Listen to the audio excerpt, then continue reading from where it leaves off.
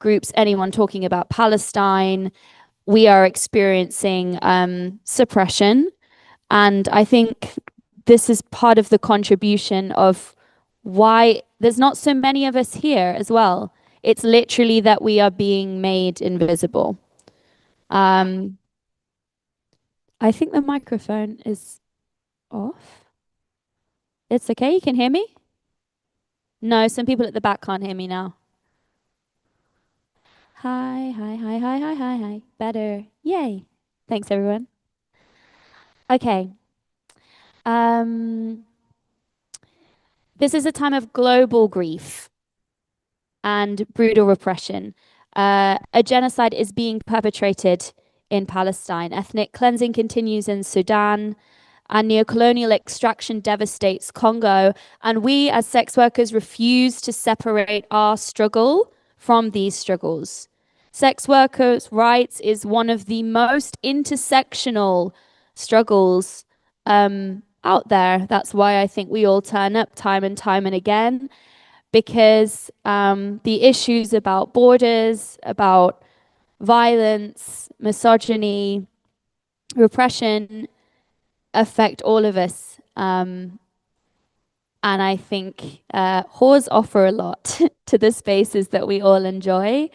And we do a lot of emotional labor. And I think that often goes invisible in our intersectional community spaces. I see in other struggles, sex workers often providing a lot of support, especially around drug consumption and housing crises. I've seen my sex worker friends in the last year take a lot of care of our community. These topics are heavy, and I think we're all very angry and we're all very tired, but today is also about celebrating and also taking up a lot of fucking space. So we're here to take up some space and tell you what we've been working very, very hard to do. I'll just read our demands before we go into the press conference. Our demands as Sex Worker Action Group Berlin and our allied groups this year are rights for all. So that's workers' rights, migration justice, no human is illegal. We want decriminalization now. We want to end mandatory registration of sex workers and other forms of criminalization. Silence is compliance. We must end genocide and we must fight to actively decolonize all of our struggles. Our solidarity must be intersectional and we must prioritize the most marginalized in every movement. We demand digital rights. We demand an end to surveillance, porn bans, data extraction, and state-imposed tech violence. We want to abolish prisons and police. We want to end deportations and incarceration everywhere. And we want to fight fascism. The AfD is on the rise. We know this. It's a scary time in Europe. It feels like the tides are turning. And we refuse to give in to fear, division, and colonialism. These are our demands. Thank you. I'm going to hand over to our wonderful crew for our press conference. Thanks, everyone.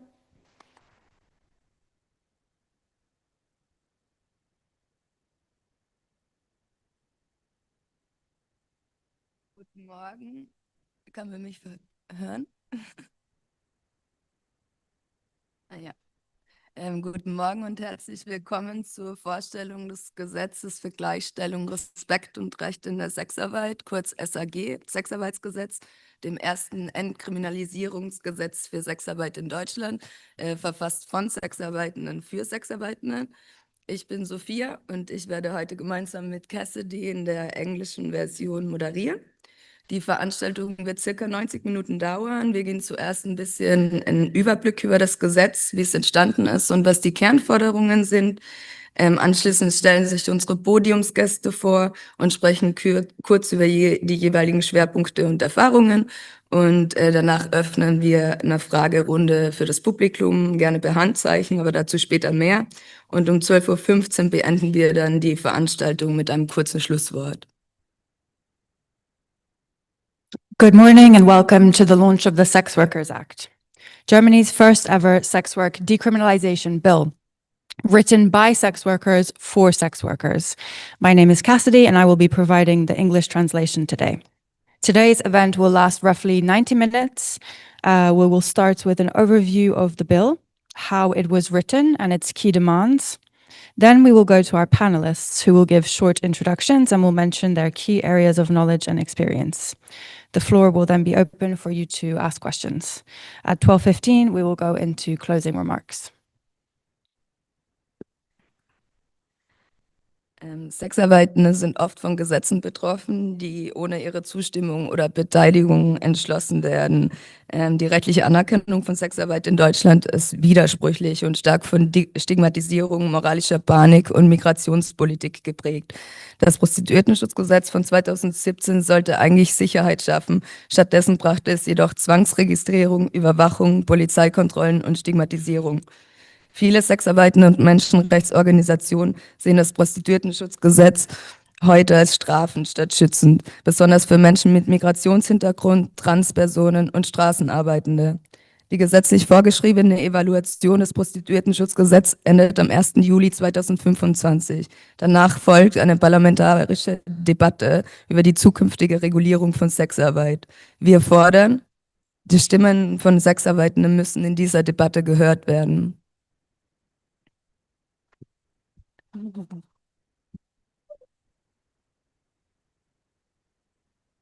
Sex workers are often affected by legal regulations that are passed over their heads without their consent.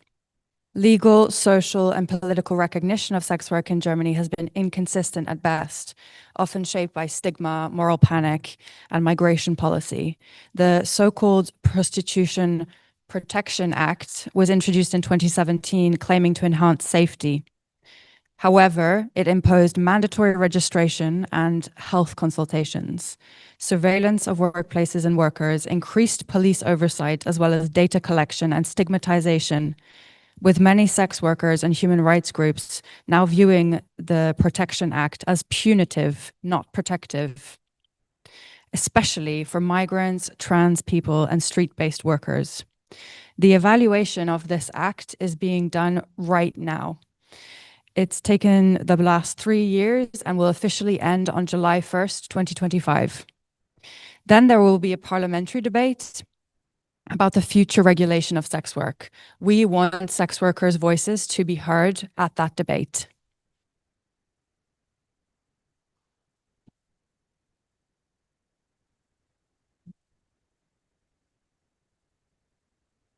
Der Gesetzesentwurf, den wir heute vorstellen, wurde aus der direkten Perspektive von Sexarbeitenden verfasst. Er bündelt ihre Kritik an der bestehenden Gesetzgebung und formuliert konkrete Forderungen und Maßnahmen zur Verbesserung ihrer Lebens- und Arbeitsbedingungen. Im Zentrum steht die Stärkung von Sexarbeitenden durch klare Rechte, Schutzmaßnahmen sowie Gleichstellung und gezielte Antidiskriminierung. Die zentralen Inhalte des Gesetzesentwurfs sind die Entkriminalisierung aller einvernehmlichen sexuellen Dienstleistungen unter Erwachsenen, die rechtliche Anerkennung von Sexarbeit als Arbeit, der Zugang zur Gesundheitsversorgung, Beratung und Wohnung, der Schutz vor Diskriminierung, Gewalt, Stigma und Outing und die Aufhebung der schädlichen Regulierungen des Prostituiertenschutzgesetzes. The draft law we are launching today is a document written by sex workers from their perspective. It summarizes the criticism of existing legal regulations and describes concrete demands and measures to improve their living and working conditions. The core of this draft lies in empowering sex workers through concrete rights, safety measures, and comprehensive social equality.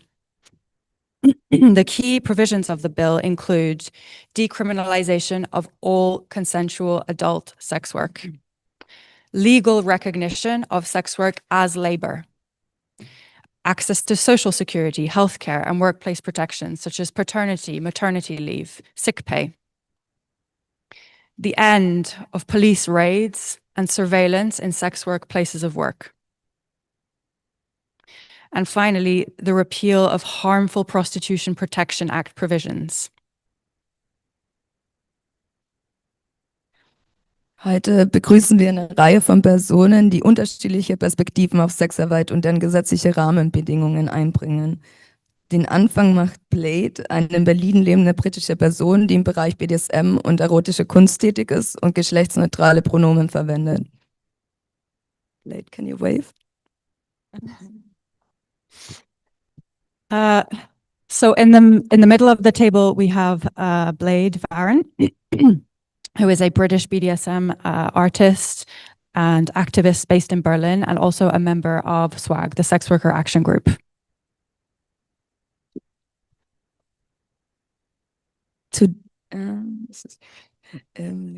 Rechts von Blade sitzt Caroline Kaufmann, Rechtsanwältin für Straf- und Sozialrecht, verwendet weibliche Pronomen. Ihr Schwerpunkt liegt im Bereich der Strafverteidigung.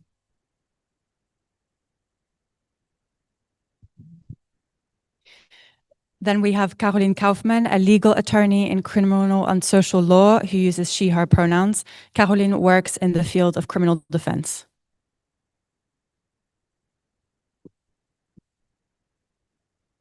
Am ganz linken Ende vom Tisch sitzt Anke Engel vom Institut für Queer Theory, verwendet geschlechtsneutrale Pronomen. Anke arbeitet unabhängig in Wissenschaft, Kulturproduktion und Beratung mit Fokus auf queer, feministische und poststrukturalistische Theorie, politische Philosophie, visuelle Kultur und queere Kunst. At the end of the table, we have Anke Engel, who uses they, them pronouns and is an independent scholar, cultural producer, and consultant in the fields of queer, feminist, and post-structuralist theory, political philosophy, visual cultural studies, and queer arts.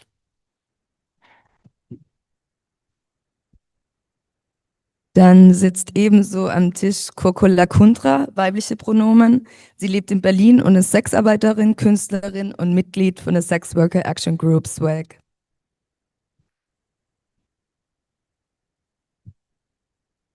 We have in the middle of the table also Coco Lacuntra, who uses she, her pronouns. She is a sex worker, activist, artist, and a member of SWAG.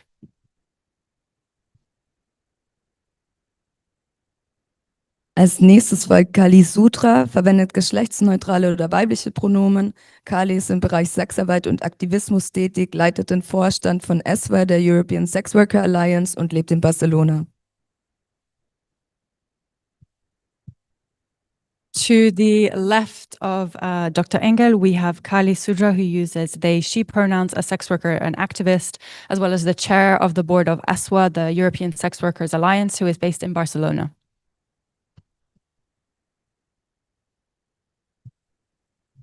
Von mir ganz rechts am Tisch gesehen sitzt Dennis, geschlechtsneutrale Pronomen, vertritt Smart Berlin, eine Beratungsstelle und ein Informationsprojekt, das sich speziell an cis- und transmännliche, nicht-binäre und transweibliche Sexarbeitende richtet. Smart Berlin war an den Workshops beteiligt, die zum Gesetzesentwurf geführt haben. We have SMART, a representative from SMART, a counseling center and information project, which is specifically aimed at cis and trans male, non-binary and trans female sex workers that was involved in the workshops that led to the draft bill.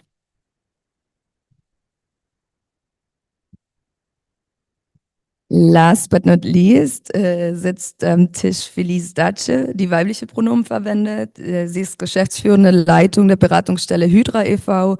Hydra wurde 1980 gegründet und richtet sich an alle Frauen, Transmänner, inter- und nicht-binäre Personen, die in der Sexarbeit und Prostitution oder in anderen Bereichen des Erotikgewerbes arbeiten, sowie an deren Umfeld.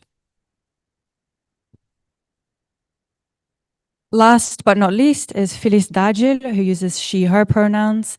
She is the head of the Hydra team, a German organization advocating for the well-being of sex workers that was founded in 1980.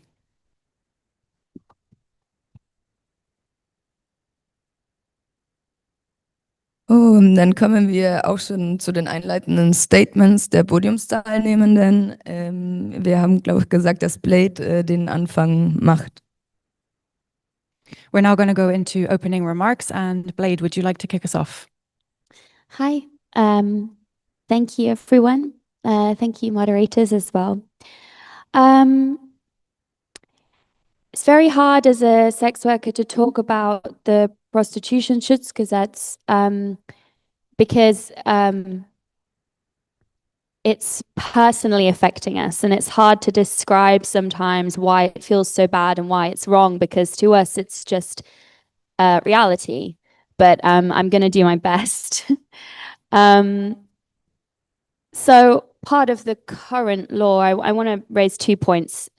The first is that part of the current law is, if you are registered, which I am, as a full service sex worker, I am registered here. That allows me to work in certain studios, brothels, and so on. Part of this is a mandatory health counseling. I've been doing this for 6 years, and I have to go every year.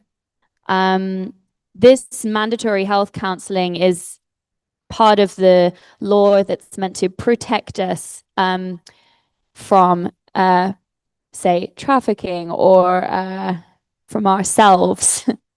It assumes that we don't know what's good for us, essentially. And I actually went there 2 weeks ago, and it was a good reminder of why this current law is so problematic. I was sat in front of a social worker who proceeded to try to convince me to get the coil, contraceptive device. And I said, I'm 30 years old.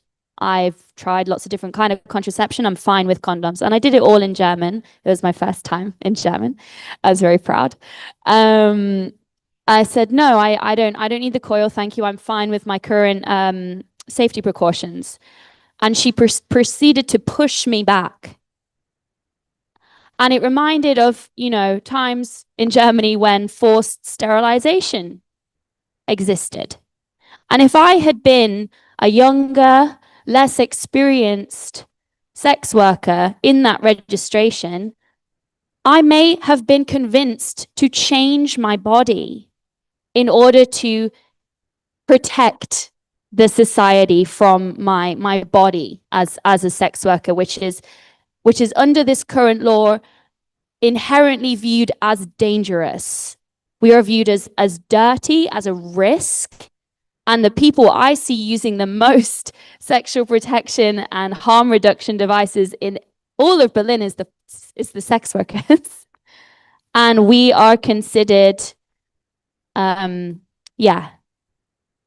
very dangerous. And this was my experience, but actually statistically, 73% of sex workers surveyed by Wh0re have reported this registration process as invasive or threatening. We are being coerced by the state when we are forced to register. This is happening.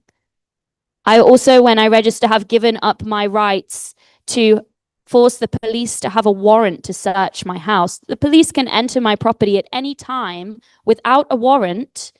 Because I'm a sex worker, I lost that right. That's what the Prostitution-Schutzgesetz does for us. It does not protect us. And this is a narrative that I want to make explicitly clear. The other point that I wanted to add is that, when I speak, I know I'm well-spoken. I have a British accent. Many of us who are sex workers who are able to go in front of camera and do press conferences are those of us who can afford to take the hit, right? Can afford to expose ourselves like this. And we always get the criticism, oh, but it's the privileged ones who are speaking in front of the cameras. Do you know why that is? Because it is not safe for our friends who do not have the layers of protection that I have to sit here in front of you. Absolutely not. And we will not make them speak. And I like to think I've listened to my friends who have different needs and different backgrounds and use my body as a barrier. That's why we're sitting here, okay? Because we can. And this also says this, it goes back to this idea as well in the recently in Sweden, where they've criminalized digital sex work. One of the politicians said that they didn't believe in calls for decriminalization because it was only the more privileged sex workers who were visibly speaking for it. And this is the counter to that argument. The reason we're here is because you have not made it safe enough for the more marginalized in our community to speak. And until it is safe for them to speak, we will sit here and speak. Thank you.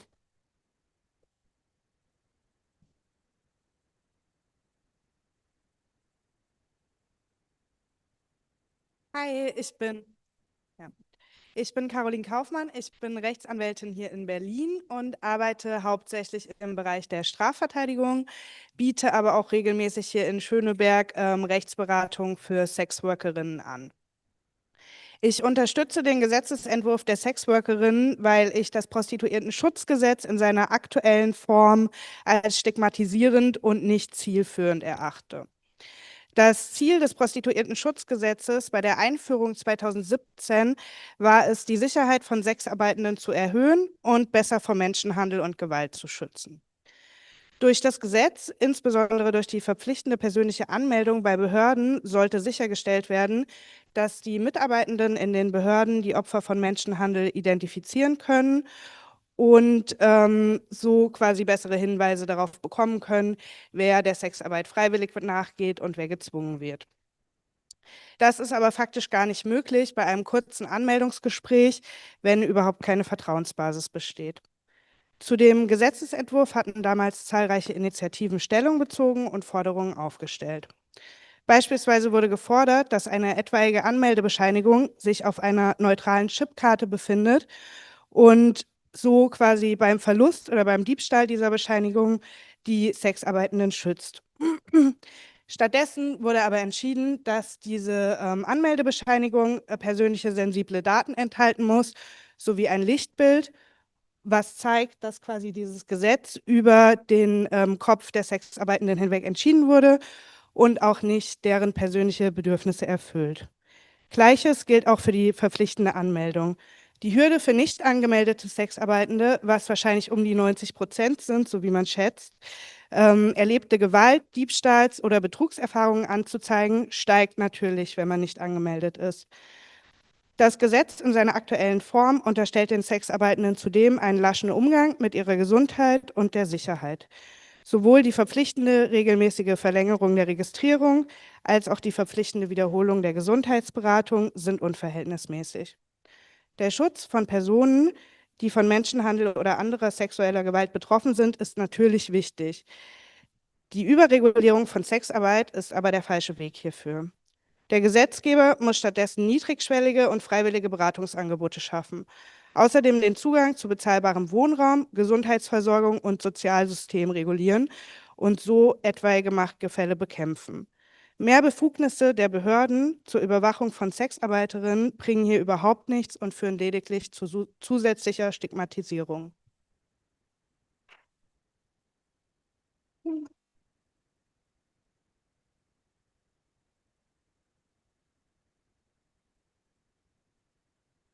Hi, Anke Engel, Institute for Queer Theory. Ich habe auf Einladung von SMART die Workshops konzipiert und moderiert, aus denen dieser Gesetzentwurf hervorgegangen ist. Anke Engel, Institute for Queer Theory, invited by SMART, I prepared and moderated the workshops that led to the proposal of the Sex Work Act. Das Dokument stellt aus meiner Perspektive einen Meilenstein im Hinblick auf soziale Gerechtigkeit dar. Und zwar für Sexarbeitende und weit darüber hinaus. Und zwar, weil dieses Gesetz von Sexarbeitenden selbst geschrieben worden ist, aber auch aufgrund seines Inhalts. The document, because it has been written by sex workers themselves and because of its contents, represents an important milestone in terms of social justice for sex workers and far beyond. Es ist mit dem Anliegen der Gleichstellung aller Menschen geschrieben worden.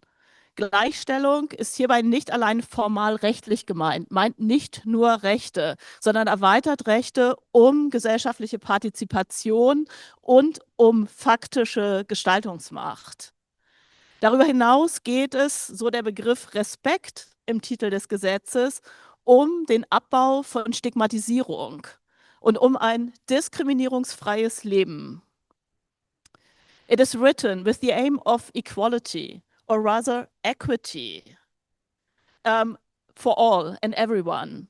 Equality is not only meant in formal legal terms, but it refers to social participation and to the power to shape society. Plus, according to the term respect, in the title of the law, it focuses on the reduction of stigmatization and on a life free of discrimination. As Blade already mentioned, der Gesetzestext ist bewusst intersektional verfasst. Das heißt, er bezieht Sexarbeitende aller Geschlechter, aller Sparten, aller Einkommenslagen und vor allem aller Herkünfte und Aufenthaltstitel ein. Er betont, dass konkrete Lebenslagen und Biografien in ihrer jeweiligen Besonderheit und im konkreten Kontext wahrzunehmen sind. Der Gesetzentwurf verfolgt das Anliegen, Ausbeutung, Abhängigkeiten und Gewalt in der Sexarbeit abzubauen. Und genau deshalb wendet er sich gegen eine Gleichsetzung oder Vermischung von Menschenhandel und Sexarbeit. The text of the law is deliberately intersectional, i.e., it includes sex workers of all sexes and genders, all sectors, income levels, and above all, origins and residence permit status. It emphasizes that specific life situations and biographies must be perceived in their particularity and context. The drafted Sex Work Act aims to reduce exploitation, dependencies, and violence in sex work. And this is exactly why it opposes the equation or conflation of human trafficking and sex work. Um für Sexarbeitende ein gutes Leben frei von Stigma, Diskriminierung und Gewalt zu ermöglichen, sind Arbeitsbedingungen und Gesundheitsversorgung von entscheidender Bedeutung. Sie stellen einen bedeutenden Anteil des Gesetzes dar.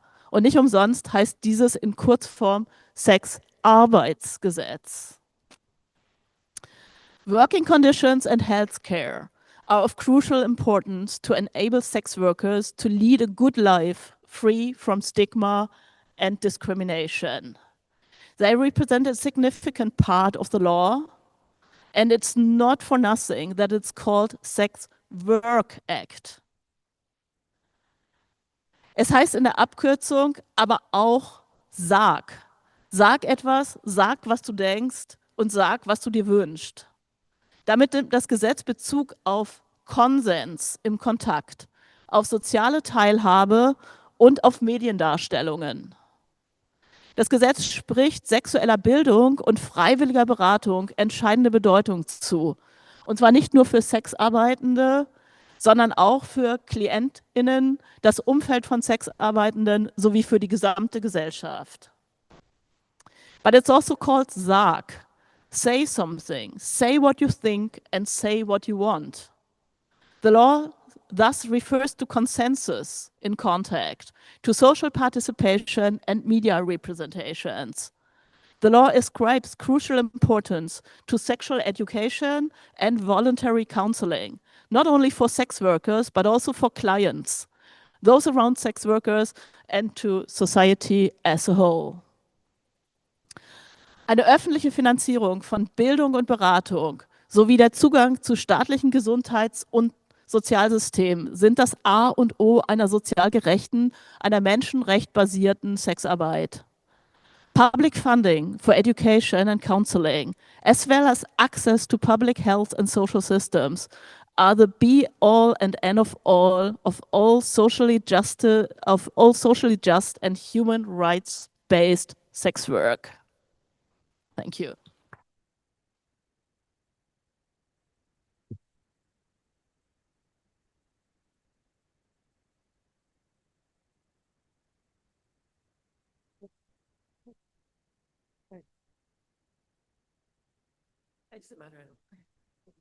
Hi everyone, I'm Coco. My relation to this law draft is, amongst a general humanistic approach, also personal, since I'm a sex worker in Germany myself. I haven't been involved in the workshop series per se, but I have been a sex worker for the past 8 years, almost 6 of them in Germany and under German law. both working illegally at first and then legally.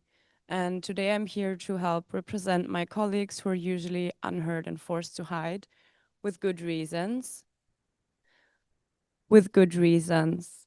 I'm a full service sex worker. That means I have sex with most of my clients. I've been doing this work starting at 18 and working, both illegally and legally, as well as living a secret double life. I can only speak for myself, but being involved in sex work activism and projects and getting to know many sex workers from different areas and backgrounds, and even though everyone's experience is different, we all go through very similar experiences of stigma that often result in discrimination. For example, related to public institutions like banks, hospitals, legal institutions, borders, or the fact that we usually need to hide our identities to avoid more discrimination, social exclusion, and/or violence. Please feel free to ask personal questions about my experience with the registration progress as well as stigma. Thank you.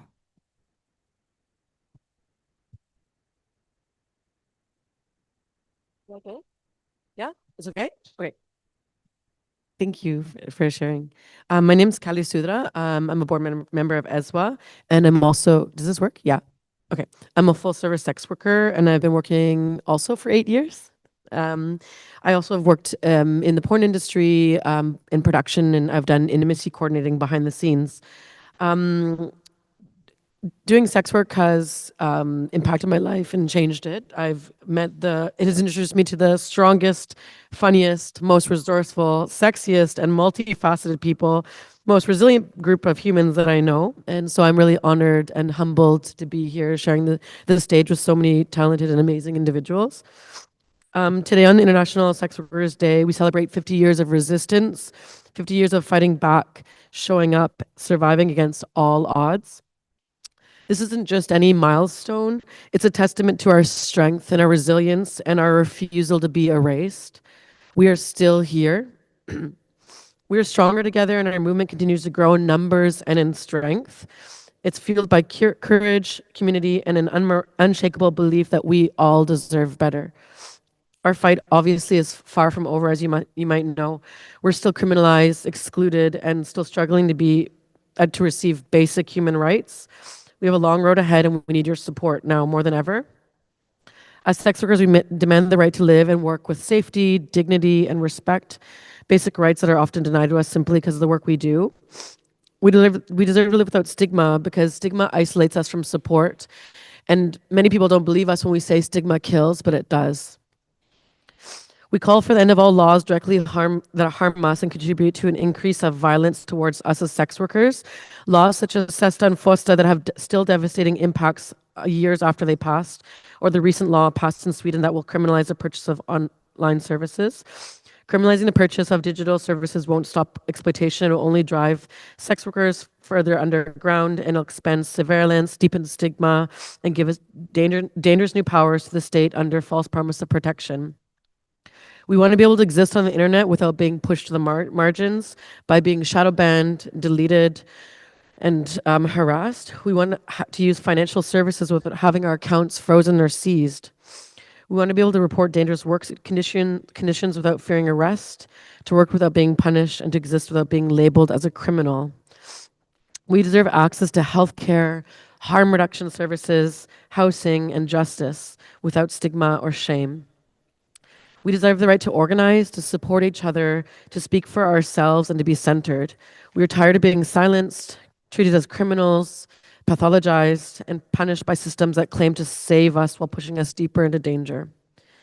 We're not asking for your pity, we're demanding justice, and this is a call to action. You must stand with us and listen to our voices and challenge laws and narratives that harm us. This movement belongs to all of us, and your solidarity matters.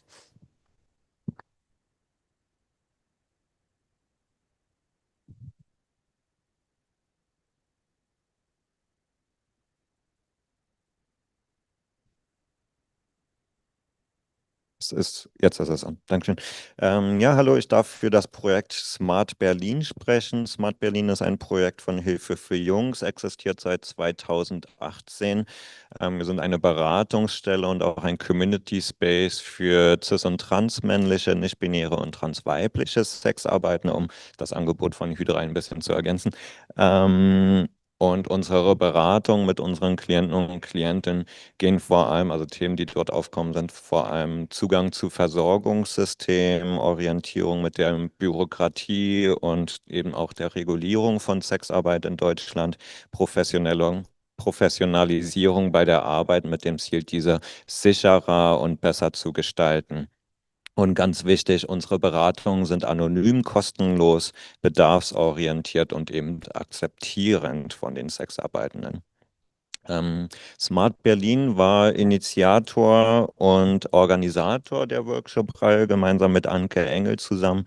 Und wir haben das auch in einer Kooperation mit vielen anderen Stellen durchgeführt, wurden vom BUFAS netterweise gefördert, eben mit dem Institut für Queer Theory, Subway, auch ein Projekt von Hilfe für Jungs, Hydra Sex Worker Action Group, Trans Sex Works und dem Frauentreff Olga vom Drogennotdienst. Und in diesen Workshops, das waren insgesamt 6 Workshops von circa 30 bis 40 Sexarbeitenden genutzt, die von November 2024 bis April 2025 hybrid, online und auch in Person stattfanden. Und in diesen Workshops haben Sexarbeitende selbst zuerst eine Utopie gesponnen, was sie sich gerne wünschen würden für ihre Arbeit und ihr Leben in Deutschland. Und dann anhand von Kritik an der aktuellen Situation Forderungen erarbeitet und eben auch einen Gesetzesvorschlag, den wir dann auch nochmal durch mehrere Feedbackschleifen geschickt haben mit anderen Sexarbeitenden und Beratungsstellen. Also es sind mittlerweile sehr, sehr viele Leute, die sich in diesem Gesetzesvorschlag wiederfinden mit ihrem Input. Warum ist das gerade für Smart als Beratungsstelle wichtig? Also Smart hat auch den Auftrag, zum Prostituiertenschutzgesetz explizit zu beraten und Sexarbeitende dabei zu helfen, dieses Gesetz einzuhalten.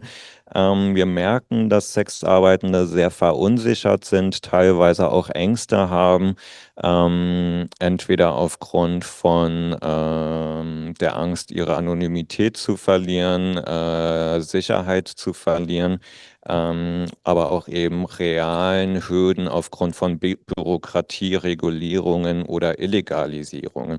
Also wir merken beispielsweise, dass gerade die Anmeldepflicht für Sexarbeitende ein großes Problem ist, da manche Leute denken, sie könnten unsere Angebote nicht wahrnehmen, da sie nicht angemeldet sind nach dem Prostituiertenschutzgesetz, selber dann aber auch unsichere arbeiten, keinen Zugang zu guten Arbeitsorten haben, auf der Straße arbeiten oder alleine in Hotels oder Privatapartments.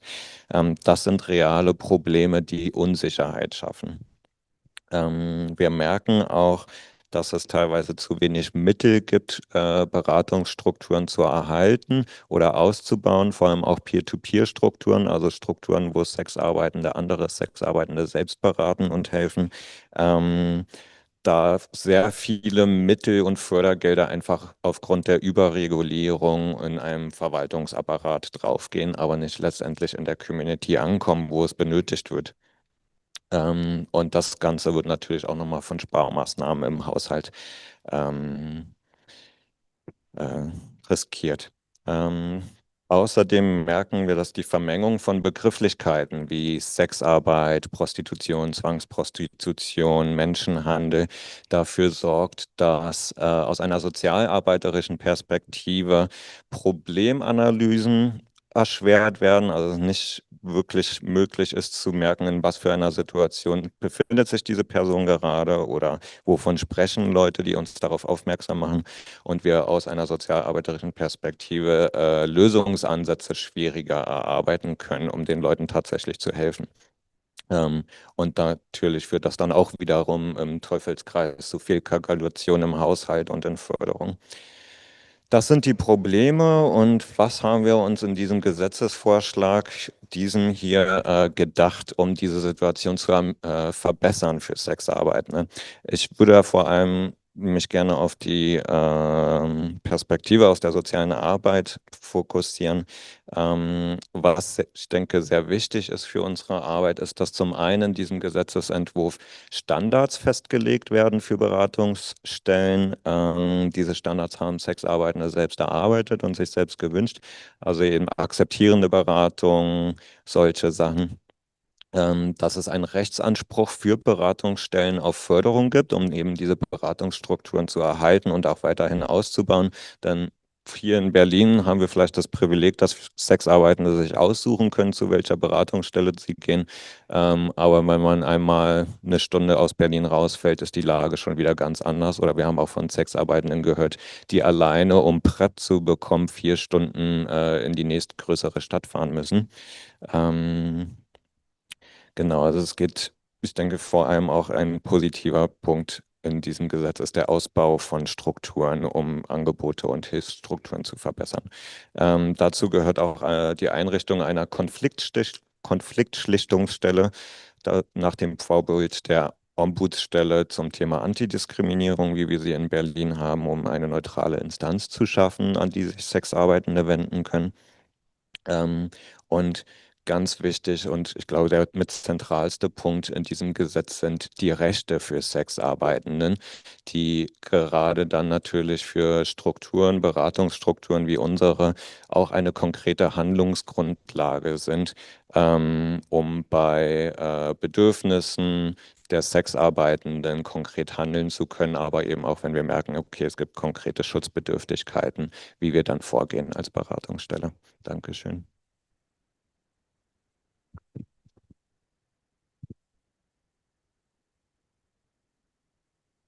So, Sie haben es gleich geschafft. Ich mache den letzten Einlass und Sie können ja schon mal im Kopf sich die Fragen vorbereiten, die Sie uns gleich stellen wollen.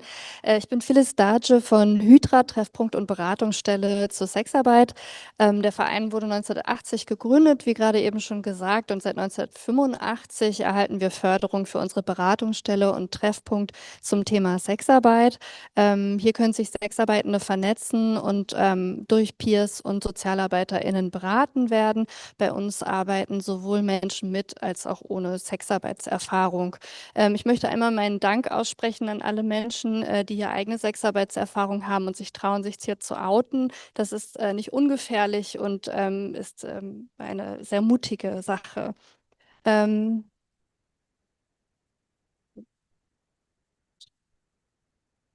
Wir von Hydra als Beratungsstelle, aus der Perspektive spreche ich, unterstützen den Gesetzesentwurf, weil er zahlreiche Forderungen enthält, die Sexarbeitende und unterstützend auch wir von Hydra schon seit vielen Jahren unermüdlich vortragen. Es ist jetzt alles nichts Neues, aber jetzt einmal kompakt zusammengefasst. Aus der Perspektive der Beratungsstelle ist uns natürlich besonders, möchte ich die Forderung nach verbindlichen Fachstandards nochmal betonen, wie wichtig uns das ist. Also die Fachstandards für Beratungsstellen werden in Paragraph 47 und der Ausbau von Peer-Beratungsstrukturen im Paragraph 49 gefordert und die sind aus unserer Sicht längst überfällig.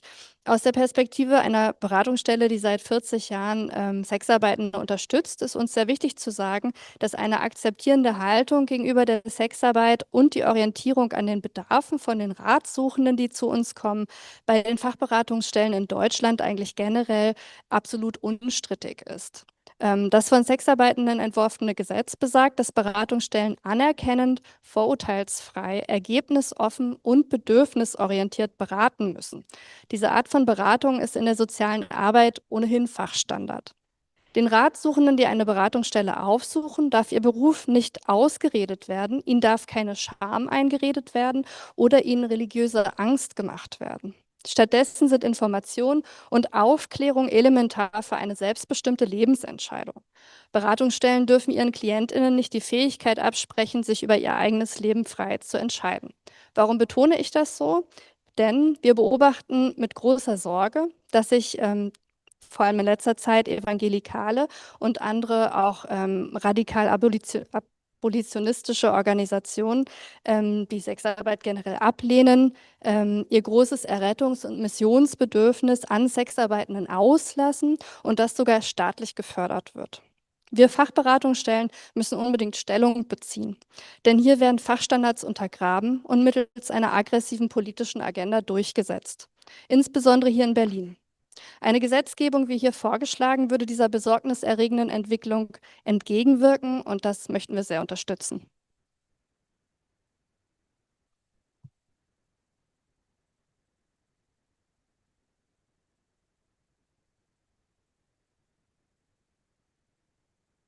Okay. Danke an alle auf dem Podium. Wir würden jetzt mit der Fragerunde starten und das kann per Handzeichen funktionieren. Am besten wäre, wenn die Person, die eine Frage hat, sich direkt an dieses Mikrofon stellt, sodass alle Personen alles hören.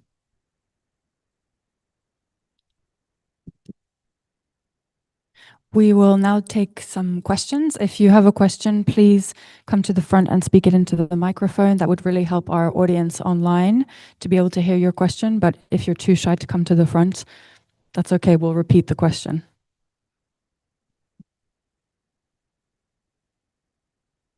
Hi, Zoe Luginsland von Wh0reTV Now. Es steht ja die Evaluation des Prostituiertenschutzgesetzes im Sommer an. Wie schätzt ihr ein, wird sich euer Gesetzesentwurf darauf auswirken und wird das eine Rolle in der Diskussion spielen? Werden Parteien den vielleicht aufgreifen? Habt ihr da euch schon mit auseinandergesetzt? Genau.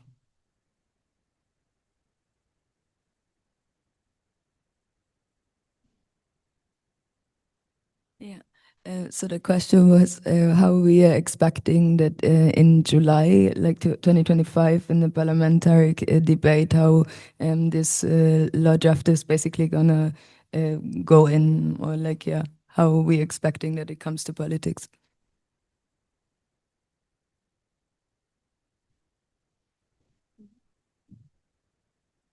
So this is the first event and we're planning to launch a petition hopefully as soon as possible and trying to get as many people to support us, as well as other human rights organizations who agree on our approach of like decriminalization and everything. And yeah, we will definitely keep on putting in the work and make them hear us. And I personally am still very hopeful that we're going to have a seat at the table and we're going to keep demanding it.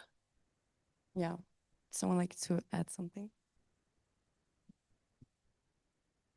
Also die Zeitplanung ist ganz explizit auch so gestaltet worden, dass von sexarbeitenden Seite aus proaktiv irgendwie sozusagen irgendwie quasi jetzt schon, bevor der Evaluationsbericht vorgestellt wird, die eigene Stimme hörbar gemacht wird. Und genau, also wäre jetzt genau die Idee, irgendwie das Ganze zu verbreiten irgendwie und den Platz am Tisch irgendwie auch tatsächlich irgendwie einzufordern und einzunehmen.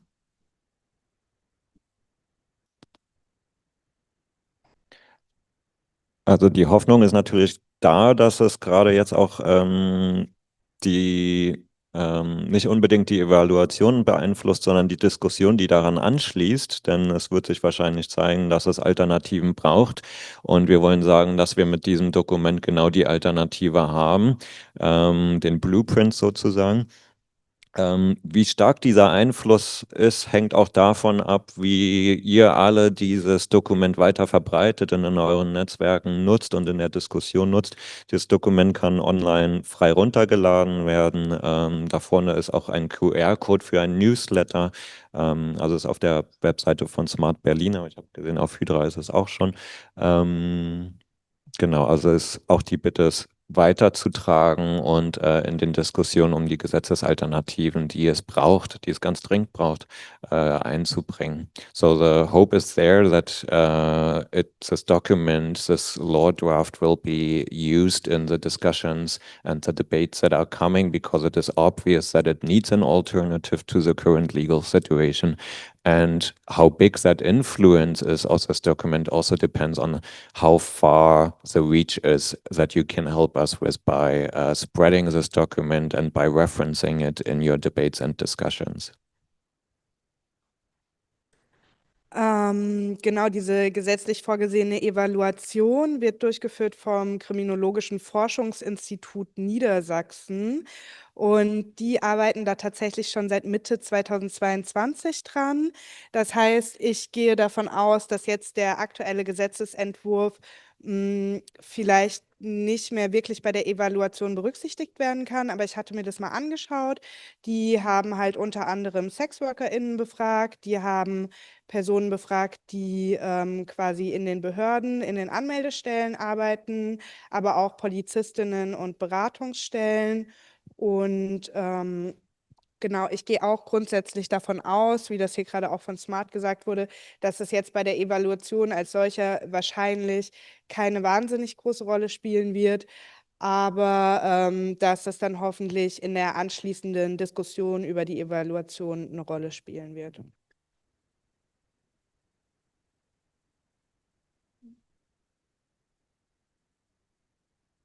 Weitere Fragen?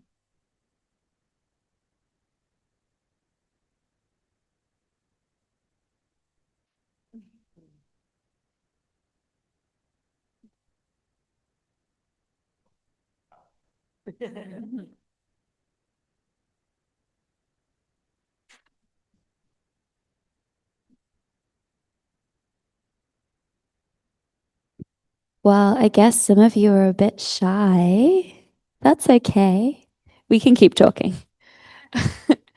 I wanted to add that one of the things that I really like about the law, I was one of the workers who was in the workshops helping to write it, is that it really challenges other laws about us that believe that we can't speak for ourselves. And I think that's what's so brilliant about the Sex Work Act, is that it really gives sex workers our autonomy, which is not usually how we're treated. It's usually assumed that we don't know what's best for us, as the case with the health counseling I was discussing earlier. And I think it's also funny when we used to organize the Berlin Sex Workers Union, and one of the things that came up was that we are with the best authority we know to talk about our own issues.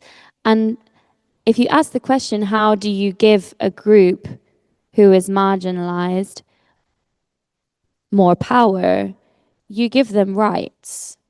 You don't take them away. You give them more rights. That's just basic. And that's what this law does. If you really are concerned about protecting or supporting a group who you view as vulnerable and who many of us are precarious, you give us more rights. You don't take them away.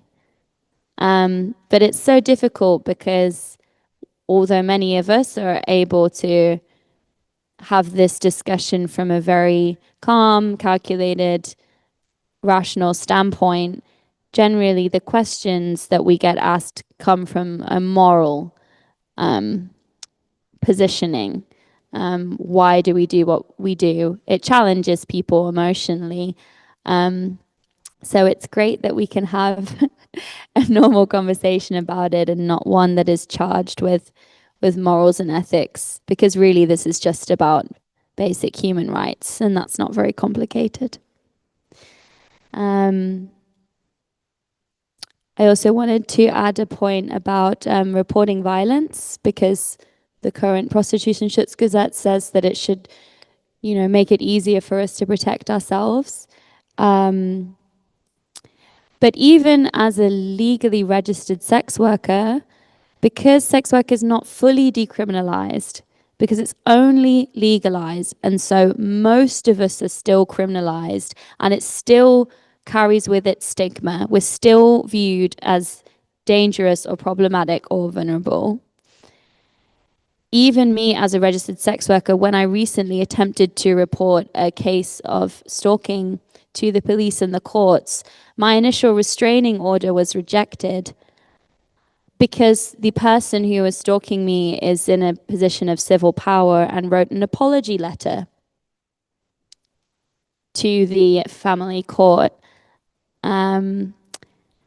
My lawyer, who I'm very grateful to, fought back on this and said, my client has proved this is the definition of stalking. We have all the evidence. The only reason that you are denying their claim is on the basis of their profession. And that's discrimination. And I eventually got the restraining order. But that's me as a registered sex worker. So it doesn't matter if you're registered, because the stigma around the job, because we're legalized. We're not decriminalized, we're legalized. We're still seen as dangerous, and we're still seen as people who do not know what is good for us. And that's why we need decriminalization, because we need to be seen as deserving of the same rights and respect as everybody else. And I think that's a really important reality to point out about the current legal system.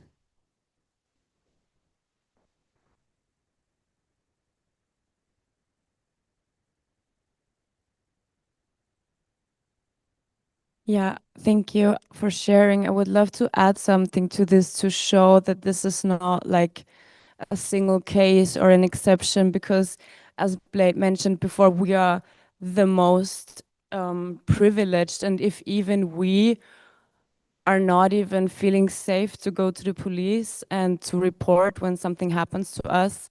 Or I just recently had a client who didn't pay me after and who kind of planned the whole thing.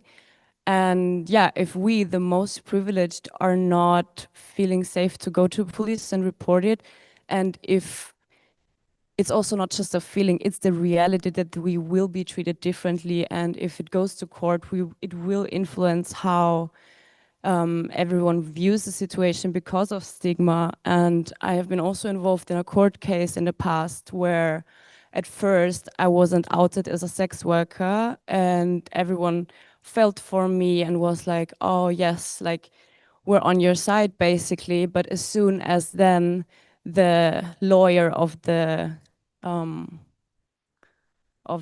guy who I put to court basically found out that I was a sex worker and outed me, the complete case changed. And I can only assume, but suddenly the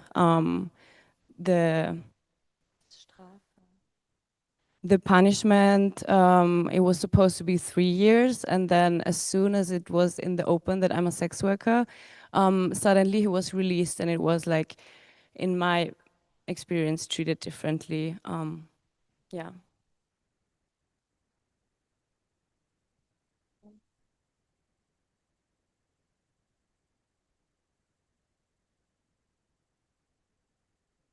Thank you for sharing that case. Ich würde euch als Sexarbeitende gerne was fragen. I would like to ask something to you as sex workers, because one part in the legal draft is sexual education. So what would you assume how important it is that there is this demand for a much wider sexual education? Also welche Rolle spielt für euch die Tatsache, dass einer der Paragraphen die Forderung irgendwie nach sexueller Bildung ist, irgendwie, und zwar wirklich für alle Beteiligten, für Sexarbeitende, für die Klientinnen, für die weitere Gesellschaft irgendwie in den Schulen. So what's the role of sexual education also for a wider public, for clients, for sex workers in schools?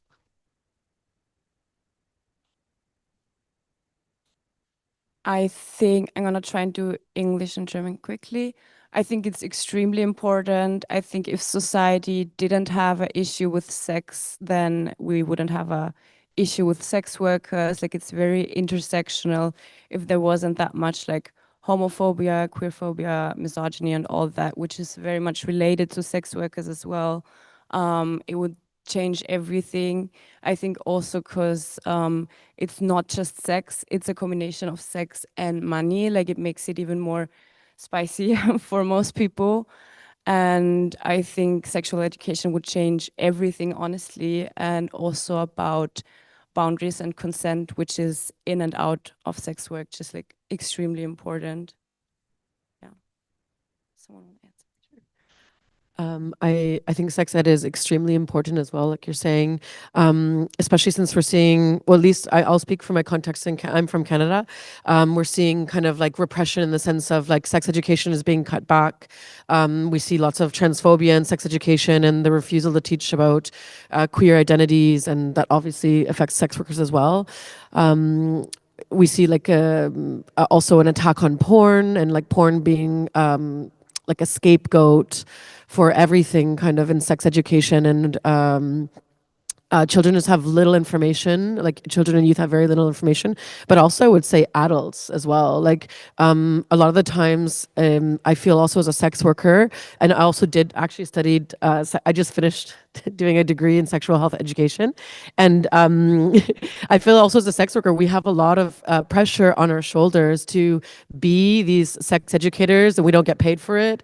But a lot of people just are so poorly informed, you know, about testing, about consent, about transmission, about things like PrEP and access to PrEP and stuff like that. And it's so unfortunate that sex education also kind of excludes sex workers as being experts in sexual health. And even me applying to this postgrad, they didn't want to let me in because I had to out myself as a sex worker to get in the program, because they asked me what, you know, history I have that would let me into this postgrad. And when they found out that I was a sex worker, they really didn't want to include me in any of the conversations. They also put like a thing on my profile saying, oh, you have to get like 70% of all your grades because you're not actually academic, so you don't belong here and things like that. And it was really interesting because this was in Canada, where the sexual health education is better than in Spain, where I live. And in all the 4 years that I was studying, there was never once that sex workers were mentioned. They talked about all these vulnerable groups like trans people, people of color, people with disabilities, but they never ever mentioned sex workers. And I thought that was interesting. So a lot of my time there was constantly advocating for sex workers being included in sexual health conversations. As you know, we work with sex for a living, so we probably have a little bit of information about how these things work. And it was really interesting to see the pushback, and yeah, sex workers kind of also being blamed for a lot of things that had to do with sexual health, when we're the people that get tested most often. We know our status. We use safer sex methods. We know how to take care of our bodies and ourselves. And it was just really interesting, the whole sexual health conversation that tried to, you know, constantly exclude sex workers, when we definitely need to be the center of those conversations. And also, you know, invite us to universities to speak about sexual health, invite us to your panels, invite us as key speakers and experts on this topic. And we're not just like we work with this for a living, so.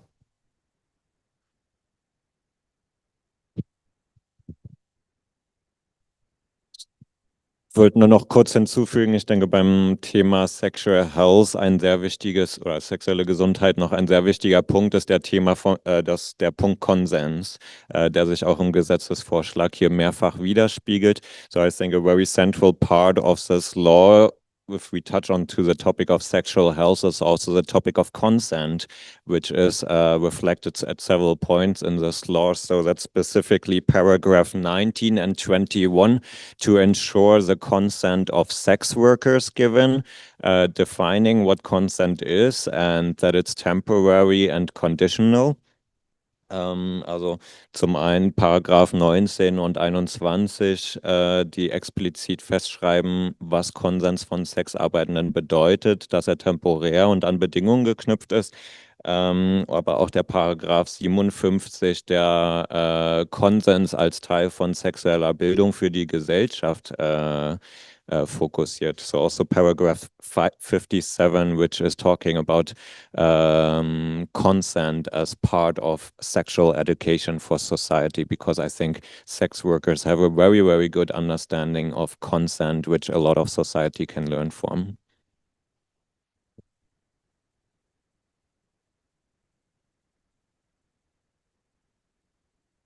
Publikum, ich spreche einfach lauter. Wolltest du noch vielleicht eine Frage stellen?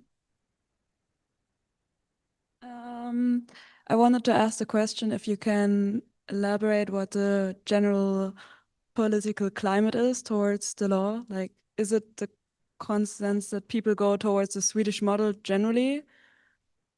because like government is generally really conservative right now, as we all know, but I'm not sure how explicitly towards that law people are thinking. Yes.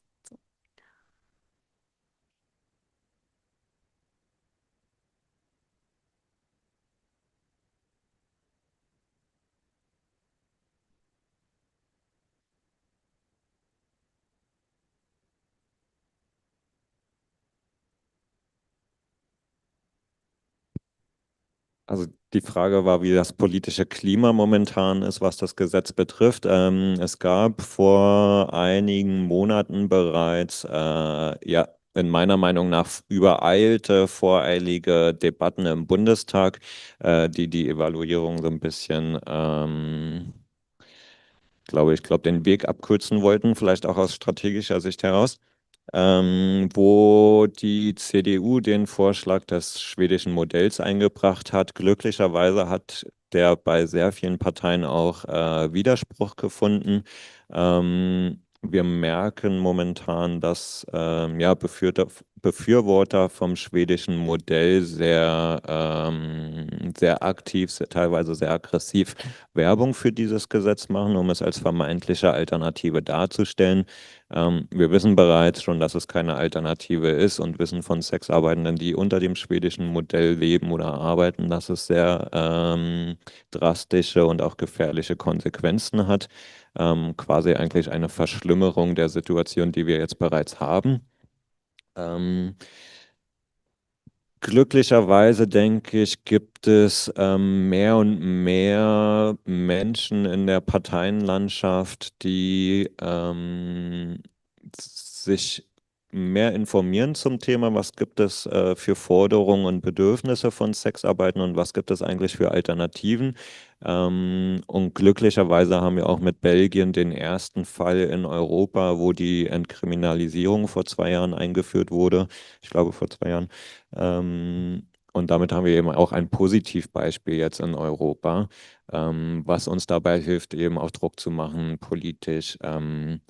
Und was wir auch bei der Erarbeitung dieses Gesetzvorschlags berücksichtigt haben. Also die Sexarbeitenden, die diesen Gesetzesentwurf geschrieben haben, haben auch das schwedische Modell diskutiert, haben die Legalisierung in Deutschland diskutiert, aber auch die Entkriminalisierung, wie sie in Belgien oder Neuseeland existiert.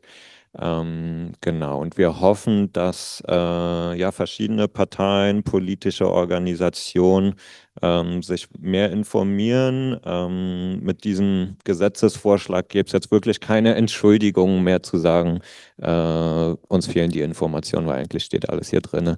Und zur Not kann man immer nachfragen. Ja.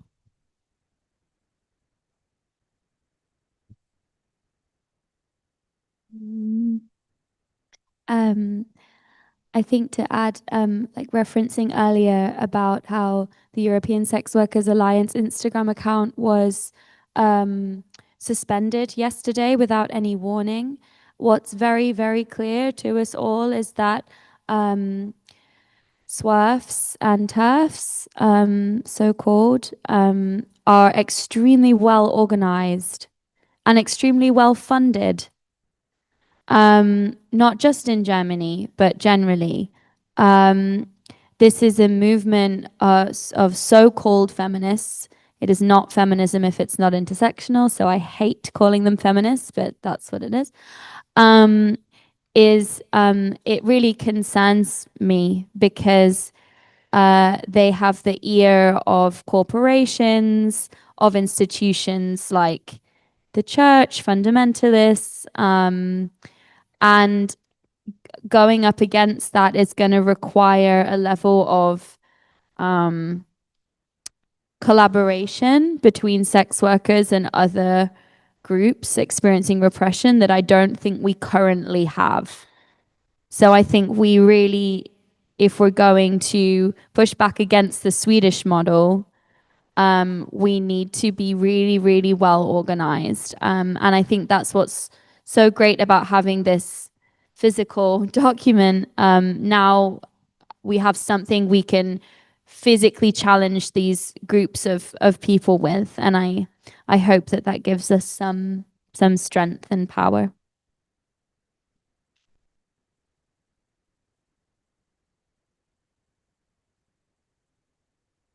Ich wollte auch noch mal betonen, dass trotz der vorgezogenen, voreiligen Debatte im Bundestag, wo auch wieder populistische Narrative zu Wort kamen, es trotzdem nicht geschafft wurde, von Seiten der CDU die Forderung nach dem sogenannten nordischen Modell in den Koalitionsvertrag mit aufzunehmen. Ich würde sagen, aus unserer Sicht scheint aktuell noch vieles offen zu sein. Das heißt, es ist jetzt wirklich ein guter Moment, um so etwas wie das SAG zu publizieren. Was ich noch berichten wollte aus unserer Beratungsstelle von den Ratsuchenden, die zu uns kommen, es ist jetzt schon zu spüren, dass es eine große Verunsicherung gibt gegenüber der politischen Lage und Angst vor der Zukunft. Wir hören immer wieder, dass viele Menschen sich nicht trauen, sich zu registrieren, weil sie nicht wissen, was mit ihren Daten passieren wird in Zukunft, wenn es eventuell einen Politikwechsel geben könnte oder der politische Ton noch schärfer werden könnte. Also dieser Blick in die Zukunft ist mit viel Unsicherheit und vielleicht auch Ängsten verbunden.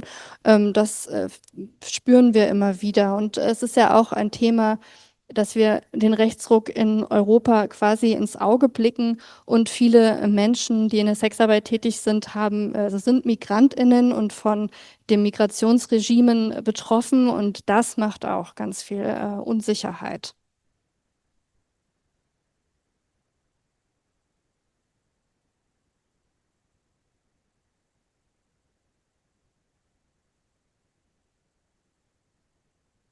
Eine kleine Anekdote. Ich hatte ein Gespräch mit einer Sexarbeiterin, die meinte, sie möchte sich nicht registrieren und kann es auch nicht. Aber ihre Hauptsorge ist, dass sie in einer Datenbank als Sexarbeiterin, als marginalisierte und auch stigmatisierte, teilweise ungewünschte, amoralische Person gilt. Und sie hat mir zu denken gegeben, dass Sexarbeitende bereits im 20. Jahrhundert auch im Holocaust in Deutschland verfolgt wurden. Und Grundlage dieser Verfolgung waren Listen, auf denen Menschen als Marginalisierte aufgelistet waren. Und sie meinte, sie möchte mit Hinblick auf das politische Klima in Europa und den Rechtsruck und das Erstarken von faschistischen Parteien nicht auf einer Liste als Sexarbeiterin geführt werden.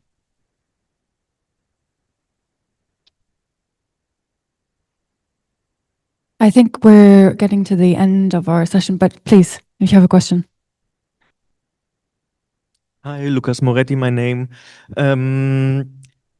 Ich wollte euch danken, dass ihr alle hier seid, weil ich war letzte Woche auf einer Veranstaltung, da waren genau die anderen da, nämlich die schwedischen BefürworterInnen. Und da ist mir aufgefallen, es ist egal, was wir tun, die kriegen wir nicht mehr. Aber wir kriegen, glaube ich, eine ganz breite Masse, die noch gar nicht weiß, was los ist. Und deswegen wäre meine Frage an euch alle, habt ihr einen Lieblingsparagraphen im Gesetz, den man seiner Oma am Küchentisch sagen könnte, schau mal, Omi, ne, Paragraph 13 oder 27 oder wer auch immer, ne, damit wäre doch echt geholfen, weil ich glaube, wir müssen die breitere Masse mobilisieren und nicht gegen die schwedischen Befürworter, weil die sind ganz woanders. Shall we go one by one? Give a quick answer. Ich habe keinen Lieblingsparagraphen, aber ich würde gerne diesen Zusammenhang von Sex und Geld, von Sex and Money nochmal aufgreifen. Denn einer der zentralen Punkte vom schwedischen Modell ist ja das sogenannte Sexkaufverbot, also das Argument, Sex ist keine Ware. Und ich glaube, was irgendwie vielleicht auch der Oma am Küchentisch ganz gut irgendwie erklärt werden kann, ist, psychische Gesundheit ist auch keine Ware und trotzdem bezahlen Menschen für Therapien, trotzdem bezahlen sie für ihren Yogakurs. Wohnen ist auch keine Ware, trotzdem sind Menschen bereit, Miete zu zahlen. Das wäre sozusagen einer meiner Argumentationen irgendwie, die ich gegen das Sexkaufverbot gerne anbringe. So I would like to take up this argument about sex and money, saying that also psychic health is not something that you can buy, but nonetheless you pay for these services, of therapeutic services, of your yoga course. Living space is not not a commodity, but nonetheless people are paying rent.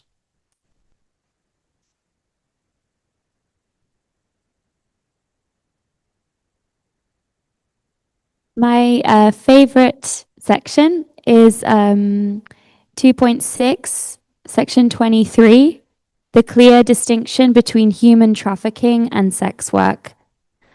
And I think this is really simple if I was explaining it to my granny. Decriminalizing sex work does not decriminalize trafficking. They're two completely different things. One is consensual labor that I do. The other is coercive, exploitative abuse. We are not decriminalizing that. So if you're worried about trafficking, you want to decriminalize sex work because it will also protect victims of trafficking, which is a completely separate thing.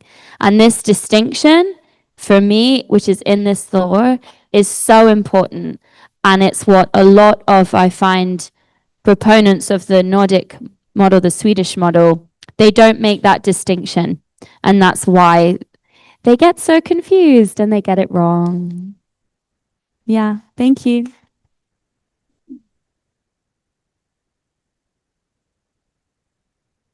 Yeah, I think that's so important. I just want to add a quick example of human trafficking is not something that only happens in related to sexual exploitation. It happens in many different areas and it's obviously horrible. And for example, if we look at human trafficking in the fashion industry, no one would think, oh, the approach to end this is to end the fashion industry, because that's like, that's a complete wrong target. And I think, yeah, we get so confused when we talk about sex sometimes that it's easier to understand sometimes with other examples.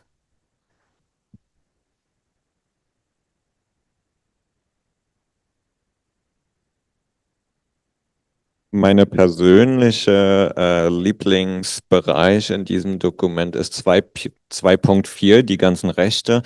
So my favorite one is 2.4, the whole catalog of rights. Da wären zum einen eben Sexarbeit als Arbeitsverhältnis und Definition.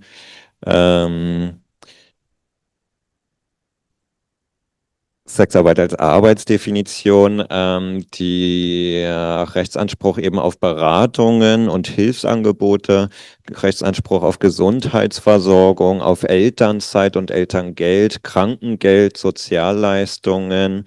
Übrigens auch da war Belgien ein gutes Vorbild, wo in Reaktion auf mehr Leute sollten aus der Sexarbeit aussteigen, wurde gesagt, okay, dann sollte es auch Hilfsmaßnahmen dafür geben.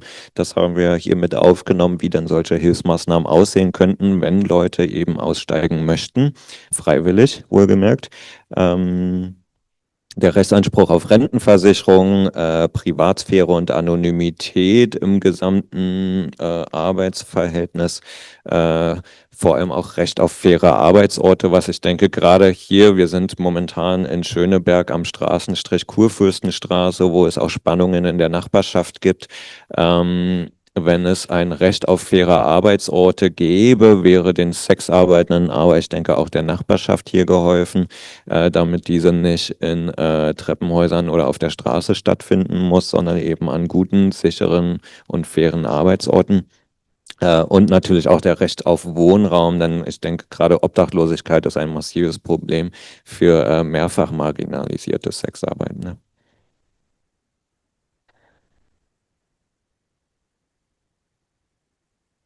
Der Paragraph, der mir, es ist schwierig sich zu entscheiden, aber mitunter am liebsten ist das die freie Assoziation für Sexarbeitende, der Recht das Recht auf Zusammenschluss. Dahinter steht eine ganz wichtige Sache und die viele unserer Ratsuchenden auch betreffen, ist nämlich, dass in der aktuellen Gesetzgebung Schutz und Kontrolle im Widerspruch zueinander stehen, wie sie es so oft tun. Und hier wird das ganz besonders deutlich. Es ist nämlich so, dass wenn freiberufliche Sexarbeitende sich zusammenschließen, um in einer Wohnung gemeinsam zu arbeiten und sich gegenseitig dadurch zu schützen, dass jemand anders anwesend ist, haben sie immer das Label als Gewerbebetrieb und entsprechend auch die Kontrollen, die damit einhergehen. Das macht es sehr schwierig, sich gegenseitig zu schützen. Das vereinzelt Menschen in der Sexarbeit, weil sie dazu gezwungen sind, eben einzeln zu arbeiten. Und das steht hinter diesen Paragraphen. Das würde eine große Verbesserung bedeuten. Und ich hoffe sehr, dass das auch in der Evaluation des KfN dann eine Rolle spielen wird.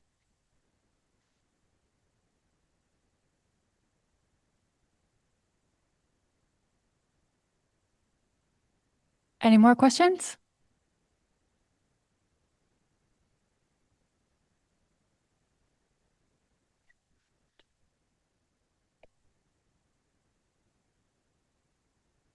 Okay, hopefully you can hear me with this mask. Okay, cool. So I might have missed it with some of the German, but what are the concrete next steps? Like, are you reaching out to political parties or kind of what are the next things that are going to happen from a legislative point of view? Blade, do you want to answer that one? No. Huh? Me? Okay. So as has been kind of alluded to, we are working on a much bigger campaign. So this is the very first step in a journey that could potentially take years. The review of the Prostitution Protection Act is happening right now, but we expect this to be quite a long campaign. So the amazing work that was done to write this bill is kind of the hard stuff is out of the way. And next we go on to a lobbying campaign where we're attempting to get this document as well as the demands in front of as many people as possible, including the members of the CDU and people in positions of political privilege and power. We are hoping to speak to a variety of different NGOs or human rights organizations who are going to help us really translate our asks into concrete legislation. We have hope, and also we know that it's possible, because Germany will not be the first country to decriminalize sex work. Belgium has literally just passed the legislation. So we have hope that it's actually going to happen.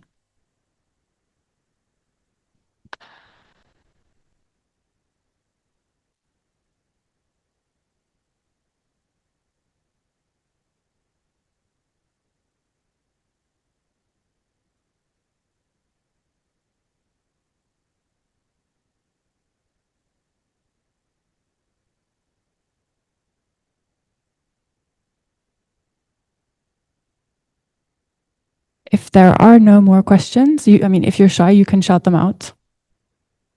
Or you can come and whisper them in my ear and I will say them on the microphone. Okay, if there are no more questions, then we will wrap it up. Oh, do you have one? Okay. It was just a flinch. If there are no more questions, then we will go into closing remarks. Please, Coco. Actually, sorry, I have one more comment to add for the Swedish model, because I think from surveys and also from talking to people in Germany, a lot of people actually are like, yes, like prostitution, it is legal, like it's fine, no? And they think that the current system is good and for us. And I think they also think that the Swedish model could be an even better option to defend us. But in my perception, like it's just like it was never for the sex workers. It's basically making sex work illegal, but like presenting it as, oh, like you're free to do whatever, but like your clients are criminalized and you're going to be much safer, when in the end it's the complete opposite. And what happens is like they're trying to like slowly fade us out, because obviously if you take an industry and you criminalize their whole like clientele, you're going to harm the industry, and we are the industry, the sex workers, so it harms us more than it does good. And I think it's a big misconception. So yeah, please just like spread the word and help people understand that decrim is like the best solution for sex workers.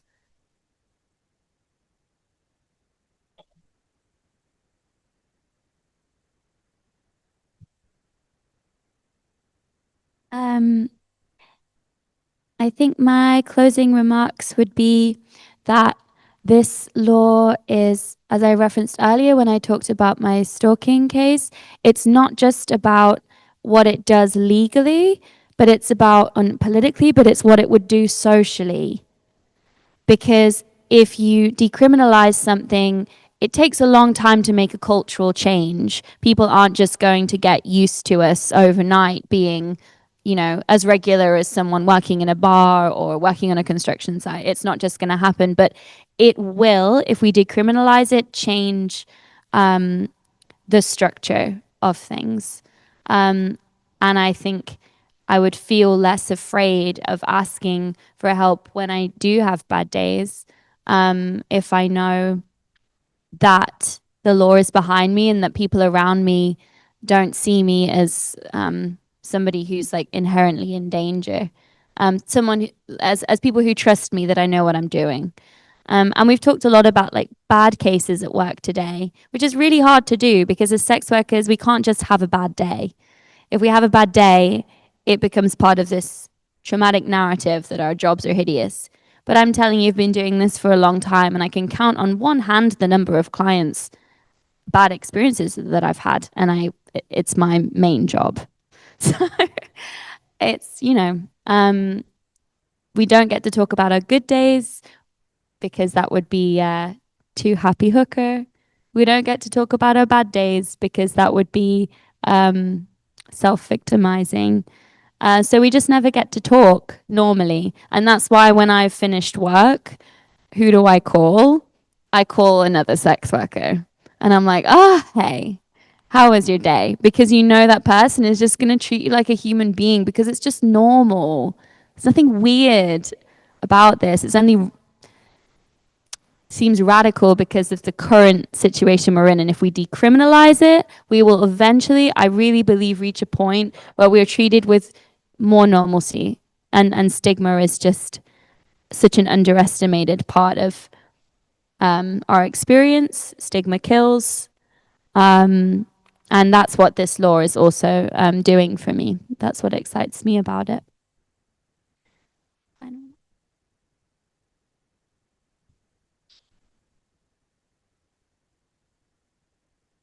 Ich glaube, das ist ein wirklich wichtiger Punkt, irgendwie, ne, dass Dekriminalisierung irgendwie sozusagen auch der erste Schritt zur Destigmatisierung ist. Und ich glaube, in dem Zusammenhang würde ich gerne noch einmal irgendwie auf die sexuelle Bildung zurückkommen und den Punkt nochmal aufgreifen, dass diese Frage von wer nimmt eigentlich teil oder wer kann irgendwie sich sozusagen in die sexuelle Bildung einbringen, irgendwie als Expertinnen irgendwie ein ganz, ganz, ganz wichtiger Punkt ist. Und ich habe auch so ein bisschen darüber nachgedacht, irgendwie, was würde das eigentlich heißen, wenn Sexarbeit tatsächlich irgendwie auch als ein Ausbildungsberuf verstanden würde oder wenn man sagen würde irgendwie, okay, vielleicht haben nicht alle Sexarbeitenden, die womöglich irgendwie auch noch sehr jung sind, die volle sexuelle Expertise, aber was eigentlich, wenn sexuelle Beratung irgendwie wirklich auch ein Teil irgendwie des Fortbildungssystems wäre, wenn man sagt irgendwie, okay, Menschen fangen vielleicht mit 16 an, in der Sexarbeit tätig zu werden irgendwie und sie haben ein Recht darauf, sexuelle Fortbildungen zu haben, um ihre Expertise irgendwie dann wiederum irgendwie auch an Klienten Therapeutinnen beispielsweise weiterzugeben. So my vote would also be to understand sex work as a field of knowledge production and support it in kind of like a field of learning in order to gain expertise. Even if you're a very young sex worker, maybe you have a peer-to-peer support system or maybe even a state-sponsored system that is paid by the job center, so that in order to gain or grow your expertise and hand it on to clients or to students, as you said, kind of like, why is it not sex workers that are actually educating young people or educating in the university programs?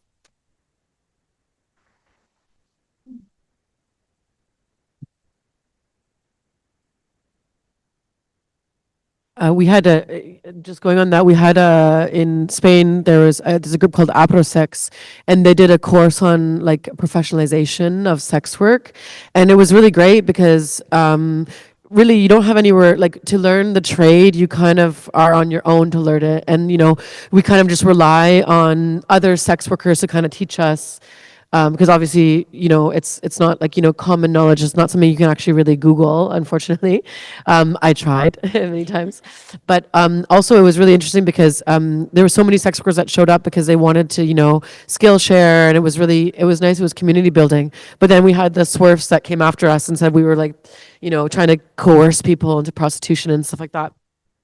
But really, these kinds of programs, that there should be more of them, help make us more safe. They can teach us how to screen clients, where to advertise. I mean, this is all really kind of hidden information, and it's really hard. And when you don't have access to this knowledge, well, you work with less information and it makes things less safe. But it would be really interesting to see that this could be kind of a future thing, of having more courses on professionalization that are, that address like all kinds of sex work, not just in-person sex work, online, street-based sex work, and it'd be helpful to have something like that. Yeah.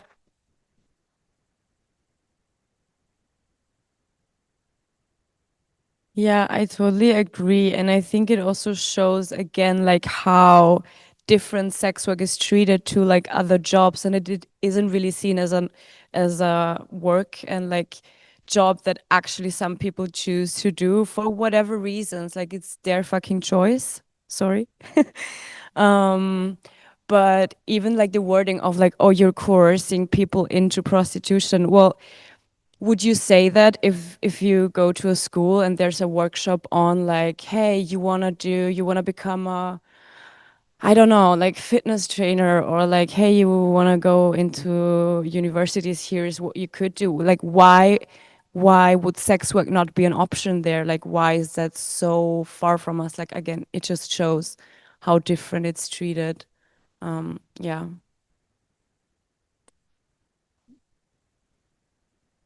Und ich finde es besonders ironisch, irgendwie angesichts dessen, dass die Bundeswehr immer wieder eingeladen wird, irgendwie in Schulen Werbung für ihren Job zu machen, irgendwie, while sex work is kind of like seen as impossibility or not as work.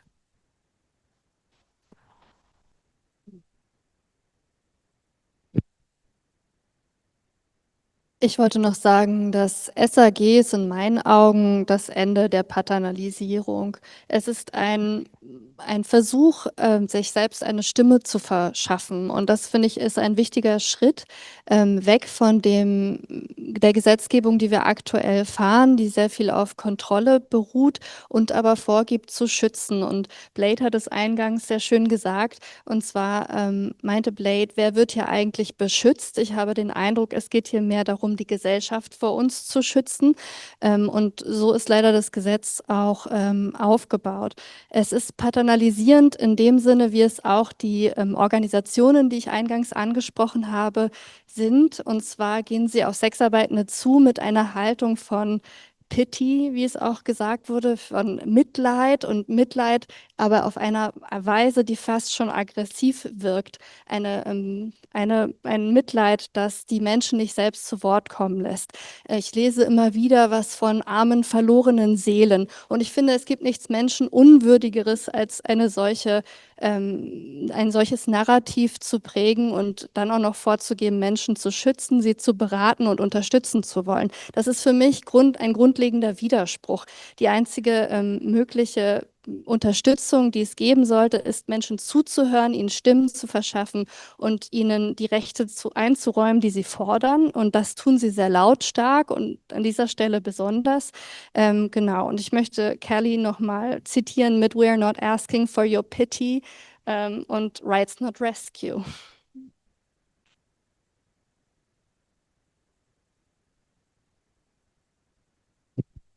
Vielleicht passend dazu würde ich, also passend zu diesem Beitrag zum Thema Bevormundung, dieser ganze Paternalismus, wie er gerade aktuell ins Gesetz geschrieben ist. Für mich als Mensch in der sozialen Arbeit ist es natürlich total wichtig, ein Vertrauensverhältnis zu meinem Gegenüber aufzubauen, ein Vertrauensverhältnis zu Sexarbeitenden, aber auch das Sexarbeiten ein Vertrauensverhältnis zu anderen Sexarbeitenden, Management, Bordellbesitzern haben, Behörden, anderen Beratungsstrukturen, also um überhaupt Hilfe und Zugang zu den ganzen Ressourcen, Mitteln, die die Gesellschaft so in Deutschland zu bieten hat oder auch nicht zu bieten hat, anzubieten, brauchst du ein Vertrauensverhältnis.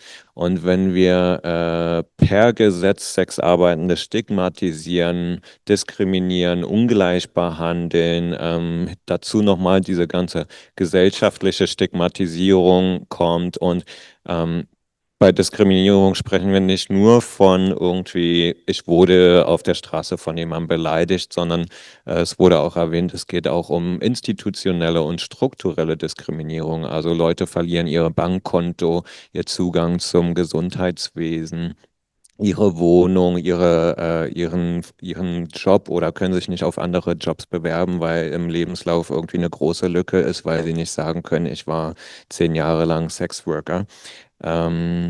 Dieses Vertrauensverhältnis ist aktuell extrem zerrüttet und ich kann das total nachvollziehen, wenn Sexarbeitende zurückhaltend sind.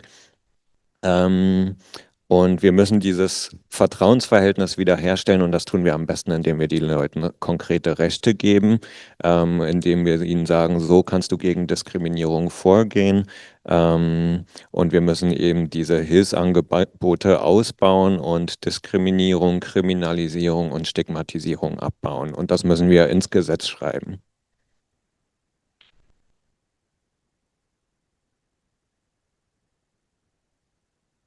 Ich würde daran auch noch kurz anknüpfen.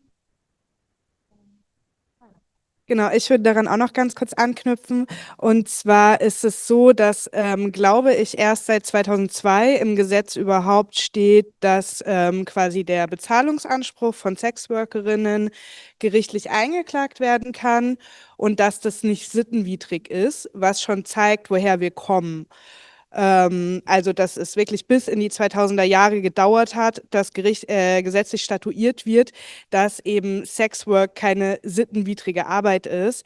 Jetzt mit dem Prostituiertenschutzgesetz hat sich der Gesetzgeber damals natürlich auch auf die Fahne geschrieben, total offen und tolerant zu sein. Jetzt haben wir heute den ganzen Vormittag darüber geredet, dass es nicht so ist, dass dieses Gesetz immer noch stigmatisierend ist. Und ich hoffe eben einfach, dass dieses Sexarbeitsgesetz, was jetzt erarbeitet wurde, so verbreitet wird und auch irgendwie an die gesetzgebenden Personen herangetragen wird, dass auch von dortiger Seite einfach verstanden wird, dass immer noch Stigmatisierung vorherrscht und nur weil im Gesetz steht, dass Sexwork nicht mehr sittenwidrig ist, trotzdem Personen noch nachteilig betroffen sind institutionell.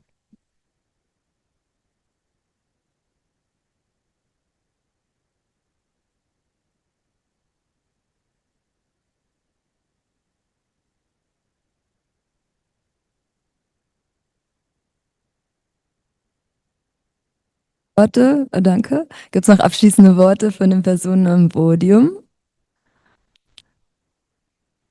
Okay.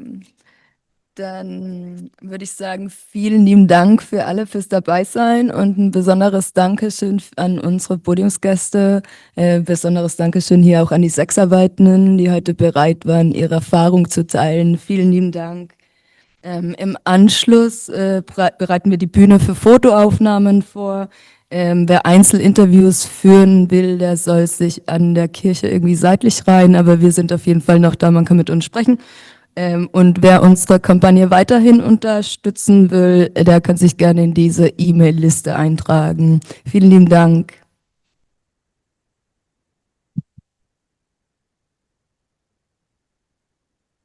For anyone who didn't get that, thank you so much for coming. Thank you so much to our panelists. Thank you to everyone that was watching online and supporting us. If you would like to come and find out even more about the act or the campaign, please come and speak to us afterwards. Or sign up to our newsletter. There are QR codes around the church, and you can follow along the progress of this campaign. So without, I think that's it. Thank you so much.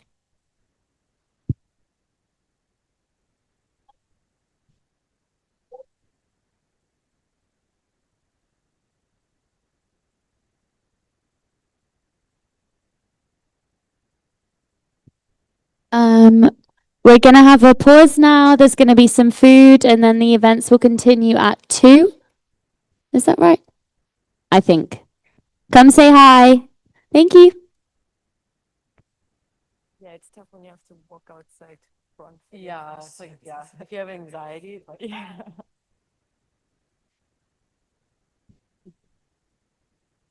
Yeah. Group photo. Yeah.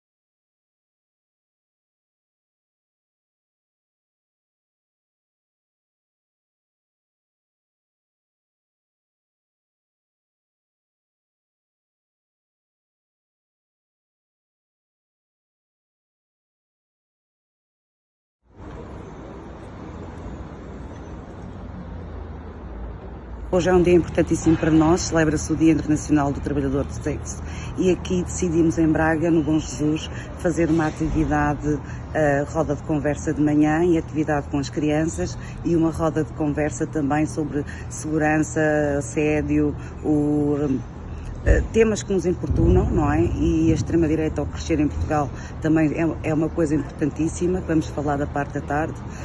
Ao mesmo tempo vamos fazer várias atividades em conjunto com o MAR, com as crianças, através da arte.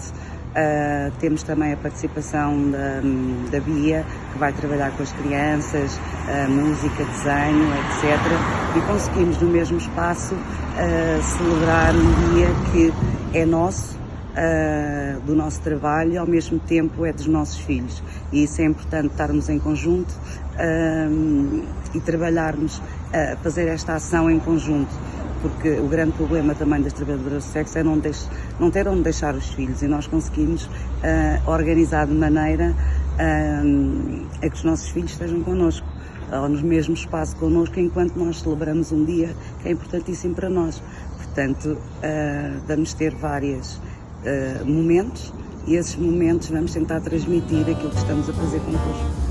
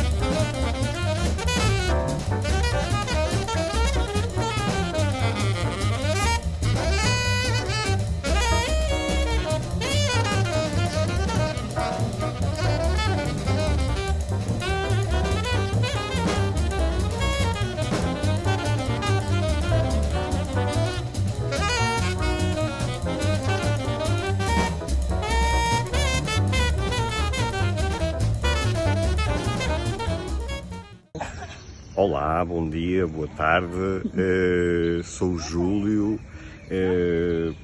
posso dizer que estou no ativismo do trabalho sexual já há muitos anos e no dia de hoje tive a oportunidade de vir a este convívio aqui no Sameiro, em Braga, organizado pelo MTS e o Grupo Partilha da Vida, situações que são muito importantes, pois permitem que haja um relacionamento entre as pessoas, não só no momento de trabalhar ou de atividades, digamos, ativistas, mas também na parte pessoal de criarem laços, de desenvolverem exatamente a humanidade. O trabalho do MTS e do Grupo Partilha da Vida, a informação que me chega, pois eu não sou de cá, mas é realmente um trabalho que é muito humano e se baseia na solidariedade que se desenvolve exatamente entre pares, entre pessoas que têm semelhanças, que têm histórias de vidas comuns e que exatamente se apoiam mutuamente. O ativismo é, ao fim e ao cabo, a modernidade dessa coisa que sempre existiu entre os seres humanos, que é juntarmos-nos para apoiar-nos mutuamente.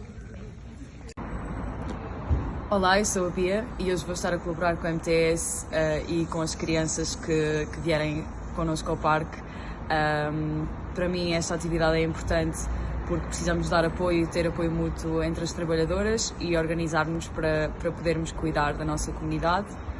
É importante para mim também aprender a brincar melhor e as dinâmicas da brincadeira são muito importantes e precisamos aprender a brincar. E a brincadeira pode ser uma maneira também dos adultos e das crianças se adaptarem melhor aos paradigmas e lidarem com o ridículo ou com os conceitos que às vezes são mais difíceis de integrar.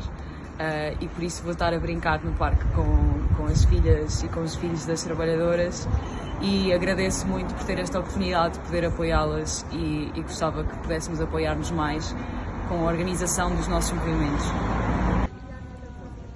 Sou Leandro, sou da MTS, sou trabalhador de sexo. Estamos aqui no Bom Jesus a fazer um piquenique junto com o mar, gato, e estas iniciativas são boas para juntar associações para o nosso bem-estar. Meu nome é Elda Cruz, sou ex-trabalhadora de TS. Faço parte da associação desde 2018. Acompanho o trabalho da associação desde que estava no papel ainda. Acho muito importante o trabalho da associação como um todo. Saúde mental, familiar, porque fazemos o trabalho que poucos gostariam de fazer, mas não tem força. E com a associação juntamos uma força e lutamos pelos desejos de todos, né? Saúde mental, porque a associação, o mundo no geral está evoluindo e temos que evoluir. E com evoluir, temos que lutar pelos nossos direitos. Direitos como humano, como pessoa. E com isso tem que ter alguém que fale por nós, que fale como um todo,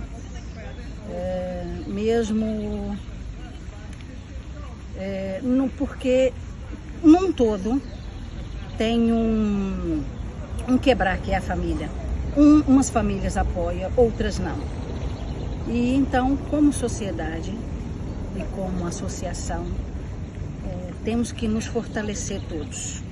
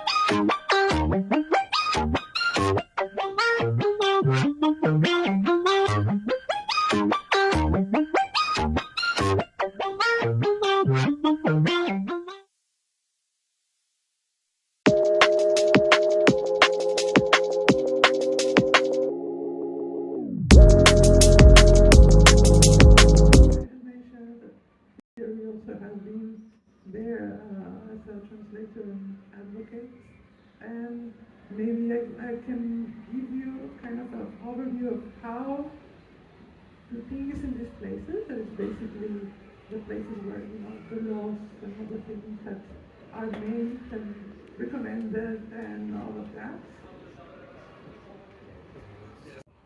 As Antonella said, I think that what we can see on the streets and what we can feel in our work is a reflex of what is happening there. That usually are only like resonance boxes, like for the people that have the same speech about sex work, sexuality in general, about what are the desirable laws and behaviors of the society. And you see that it's people that have no contact at all with the street, no contact at all with the communities they proclaim that to serve and to defend and to protect. And you see that all full of moralistic, bourgeois, white mindset that is wants to be imposed over us, like once and once again. At some point, the speech is so moralistic that they are even condemning anal sex. Do you remember that one?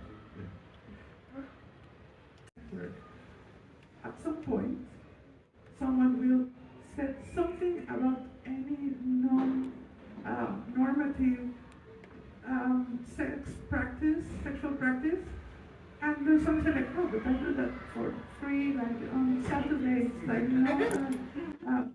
So, and that's then the danger of everything. And you see the connection sometimes with sometimes well-intended feminists, even that it's not the way, with evangelicals and right-wings and MAGAs and all these assholes that just like grab power.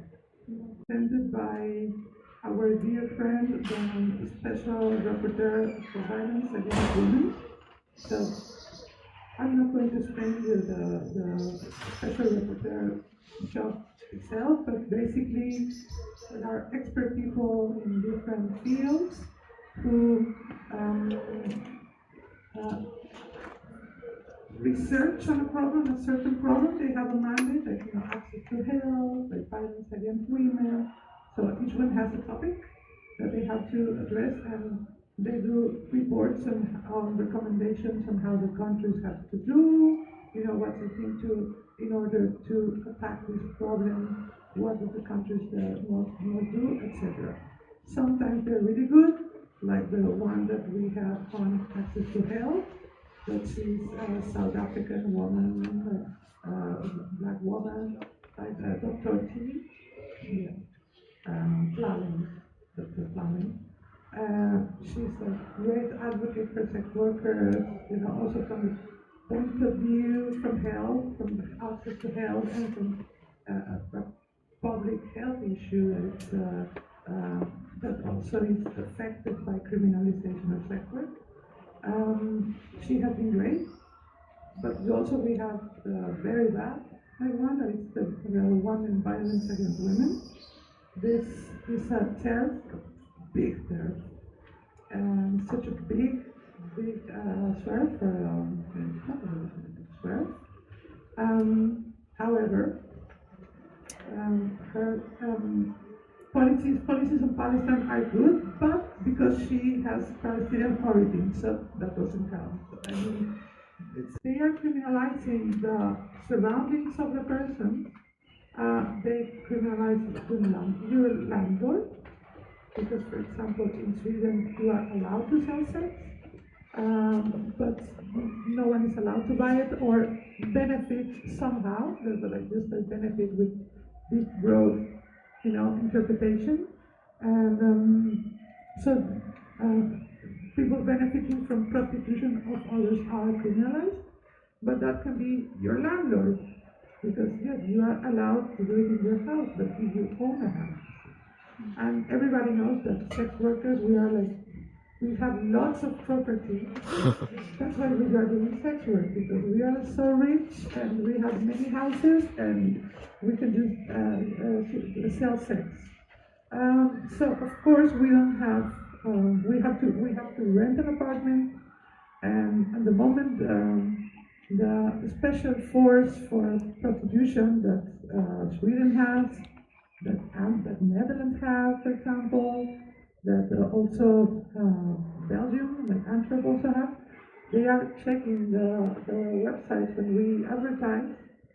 All the time they're monitoring, and the moment they see someone new, they call you, they post as a client, so you give them the address, and when you open the door, they find your badge in your face, and they'll say police. They come to the place that you are working. They interview you during half an hour, asking for any contradiction, everything, whatever, like around the being trafficked or being forced. Like half an hour of this type of questions. Then, when they are satisfied with that and they are convinced that you are just working, that you're probably not a Swedish national, probably you are a national of a third country or already, even though you look migrants or you don't look like white or native European, whatever it is. And then they got in Sweden, in the context of Sweden, they said, okay, you're fine. Now your resident status, then if you don't have Swedish resident state, or you are a resident of a third European country or national of a third European country, they tell you, well, you don't have the right to work with this documentation, so you have to go. Or you leave Sweden, or you leave the country, or they just kick you out and they put a ban on you of 10 years that you cannot enter again. 10 years. 10 years. And to understand. And tell them that prostitution is happening in their premises, and of course they can be criminalized as thieves. And of course, nobody wants to be criminalized as thieves, even less when you didn't even know that someone is doing sex work. So of course they evict you, they kick you out of your house, they break your contract, and you are on the street. So how is it possible that a person that is supposed to fight against violence against women throws you to the violence of the street? How does that work? How isn't that punishing the sellers? There's not punishing the sex workers. We're not punishing them, but then we're punishing the buyers. That's usually what they say. And it doesn't happen like that. Not even with the fines. When they find a fine, they don't take this 300 euros from the fine, and the police go and give it to you. That doesn't work like that. So it's bullshit. When they tell you like they come to criminalize one without criminalizing the others, it's not possible. And it's even less possible with the laziness of the politicians that is just like send the cops and put more cops. And all the extra money is like more cops. And so please, if you are not a sex worker and you're an ally and you hear that bullshit, please contest it, because it's not true. And I can tell you that, and any sex worker around here can tell you how that works, and it's going to say the same, because that's the reality. Strange messages. Even though we fight for the criminalization, it's just like first step. It's like just start to compete in the race. We are going to still tackle labor rights issues like itself, like any other worker. We will always have abusive managers and owners of the production means that we will try to extract it as much as they can. But one thing is terrible working conditions, and the other one is that it is exploitation. The problem is that they look the same, but in a criminalized context, criminals flourish. And the criminalization, at least, is just trying to plane out the field, and with that, of our labor being recognized, then we can sit on the table. We are not victims anymore. We are this social personality, intelligibility that take us from that victim status that people want to put us, to be like prostituted by others of the women. And we can have a say, and we can have a decision in the policies that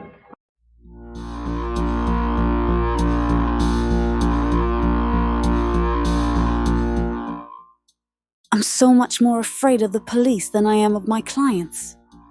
When people think about violence against sex workers, they often blame the clients. The truth is much more complex And terrifying. The police, the very people who are supposed to protect us, are often the ones causing us harm. Instead of helping us when we are in trouble, they further exploit us. They confiscate our belongings as evidence and never return them. They raid our homes, blackmail us, beat us, and worse. They claim to be fighting trafficking. But some police officers are traffickers themselves. The law is against us. We can't ask for help. Not without risking deportation, detainment, or violence. There's no one to hold the abusers accountable. The police look out for each other, not us. There's nowhere to turn. We are exposed from all sides. Police look out for each other, not us. I am so afraid of the police. This has to stop. We demand full decriminalization of sex work. Remove the laws that put a target on our back. Replace them with laws that protect us. We demand a transformative justice approach. Relocate the funding to those who actually help. When everyone else turns their back on us, you know who protects us? Other sex workers. We protect each other. Sex workers-led organizations fight tirelessly for more safety, justice, and dignity for our community. Fund community-led, social justice-oriented services, so that we have the resources to help each other. Help us put an end to police violence and state complicity.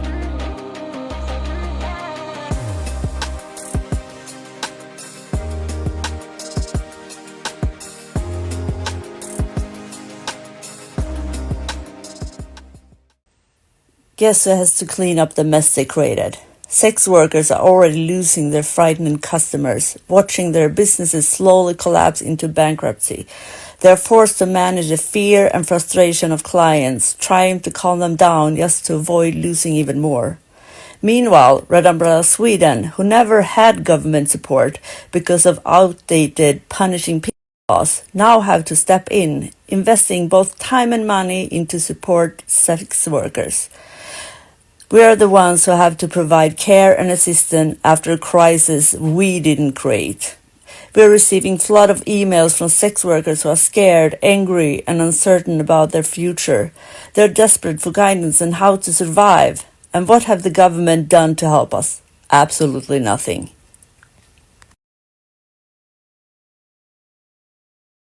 To the European Commission, the European Parliament, and all stakeholders in European governance, we, the undersigned civil society organisations, are united in our concern about the growing reliance on criminalisation and policing as a method of governance rather than using social means to address social issues and inequalities.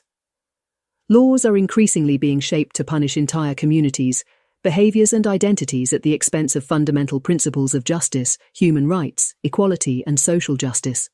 These punitive approaches are often justified with a narrative of protecting people and providing avenues for remedy. However, they fail to protect and exacerbate harms for the very people they are meant to safeguard. With marginalized groups such as sex workers, racialized people, migrants, people living in poverty and LGBTQI+ communities, especially trans women, among those most negatively affected. Criminalization and the expansion of police powers are inextricably linked, and both reflect deep-seated prejudices against marginalized, underserved and targeted communities. Policing, as currently constituted, not only fails to protect our communities, but exacerbates their vulnerability to violence, harassment, and state punishment. These systemic failures are not a result of individual bad actors within the system, but of a system that relies on state-sanctioned violence, criminalization, and exclusion. Expanding reliance on policing and the criminal legal system has left our communities without avenues for justice. We demand the end of the criminalization of racialized, migrant, sex worker, and LGBTQI+ communities, who are increasingly surveilled, profiled, and policed. Instead, principles of care, social justice, and community-led support should be prioritized. We call on the European Union to open a dialogue about the role of policing and criminal justice and shift towards a model of transformative justice that seeks to repair harm, addresses the underlying conditions and root causes that perpetuate harm and injustice, and does not create new cycles of violence and oppression. This is vital if the EU truly wants to be a beacon of democracy that counteracts the rise of authoritarian regimes around the globe. Transformative justice does not mean that there are no consequences or accountability for those responsible for harming others. Transformative justice is an alternative framework that addresses harm, discrimination, and violence in a way that centers the voices and needs of affected communities, particularly those most vulnerable to systemic injustice. We urge the EU institutions to prioritize investment in community-led responses to harm, healthcare, housing, education, and welfare. Restrict further funding of law enforcement practices, which further entrench long-standing discrimination and institutional violence against our communities through incarceration and policing.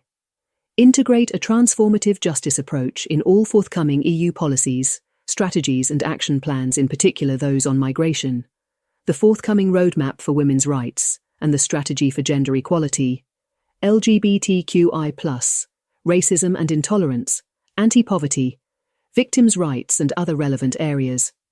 By reorienting further funding from policing to investment in social means and community-based solutions, we will prioritize methods which are shown to be more effective in preventing harm, resolving conflict, and supporting those affected by violence.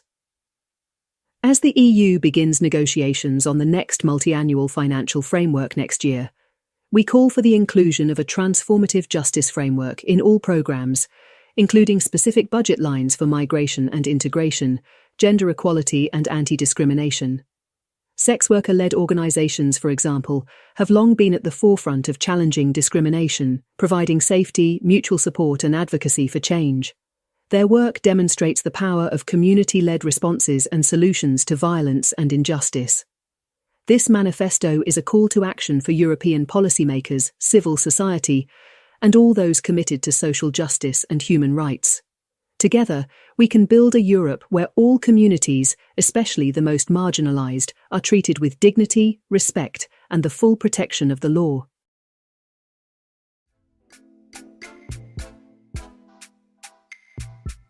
Sex workers, we are the canary of the mine of any repressive measure. The litmus test of our society, how the society treats the most marginalized groups. I started to see that there was a lot of double morality. It is only my body, my choice until money is on the table. Sex workers are facing terrible conditions. Therefore, I'm today still speaking, talking, doing, helping all the sex workers. It is natural for anyone who cares about justice in the world to fight for sex workers' rights. We really need to empower everyone to make the choices with their body that they want and not draw lines according to our own ideas. Sex workers need of feminism and feminism need of sex workers' rights.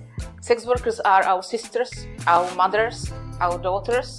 And if you will treat them with criminal laws, if you will treat them with repression, It's the worst thing you can do. Those repressive measures are going to bite you, and at the end, they're going to come after you. So is now the time to support sex workers and fund sex workers adequately and in a good way.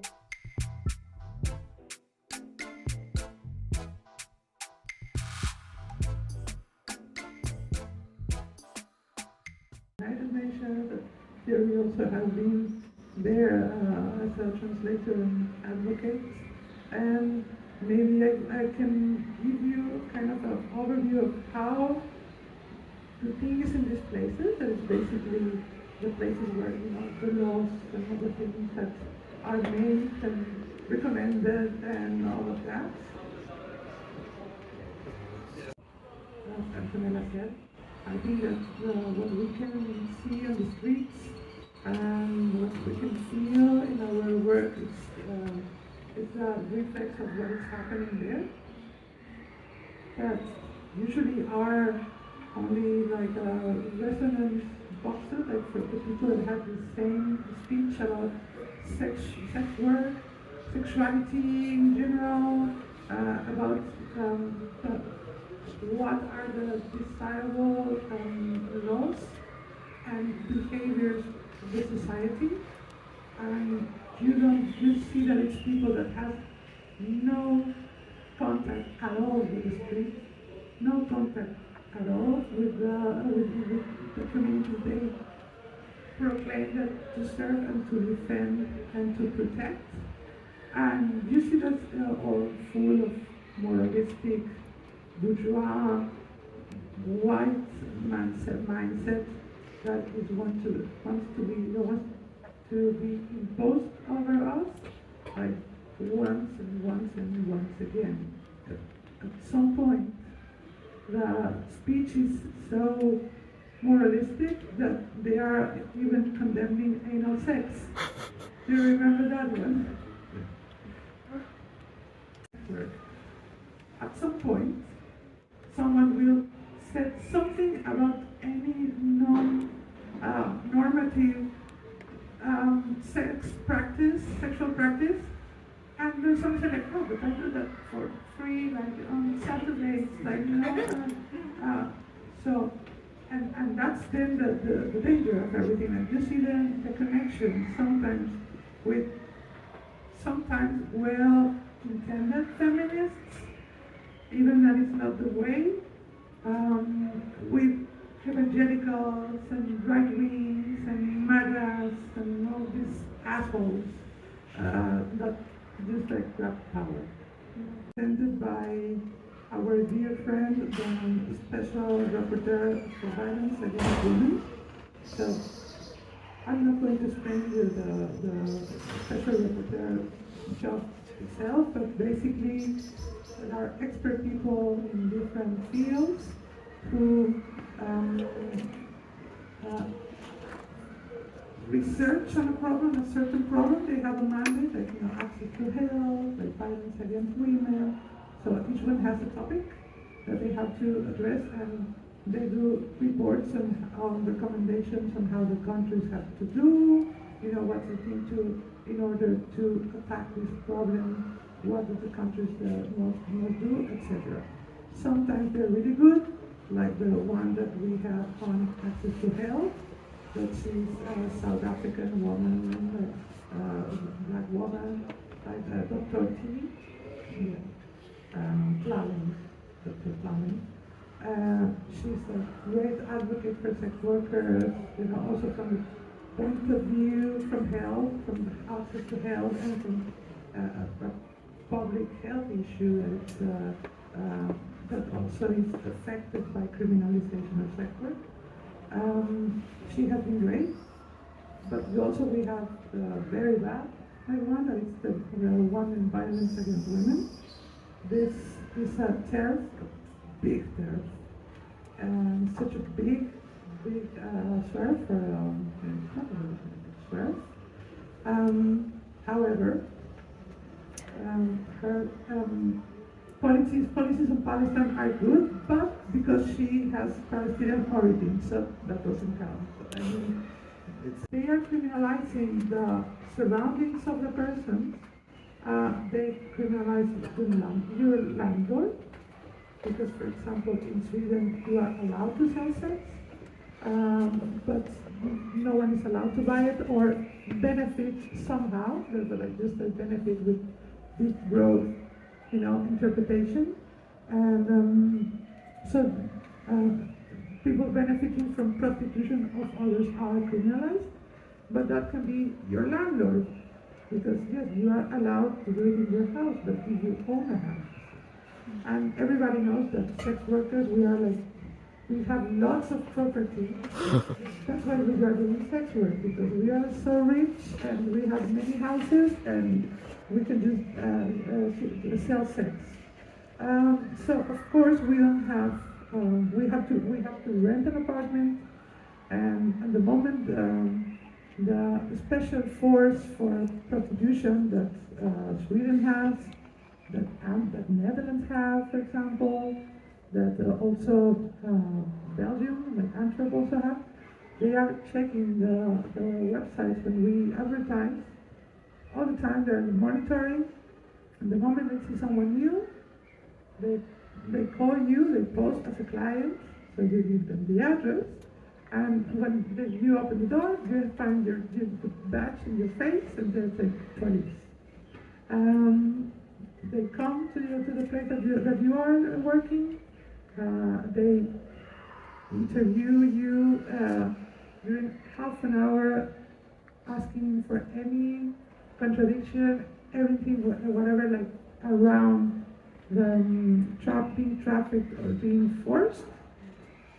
Like half an hour of this batch of questions. Then, when they are satisfied with that and they are convinced that you are just working, that you're probably not a Swedish national, probably you're a national of a third country or already, even though you look migrants or you don't look like white or native European, whatever it is.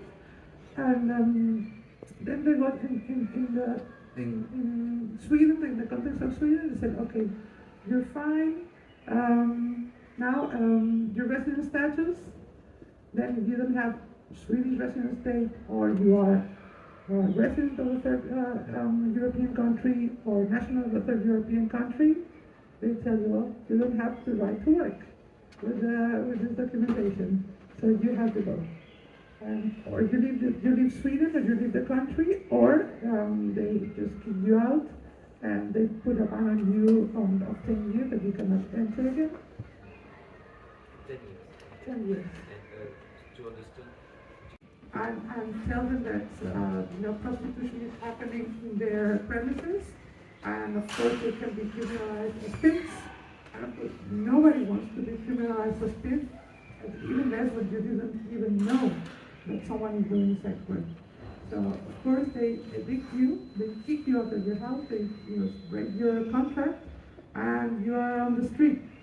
So how is it possible that a person that is supposed to fight against violence against women throws you to the violence of the street?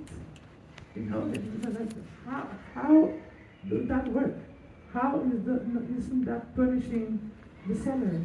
They're not punishing the sex workers. We're not punishing them, but then we're punishing the buyers. That's usually what they say. And it doesn't happen like that. Not even with the fines. When they fine a fine, they don't take this 300 euros from the fine, and the police go and give it to you.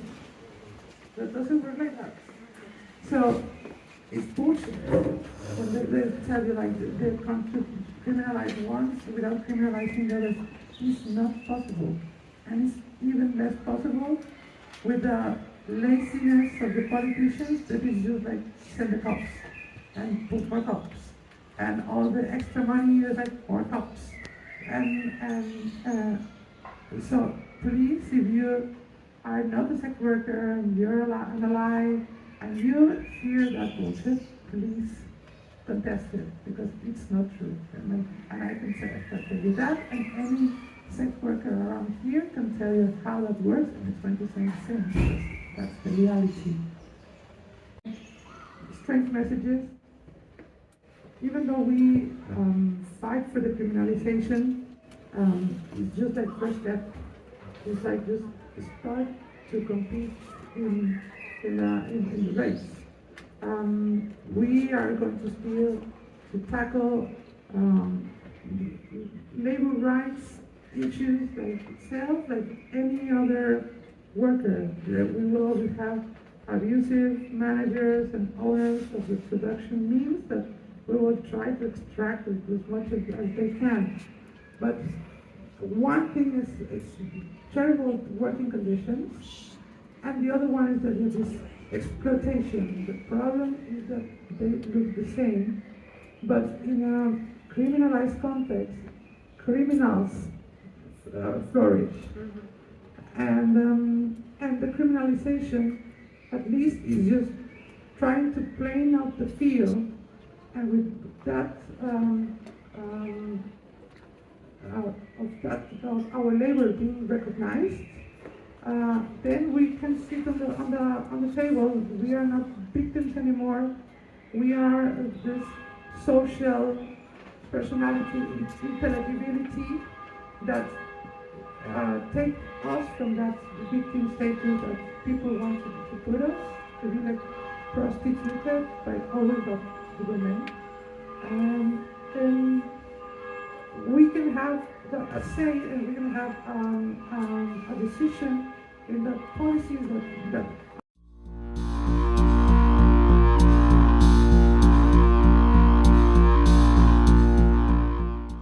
I'm so much more afraid of the police than I am of my clients.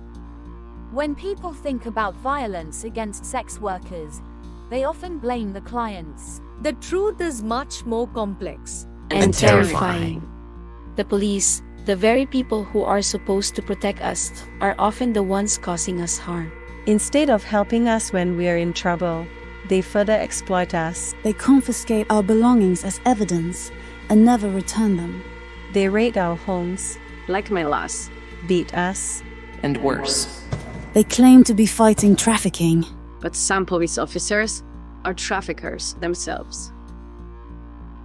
The law is against us. We can't ask for help. Not without risking deportation, detainment, or violence. There's no one to hold the abusers accountable. The police look out for each other, not us. There's nowhere to turn.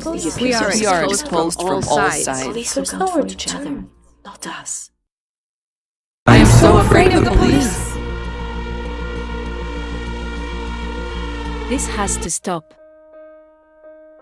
We demand full decriminalization of sex work. Remove the laws that put a target on our back. Replace them with laws that protect us. We demand a transformative justice approach. Relocate the funding to those who actually help. When everyone else turns their back on us, you know who protects us? Other sex workers. We protect each other. Sex workers-led organizations fight tirelessly for more safety, justice, and dignity for our community. Fund community-led, social justice-oriented services, so that we have the resources to help each other. Help us put an end to police violence and state complicity.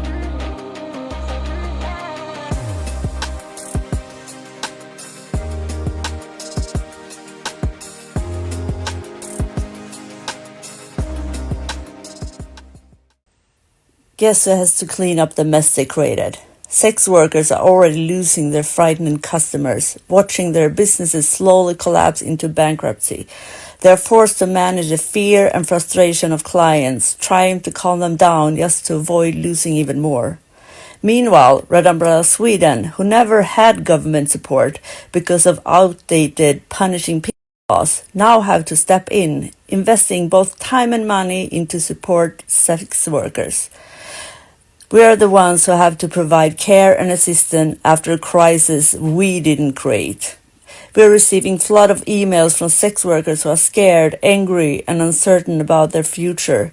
They're desperate for guidance on how to survive. And what have the government done to help us? Absolutely nothing.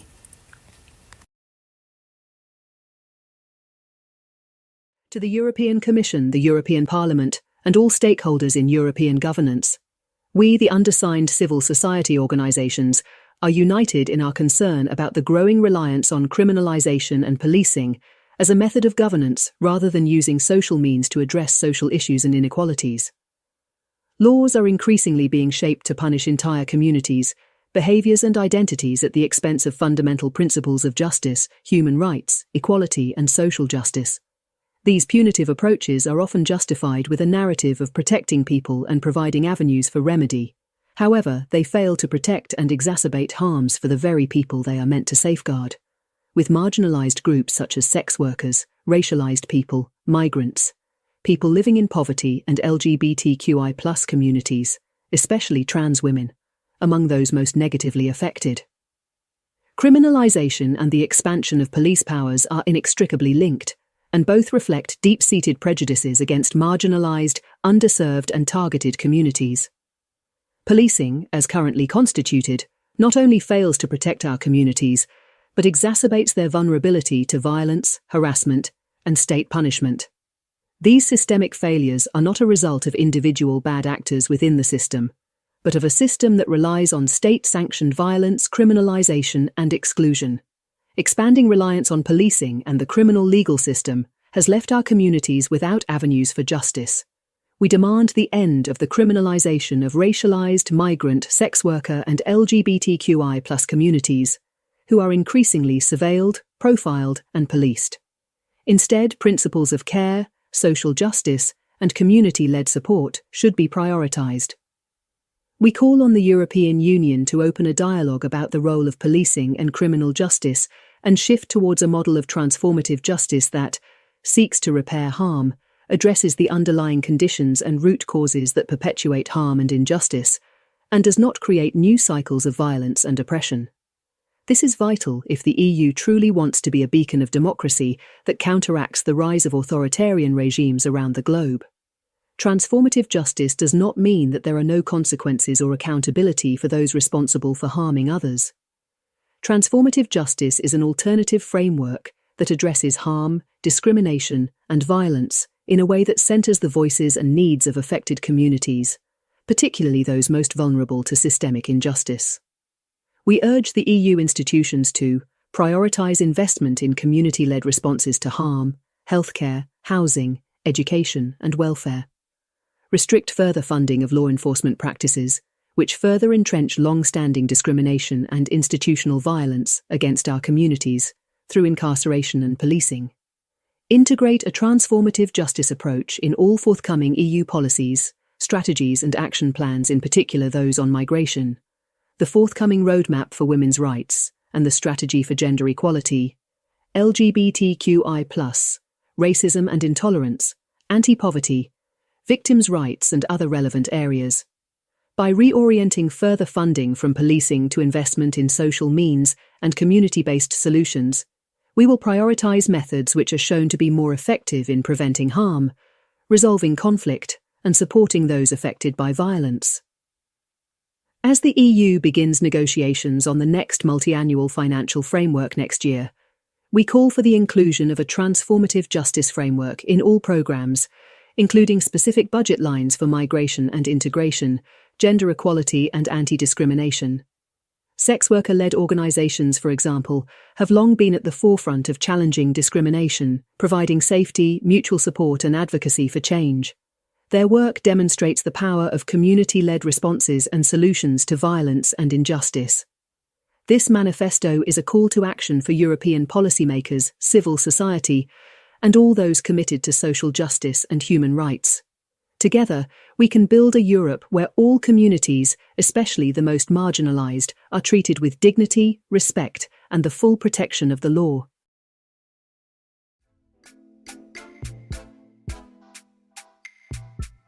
Sex workers, we are the canary of the mine of any repressive measure. A litmus test of our society, how the society treats the most marginalized groups. I started to see that there was a lot of double morality. It is only my body, my choice until money is on the table. Sex workers are facing terrible conditions. Therefore, I'm today still speaking, talking, doing, helping all the sex workers. It is natural for anyone who cares about justice in the world to fight for sex workers' rights. We really need to empower everyone to make the choices with their body that they want and not draw lines according to our own ideas. Sex workers need of feminism and feminism need of sex workers' rights. Sex workers are our sisters, our mothers, our daughters, and if you will treat them with criminal laws, if you will treat them with repression, it's the worst thing you can do. Those repressive measures are going to bite you, and at the end, they're going to come after you. So it's now the time to support sex workers and fund sex workers adequately and in a good way.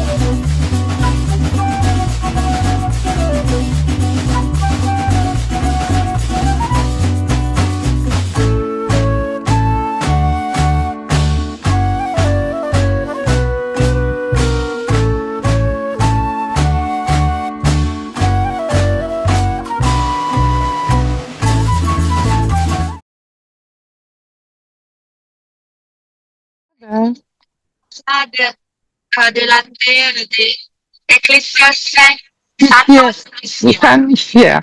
Because speaking English is before the streaming for the whole world. And let's have the P. Very good. Very good.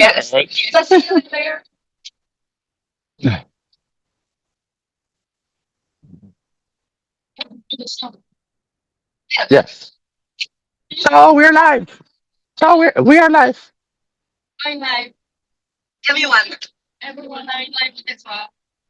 Hi. Good afternoon, everybody, from this streaming. I'm Sabrina Sanchez. I'm the Executive Director of ESWA. Welcome to this streaming live. Say hello to the streaming. Say hello to the world. It has been streamed online for all the world. Celebrate the sex workers. Do we have the local TV there? Channel 3, Canal 3. And France 3. It's more important. And yes, we are about to start. As you can see, the authorities, the beautiful, gorgeous, and amazing Lyonese authorities, are already put the plaque here to commemorate the 2nd of June, but in a very unexpected turn of events, we were repressed. We were almost kicked out of this place. A lady in that building there, that's just shouting because we were unrespecting the church. So very Catholic, the thing, very Christian and very, respecting the other, love, the love to the prójimo, it's the same, same thing. So stay tuned, stay with us in this transmission. Possibly it will get fun. Depends on the authorities if they want to make it fun or not. And but we are here reivindicating our space. We are giving some our homage to our ancestors, to the sex workers that started this fight 50 years ago, and that's who. Today, that they were also complaining for the same things that we're complaining today: police violence, state repression, all this abolitionist politics that they also want to take from us. So stay tuned. We're gonna keep the streaming rolling, and together with all the people that is gathering here to support us, and also together with the local media and so on. Yeah, keep touch, keep in line, and stay tuned. Stay tuned.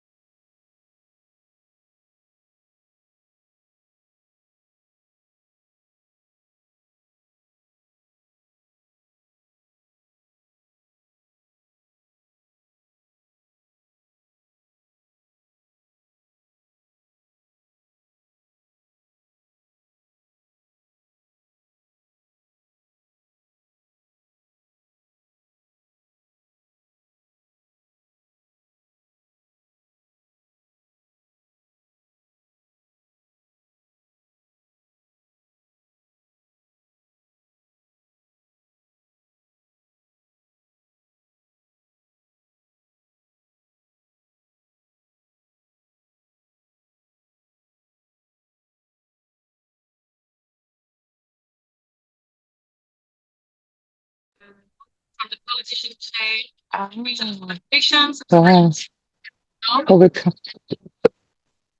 So lastly, we're gonna do some interviews like for the public, and but we're still online, right? Yes, perfect. Yeah, let's go for it.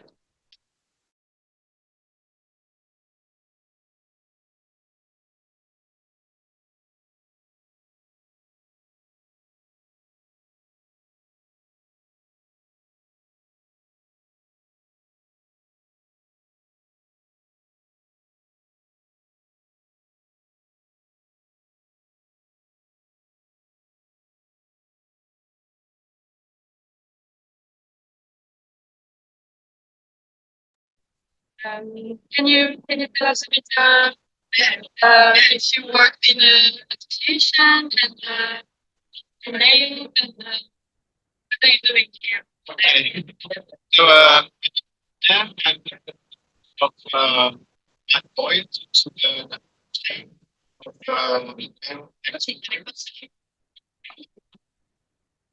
and it's good because years of Saint-Nizier, the 6 workers of the years ago, I take them and the state police and protest and the brutality of the church for 10 days and everywhere in front they also occupied the churches. So it was a big moment for the struggle of the sex workers in France. And 50 years ago, 50 years later, we still have lots of problems. The state is still against us. For example, the law mandates that sex workers be removed from their homes. We don't have rights to stay in a home. Yeah.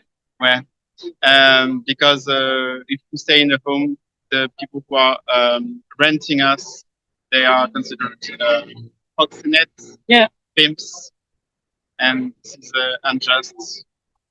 So yeah, and also many other things. For example, the police gives fines to the women who work in the streets. They fine the clients, they fine them.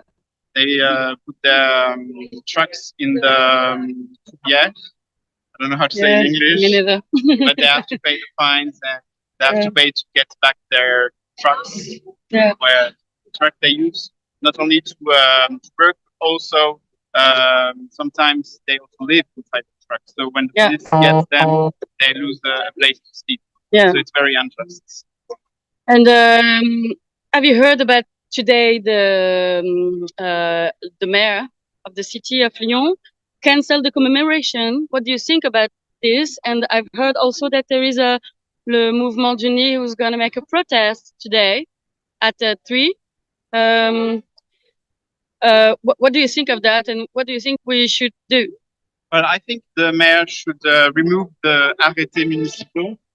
The police is coming. Oh, yes. Thank you for... The police is coming. The cops are here. Can we film the police or it's forbidden? We can. Okay. We have to. Okay. Oh, no confrontation. Oh, no confrontation. So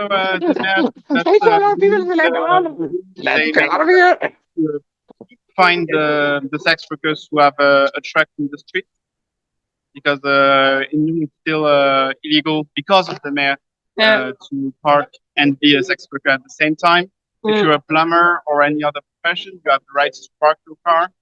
But if you are a sex worker, you don't have that right. That's unjust. But do you know why they canceled today the commemoration? Oh, they said because of the weather. Oh yeah, the weather. How do you say? They're called coldy. Okay, thank you. For the need, well, they say they want to help us. Well, if they want to help us, they should remove the law that prevents us from having a place to sleep. because and also they should remove the law that allows the police to find the clients. Yeah. Then we can say if they remove them, then we can say maybe they can help us. But Okay. as of right now, they're just making us be more danger. Yeah.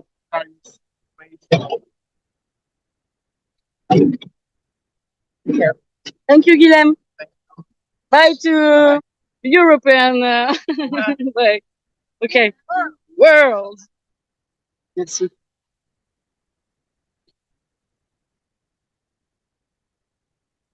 Okay. Maybe I'm gonna ask a few more questions to some sex workers from there. Some are still. C'est du travail. Le travail, c'est la prostitution.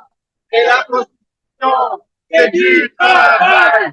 Le travail, c'est la prostitution. Et la prostitution, c'est du travail. Le travail, c'est la prostitution. Et la prostitution, c'est du travail. Elisa?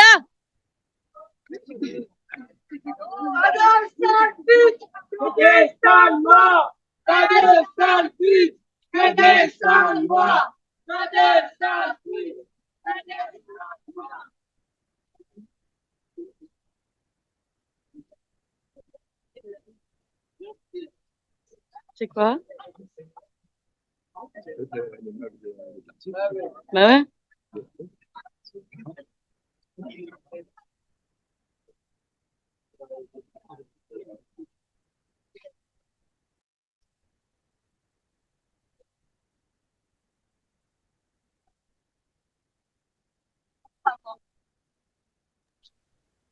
Now, I'm going to be introduced now. So, yeah. But assassiné, yo pénalisé, but assassiné, yo pénalisé, but assassiné, yo pénalisé, but assassiné, yo pénalisé, but assassiné, yo pénalisé,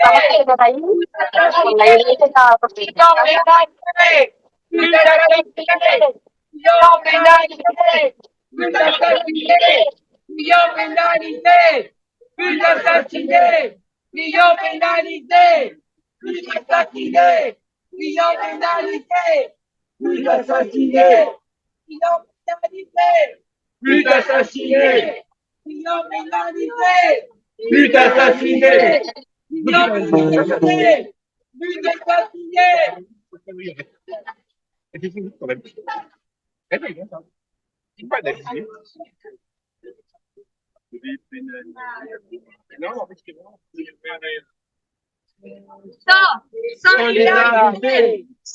C'est les abonnés. Ouais, hein. Ouais, ils ont vraiment cristallisé.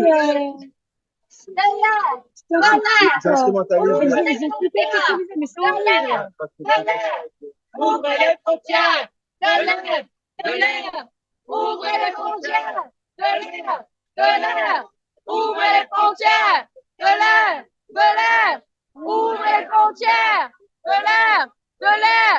Ouvrez les frontières de l'air, de l'air. Ouvrez les frontières de l'air, de l'air. Ouvrez les frontières. This is the abolitionist movement in French, and as you can saw it, they instrumentalize all the condition of migration.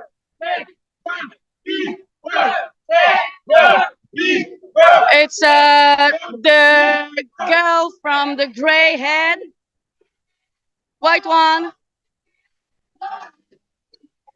Non, non, QTF! Non, non, QTF! Non, non, QTF! Non, non, QTF! Non, non, QTF! QTF! Non, non, QTF! Non, non, QTF! Non, non, QTF! Non, non, QTF! Non, Non, non, QTF.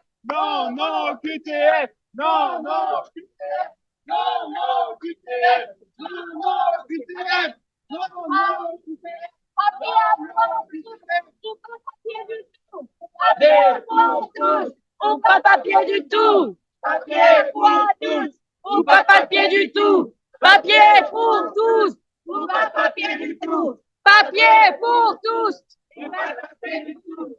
Papier pour tous, ou pas de papier du tout. Papier pour tous, ou pas de papier du tout. Papier pour tous, ou pas de papier du tout. Papier pour tous, ou pas de papier du tout. Solidarité avec les sans-papiers à tout le monde entier. Solidarité avec les sans-papiers du monde entier. Solidarité avec les sans-papiers du monde entier.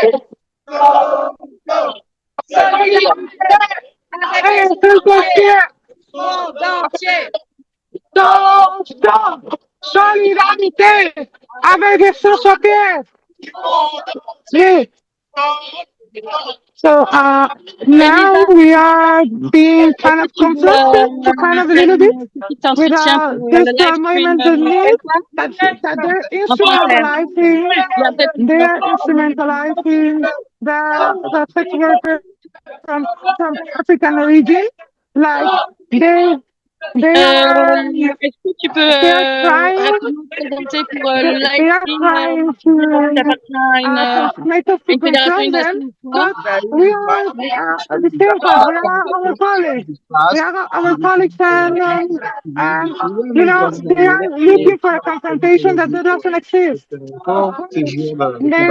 want sex work to happen because they are being the guilt and everything is being worked on them. We don't know how many how many things they are given to them, and of course, we're listening. Yes. Certaines associations n'étaient pas légitimes dans nos luttes. Et qu'à un moment, ils doivent choisir entre faire semblant de nous aider et nous aider réellement. C'est bien qu'ils ne nous aident pas, ils sont contre nous. C'est la propre mairie qui signe des arrêtés municipaux contre la prostitution. C'est la propre mairie qui a fait tout ça depuis des années, qui ne fait absolument rien pour le TDS. Et aujourd'hui, ils viennent mettre une plaque en disant que grâce à eux, on pourrait être sauvés. Non, c'est insupportable. C'est du pick-washing, du bois-washing, tout ce qu'on veut. Et c'est très bien que c'était annulé. Officiellement à poser la pluie, voilà. La pluie, c'est nous, certainement. Les orages, c'était nous. Ils ont eu peur, et tant mieux. Là, on aperçoit qu'il y a, comme d'habitude, une instrumentalisation des personnes sans papier, des personnes étrangères, par le mouvement d'Uni qui pense qu'ils sont en train de sauver ces personnes, et avec leur posture raciste et coloniale. Et nous, on est là aussi pour leur dire que nous, on est les putes. On est dans le vrai. Et ça fait 4 jours qu'on est réunis, qu'on parle politique, qu'on parle lutte de putes. Et qu'aujourd'hui, on voulait simplement, non pas commémorer comme le fait le système libéral, des commémorations. On voulait empêcher le système de s'approprier de plus en étant présent, en chantant, en étant joyeux, tout ce qui déteste.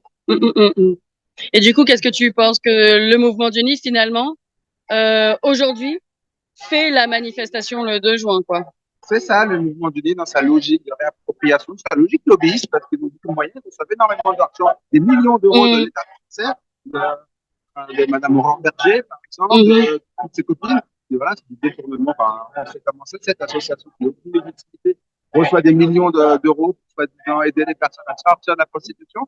Ces personnes qui, de toute façon, seront expulsées un jour ou l'autre parce qu'ils ne font absolument rien pour les personnes. Juste de l'instrumentalisation, de la réappropriation de but pour exister, pour détourner de l'argent, pour se positionner en posture coloniale, c'est-à-dire nous, femmes, blanches de gauche, savons qu'on doit sauver les pauvres qui ont besoin de nous, les pauvres putes qui ont besoin de nous, les femmes musulmanes, etc. Donc stop, on a marre de cette discours coloniale dans la gauche française représentée aujourd'hui par nous. Est-ce que tu veux dire quelque chose d'autre? Je sais pas, est-ce qu'il y avait un temps fort un peu de ces 4 jours quand même qu'on a passé tout ensemble à se retrouver, à rencontrer d'autres personnes? Est-ce qu'il y a un temps fort qui t'a particulièrement ému? Oui, tout ce qu'on a été capable, cette solidarité qu'on a retrouvée, ce commun qu'on a créé, sur la veille avec les ateliers, hier avec le table ronde. Finalement, chaque jour était différent et chaque jour était super riche. C'était vraiment plein d'amour, plein de solidarité entre nous. Presque. Et en soi, c'était très fort et ça fait du bien, en fait, 50 ans après, de ne pas être simplement dans un coin à discuter avec quelques camarades de comment on va organiser la prochaine action, mais être au cœur finalement de quelque chose qui nous dépasse beaucoup plus. Qu'on lançait les filles il y a 50 ans ici dans cette église ma femme et que du coup, c'est pas simplement une occupation, mais bien le point de départ de quelque chose. Et 50 ans après, on est là. Donc, quelque part, si on est là aujourd'hui, c'est aussi grâce à elle et c'est pour ça qu'on est là. Yes! Merci. Thank you, Elisa from Stras, from Lyon. Love you. All the horse. Sex workers work. Yeah. Et tahia Palestine. Yeah.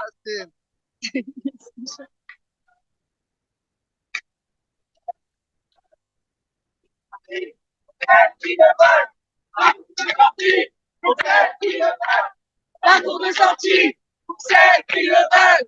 La cour de sortie pour celles qui le veulent.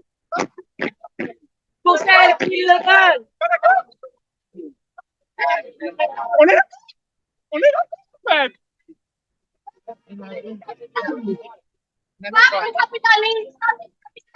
We should talk really. No, hey! But...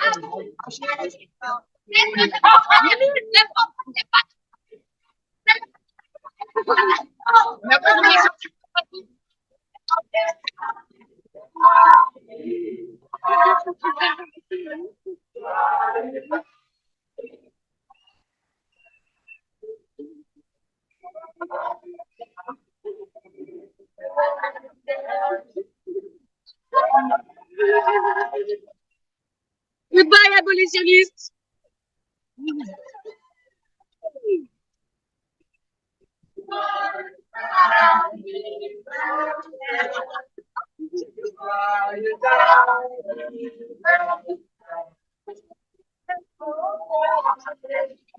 Vous pouvez la poser si vous voulez.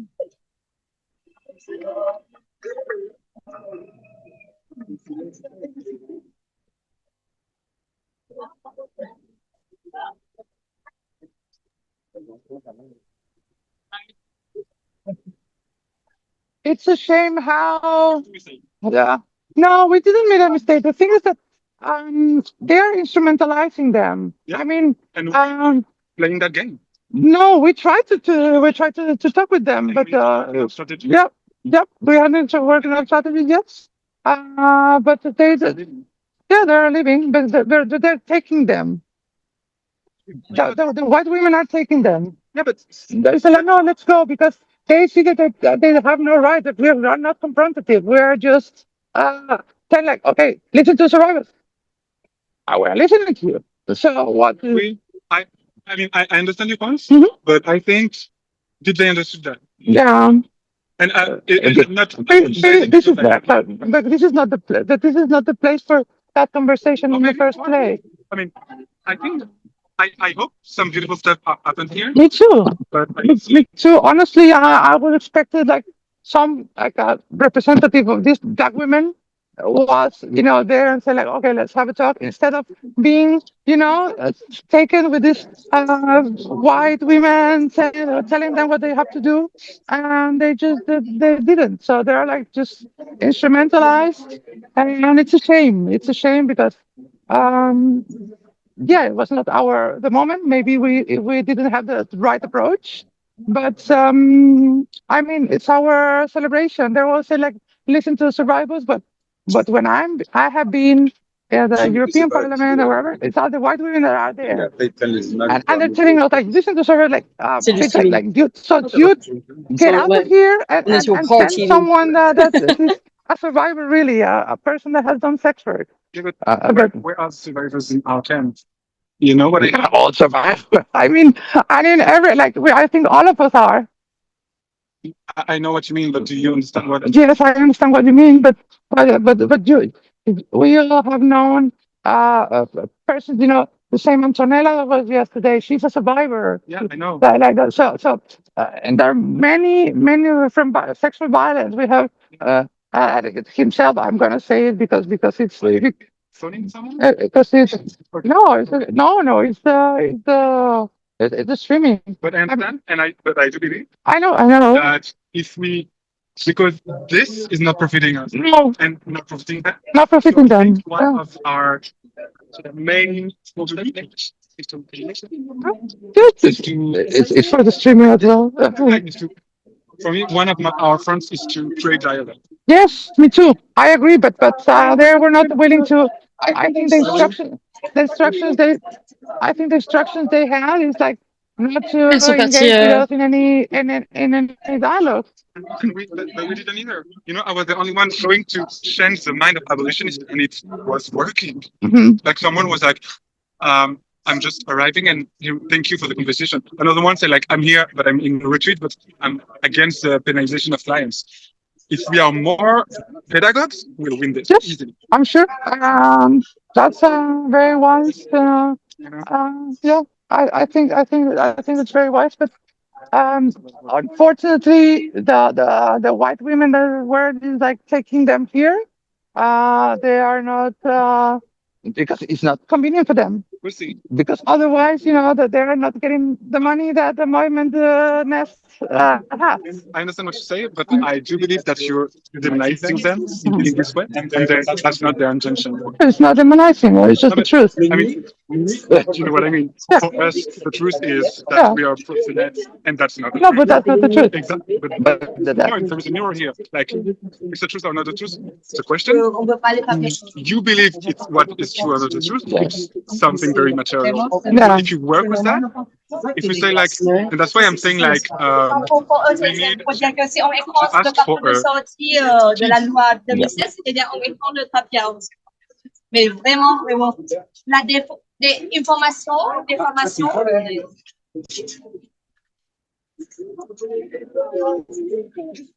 Là où c'est un peu créatif, moi j'espère qu'à tout le monde, on a fait plein de slogans contre les frontières, pour la migration. Parce que nous, on demande la régularisation de tous les sans-papiers. Le NI, non. Le NI dénonce le risque d'appel d'air. Et il nous dit c'est mieux de faire un parcours de sortie que tu n'es pas genre de séjour de 6 mois. Et après, ils cherchent à nous diviser entre nous dans la communauté pour dire qu'il y aurait les survivants d'un côté et les salopes de proxénètes. C'est quoi ça? C'est pas ça le paternalisme? Là, ça c'est une preuve flagrante de la manipulation de NI et ça dure depuis des décennies. Ça va, petit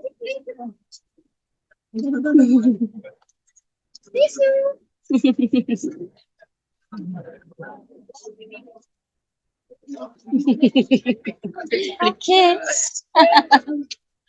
Cheers. Tu es moi, outrage.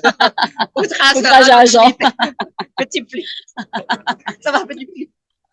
C'est un petit soumis.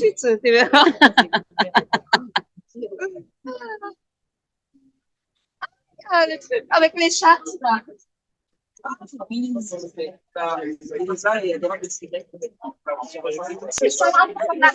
La policía te está extorsionando, pero ellos viven de lo que tú estás pagando si te tratan como un delincuente. No es tu culpa.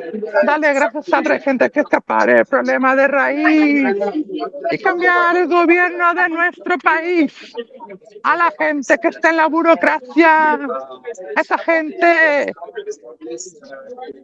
se alimenta con migajas. Yo por eso me quejo y me quejo, porque aquí es donde vivo. Yo ya no soy un pendejo que no guacha los puestos de gobierno.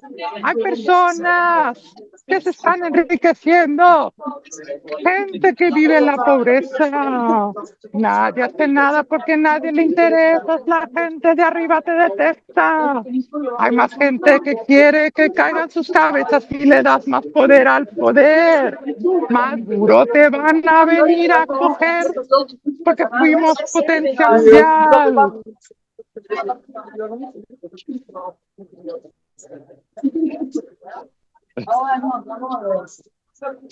I'm gonna take my mic on because I'm gonna do some interviews there.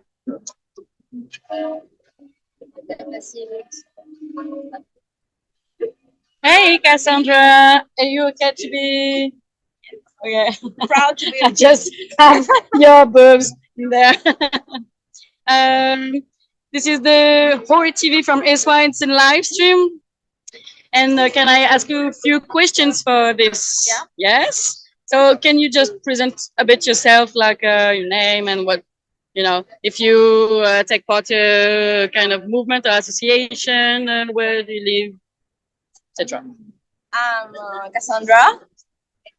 I'm a pute. I'm an escort and a dominatrix. I really want to be inspired in Stras. I fully support Stras. Yeah. It's a matter of time to do the bureaucracy. It's 2 years. No excuse. We organize with some de facto initiatives like the Festival Venal in Marseille, where we raise money to do militant things for put, and also like a caisse de solidarité pour put qui n'ont pas d'argent. Also, this year, on a fait un événement à la plaine pour la jour contre la violence faite aux TTS.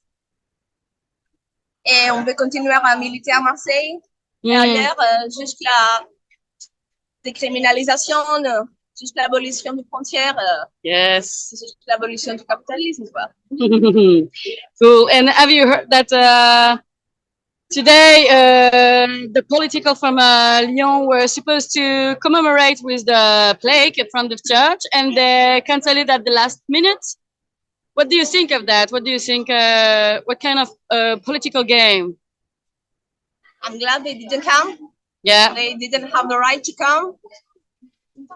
They would disrespect the honor of all the pute of Saint-Nizier, and they would disrespect us in our face. But if they had come, we would have welcomed them. Yeah. With some demands in their faces. And we are not afraid of the rain. Yeah, of course, we are not afraid. And some of us work on the street all night. Not me. It's my privilege.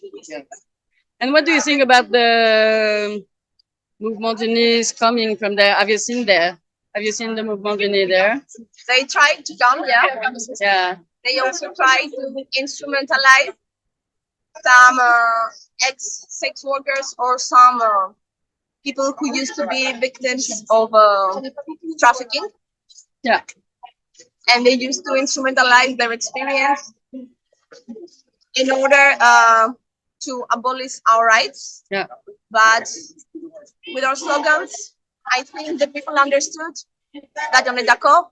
We support the parcours de sortie de prostitution. Yeah.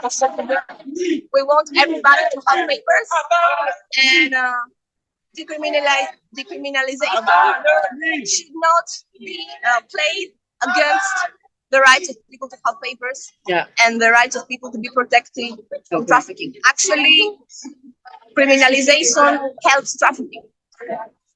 Thank you, Cassandra. Thank you. Bye.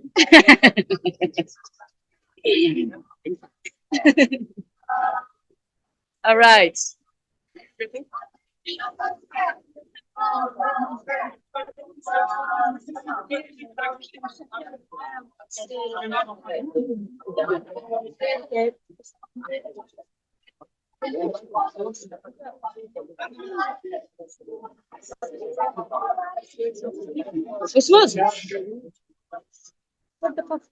Qu'est-ce qu'il y a?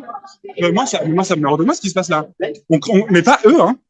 Nous aussi, en fait. Genre, ça, c'est notre maximum. On va pas aller loin. On va pas aller loin. On s'est retrouvés genre à 2 camps en train de se gueuler dessus. Il y avait des slogans qu'on disait en commun, ouais, et genre, on réalise pas, en fait. Si, si. On s'est pas gueulé dessus. On a chuchoté sur nous-mêmes, et là, on est en mode, on n'est pas ensemble. Genre, moi, je suis allé voir des abolitionnistes pour leur dire, bonjour, est-ce qu'on peut parler? Il y en a une qui m'a dit, genre, ah ouais, bah moi je viens d'arriver en fait, merci de ce que vous avez dit. Il y en a une autre qui m'a dit, moi je suis à la retraite, mais je suis pas pour la peine des clients. Et donc moi je vais vous conseiller un truc. Votre colère, elle est légitime. Notre combat, il est légitime. Par contre, la stratégie, si on se met tous à faire de la pédagogie, l'abolitionnisme, il fait. Dans ce cas-là, l'abolitionnisme instrumentalisé des racialistes et capitalistes, mon camarade. Et eux, ils sont l'instrument d'un État racialiste. Exactement. C'est pour ça qu'on en parle. Exactement. Exactement. Et notre colère qui est légitime, elle est aussi instrumentalisable. C'est-à-dire que nos émotions qui sont légitimes, de toute façon, toutes nos certitudes de manière générale, on peut les instrumentaliser. Et les gens qui se battent contre nous le feront. Moi, c'est ce que je pense. Là, je me plante. Peut-être que c'est ma certitude ou je suis instrumentalisable. En attendant, moi, j'ai des expériences où j'ai fait bouger des gens. Et là, moi, j'ai juste l'impression qu'on fait ça avec des personnes qui se revendiquent survivantes, alors qu'on devrait faire ça. Et pourquoi tu penses que c'est pourquoi tu penses que ce projet c'est des partitions? Je pense pas qu'on fasse ça. Mais de facto, du coup, pourquoi, en fait? Parce qu'en fait, là, qui instrumentalise qui? Mais, et comment, parce qu'en fait, moi, je pense les abolos instrumentalisent. On a passé notre temps à créer des slogans contre les frontières, pour des papiers, exactement juste les entre eux. Exactement. Alors, donc, du coup, qui est-ce qui vient ici pour essayer de nous diviser? Mais comment on réagit à cette division? En fait, c'est ça la question. C'est que je suis d'accord avec toi. La question, c'est qu'est-ce qu'on fait pour ne pas faire genre en mode. Là, tu vois, quand je dis allez aux survivantes, elle me regardait en mode mais qu'est-ce qui se passe? En fait. Et quand vous dites des choses, je pense qu'elles vont sortir. Quand je vais les voir, je leur ai crié rapprochez-vous de la mist où il y a des personnes nigériennes dans le bureau. J'espère qu'elles ont bien noté. Quand je leur ai dit mon nom c'est Osmose, contactez-moi, j'espère qu'elles ont bien noté. Et quand j'ai pris le numéro de la meuf de l'amicale de Lyon, je vais l'appeler en fait. Et je vais lui dire je t'écoute, et je vais la niquer en fait. Je pense que parler avec les gens de l'amicale de Lyon, tu vas perdre beaucoup. Je pense pas, on va voir, mais je te ferai un petit rendu. Et j'espère que tu auras raison. Et au pire, si j'ai pas raison, qu'est-ce que je vais faire? Mais non, mais c'est pour ça que je fais aussi j'ai envie de le faire. Mais moi, je pense que le nid, c'est pas juste une idéologie, c'est un business. Ils ont des intérêts matériels, en fait. Donc, si tu veux, l'instrumentalisation de l'argent qu'ils reçoivent de l'État pour faire un parcours de merde. Parce que là, quand ils te disent parcours de sortie, alors qu'on a demandé la régularisation des sans-papiers, ils s'y sont opposés au prétexte que ça allait créer un appel d'air pour la traite des êtres humains. Donc, en fait, qui trompe qui? Qui est en train de de prétendre que c'est mieux d'avoir une APS de 6 mois dans un cadre d'un parcours de sortie de merde où tu dois te faire la bonne victime repentie, plutôt que d'avoir sans condition tous les droits, que ce soit au niveau du séjour, du travail, tout. Ah oui. Mais en fait, on est d'accord. Moi, je te pose pas cette question. Je te pose pas cette question de est-ce qu'on est légitime à mais du coup, qu'est-ce qu'on moi, ça, je le dis, on le dit publiquement depuis 20 ans. Donc, tout le monde, et ça marche comment? Ils savent très bien. Ça marche bien, la stratégie? Et ben, ça te prouve que ce dialogue est impossible. Alors, moi, en tout cas, je pense que sinon je ne serais pas là. C'est pas de ça, avec émotion. Et après, je ne peux pas assez d'expérience. Il est pas possible au niveau national, mais il est possible au niveau local. Au niveau local, tu as des personnes unies qui sont contre c'est une forme de trahison. Un peu débat entre mecs. Ok, en tout cas, c'est fait. Moi, je pense que c'est parler avec les gens. Parce que si tu vois, ça, c'est de la dépossession. C'est pas l'initiative. Une femme paroissienne et de l'association Brice.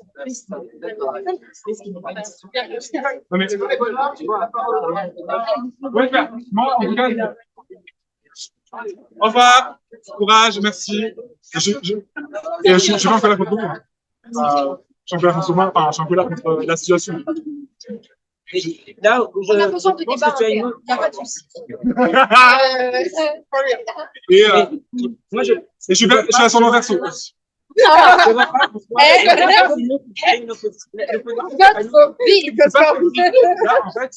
En fait, tu dis qu'on n'a pas été capable d'avoir une meilleure réaction. Non, je dis que, en fait, j'entends ta légitimité. En fait, ce que je dis, c'est que ton attache à ta colère légitime et à la lutte, j'ai l'impression que t'as pas, qu'il faudrait travailler sur toi pour avoir plus de libre arbitre et pour élargir les possibilités de ta stratégie.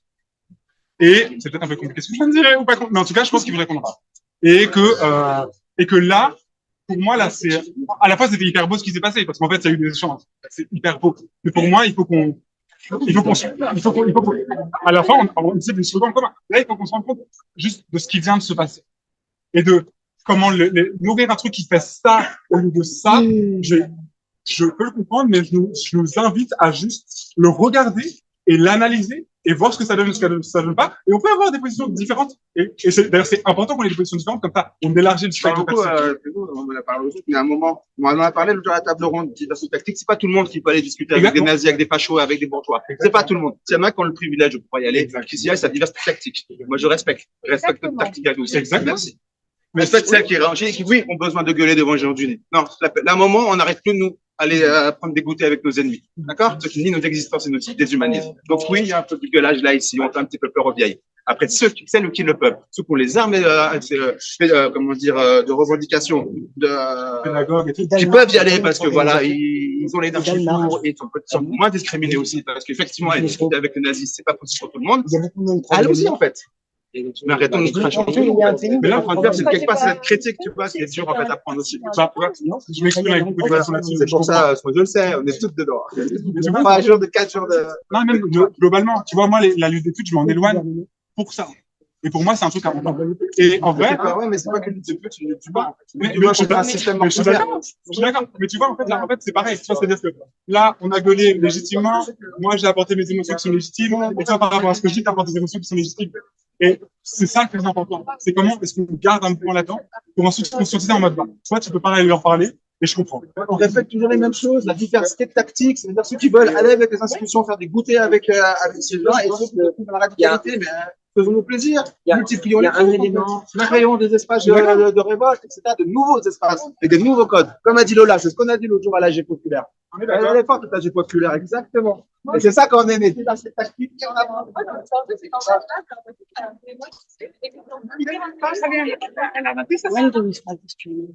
It's been rolling since. No, it's not stopped. It's continued. It's going on. Laszlo, ¿me escuchas?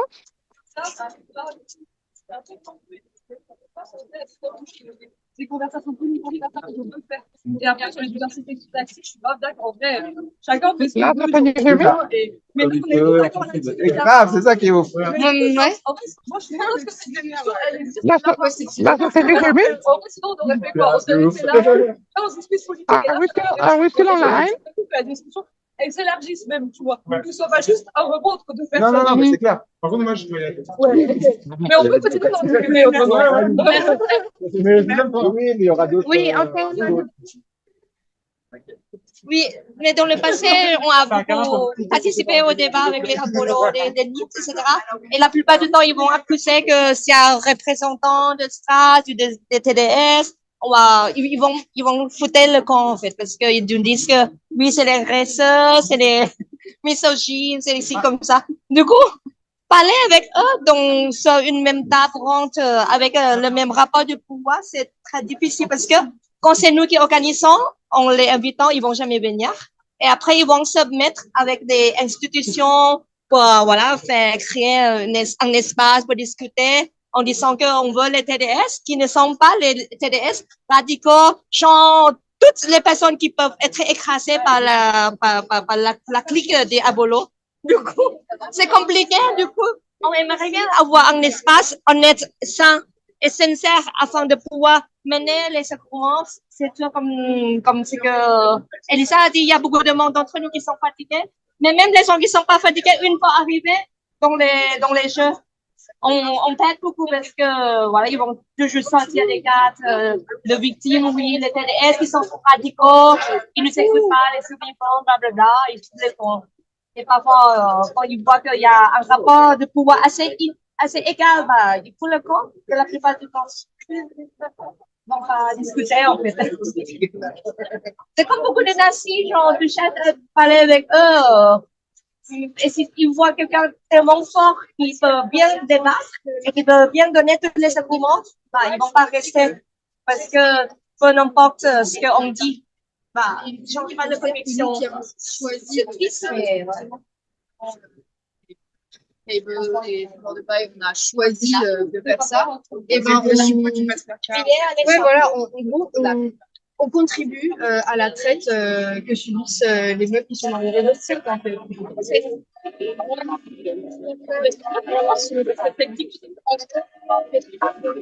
Exercé par choix. Et en fait, c'est pas possible que les personnes mais ils viennent faire un choix qu'ils veulent en sortir. C'est un truc il ne faut pas faire les deux en même temps, quoi. Je pense que c'est une position morale, hein, vraiment, c'est de la morale. C'est des choix politiques parce que voilà, moi je fais ça justement parce que c'est politique. Justement, ça me permet de reprendre le pouvoir sur un truc qui m'a été volé. Et si tu leur laisses ça, tu dirais que tu es une victime du patriarcat et que tu n'as pas compris. De toute façon, c'est une politique super privilégiée. On est infantilisé par on n'a pas conscience en fait de ce qu'on fait et de ce qu'on collègue de sur soi. On est une émission et l'émission peut être facilement agressée parce que c'est comme on ouvre notre bouche, on n'est pas des bonnes victimes. Comme on a pu voir dans les débats, si je peux appeler ça comme ça, qu'on a eu avec les autres tout à l'heure, on était relativement agressifs.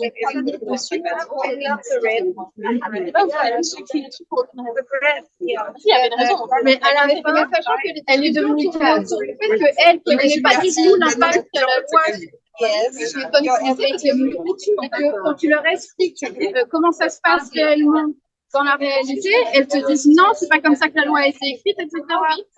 Sauf qu'en fait, elles sont juste à côté de la plaque par rapport à la réalité des choses. Et c'est à se demander si elles devraient discuter avec des personnes concernées, mais même avec des personnes qu'elles accompagnent dans le PSP, en fait.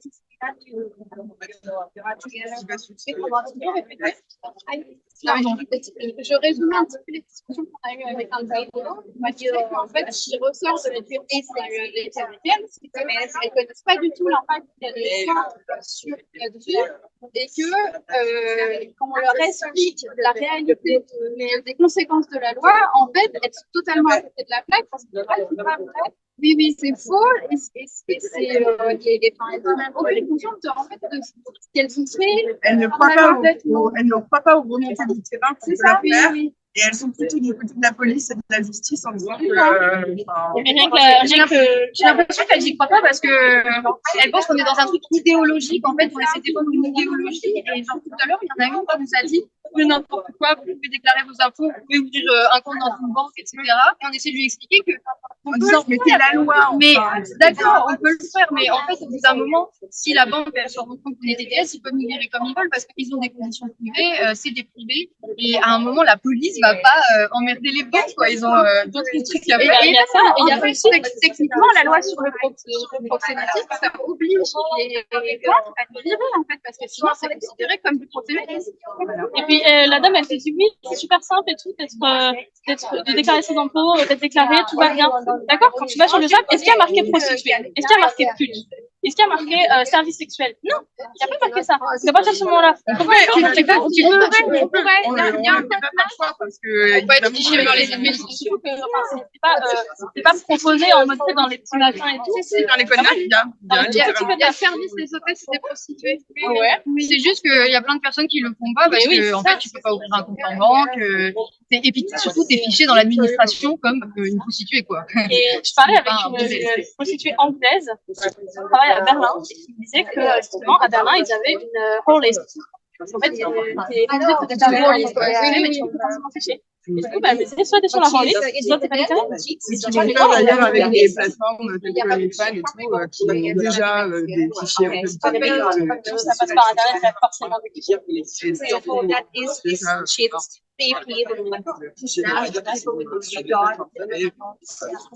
Pour criminaliser les polices directement. You can have some position or something.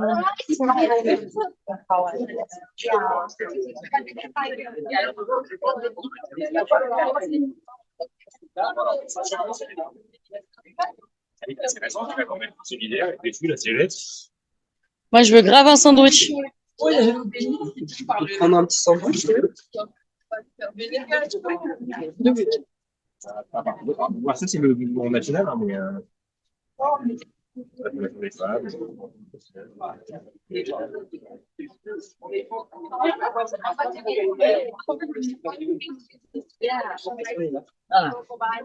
But these speeches, they play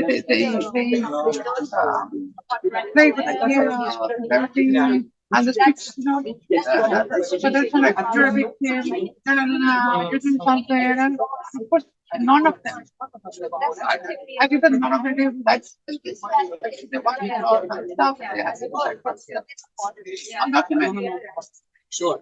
So, I mean, valid. Not, like, it's so valid. It's super valid. Just let other people live their lives. Like, yeah. You're not into sex workers. They're not into sex work. If you can have another option. Yeah. And if you don't want to, you know, like, that's really like advice, but don't take it away from other people. No. The thing that we put, no, turn out the red light. Well, turn out the capitalism. That's a great.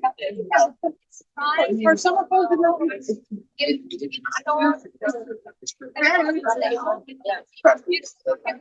obligation of the coercion to work,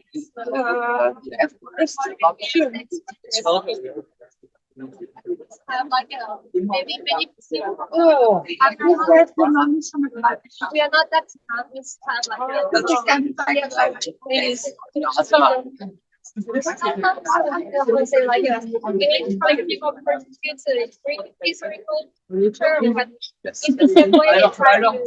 do you have the, you want me to change? I can, or take this on them.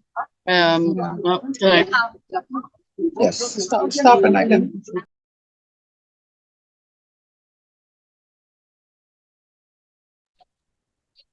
Right, now we can continue with this camera.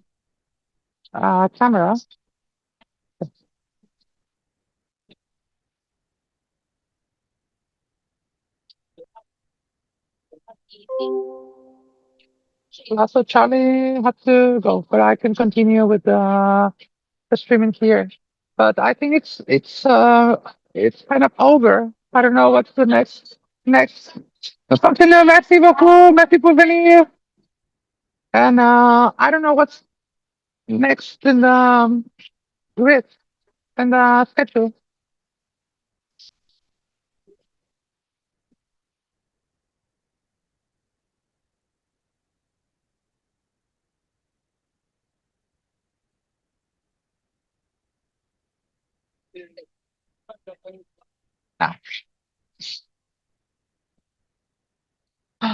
Well, that was live from Saint-Nizier. I think that we are just finishing here. The movement of the nest, they just went. They took the instrumentalized women that they brought here to confront us. And yeah, I think that we can continue with the programming of Wh0reTV. And I don't know. Thank you for joining this stream. Thank you very much. We really appreciate the support. And yeah, que vivan las putas.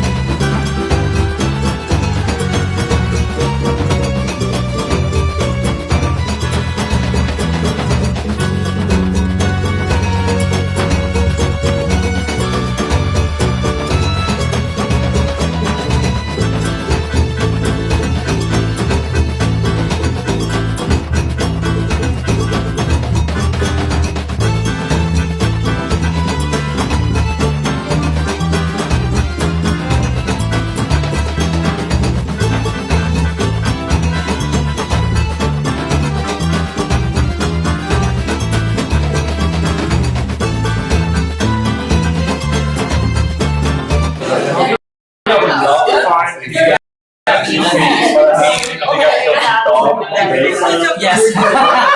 Let have something sort of have a yeah, exactly.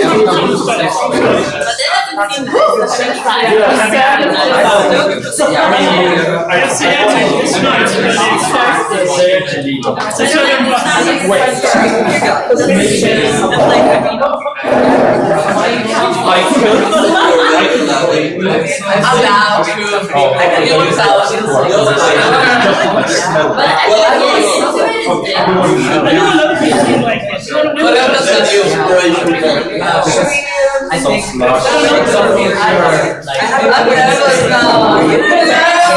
think you're gonna kill it. Thank you. I'm also on the bed. I have a quick announcement.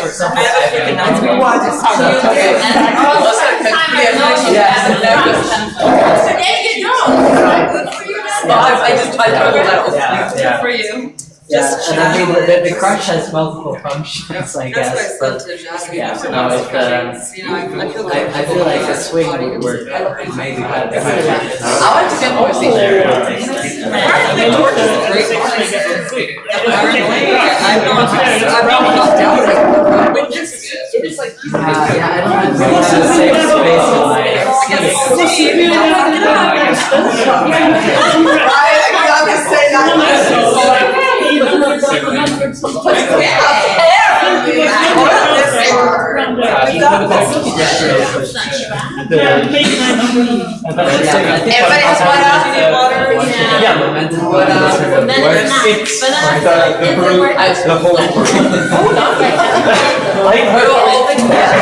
I mean, it's not this step.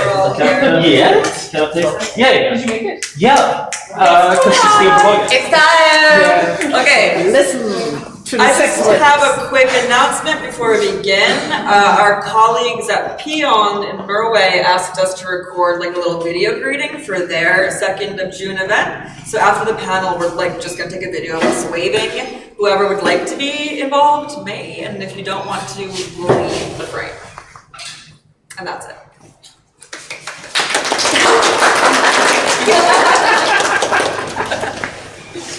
Okay, so hi everyone. We're gonna start with the panel now. I'm Torch. I'm gonna be the moderator today. As I introduced myself before, yeah, I'm a member of International Sweden. I'm a migrant sex worker, and I've been doing sex work for years. You already heard about that. We're gonna start with an intro round. So I wanna go this way. You can start introducing a bit yourself. I'm Bella, I'm from Kurdistan, and I'm living in Sweden now 7 years. Actually, sex work is my only work when I'm living in Turkey. Like it's just only work is my work, was sex work. Because when you are trans in Turkey or Middle East, and you should be sex worker, you should be slut, you should be like prostitute, and for that, like you don't have another choice. For that, like I don't want to say like make it like criminalize sex workers, but sex work saves my life another way.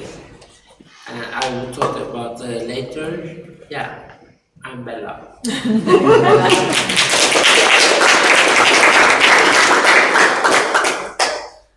Yes, I'm Leo. You heard me talk before. You'll probably hear me talk later because I'm American and I'm obnoxious in that way. I can really relate to what you said. I know it's just the intro round, but like sex work saving your life. I mean, I guess we'll get into it later. That's like the whole point of this panel. It's like why we do sex work and whatever. So yeah, that's me. You've heard me speak. Hi, I'm Jazz. I'm from Dallas, Texas. I'm also an American. I currently am just a part-time sex worker. I do porn. I'm trying to transition into doing full-time sex work. I currently also have a full-time corporate job, which I don't like. But I really love doing sex work, and yeah, that's why I'm here.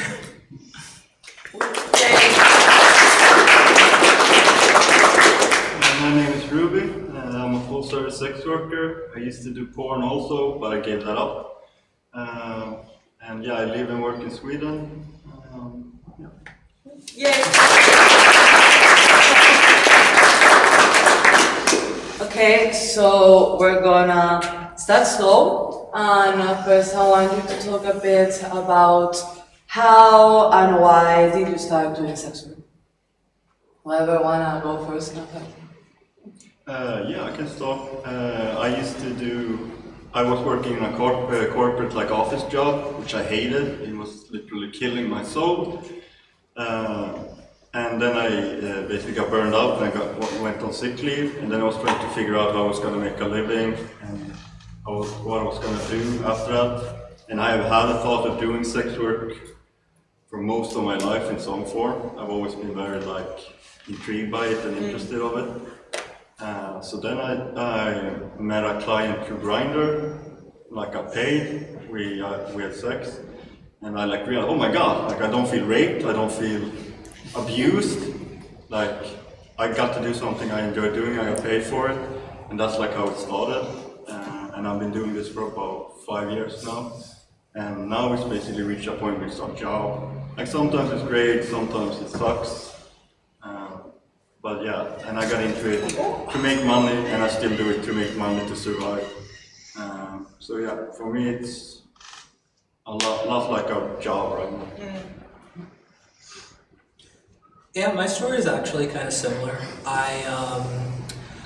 So I've been working a corporate job for most of my adult life, and I've always been interested in sex work for about as long as I knew that sex work existed. But there were a lot of things up until fairly recently that kept me from doing it. Part of it was body image due to gender dysphoria. Part of it was just thinking how do I even get started doing this thing?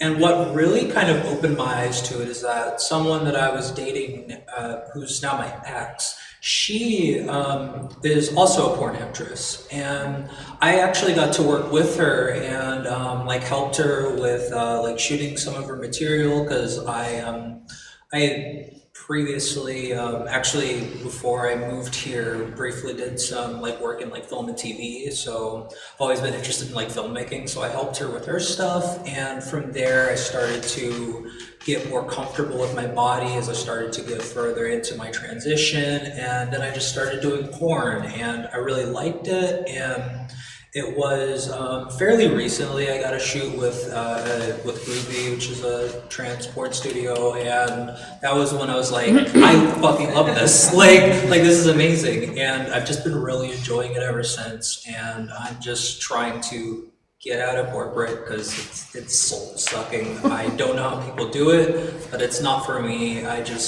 love sex work and I just want to keep doing it. It's really been amazing. I never have had a 9-to-5 or a corporate, none of that. And I basically haven't really had any other jobs since I started doing sex work 10 or 11 years ago. I dabbled, had a reception job at a hair salon. I was this is awful. But I was 21, I think, and I have had chronic illnesses my whole life, autoimmune diseases and nerve disorders, and I have a fucked up heart, and that's not even touching the mental health things, So I had worked food service, all through my adolescence, and I was working as a waitress. I was 21, and I got fired from this job because I was a terrible waitress. I was really bad at it. But I was what am I going to do now? Because my body just couldn't take it anymore. Just being on your feet like that. And I would work one shift and be on my fucking back for 6 days. And also, I was making nothing. I was killing myself at this job. And I would spend all my fucking money I made getting home from the restaurant,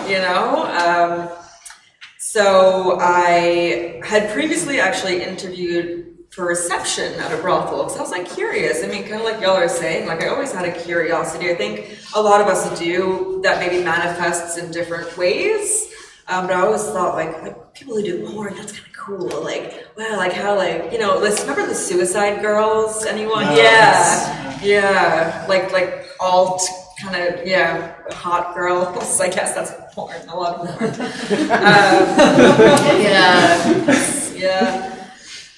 So I got an interview at a brothel, which I don't think is hard, like, to get an interview. And I bought myself a pair of pumps from the thrift store. And I like walked in and I was so shaky and nervous. And the woman asked me, "Have you done sex with before?" And I was like, more on like a sugar date, you know, as I think many of us have done. And she's like, "Okay, have you ever had sex before?" I was like, "Yes, that I have done." And she was like, "Great, you're hired." And that was like that first day I worked, like it was like a short shift, like 4 or 5 hours. I think I saw 3 clients perhaps, and I went home with like $400 and like in cash. And that, like, I get goosebumps saying it because I grew up in poverty and like I had never had that. It felt like I found like a cheat code or something, you know, like I found like a shortcut. And that changed my life in a big time way and saved my life. Yeah, I mean, like my health was awful. Everything was really rough and I was poor, and I was always poor. And that was such a game changer. I mean, it's not a tough decision for me, you know, like what work I want to do. It's not something I agonize over in the slightest. I feel grateful. I feel grateful to have found my way and like the community and you know, everyone who's helped me along the way. And you know, these days my health isn't necessarily better, but I feel better because I live a lifestyle that lets me rest and take care of myself and, you know, do what I need to, take the day off, take the week off. And so that enables me to live a more full life.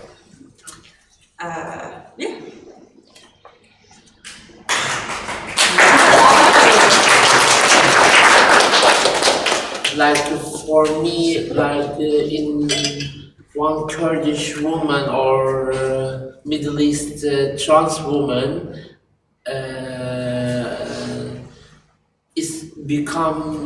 sex work become like surviving.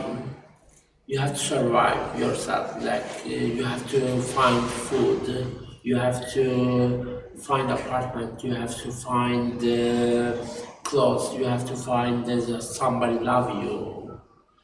And unfortunately, is all this way go to from the money. And I have beautiful body, and teacher use them brain, doctors use them skills, artists use them something else, and I use my asshole. Like this is so simple thing to say, is same work. We have, all of us, we do some work our body, but different way. And I work so different kind of sex work in Turkey. Like I work in the street, I work in the car, I work on the online. Just one thing I do sex work,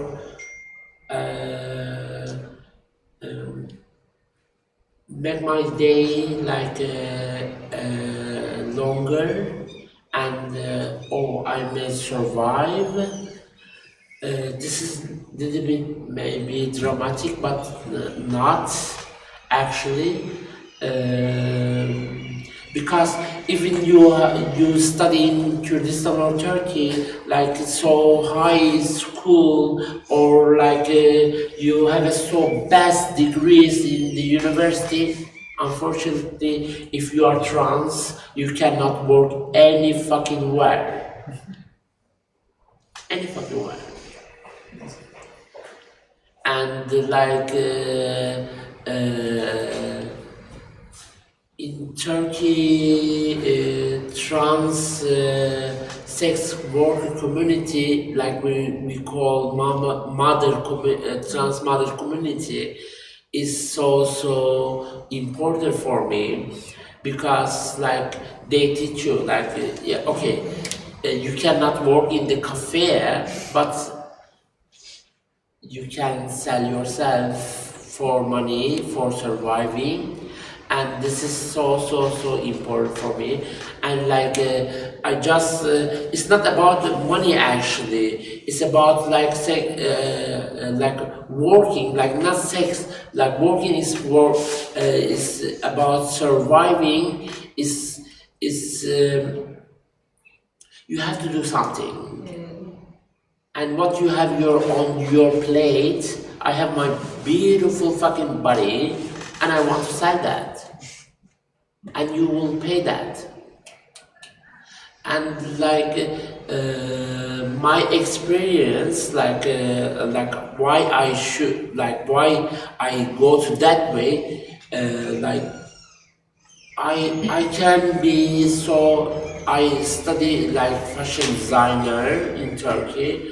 I can be so famous fashion designer, but I don't want to be stereotype like, oh, queer people, they are fashion, like they are funny, they are so, they are creative, they can do that, they can do that. I was always against them, and I use my body to save myself. For that, sex work really, I know, saved my life so many times. Saved my sister's life so many times. Saved my brothers so many times, and. I know, I don't know, I'm a little emotional now. I lost so many friends in the street, like, and if we didn't sell our body, we will not have any food, any like a couch or sleeping somewhere, and I'm so appreciate them. Yeah, sell your body. Yeah, feed yourself. I feel like that's also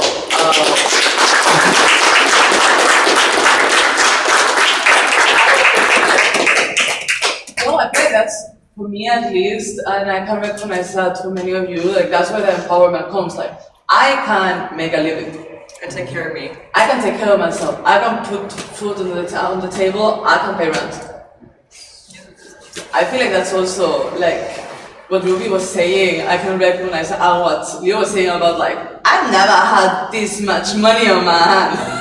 You know, like first client, I've never had this much money on my hand. And then also like kind of the banality of it, of like, I just had sex. Like this was not, I didn't feel raped, I didn't feel like I just had sex. Point. That's it. I know when I started doing sex work, I had this thought where I was like, I'm already having a ton of sex that I don't really want to be having anyway. Like, just because like I'm horny, or like because he's there, you know, because like it's just easier to fuck him, you know, like, so. I was already having, yeah, so. That's the difference between a slut and a whore. Exactly. My trans mother says, she's died a couple of years ago. I love her so much. Ganimet, if you really into trans feminism or trans queer feminism, you should check her. She talks so much about sex work and trans feminism. She says always, yeah, I love you all. I love you, Mom. I'm so emotional right now. Yeah. I'm sorry. It's really very powerful.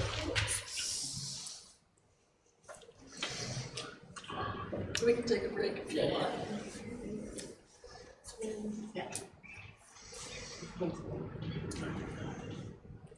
I think that's also kind of what Laura was saying about how we're like paying respect today to like everyone that's come before us. And now I'm gonna start crying. I told you I was gonna cry, Jen. This is the second time. Yeah, because like, I mean, people like yourself have been boots on the ground for a long time. There's been a lot of loss and a lot of victory, and a lot of joy, and a lot of struggle. And so I think, yeah, this Sex Workers Day is a lot about paying respect to all these people that kept us alive. And that help us like not get fucked over again and again and again. Because we were all once stupid. Yeah. Now I remember actually, she says we are like sex workers, we are psychologists society, like we are psychologists. I cannot speak English so well. Yeah, she meant we are psychologists of society, because rapists come us, pedophiles come us. It's so many different kind of climates come us. We take them anger and their feeling down, and if sex work is shut up, society is going to be much more worse and worse. She always tell me that. Yeah. Sexual healing. Yeah. Actually, on this, I want to ask you, how do you think that having all this community and people around you help you, because like, okay, being a sex worker, there is a lot of bad visions, bad ideas and bad like things attached to it. So sometimes it can be a bit like hard on how you see yourself, but I feel like having these people around can help. How do you think that having this community around you help you see yourself or think about this work? For me, like I don't give a fuck actually first, because I left my mother, who she gave me my birth, because when she know I am trans woman, she says I don't have a like your child, and our connection is cut. And for that, like, I don't give any fuck for anybody. Like, my mother has left me. Anybody can do that, anything, For that, my things, this is my body, and this is my life, and I will use how fuck I want to use. If I get money, yes. If I get food, yes. If I get clothes, yes. If like for that, I don't agree to some typical things. Says, oh, sex workers so fast money. No, it's not fast fucking money. You talk with them. Like you produce anything, like you make a like new word for fucking a dick to come out, and for that for me is so special. Yeah. You're like a creator. Yeah. Well, the rest of you now this on the line of like Oh my god, it's awesome. It's awesome. Yeah, we want to hear you. It's awesome. On the line of you know, all the sex workers, those that have come behind us, not only like on activism, but also like on our personal lives and such. What do you have anything to share? I would say community is like key, and I wouldn't have survived sex work without the community. Like having people to vent, to share experiences, to learn how to stay safe, where you can work, the tricks and trades. Like I think I have a hard time seeing anyone doing this job alone. Like it must be fucking terrible. And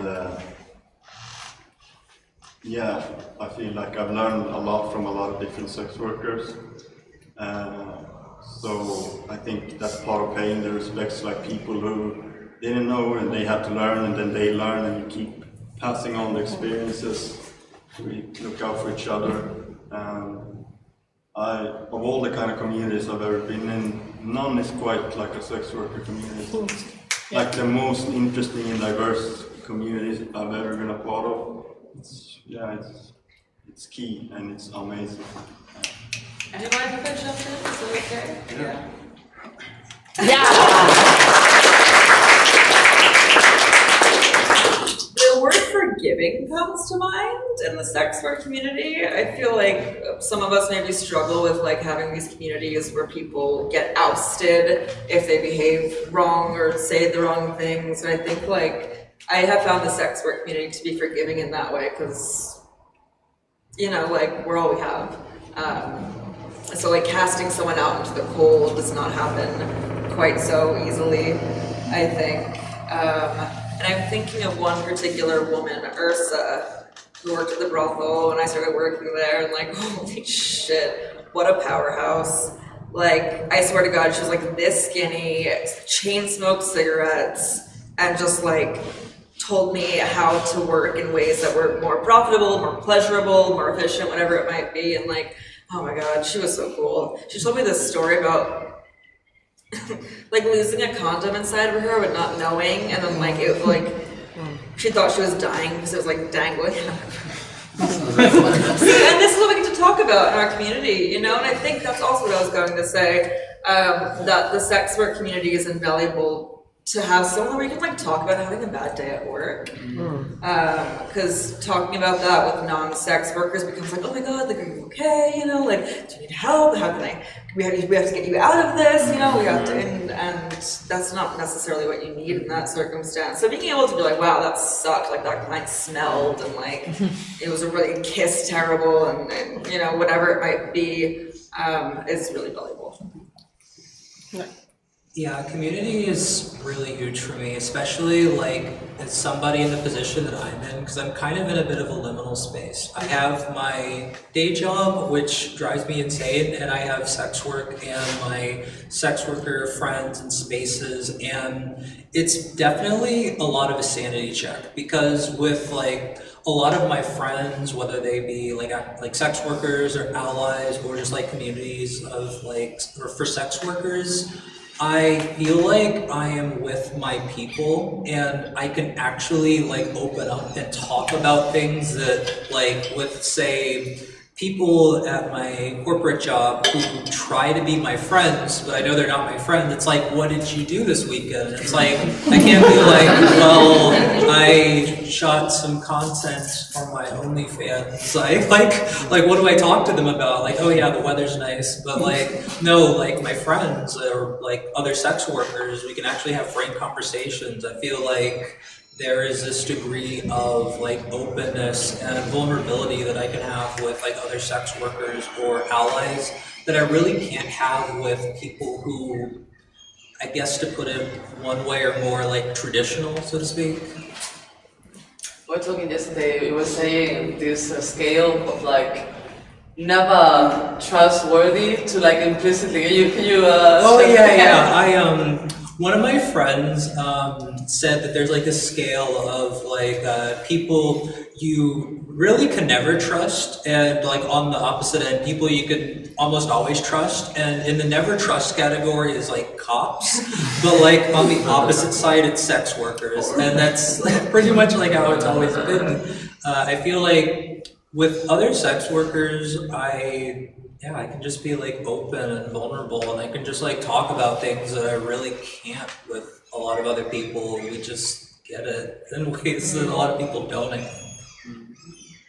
I wanna talk now about, or I wanna ask you very clear, what is the best and the worst thing of sex work?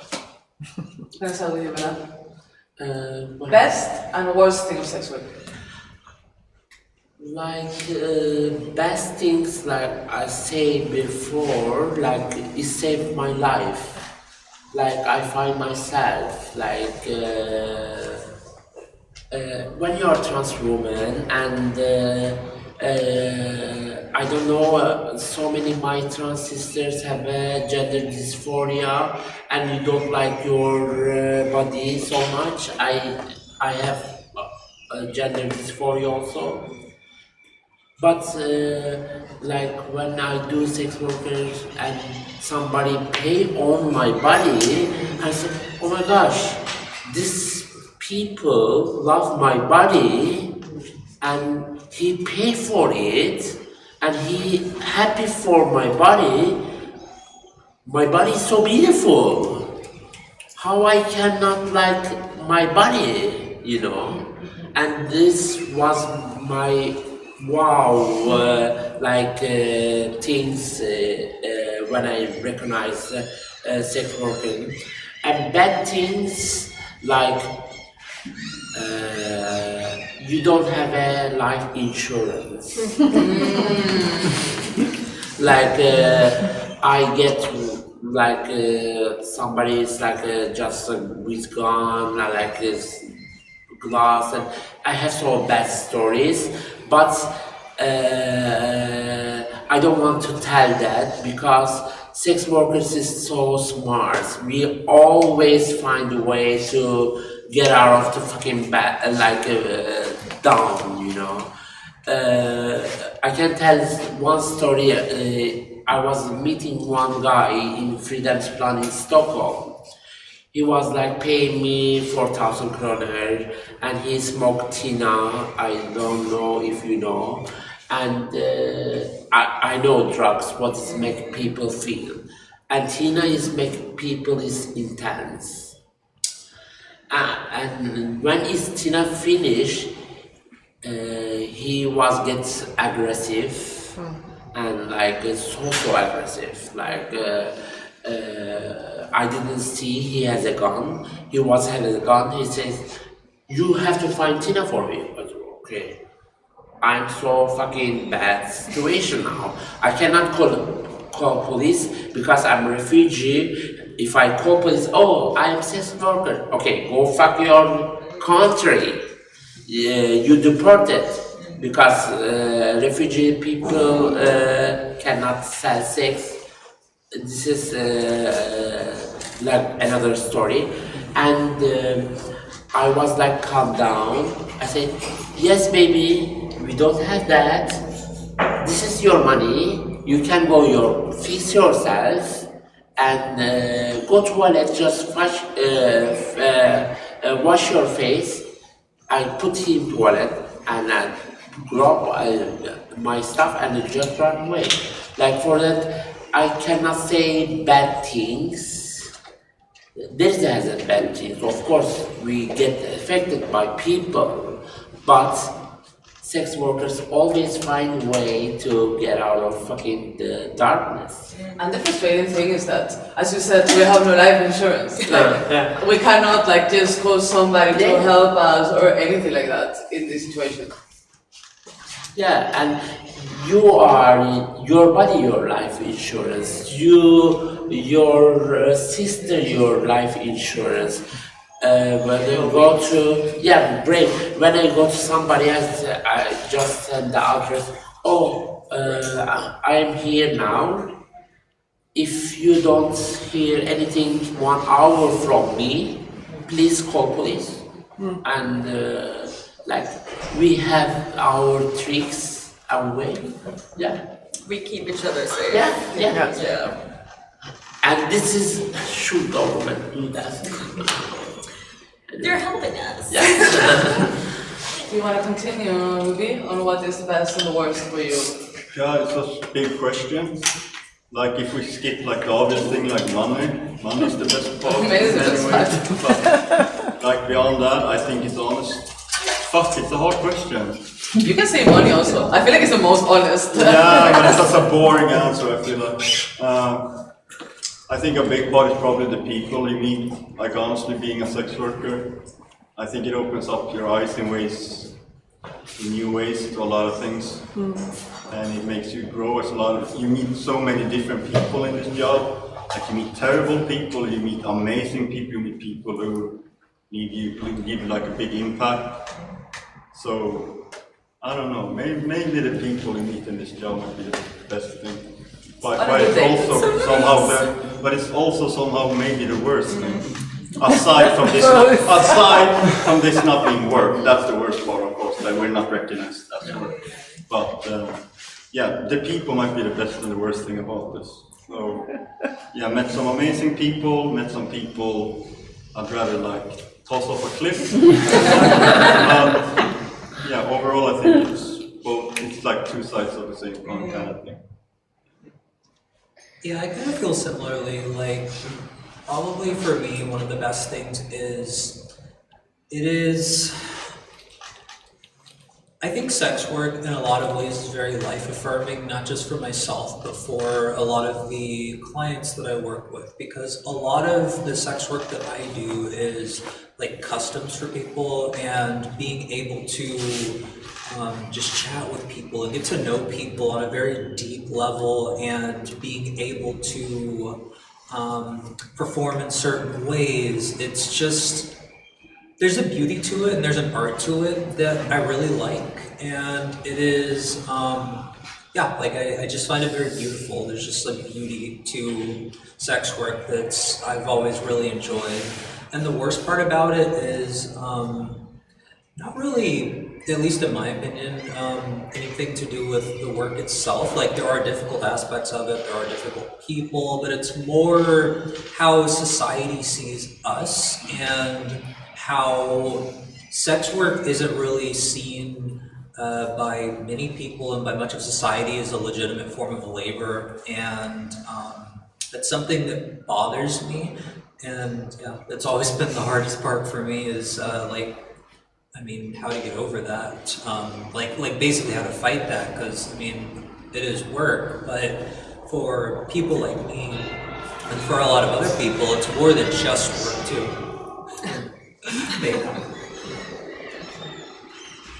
Yeah, fuck yeah, I mean, what they said. I was gonna say the worst part for me is like the uncertainty, like kind of living in the margins, you know, like not really knowing where I fit in, and you know, like every time someone's like, oh, what do you do? I'm like, do I tell the truth? What lie am I telling today? I work from home in social media management. Because it's like no one asks questions. But yeah, it's like this constant kind of like second guessing almost, and yeah, like the uncertainty of like I don't have a pension, you know, like in the US, like I don't have health insurance, and these kind of things that are the result of living kind of on the fringes like that. So that can be hard for me to live with. Although, yeah. The best part, I think, is the freedom.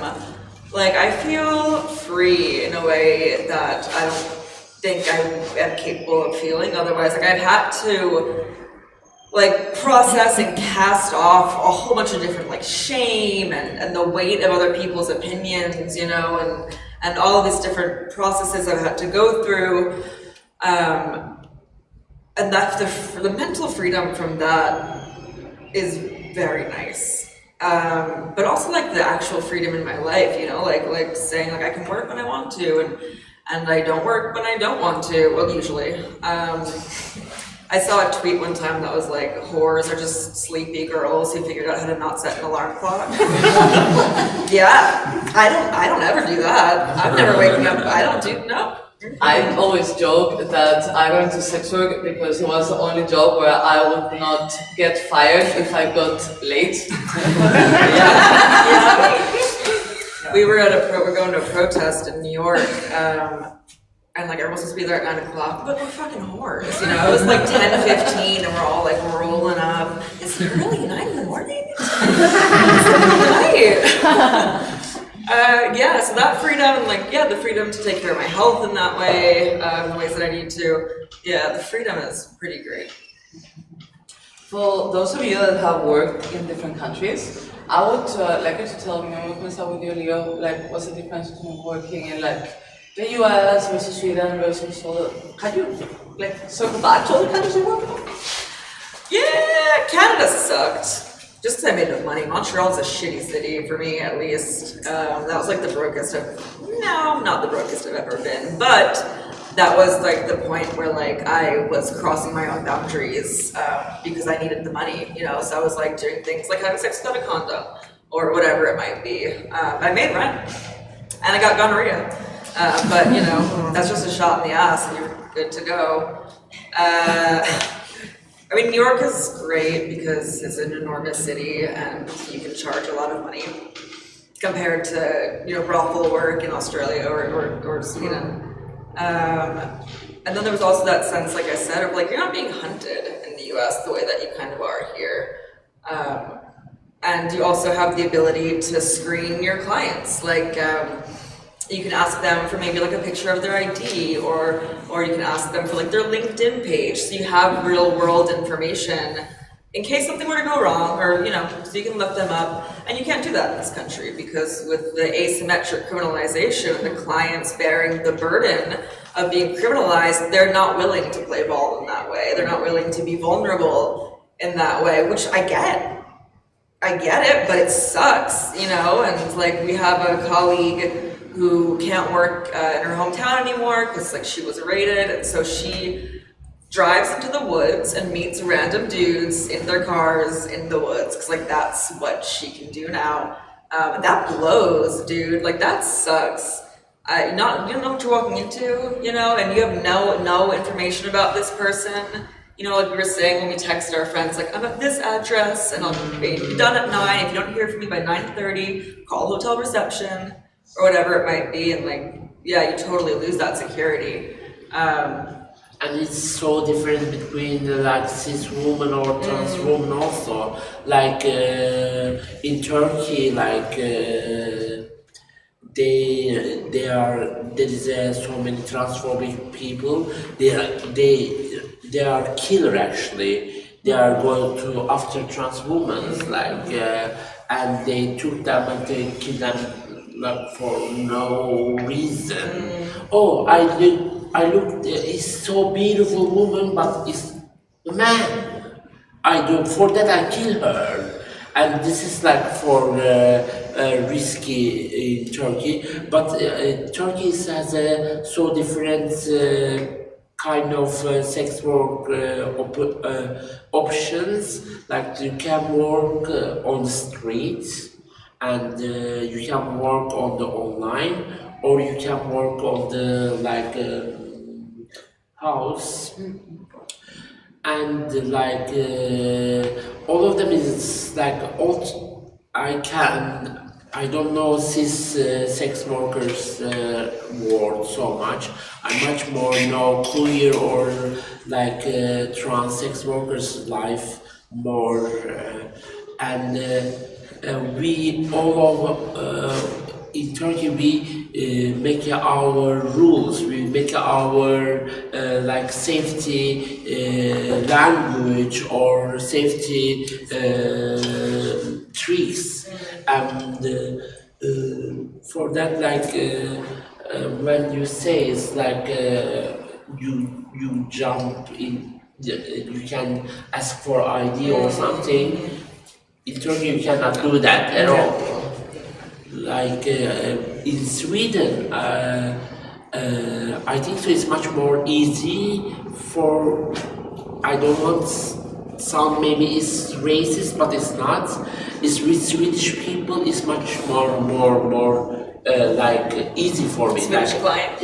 Yeah, for me, my experience, because I ask what I want, and they exactly send me what I want, like age, your national or your identity or blah blah.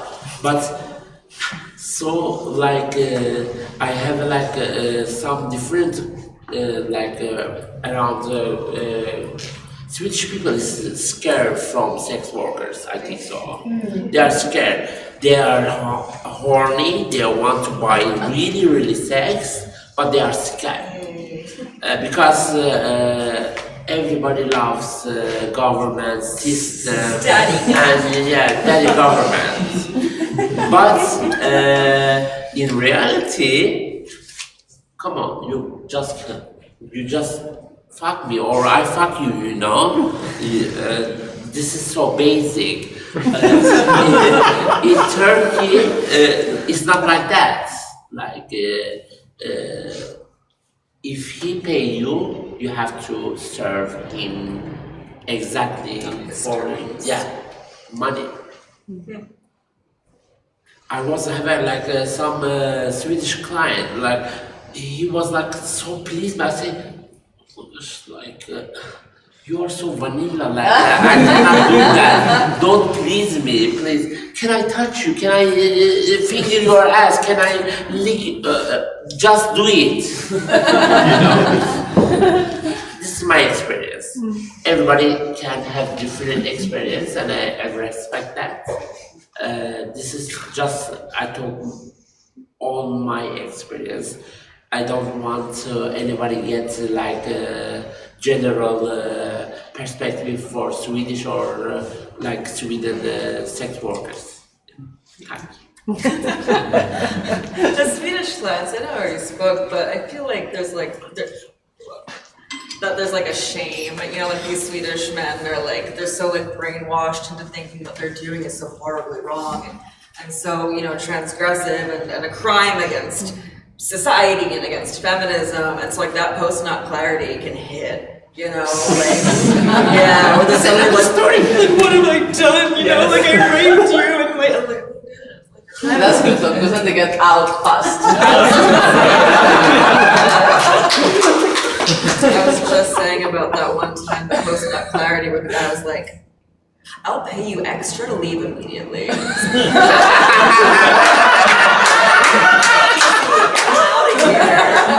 Done.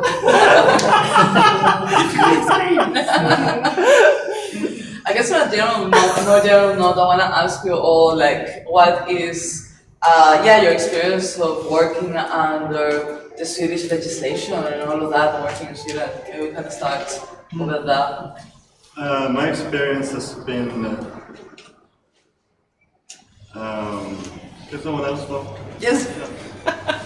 Actually, this is a great opportunity because, like, your kind of work just now with the new law is that's pretty much exactly what the law is targeting, because like most of my work is from customs or doing like camp shows and stuff like that. Can you quickly explain like the new change of law in Sweden?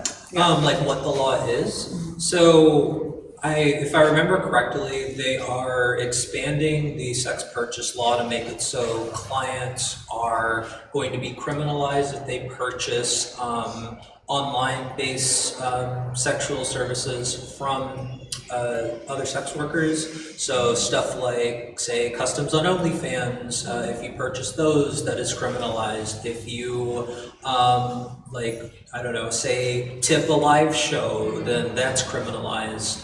And that's pretty much my main source of income as an online sex worker. So that's directly targeting me, and it's something that I've been very concerned about. I've already, since I moved here, been really concerned about the Nordic model as somebody who... So when I first moved here, I wasn't doing sex work, but I've always been interested in doing sex work. And even now, I still want to move into doing more full service sex work once I'm able to do that. I have kind of issues with immigration that I don't want that to be threatened by doing that, unfortunately.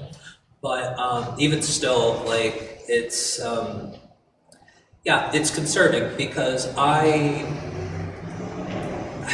especially as an immigrant, I feel like, see, I've always wanted to do sex work, and now that I'm doing it, like, I love it. This is very much like what I want to do, like the type of career that I want to do. And seeing that that's getting increasingly more criminalized and more targeted by the police, it is something that deeply concerns me, and is in fact been part of the reason why I've been wanting to get out and do more activism, because I want to fight back against this. Like, I don't think it's right. I don't think that it's okay.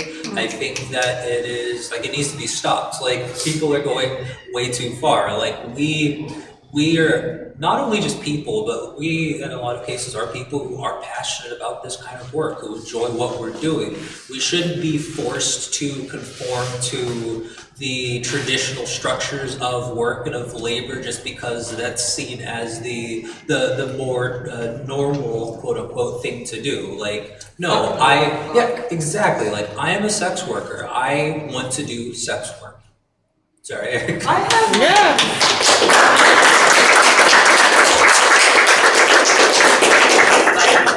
I want to add something, like refugees, sex workers. Like I come here like 7 years ago, and I was working in sex working in Turkey, and I don't know another job like to work.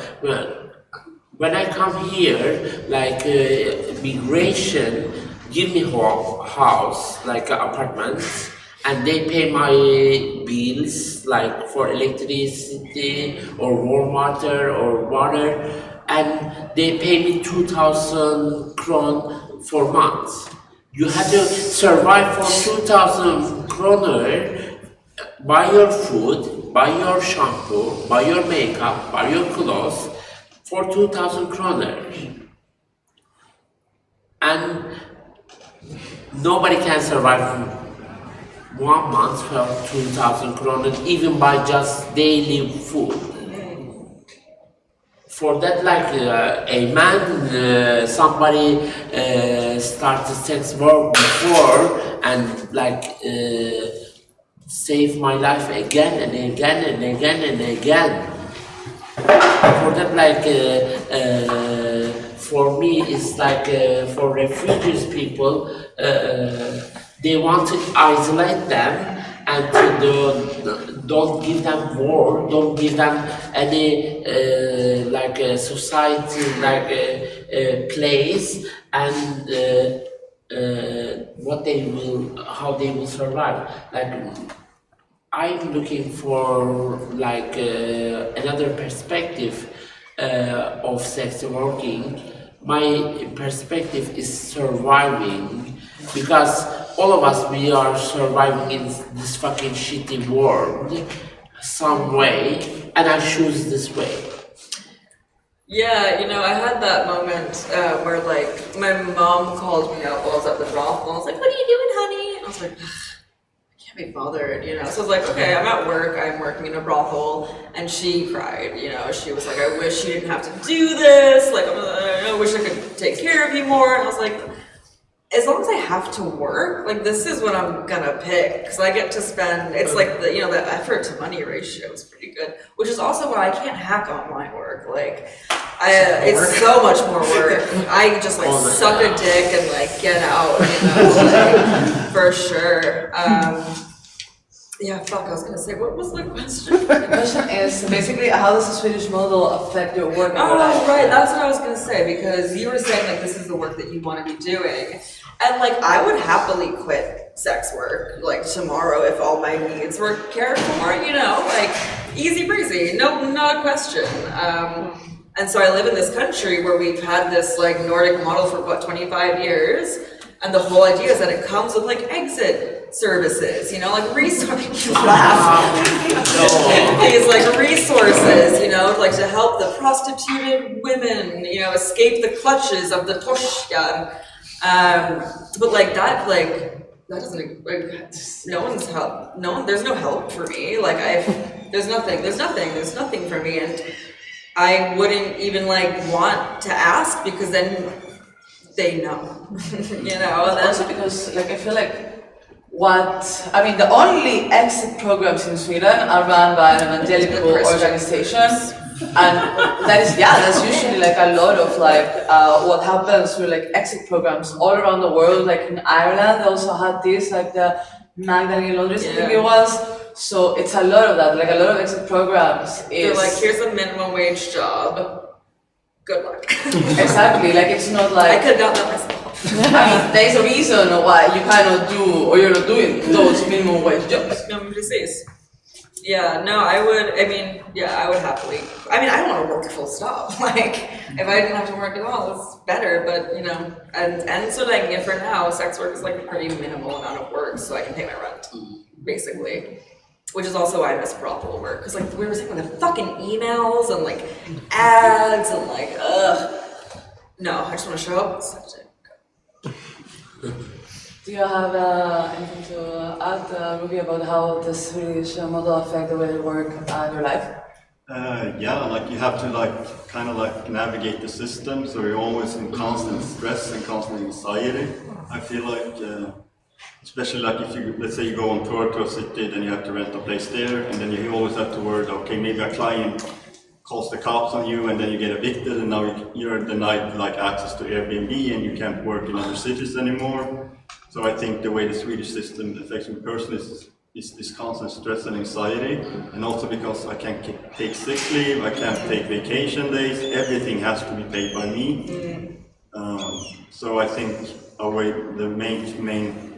I think the Swedish model really adds a lot of pressure and a lot of stress and a lot of anxiety that doesn't need to be there. Like we created this because of our views on sex work and how the systems are made. And also like how the stigma with it and how it like pushes you outside of society, because what you're doing is wrong, what you're doing is violence, you're dirty, you're damaged, blah blah blah. So I think it really takes its toll mentally, and that's also part of why the community is so fucking important. And like on a more like something like that happened to me personally, like cops came once when I was working, and it was a very okay experience coming to cops. But it's also like I was touring, and then some asshole called the cops that there's an escort here. So then I couldn't work more in that town for a while. So yeah, you kind of feel like you're always running in a way. You're always running. You can't really. One step ahead. Yeah, you always have to hustle. You always have to be on trying. There's no security with the Swedish model, and that's the point. Like the point is to eradicate it. The point is not to help us. And I feel like you can feel the pressure of the Swedish model at times very much. That was the literal quote from that the ending where they're like, the negative effects on prostitutes must be seen as positive because the point is to combat prostitution. Okay. Yeah, I wish I could be honest with my doctors. That would be helpful for my health. Like in Australia, when I started working in the brothel, I was like, I would like an IUD because it's just condoms and a brothel. I don't want that. And they're like, okay, yeah, here you go. Like I can't do that here. No. How do you experience stigma in Sweden particularly? I feel like Sweden has a very... Sweden poses itself as a very progressive country and all of that, and in some aspects it is, but in some other aspects it's still very moralistic. How do you experience the specific kind of stigma in here? I feel like in some other countries maybe we are seen more as bad apples, as bad, evil, tainted, and here we're seen more as victims, poor people. I feel like we either get you're a traumatized, exploited person, you don't even know that you're being raped every day because you haven't read enough feminist theory, or you are the temptress who is a betrayer of feminism and an agent of the patriarchy, and it's bitch, we are the feminism. forget what the question No, was no, again. Sorry. Good. Not tell you, like, feminism, like, this is like big bullshit in the world, like feminism, like, and the sex worker, hey, just stop it. You go to fucking to sell coffee, it's same things. We work together. I just do that. You just do that. Like it's same things. We use body. Like it's nothing is like special. Like I've done other work where I've used my body, like a stupid tantric massage or whatever, and like that was rough work, but that's like I would rather use my body in different ways for sure.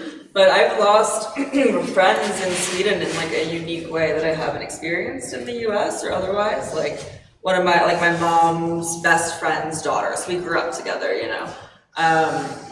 And like she has 2 kids, she lives half an hour down the road and I don't see her, you know, because like I don't toe that line, and like she is like all like feminist, she has like her little like female earrings, you know, and yeah, I haven't seen them in like 2 years. She lives like right down the street from me, and it's because I've known her my whole life, and I'm no longer really welcome in their lives because I won't be the good Swedish feminist, I guess.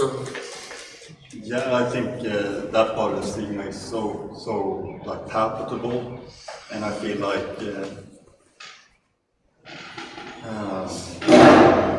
yeah, I think the stigma makes people also, yeah, like you say, it's a lot about the victim, that we're victims. Like even like healthcare, I've even gone and got tested for sexual diseases, and then like, oh, okay, like we're how many part, blah blah, and like, oh, I'm a sex worker, that's why I'm here testing. I don't know the names of everyone I've seen, blah blah blah blah blah. And then like almost always the first reaction is, like, yeah. And I've also been asked, like, do you want me to like get a therapy appointment for you? Like, I'm fucking here to get tested.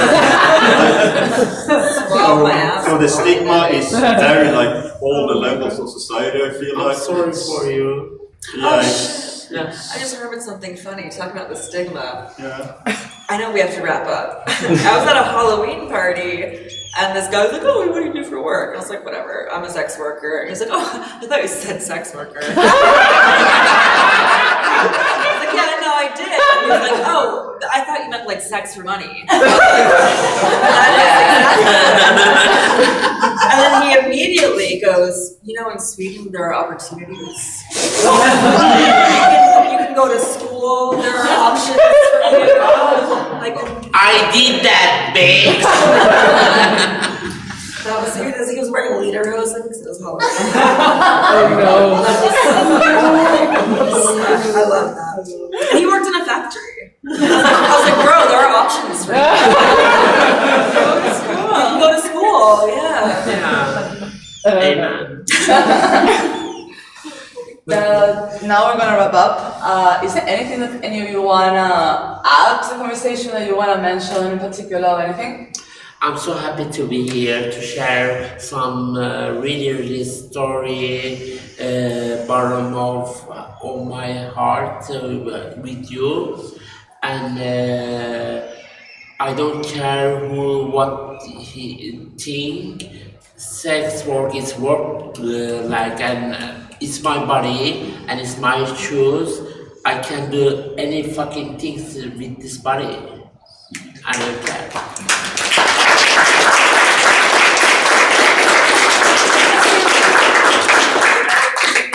Like that, I'm like, yeah, why can I like get breast implants or shave my head, like, but I can't let someone fuck me with this? Like, what? Yeah, I also want to say I'm super grateful to be sitting here with you and for all of you, and special shout out to Torch and Ruby, who have been killing ourselves trying to put this event together.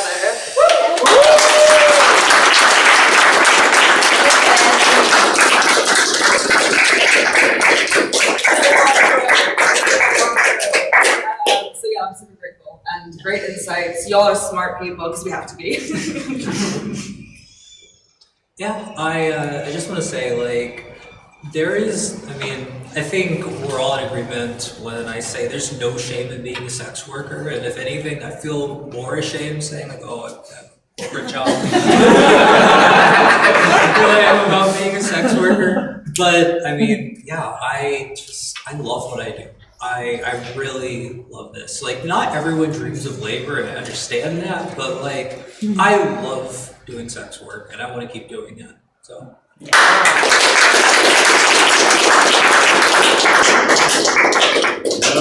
Echoing what these wonderful, amazing people have already said, like sex workers work, give us our fucking rights, and just leave us alone. We are an incredibly diverse community. Like, if you know one sex worker, you don't know us all.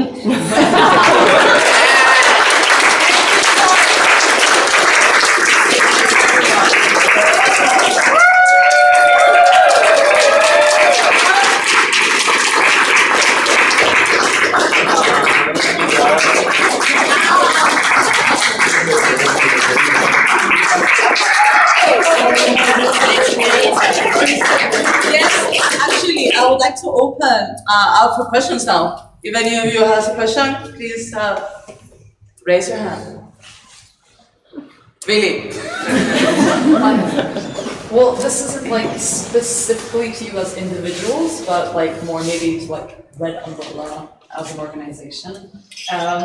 Like, I've read a lot of papers lately about different things that have to do with sex work indirectly, and all of these like academic works, and they're like interviewing people that they have found through like Inte din hora, through like Mika kliniken, which is like medical like institution, and like yeah, they're never like taking in the like voices of the people that are organizing your organization.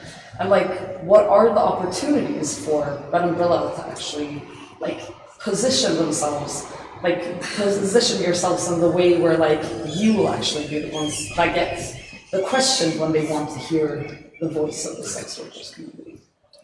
You know what's crazy? We get so many requests. We are flooded with requests from like students all over Europe, from different media. Like, it's constant. But like, don't have the power. Like, we're all just trying to survive, so we don't really have the time. Like, in all honesty, like our organization has 120 members. That is quite a lot. As I know, Inte din hora has around the same amount of members. From what I've heard from someone who is in our organization that used to be in Inte din hora, they're actually a much less diverse organization. They're mostly white Swedish women, mostly cis women. So I do think that there is a big, like, it's very unbalanced. But I do think that they also get a lot more funding. They get a lot more funding, they get a lot more opportunities to talk. They are like very well established, and they even have a page where it says like how to book them to talk and all of that, which is opportunities that we really have. And of course, like have all that. We already put a lot of free labor on just supporting each other and trying to put together some of the things that we do. I mean, with this new law, like we published some like debate articles. We managed to get that done. You know, like we said, we get these requests from students and things like that. But like, you know, a student at the university is like what, you know, it's not really giving us exposure so much to say. But we've also faced the obstacle where like people won't publish us unless we have like a real name and a picture. And obviously a lot of us have anonymity concerns. So there's definitely obstacles. And like, yeah, in Sweden, if you question the Swedish model, you're kind of immediately excluded from the conversation. I think it's basically a long road. Like recording. So what is the heritage of the Lyon protests and what are we celebrating about it? What we're celebrating about it is that sex workers are building community together. We're supporting each other and we're making our voices heard. Also realizing that we should do that. So question 2 was, what are your actions that you chose today and why? also going to do this, so this is a t-shirt.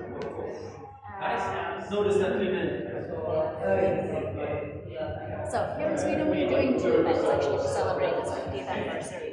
Today we had a community day for sex workers and allies where we gathered, we had dinner together, we had talks, we had poetry readings, we had a poll show and a few things to basically show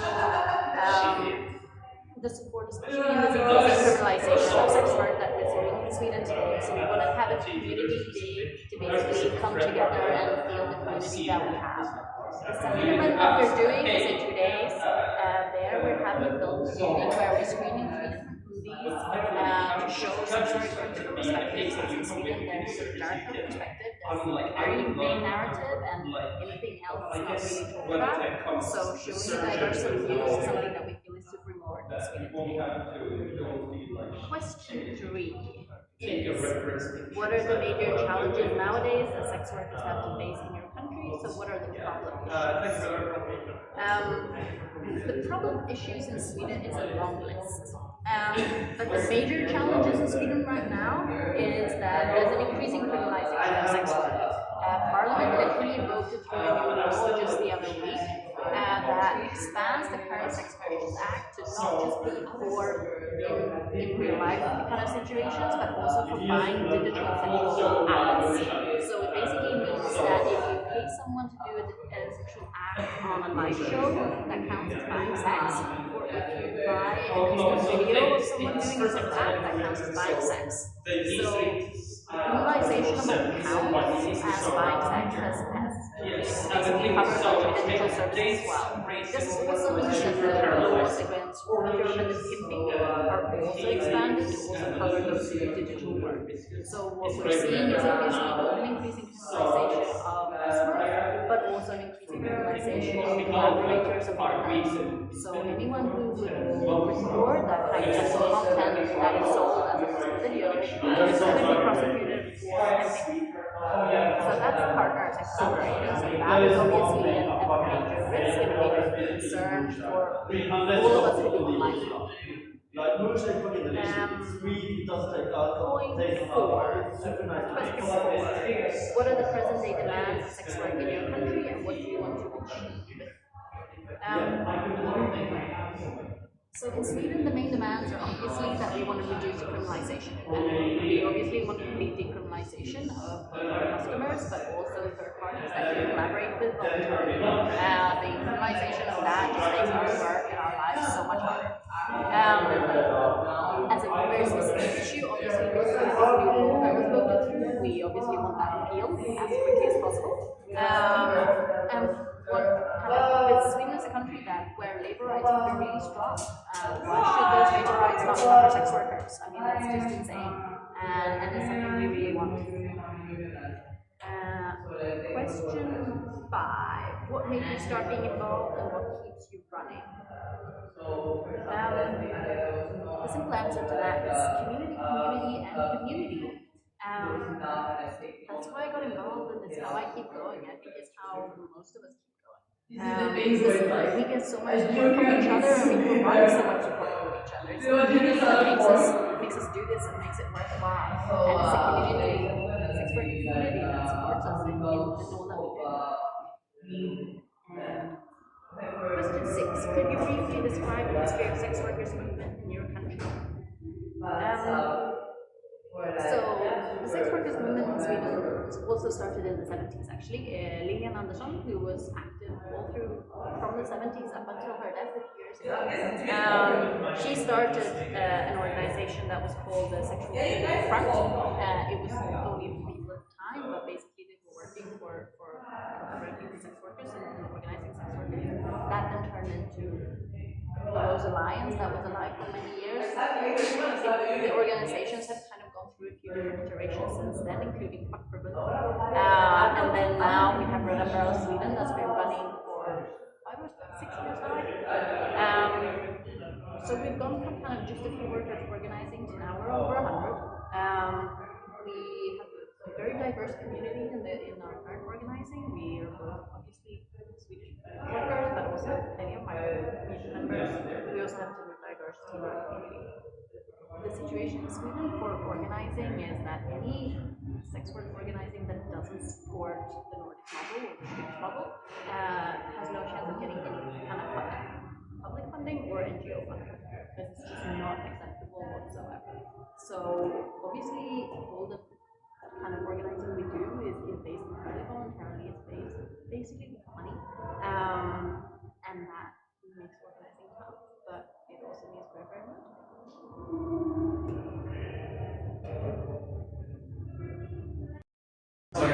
Recording. Just let me know Are you sitting?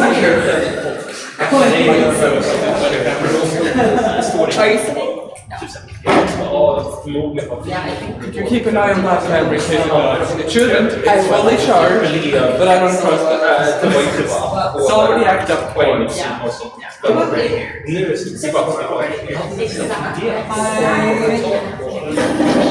Hello. Hi, I'm Chaz, and I'm a proud sex worker, someone who chose sex work willingly, and is speaking from a place of lived experience, pleasure, resistance, and hope.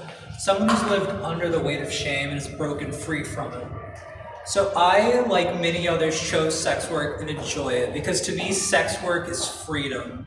When I choose it, I choose my own pleasure, I choose my own power, I choose personal autonomy, and they call that dangerous. Criminalizing our clients, our work, and us, that doesn't protect us. It isolates us, it stigmatizes us, it starves us. But the discerning mind knows that's the intent, because they fear us. They fear what we represent. Erotic, powerful joy is a threat to those who would rather moralize to us and make us suffer than allow us a life of enjoyment. The moralists in politics and the people who claim to be feminists yet love to champion laws doing direct harm to the women they claim to protect and claim to represent our interests. They say they want to protect us, and yet the more erotic we are, the more threatened they feel. And what are they protecting us from? From our own humanity, from our own joy, from our own pleasure, from choosing autonomy over slaving under the capitalist thumb. Whether you're a fellow worker or ally or someone who's still learning, ask yourself, how can I help create a world where erotic freedom is honored, not feared?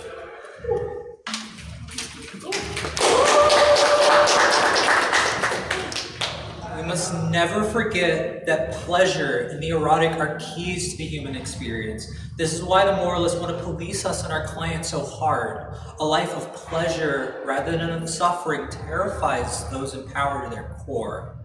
And control of the individual begins by policing our pleasure, and in doing so, we're starved of a crucial aspect of our humanity. That very control is used to coerce us into laboring away in service of a system that is not for us. We live under a system that insists that the only legitimate labor must be soul-crushing and life-denying. Under capitalism, the supposed freedom to choose is nothing but an illusion. They love to call it freedom, the freedom to choose your own boss, the freedom to choose what corporation or employer will profit over our labor and our passion. We're taught to find worth in exhaustion, in the grind, in the struggle, to measure our worth in productivity instead of pleasure in this short, precious life. This is not freedom, nor is it liberation, but to the moralizers, that is work. To them, that is valid. To them, work is only valuable if you have to suffer through it.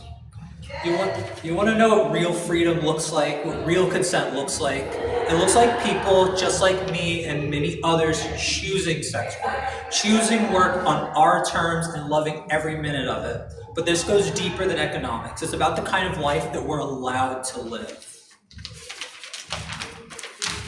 We reject the compulsive sex morality that insists that we must suppress our natural erotic selves to be taken seriously. We're not lazy, we're not immoral, we're not deluded. We are powerful because we show that work can be chosen and pleasurable, that joy can be revolutionary, and that dignity can exist outside of blind obedience. And most importantly, we demonstrate that we don't need you to save us. Our labor is real, our joy is real, our power is real. So a little bit about me. For as long as I can remember, I've always been drawn to the beauty of intimacy, the power of the erotic, the intrigue of human sexuality, the freedom of charting my own path. And while not everyone dreams of labor, and I get that, I myself have always dreamed of a life where work and pleasure could coexist, where I could thrive on my own terms and make my livelihood doing something that I am passionate about, and not by breaking myself or crushing my soul for a boss whose only concern is how much productivity can be squeezed out of me this quarter. Sex work gave me that, and I love what I do. I love connecting with people, creating desire, playing with power, reclaiming what society tells us we should hide. And for me and many others, this is more than just a job, it's a form of freedom. We are not just workers, we're not just bodies to extract from. We're not machines built to serve capital. We are lovers, we are dreamers, we are architects of the erotic. We are powerful and we are many. And the more we live that truth, proudly, joyfully, unapologetically, the less control moralizers and the people who wish to deny us pleasure have over us. Let our joy disrupt their control.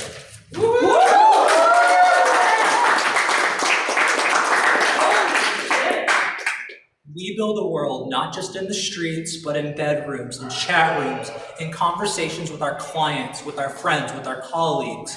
We build it every time we reject shame, every time we say yes to ourselves, and every time we refuse to disappear.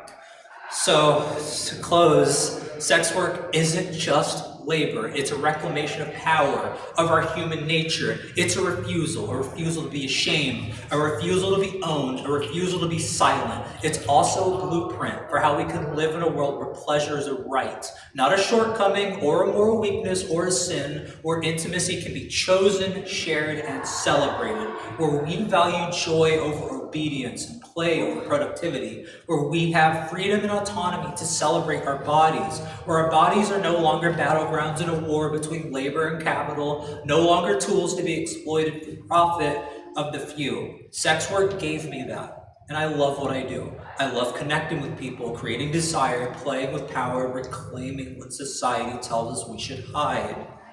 This is a form of freedom for myself and many others.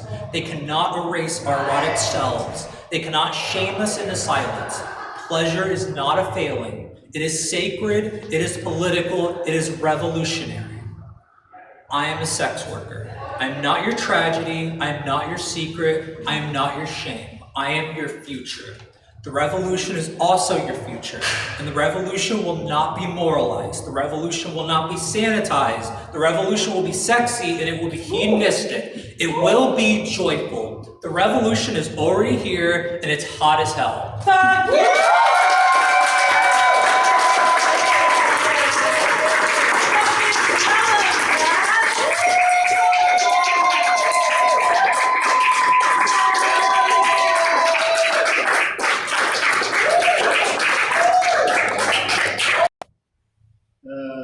I was supposed to read something I've written myself, but I didn't do it. So I'm gonna read 2 poems from fellow sex workers. First is Koopa for a Copper. The police are not your enemy.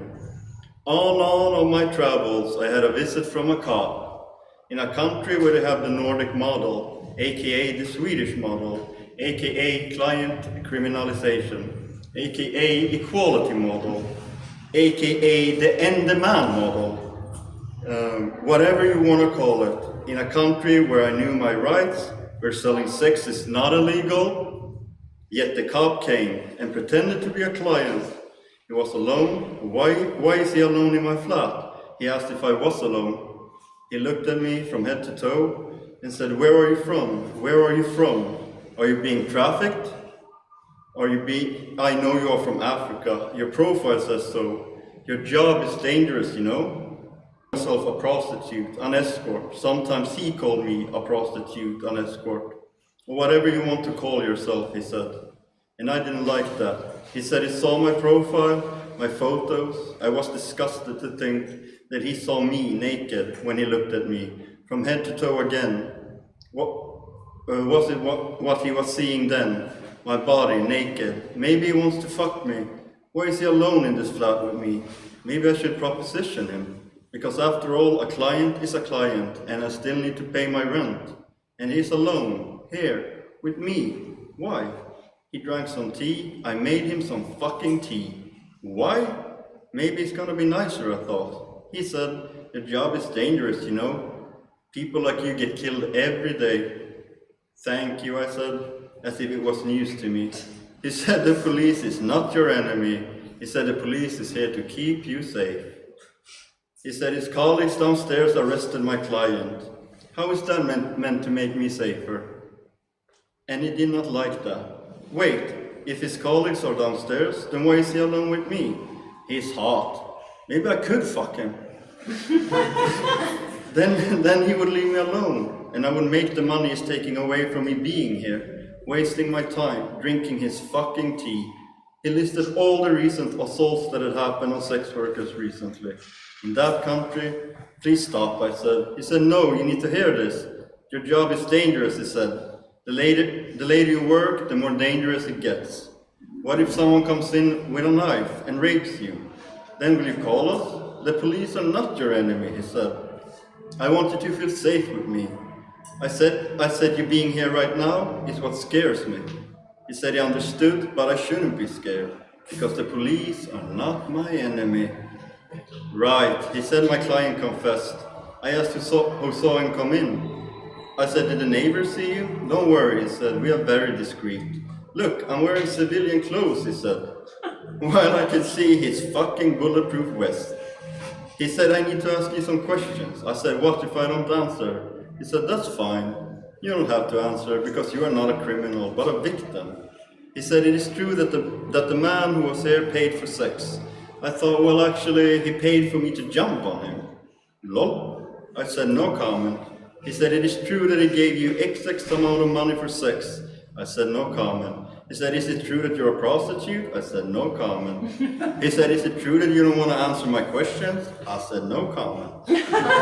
When he left, he said, I can feel safe now. I can work safely now, because they know where I'm staying now. And he has seen my passport, so he knows my identity now. So if something happens, they can come quickly to rescue me, to save me, because I am a victim.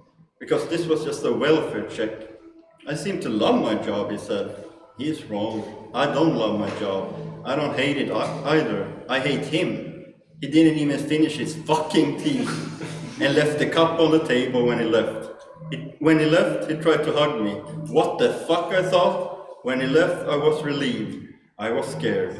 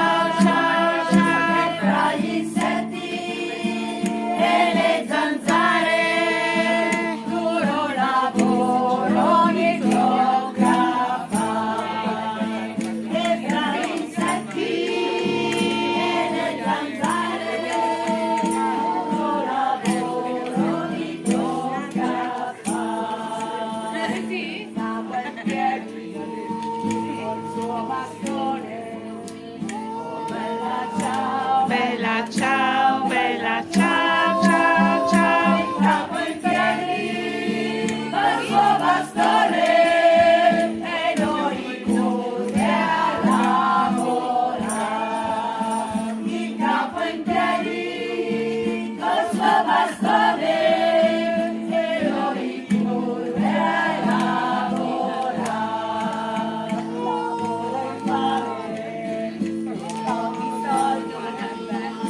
Bella ciao, bella ciao, bella ciao, ciao, ciao, lavoro in fame, per pochi soldi e la tua vita consuma.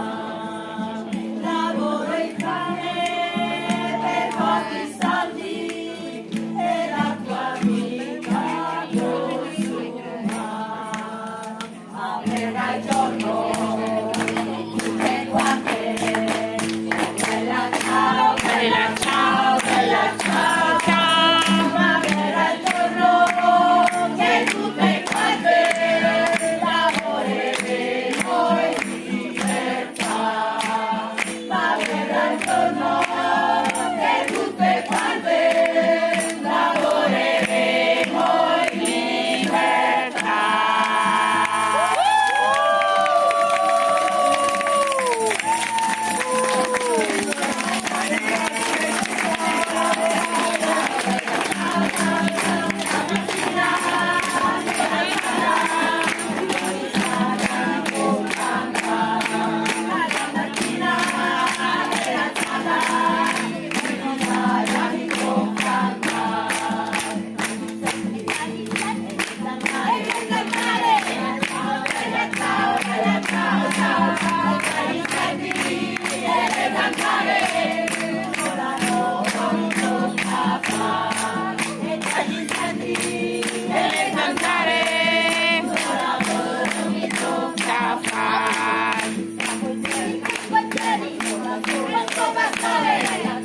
Bella ciao, bella ciao, ciao, ciao, capo in piedi col suo bastone e noi tutti a lavorare. Il capo in piedi col suo bastone e noi tutti a lavorare.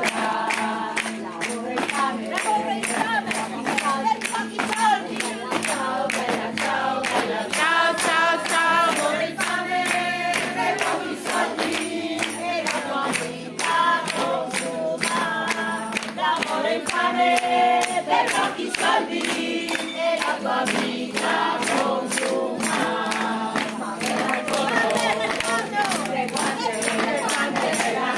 Bella ciao, bella ciao, ciao, ciao, verrà il giorno che tutte quante lavoreremo in libertà. Ma verrà il giorno che tutte quante lavoreremo in libertà. Lavoro in fame, per pochi soldi e la tua vita consuma. Lavoro in fame, per pochi soldi e la tua vita consuma. Ma verrà il giorno che tutte quante lavoreremo in libertà. Ma verrà il giorno che tutte quante lavoreremo in libertà. Lavoro in fame, per pochi soldi e la tua vita consuma. Ma verrà il giorno che tutte quante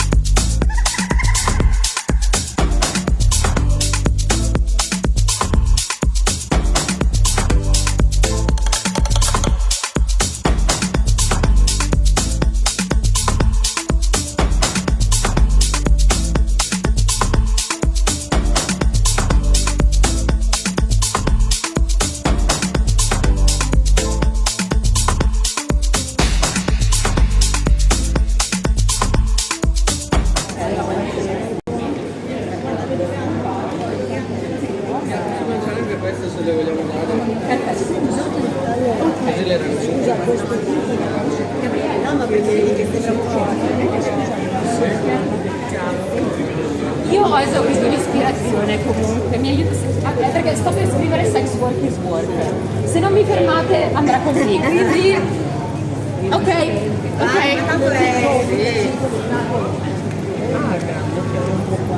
Però non è che tornassi indietro. Per me no. Sì, sono pesanti per quello.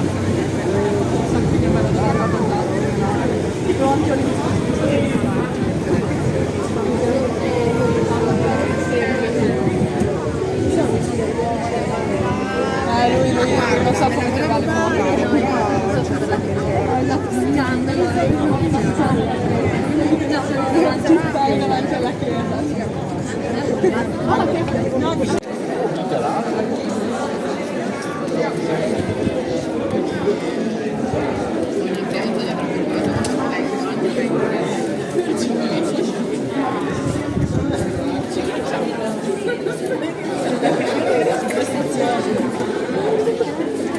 Yes, I can.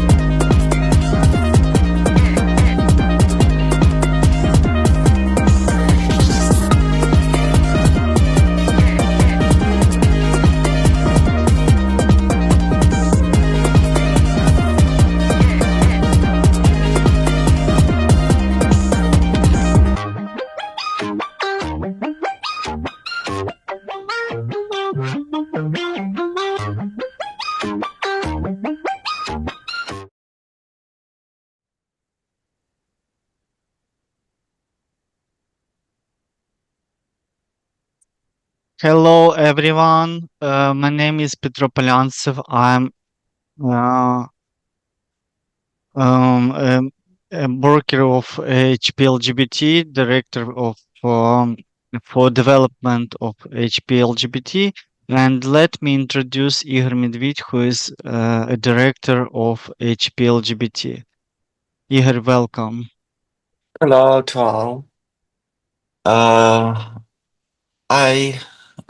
Сегодня историческая оккупация.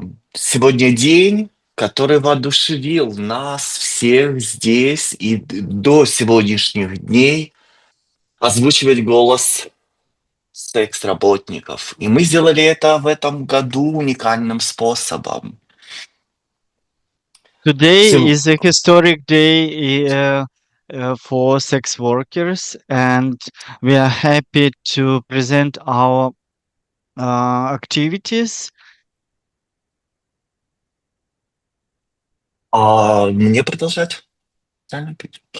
Сегодня секс-работники солидарны с вами и со всеми теми, чьи права нарушаются. Today we are solidarity with all sex workers among worldwide, and we are happy to be here. Мы, как самоорганизация, действующая от имени секс-работников и представляющая интересы секс-работников,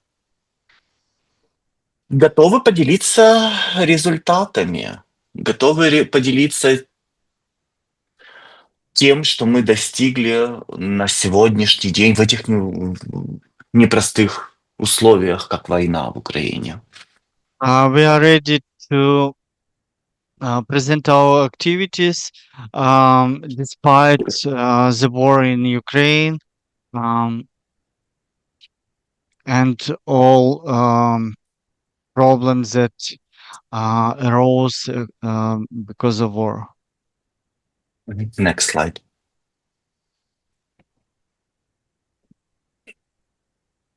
Мы поняли две основные вещи, но о них я расскажу позже. Первое, то, чем мы хотели бы поделиться, это тем, что голос секс-работников через арт-терапию имеет важное значение для нас сегодня, как для сообщества. Voices of sex workers is important, especially due to art, pieces of art. И вот эти истории, которыми поделились секс-работниками, они также воодушевляют других, как сегодняшний день, который произошел 50 лет назад.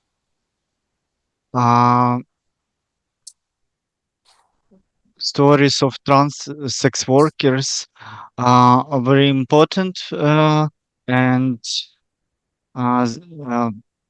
especially when we look forward of 50 years ago when these activities are happened. Прямо сейчас вы можете воспользоваться этим QR-кодом и познакомиться с их историями транссекс-работников. Right now you can use a QR code and understand stories that trans-sex workers shared with you. И что мы... Следующий слайд. И что вы увидите? Вы попадете, переходя по этой ссылке, вы перейдете на наш веб-сайт, уникальное место, которое мы хотели бы воспользоваться случаем собрать средства для адвокации в интересах секс-работников. Following the link, you will find pieces of art and stories of trans sex workers that they share with you, and we expect that we will find donators who will buy these pieces of art, and we are collecting this money for human rights of trans sex workers. Таким способом мы хотели бы и дать секс-работников, чтобы они поделились своими историями, а также и дать возможность другим посмотреть на мир их глазами. Собственно, это и называлось галерея «Мир их глазами». During these pieces of art, you can see their stories that they share with you, and understand how deep their thoughts shared with you. И в качестве небольшой благодарности, кто сделает любого размера донат, мы отправим эту работу. Работу, которую мы получили. Any donation are important. Made a donation, you will receive a piece of art. Next slide. И это те вещи, о которых мы говорили, о которых я говорил в самом начале. Это mental health и акции прямого действия. The lessons that we learned are important. The first of all, it's mental health and direct actions. А почему это важно? Потому что для того, чтобы быть сильным, быть лидером, быть примером для других, нам нужно быть внутри восполненными, и арт-терапия этому помогает. Through the art therapy, we are growing new leadership, building capacity of these groups. А чтобы наши голоса были услышаны, акции прямого действия являются одни из иногда безвыходных ситуаций, и мы солидарны со всеми теми, кто сейчас работает в этом. Кто участвует, кто может это себе позволить, у кого... We as community want that our voices should be heard, and our rights are important. И сегодня наш голос говорит, что секс-работа, это не трафик людей. Our voices are telling you that sex work is work, and it's not a human traffic. Next slide, please. И в конце я хотел бы сказать, что мы от нашей небольшой группы, которую я представляю, что мы здесь все привержены правам человека, уважению, принятию. И мы хотим, чтобы Украина присоединилась к европейской семье именно на основании этих ценностей. Human rights and diversity are very important, we as HPLGBT and community of trans workers want to be to be a part of European family and protect sex workers' human rights. Thank you for your attention. Yes. And thank you, Europe, that you always stands with us. And thank you, ESWA, for helping us, helping our communities. We are not alone, and we are feeling that sex workers around the Europe and around the world are with us, and we are also with you. So thank you, brothers and sisters. I hope we will fight and won this war. Thank you. And thank you, Pedro, you too. Okay, maybe you have questions?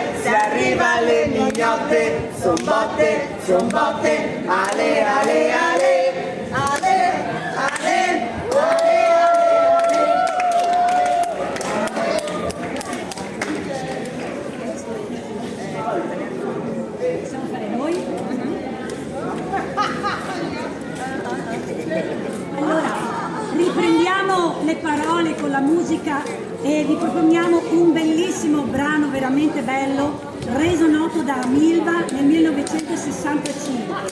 Parla di libertà. Abbiamo pensato di cantarla perché può esprimere anche il pensiero e i sentimenti dei sex worker. Si chiama Lungo la strada.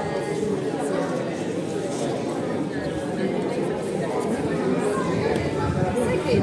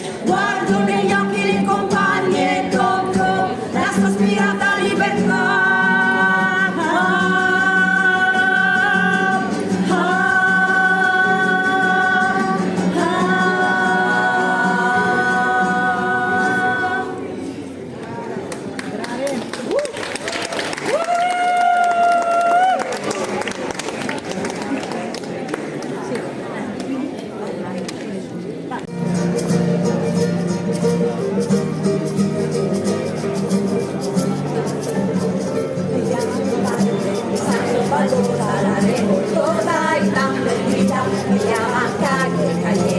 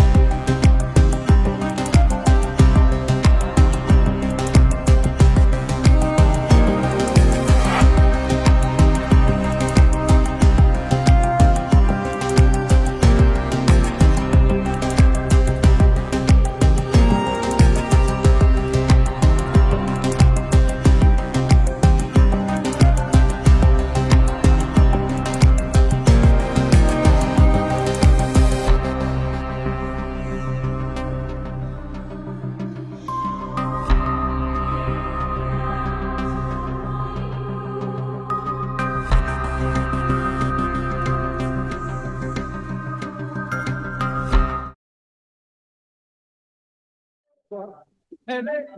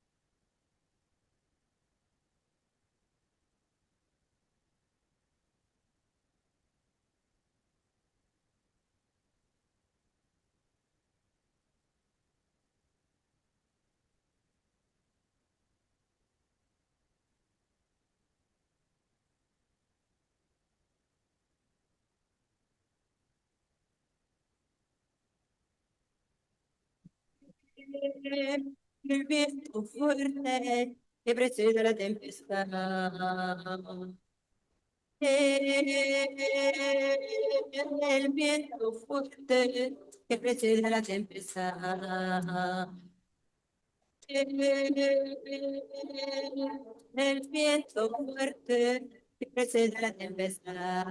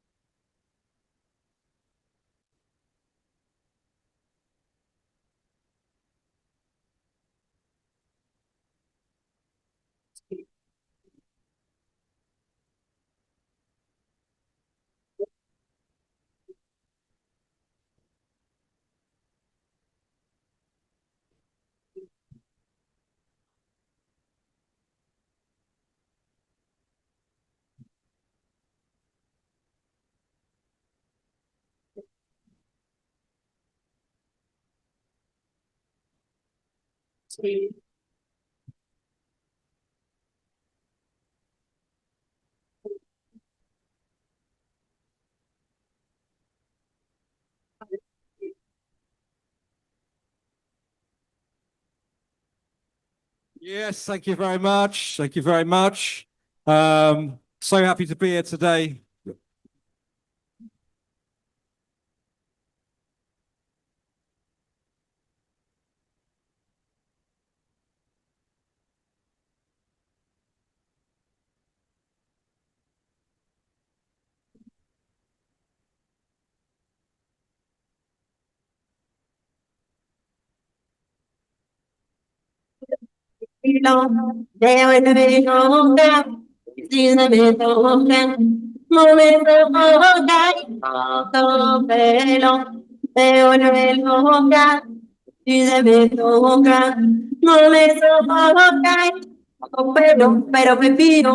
Pero prefiro pero prefiro Mira tu ganga tiranga. pero prefiro Pero pedambre que piña. pero prefiro De la patica de línea.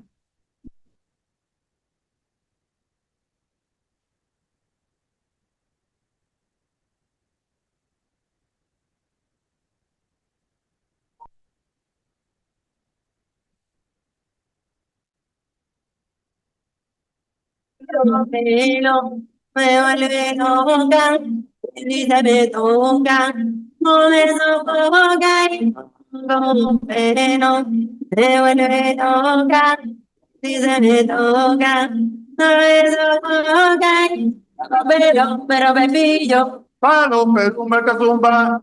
pero pepillo, Mira mi ganga tiranga. pero pepillo, Venga, venga. pero pepillo. De la patica de línea.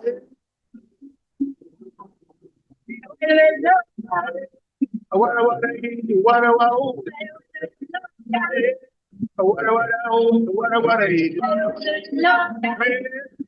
wara wara wara. Vaina, venía, venía. Vaina, venía. Vaina, venía. Vaina, venía.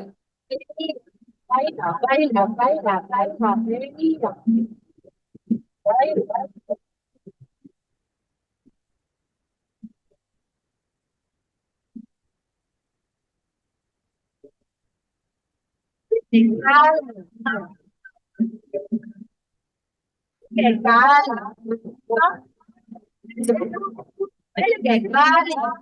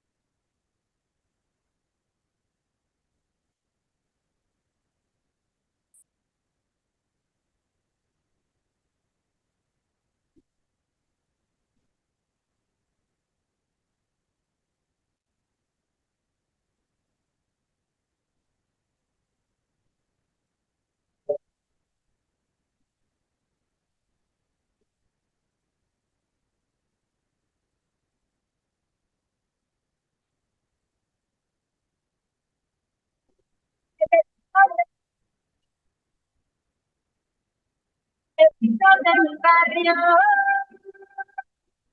necesito de mi barrio, barrio.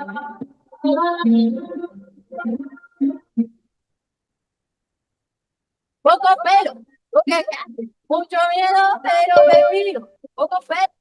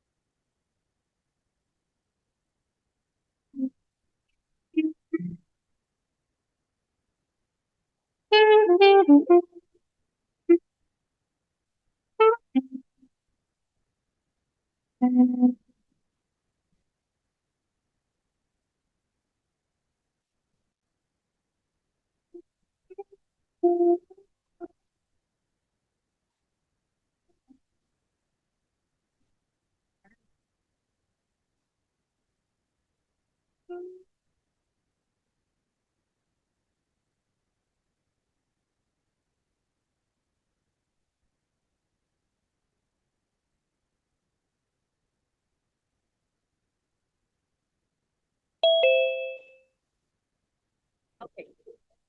So, oui, oui. Et intelligent. Oui, ce qui gâche rien. Ik zal de micro eerst doorgeven dat jullie zichzelf kunnen voorstellen. Oké, Frans? Ja. Engels?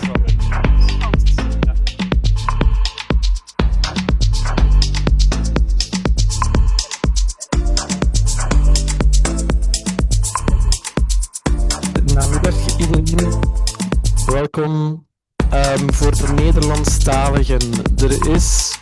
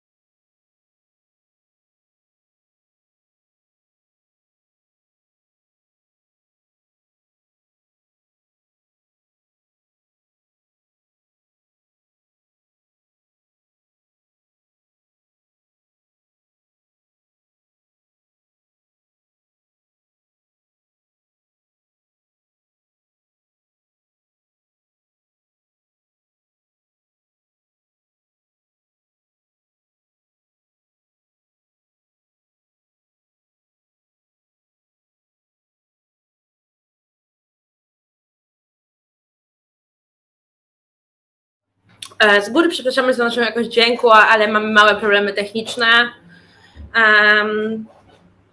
I bardzo cieszymy się, że możemy tutaj być. Jest to dla nas wyjątkowa okazja.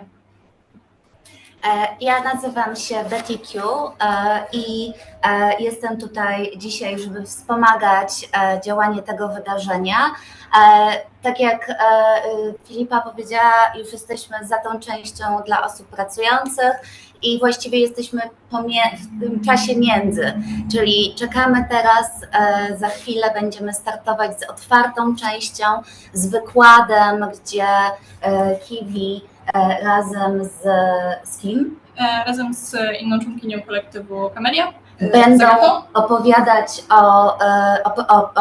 o rocznicy, ale też o tym, jak wygląda praca seksualna w Polsce, jakie są doświadczenia kolektywu Kamelia, ale też innych osób, które są zaangażowane w ten aktywizm, który robimy. I mamy w planie koncert najważniejszej gwiazdy pracy seksualnej w Polsce, absolutnie nieziemskiej Sylwii Baudelaire.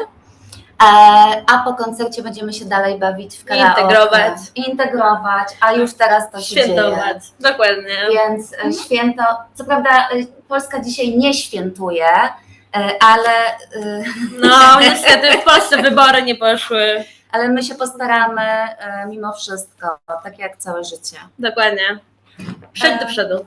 Za nami też widzicie sytuację, prezentację o sytuacji osób pracujących seksualnie w Polsce. Będziemy zarówno rozmawiać o modelach prawnych, o tym, czym się różnią, ale też o tym, de la part jak one realnie się przekładają na sytuację osób pracujących, na przykład osób pracujących na ulicy, osób pracujących w agencjach, ale również samodzielnie w mieszkaniach. Będzie też odrobinę o tym, jak to wygląda dla osób pracujących online, chociaż faktycznie w tej prezentacji skupiliśmy się głównie na tym, co kolektyw Kamelia doświadcza pracy outreach z osobami pracującymi na zewnątrz i w agencjach. Tak, jest to stan na 2024 rok. Jest to dość aktualny zbiór informacji o tym, z jakimi wykluczeniami i represjami spotykają się osoby pracujące seksualnie w Polsce. No niestety spodziewamy się, że będzie coraz gorzej w związku z aktualnymi wyborami, ponieważ już w tych wyborach powstała ogromna nagonka przez to, że jeden z kandydatów, który został właśnie naszym prezydentem, był zamieszany w organizację pracy seksualnej, zarzuca się mu, że był sutenerem, tak naprawdę był kuszlerem, czyli zajmował się wpuszczaniem osób pracujących seksualnie do hotelu za haracz, który pobierał. Przez to kontrolował rynek w miejscu, w którym pracował. Teraz ten człowiek został prezydentem, ma połączenia z gangami, z ludźmi, którzy zajmowali się na przykład ubezwłasnowolnieniem kobiet, które pracowały, co prawda już nie w pracy seksualnej, ale pracowały po prostu w miejscu pracy, w którym który prowadził jeden z przyjaciół aktualnego prezydenta Polski, który został później skazany za zniewolenie tej osoby i przetrzymywanie jej siłą. Jego znajomi, którzy również byli skazywani lub mają trwające sprawy za organizację pracy seksualnej w sposób przemocowy, za bycie sutenerami, aktualnie są widoczni w tej kampanii, byli widoczni, robią sobie z nimi zdjęcia. Istnieją podejrzenia, że był również zaangażowany w organizację tych miejsc, no nie chcę ich nazywać miejscami pracy, ponieważ osoby, które w nich pracowały, były do tej pracy niestety przymuszane. Obawiamy się niestety, że media nie biorą pod uwagę tego, w jaki sposób to oddziaływało na same osoby pracujące seksualnie, a jednak po prostu skandalizują całą sytuację. Nie krytykują go za przemoc, którą stosował, ale za samo zaangażowanie w cokolwiek związanego z pracą seksualną. Niestety nie przebija się nasz głos w mediach, które opowiada się za prawami osób pracujących seksualnie. Spotykamy się z nagonką z każdej strony i niestety spodziewamy się, że będzie tylko gorzej. Ale działamy mimo wszystko i już wcześniej było w Polsce gorzej, ale jesteśmy w tym samym miejscu, w którym 2,5 roku temu udało się nam zorganizować Sex Work Fest. 2 dni w zasadzie naszego święta i uczenia się od siebie. Każda osoba, która wykładała, miałyśmy w sumie 12 sesji różnych, od samoobrony przez make-up po doradztwo w pracy bezpośredniej z klientem. Miałyśmy też konsultacje psychologiczne, zorganizowałyśmy również pomoc z organizacji, która testowała na miejscu i informowała o tym, gdzie można się testować i podawała dalej informacje, co dalej po testach.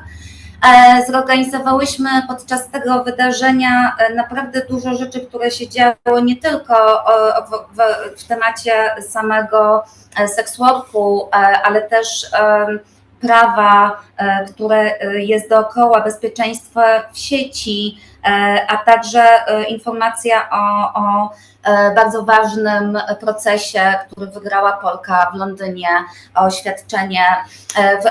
świadczenie pracy. Pracując w strip clubie, wygrała przed sądem, udowadniając pracodawczyni w strip clubie, że powinna pracować według umowy. I miała wtedy też performance. Tak. To było wydarzenie, to było pierwsze wydarzenie, w którym ja wzięłam udział. I dzięki niemu w ogóle poznałam społeczność. My się poznałyśmy. Tak, my się wtedy poznałyśmy i ja wtedy też dzięki temu w ogóle zdobyłam informacje i wiedzę, która bardzo mi pomogła w takim początkującym nurcie, w początkującym czasie mojej jakby przygody z sex workiem, kiedy ja nie miałam żadnego wsparcia, no bo nie mamy w ogóle żadnego wsparcia ze strony ani państwa, ani nikogo, dlatego jedynie nasz kolektyw tak naprawdę, no i kilka pomniejszych organizacji, aktywistów edukuje, wspiera i nie stygmatyzuje. I to jest mała społeczność. Tak. Mówimy o tym, prowadzimy również grupę taką zaangażowaną. Wiesz co, to jest osoba z góry, wszystko okej, wszystko okej. Prowadzimy grupkę wsparciową facebookową, w którą też są zaangażowane osoby z kolektywu, ale mimo wszystko te działania zawsze były bardzo oddolne.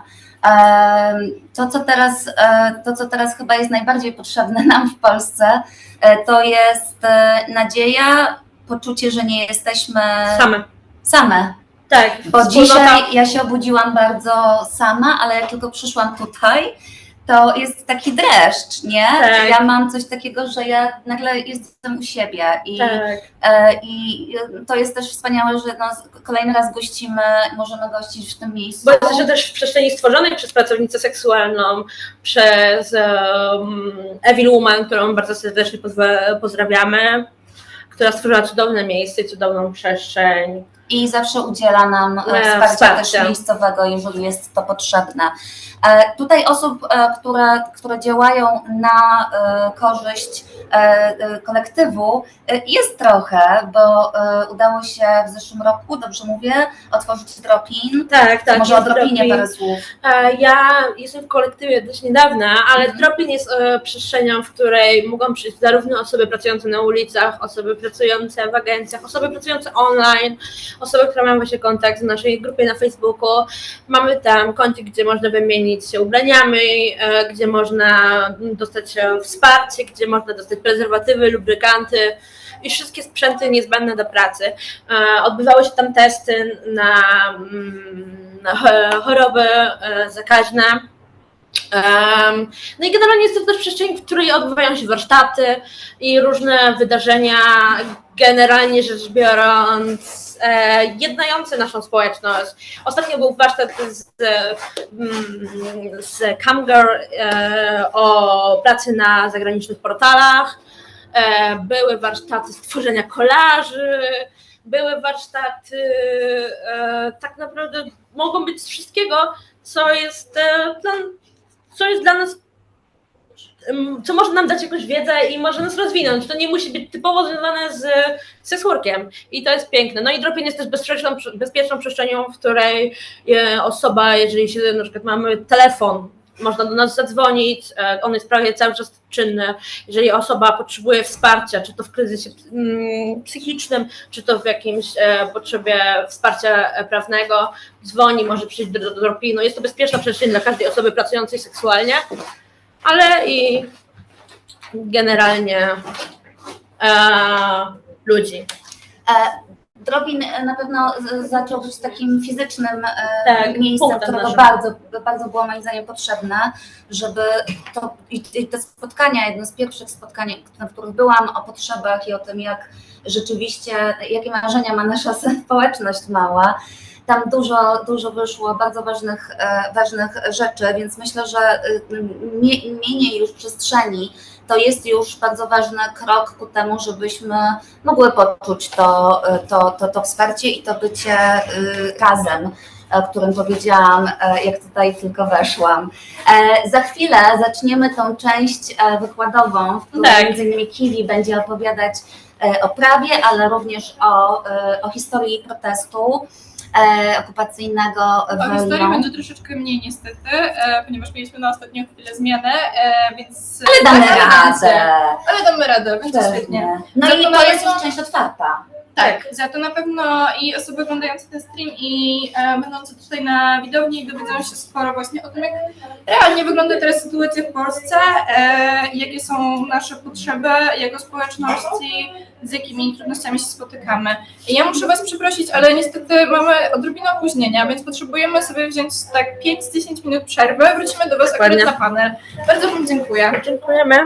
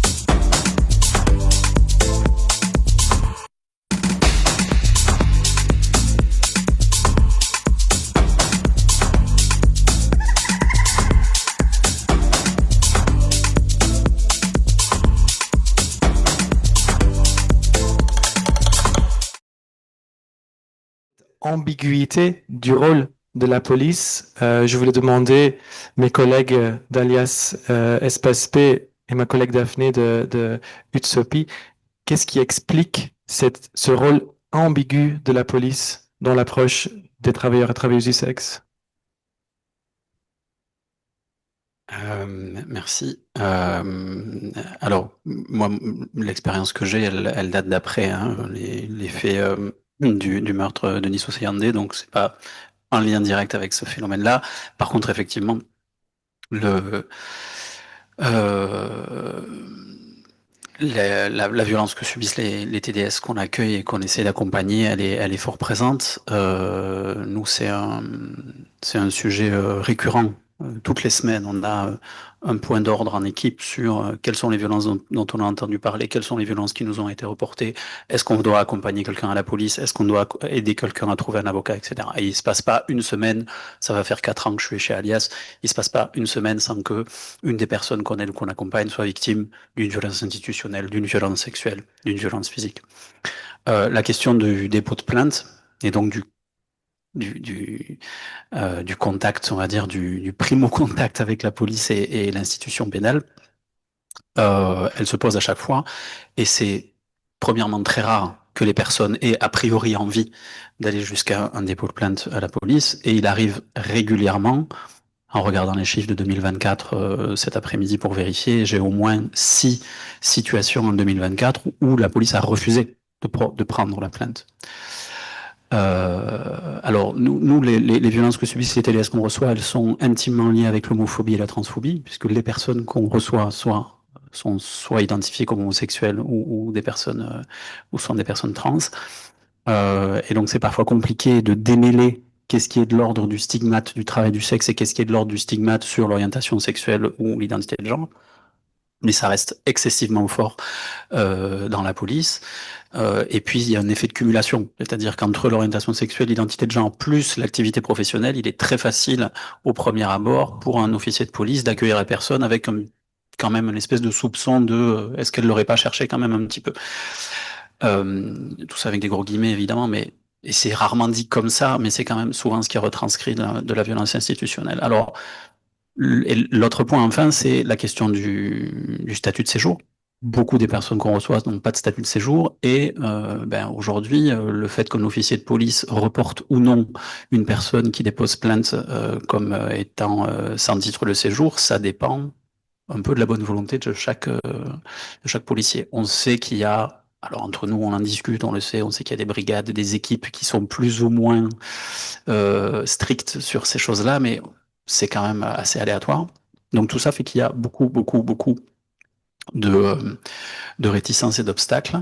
Il y a deux petites choses, nous, qui nous donnent espoir et deux méthodes avec lesquelles on essaie de compenser ça. La première, c'est les numéros de contact directs qui ont été mis en place. Il existe aujourd'hui uniquement dans la zone de police centrale un formulaire de contact sur le site Paul Bru qui, dans le cadre des agressions LGBT-phobes, peut être mobilisé et on est reçu ensuite individuellement par un policier formé. On n'a pas besoin de repasser par l'accueil, etc. Bon, mais ça reste une initiative liée à une zone de police qui, au gré d'une élection, pour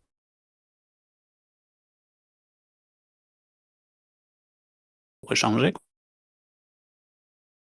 Depuis plusieurs années maintenant, un système de reporting des faits de violence qui, s'il ne permet pas systématiquement de reporter les faits au niveau de la police et de la justice, permet au moins de maintenir les statistiques. C'est-à-dire, les personnes qui ne voudraient pas aller à la police, au moins les faits de violence sont enregistrés et peuvent être reportés au niveau statistique, puisque là, c'est Safe Bruxelles, l'administration de la sécurité régionale, qui récupère ces données. Voilà. Alors, à l'époque, quand il y a eu, donc, avant qu'on arrive aux assises, on s'est clairement rendu compte que quand les TDS ont vu ce qui s'était passé, tout du moins à la fin, et qu'elles ont voulu appeler la police, il a fallu du temps avant que la police n'arrive, parce qu'elles n'avaient pas appelé le bon numéro et parce qu'ils ne parlaient pas anglais. Et donc, on s'est dit, là, il y a un fameux problème. Donc, lors de cette réunion avec le commissaire de l'époque, du commissariat 5, ils nous ont donné le numéro de dispatching de la zone, qui en fait est un numéro où les gens sont plus formés, ainsi ils pourront être plus à l'écoute. La théorie, parfois, est très belle, mais dans les faits, on se rend compte que sur la pratique, eh bien, il y a encore un grand gap, à savoir comment, malgré tout, même si les TDS à l'heure actuelle composent ce numéro, c'est pas pour autant que la police va arriver plus vite, ou tout du moins entendre le problème. Ce que nous, on constate, en tout cas dans notre pratique, c'est que il y a différentes polices au sein même d'un seul commissariat.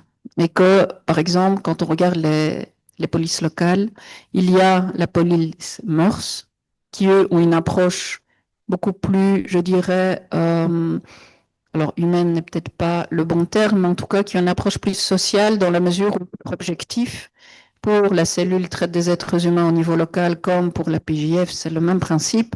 Leur objectif à eux est de pouvoir accompagner la personne dans une forme de protection contre les exploitations et les phénomènes de violence auxquels elles sont confrontées. Et donc, cette création de liens de confiance qu'ils tentent de faire, mais qui est sabotée, je dirais, par les applications réglementaires et le comportement d'autres policiers qui, eux, sont en uniforme et qui ont d'autres injonctions et qui ont un autre rôle à faire dans l'environnement où le TDS exerce. Et ces deux, c'est comme si c'était, à notre sens, plutôt des polices parallèles dont l'objectif n'est pas le même. Mais pour le TDS, eh bien, il y a un amalgame qui se crée. Et pour elles, ben, ça devient de plus en plus compliqué pour pouvoir identifier quel va être le policier qui va pas l'embarquer parce qu'elle est pas en ordre de séjour, quel va être le policier qui va tenir compte de sa situation familiale, de son parcours migratoire, des difficultés qu'elle rencontre et qui est une victime potentielle d'exploitation ou de traite des êtres humains. Donc, on sait bien de compte de cette difficulté-là. Ce que l'on a mis en place, nous, c'est un système, je dirais, qui est un peu une forme de bricolage au final, hein, parce que, comme Guillaume dit, ben, nous aussi, on est confronté à des situations où des TDS, quand elles vont seules pour porter plainte, eh ben, une fois sur un certain nombre, leur plainte n'est pas reçue, ou elles ne sont pas entendues, ou il y a un regard malveillant qui est mis, il y a des commentaires qui sont dits, il y a une attitude stigmatisante parce qu'elles sont TDS. Et donc là, on se rend compte que si on les accompagne, c'est tout à fait différent. Donc le travailleur social, nous ce qu'on fait, mais c'est le même titre que mes collègues ici, hein, on accompagne les TDS dans ces démarches-là pour qu'elles puissent avoir accès à un minimum de droits fondamentaux. Hein, et c'est là où on se rend compte qu'il y a quelque chose qui va pas. Alors, et là, Daphné va en parler, on s'est bien rendu compte du problème. L'idée ici, du coup, c'est de pouvoir sensibiliser aussi les services de police, les informer des réalités que vivent les TDS, et parce que parfois c'est de la maladresse, mais cette maladresse peut avoir un impact terrible sur la personne qui franchit les portes du commissariat en tant que victime. Et donc, on organise des modules de sensibilisation, entre autres, pour pallier à ces manquements-là et à ces difficultés-là. Oui, je voudrais ajouter à ça qu'en fait, on n'est pas beaucoup, hein, nos équipes. On est aussi vraiment sous-financé. Il y a énormément de communes, il y a énormément de brigades locaux dans notre pays. Voilà, je voudrais aussi témoigner d'une méconnaissance énorme chez les forces de la police. Par exemple, une réponse qu'on reçoit souvent, c'est que quand on va rapporter de la violence, porter plainte, que la réponse est donnée, c'est pas ici, c'est dans un autre bureau. Lorsqu'en fait, on peut même rapporter de la violence sexuelle ou violence quelconque dans un bureau de police à Madrid ou à Rome pour des choses qui sont passées en Belgique. Donc c'est absolument faux. Et voilà, c'est quand même de la connaissance de base pour la police. Voilà. Oui, effectivement, merci Isa d'avoir parlé des formations. Donc du coup, on fait des modules de sensibilisation en partenariat avec Espace P et aussi Pagaza qui vient nous en soutien pour parler de la traite des êtres humains. Et du coup, ces modules de formation, quand on les donne, en tout cas au commissariat, principalement au commissariat 5 de la zone Bruxelles-Nord, mais on l'a donné plus récemment au commissariat de la zone de Montgomery. On se rend compte en fait qu'il y a vraiment une méconnaissance, enfin pas une méconnaissance sur ce que les policiers voient sur le terrain, parce que ça ils ont quand même leur vécu de ce qu'ils rencontrent sur le terrain et les plaintes qu'ils peuvent recevoir, etc.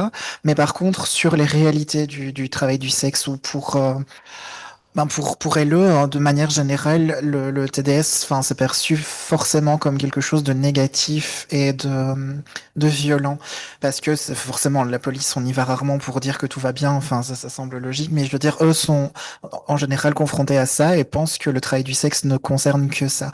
Et du coup, on commence toujours le tour de table en demandant aux personnes de donner un mot sur le travail du sexe. Du coup, moi en général, je commence en disant travail, mais les policiers et les policières souvent vont me répondre que c'est de la violence, que c'est du trafic, que c'est de la traite, que c'est voilà, tous des mots souvent à connotation très négative. Ce que je peux entendre, il n'y a pas que du positif quand ça touche à la traite et à la violence, mais voilà, ici, là, on vient justement pour leur parler du travail du sexe de manière générale, et puis aussi de la différence avec la traite des êtres humains pour pas faire un amalgame. Et du coup, dans ce cas-là, après, ils ont souvent des questions liées à la différence, enfin, pas toujours, mais ça arrive. Et c'est très intéressant de voir qu'en fait, ils ont des questions et qu'ils veulent commencé à apprendre, ils demandent tout simplement aussi, ah tiens, en fait, on n'était pas au courant que vos bureaux existaient.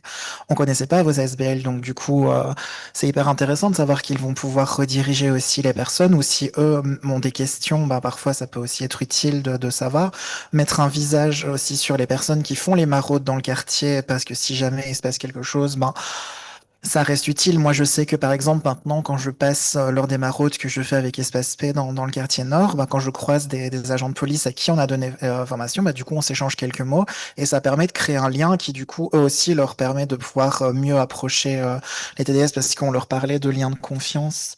Isa, tu parlais du lien de confiance que les policiers doivent créer, mais parfois, via Pagasa notamment, qui est là quand on fait les formations, bah, ils se rendent compte que peut-être la manière dont ils abordent les personnes n'est pas adéquate par rapport au lien de confiance qu'ils cherchent à créer. Donc voilà, mais de manière générale, ça c'est aussi quelque chose que Guilhem a signalé. Les TDS ont peu confiance en la police parce que la police a tendance à blâmer les travailleuses du sexe quant à ce qui se passe, quant à la violence qu'elles peuvent subir ou la discrimination. Et on est là aussi pour leur rappeler qu'en fait, c'est pas forcément le cas. Je me souviens d'un policier, puis j'ai terminé, mais qui me disait qui nous disait à Fabien et moi que, du coup, oui, ben, de toute façon, c'est les clients qui viennent nous voir avec des yeux au beurre noir et des griffes partout et qui sont,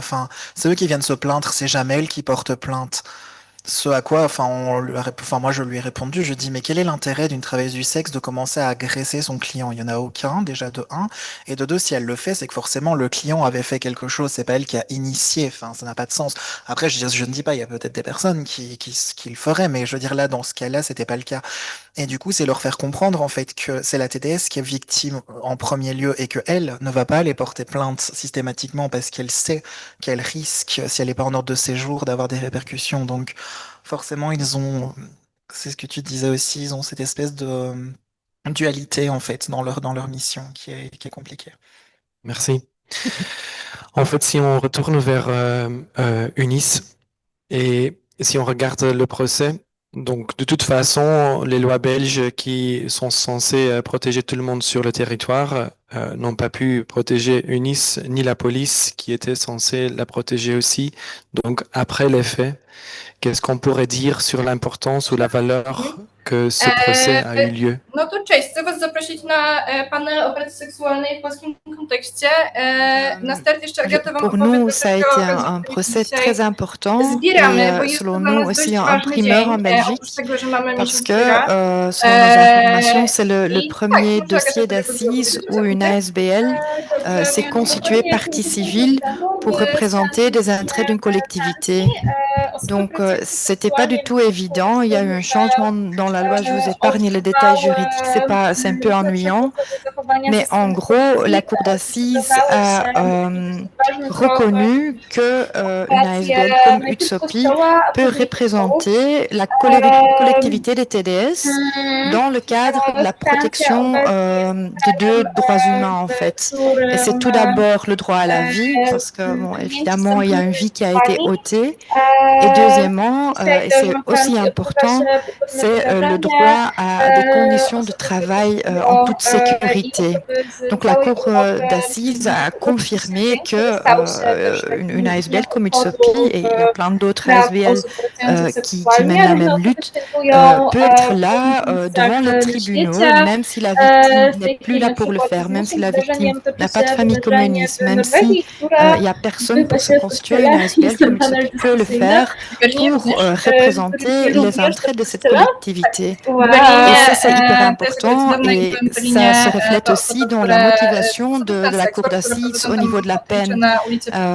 L'auteur a été condamné à 25 ans et une des choses que la cour d'assises a repris dans la motivation, c'est l'atteinte de cet acte de violence envers UNIS et les répercussions que ça a pour la collectivité des TDS. Donc voilà, c'est peut-être une petite pierre qui a été lancée, mais c'est quand même, je pense, symboliquement très important. Et voilà, je pense que c'est important de continuer à se constituer partie civile dans des dossiers pareils afin de pouvoir porter la voix de TDS. Merci.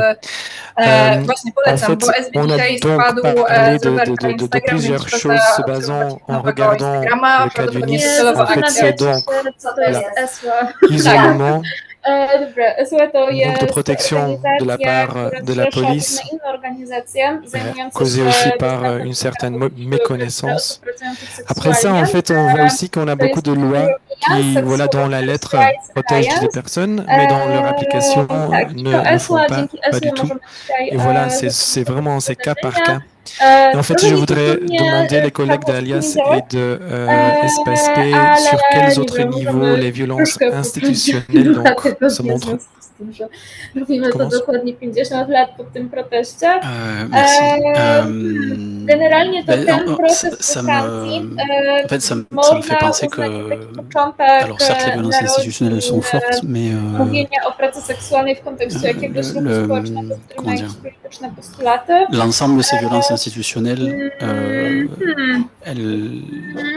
elles vont jusqu'à faire mourir des gens. C'est-à-dire que je pense que c'est aussi important, et c'est pas pour essayer d'égaler ou de comparer avec le cas de Nice. Le cas de Nice, c'est un meurtre et c'est horrible, mais je pense que c'est important que les gens entendent que les violences structurelles, institutionnelles, elles mènent aussi à la mort de gens. Il y a des gens, travailleurs du sexe et prostituées, qui décèdent parce qu'ils n'ont pas accès aux soins, parce qu'ils n'ont pas accès à un logement, parce qu'ils sont dans des situations de santé mentale tellement difficiles qu'ils préfèrent se donner la mort. Donc la première chose qui est importante pour nous dire, c'est que le niveau de violence institutionnelle, il a des conséquences aussi dramatiques et aussi irréversibles parfois que les violences physiques et matérielles. Les violences institutionnelles, c'est la matérialisation dans les institutions de la discrimination et du stigmatisme. Et donc c'est la manière dont on va traiter quelqu'un quand il se présente dans une institution, la manière dont on va lui parler, la manière dont on va tenir compte ou pas de sa demande, dont on va la prendre au sérieux, dont on va considérer ses besoins comme légitimes ou pas. Et le niveau de violence auquel sont confrontés, je le redis à nouveau, mais les personnes trans, les personnes TDS, les personnes homosexuelles dans les institutions, même les institutions du social et de la santé restent très très très élevées. La semaine dernière encore, j'ai dû écrire à une directrice de l'action sociale d'un CPAS pour lui demander, pour la supplier presque, de redire à ses travailleuses sociales d'arrêter d'appeler monsieur les femmes trans sous prétexte que un changement d'état civil n'avait pas été fait et permettait pas officiellement qu'on puisse appeler cette femme madame, alors que, je veux dire, il n'y avait aucun doute sur le genre avec lequel elle se présentait à tout le monde. Donc, voilà, ces violences existent, elles ont un impact important. Elles peuvent être traitées de deux manières, principalement, en tout cas à notre niveau, d'abord individuellement, de la même manière qu'on fait les accompagnements quand on va avec les personnes au commissariat, bien aller avec les personnes à l'hôpital, aller avec les personnes chez l'avocat, aller avec la personne au CPAS et ne pas laisser passer ce genre de violence et faire la remarque, faire les retours, écrire au service de médiation, reprendre les travailleurs sociaux, reprendre les personnels soignants en leur disant mais non, vous pouvez pas dire ça, ce que vous faites là c'est de la violence, c'est de l'exclusion, c'est de la discrimination. Donc par en bas, on pourrait dire, par la première ligne, et puis par en haut, par l'institution, participer à des formations, encourager les formations, que ce soit sur les sujets, de nouveau, de l'orientation sexuelle, de l'identité de genre, mais aussi des spécificités liées à la pratique du travail du sexe. Je ne sais pas si c'est un travail qui aura une fin, mais c'est pas une raison pour pas le faire. Donc on va continuer à essayer de lutter contre ces violences.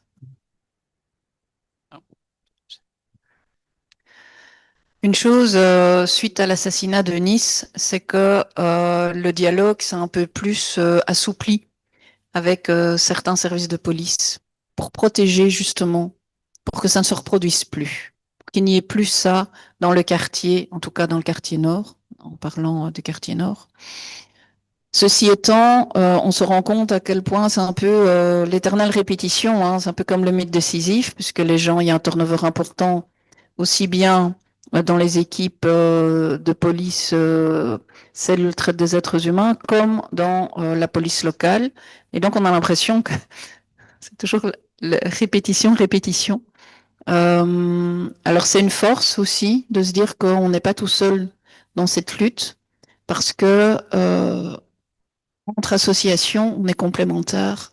Et cette complémentarité, c'est aussi une puissance pour pouvoir combattre cette énergie que parfois on doit mettre pour sensibiliser des institutions qui sont censées répondre à des besoins et à venir en aide, à avoir une approche sociale, que ce soit au niveau des CPS, que ce soit au niveau de certains plannings familiaux, que ce soit au niveau de la police.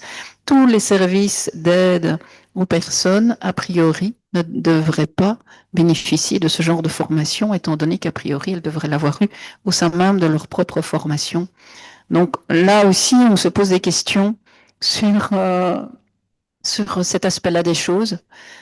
Ce qu'on se rend compte aussi, c'est que, c'est ce que je disais tout à l'heure en préparant ici la discussion, en fait, idéalement, cet aspect ne devrait pas exister. Ça fait 35 ans qu'on est là, mais les TDS que l'on accompagne, que ce soit pour l'accès aux soins, que ce soit pour pouvoir répondre et avoir une écoute, que ce soit pour pouvoir avoir une demande pour avoir accès à un avocat, que ce soit pour pouvoir se défendre. En fait, c'est un accès aux droits fondamentaux que tout individu, tout citoyen pourrait avoir. Et nous, on est là pour les accompagner à ce qu'elles puissent y prétendre. Donc, c'est là où on se rend compte que la société, au bout de 35 ans, ben, finalement, il y a quand même encore beaucoup de boulot à faire. On se rend compte que c'est pas fini et que ces violences quotidiennes font qu'à un moment donné, ben, c'est compliqué pour une personne de refaire confiance à l'institutionnel, mais aussi aux individus qui composent cette institution. Et c'est là aussi où il y a encore un gros boulot d'éducation à la citoyenneté et aux citoyens par rapport à l'acceptation de l'activité TDS dans notre société pour lutter justement contre toutes ces formes de violence qui prennent des aspects vraiment très différents en fonction du lieu où on se trouve, en fonction de la culture, en fonction du genre, en fonction de la zone géographique, parce que on est à Bruxelles, ben en Wallonie, les procédés sont les mêmes. Je regarde mes collègues, mais ils acquiescent bien, évidemment. En Flandre, on l'a entendu aussi tout à l'heure, sont malheureusement des phénomènes qui existent encore partout en Belgique.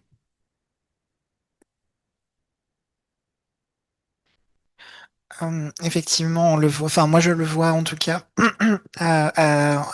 du coup via l'antenne liégeoise d'Utopie, plus notamment à Serein, qui est pour celles et ceux qui ne savent pas ce que c'est une petite ville à côté de Liège. Bref, du coup là-bas on voit effectivement que le travail est long, que les personnes ont une méconnaissance du travail du sexe ou de leur besoin, du besoin des travailleuses aussi.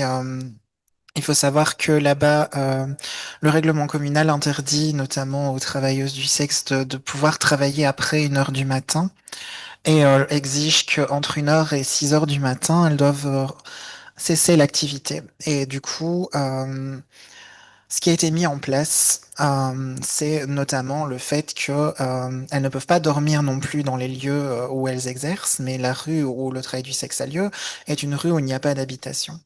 Et du coup, elles se retrouvent à devoir quitter une rue au milieu de nulle part, sans moyen de transport, sans autre solution. C'est dangereux, c'est mal éclairé, c'est mal famé de manière générale. Et quand j'ai un peu signalé cela aux forces de l'ordre, en tout cas, on m'a répondu que elles étaient venues là en connaissance de cause et qu'elles n'avaient qu'à s'y faire et que c'était pas leur problème, qu'elles pouvaient dormir à 20 dans un Airbnb. C'est ce qu'on m'a dit. Du coup, c'est un petit peu, enfin, c'est pas un petit peu, c'est révoltant d'entendre ça de la part de personnes qui sont censées être là pour protéger les personnes. Un autre cas, une travailleuse du sexe transgenre de la rue Marnix, du coup, a été agressée et normalement, il y a un bouton d'alarme. Et une travailleuse d'Espace P m'a indiqué qu'elle l'a rencontré et que du coup, la TDS appuyait sur le bouton pendant plus de 15 minutes en disant voilà, ça c'est le bouton d'alarme, il ne se passe rien. Donc, ce qui est censé être mis en place pour aider les personnes ne fonctionne pas, ou en tout cas est ignoré. Les réalités sont complètement aussi ignorées dans le sens où à Liège et à Serein, on impose aux travailleuses du sexe d'avoir un statut d'indépendante. C'est imposé par la commune pour pouvoir travailler, soi-disant pour émanciper les personnes et pour aussi les responsabiliser parce que c'est très infantilisant de parler comme ça aux personnes. Donc, mais du coup, ça mène à des situations où des personnes, faut savoir qu'en Belgique, en Wallonie en tout cas, il faut un accès à la gestion pour pouvoir être indépendant ou indépendante. Les personnes ne l'ont pas, donc elles se retrouvent à ne pas comprendre ce que ça implique d'avoir un statut d'indépendante et du coup à avoir des dettes parce qu'elles ne payent pas leurs cotisations à temps, etc., leur statut d'indépendante. Et ça, c'est un effet boule de neige. Donc encore une fois, enfin, pour moi, c'est une des preuves aussi que les institutions ne sont pas à l'écoute et ne sont pas là non plus pour comprendre les réalités, qu'il y a encore du travail. Oui, en effet. Oui, donc en fait, on a parlé voilà, de la relation ambiguë avec la police. Il y a les institutions qui ne sont pas assez sensibilisées et on est que très peu de personnes. Oui, on est complémentaires, on travaille ensemble tout le temps, on fait partie comme d'une grande famille que j'adore. Mais voilà, c'est un boulot énorme. En fait, si on regarde les sources de violence contre les TDS, il y a plusieurs sources. Et en fait, je prends l'exemple d'une étude qui a été faite par Boys Project et par Violette en 2022 sur les violences contre les TDS. Et en fait, 55% des TDS, il y en a une centaine qui ont été enquêtés, disaient qu'en fait, la source, c'était les clients. 26% ont parlé des passants. Et le troisième groupe disait qu'en fait, les violences venaient d'autres TDS. Et dans beaucoup de cas qu'on connaît aussi, c'est pas toujours très facile à voir la différence entre auteur, autrice et victime. Et c'est aussi quelque chose qu'on voulait souligner aujourd'hui. Et regardons-vous, Isabelle et Nathalie, est-ce que c'est quelque chose que vous avez aussi vu passer dans le procès du Nice?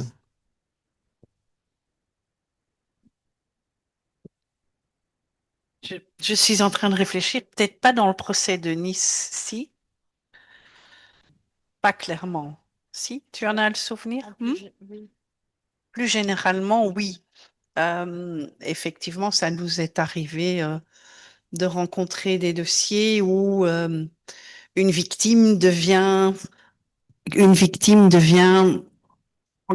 grimpant les échelons. Je ne sais pas si je peux m'exprimer ainsi, mais en évoluant, elle devient parfois auteur, autrice, effectivement.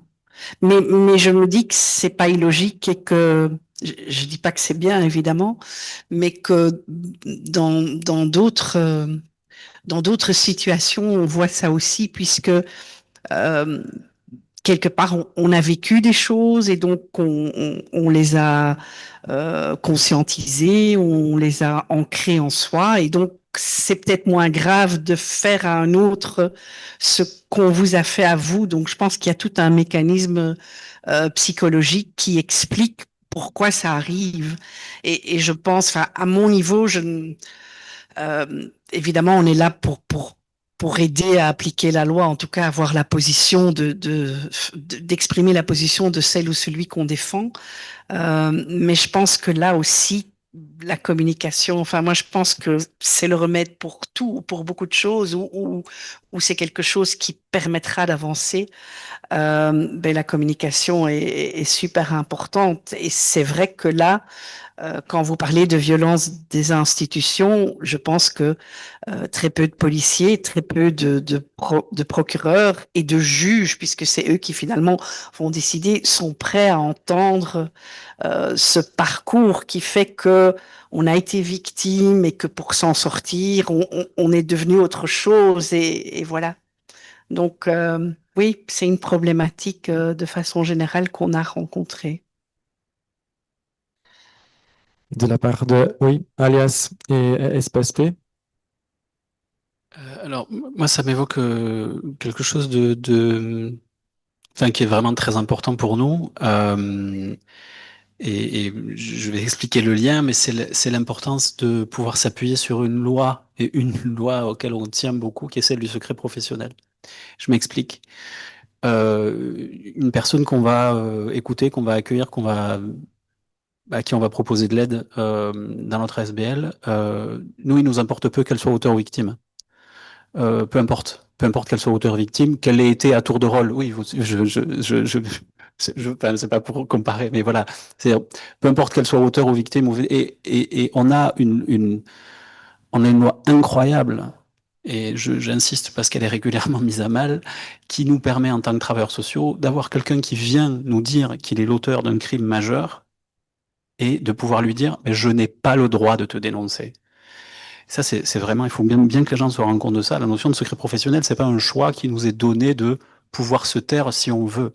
C'est une obligation pénale, c'est un article du code pénal qui nous interdit de dénoncer quelqu'un. Et en fait, c'est une base de travail formidable. C'est-à-dire que quelqu'un peut venir nous confier quelque chose d'horrible, et on lui dit, bah, de toute façon, j'ai même pas le droit de te dénoncer. Même si demain la police vient sonner à la porte et me demande si je te connais, j'ai même pas le droit de dire à la police que je t'ai déjà rencontré.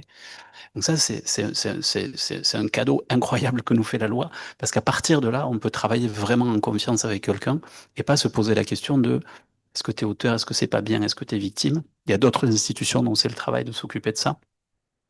Et donc voilà, je pense que les gens se rendent compte pas forcément à quel point c'est un outil incroyable sur lequel on doit pouvoir s'appuyer. Les médecins, les psychologues, les avocats et d'autres corps de métier peuvent le faire pour pouvoir pas se prendre. Voilà, on n'est pas des policiers, on n'est pas des juges, et donc que quelqu'un soit auteur ou victime, c'est pas ça qui nous importe. Ce qui nous importe, c'est à quel endroit il est de son parcours, quel rapport il entretient avec telle ou telle institution, et s'il faut qu'on l'aide face à la police, face à un juge ou même face à un avocat, on pourra le faire à partir de là, quoi. Voilà. Oui, c'est vrai que le secret professionnel, c'est la base, hein, clairement. Et c'est vrai aussi ce que tu dis, Nathalie, dans le sens où les trajectoires de vie souvent très traumatisantes que vivent certaines personnes qui sont dans des situations d'exploitation, qui sont victimes de traite des êtres humains et qui, à un moment donné, sortent de ce système, ne peuvent pas en sortir complètement, pour certaines, et vont reproduire ce qu'elles ont vécu elles-mêmes. On le voit, nous, dans certaines réalités de personnes qui sont issues d'Afrique subsaharienne, qui sont dans des mécanismes comme ça de fait de j'ai été victime, ben maintenant que j'en suis sortie, ben je n'en sors pas complètement, je vais reproduire ce que j'ai subi. Et c'est vrai que ça reste très compliqué, n'empêche, dans le travail social. Parce que quand on a dans la salle d'accueil, en permanence sociale ou médicale, une TDS qui, à nos yeux, est une victime potentielle, mais qui vient avec sa maman, qu'on a suivi à un moment donné quand elle était dans une situation aussi de victime potentielle et puis qui est devenue maman, et qu'elles sont à deux. Et que, par exemple, pour la permanence médicale, ben, c'est en individuel, mais elle demande quand même à pouvoir venir. Elle explique que non, que c'est pas possible. Donc, on se rend bien compte aussi de la fragilité du système parce qu'à un moment donné, on est quand même bloqué. Dans un moment d'accompagnement ou d'aide, on se rend compte que la personne qui vient accompagner, on sait que c'est sa maman, c'est pas le numéro de téléphone, c'est pas le sien, c'est celui de la dame qui l'accompagne, on sent aussi un poids moral et donc il la limite dans ce qu'elle a envie d'expliquer, etc. Et donc voilà, on se rend compte aussi que notre travail social doit systématiquement être dans un processus d'adaptation pour que la personne puisse se sentir le plus en sécurité possible, le plus à l'aise, et que ce tissage comme ça de liens, ça prend du temps, et que parfois il faudra plusieurs fois pour qu'elle vienne au bureau, et puis à un moment donné, elle va venir seule. Et là, on va se dire, ah yes, ça c'est bien. On progresse petit à petit pour que, à un moment donné, ben, on puisse aborder en tout cas peut-être la situation de victime dans laquelle elle peut se trouver. Mais en attendant, c'est vrai que il y a pas, c'est pas blanc ou noir. Il y a pas, il y a quand même une zone grise dans ces systèmes-là. Et on le voit aussi dans les situations des personnes qui viennent d'Amérique latine, qui sont toujours dans l'activité du travail du sexe, mais qui vont faire venir des personnes, qui vont les héberger, qui vont leur demander une autorisation, qui vont leur demander de payer aussi l'autorisation pour pouvoir travailler en rue, parce que voilà, il y a des codes, hein, le travail du sexe en rue ne se fait pas n'importe comment, et que c'est assez réglementé au sein des personnes qui exercent l'activité-là, et que cette personne-là n'a pas beaucoup son mot à dire. Donc, et en même temps, l'autre qui exploite, elle travaille toujours. Et elle est aussi victime de certaines violences et de certains abus, par exemple, que ce soit de la police, que ce soit des institutions. Et donc, ça montre aussi la complexité de certaines situations et qu'en même temps, eh bien, on peut parfois comprendre ce qui va amener les personnes à reproduire des mécanismes de violence qu'elles ont connus elles-mêmes dans une trajectoire parfois semée d'embûches au moment où nous, on va les rencontrer, quoi. Merci Isa. Et après ça, Daphné, toi, qui es responsable pour le travail communautaire, si on aborde le sujet de la violence intracommunautaire, c'est quoi les raisons derrière que tu vois?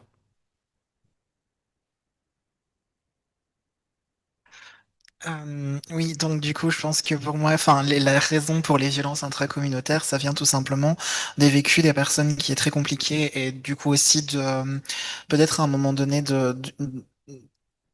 d'un changement de privilège.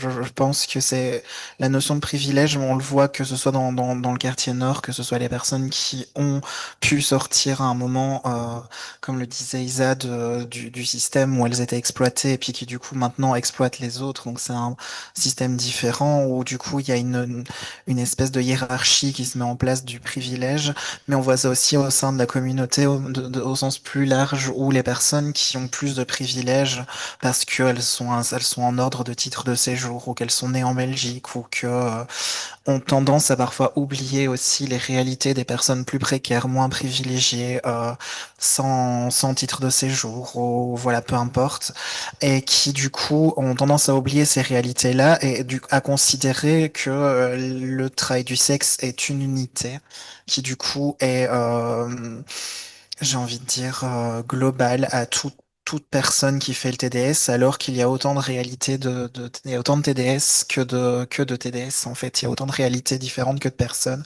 Parce qu'il y a des personnes qui ont été exploitées qui ne le sont plus, des personnes qui n'étaient pas exploitées qui le deviennent. Enfin, c'est pas linéaire, je pense. Et du coup, moi, je pense que c'est ça l'explication. C'est vraiment ce changement de privilège et puis aussi le fait que, à partir du moment où on a aussi été marginalisé, mis au banc un peu de la société tout le temps, on nous a privé d'accès à des droits fondamentaux, à aussi l'ouverture d'un compte en banque, etc. Du coup, à un moment donné, ça crée un système où les personnes se sentent isolées quoi qu'il arrive et se disent, de toute façon, j'ai toujours vécu de la violence et effectivement reproduisent la violence ou reproduisent des processus d'exclusion aussi de l'autre. Oui, en effet, en fait, et si on retourne vers le cadre légal, il faut aussi dire que jusqu'en 2022, les banques étaient censées refuser des TDS. Chaque tiers était censé refuser, discriminer des TDS, en fait. La discrimination envers les TDS était en fait inscrite dans la loi. Et à partir de 2022, ce n'est plus le cas.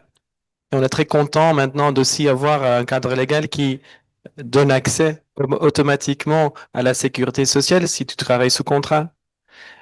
Et donc, si on fait la liste de toutes les discriminations, toutes les violences policières, institutionnelles, intracommunautaires, et voilà, vous voyez le travail qu'on fait, mais aussi le travail politique, à donc changer tout le cadre légal pour donner les droits égaux à des TDS.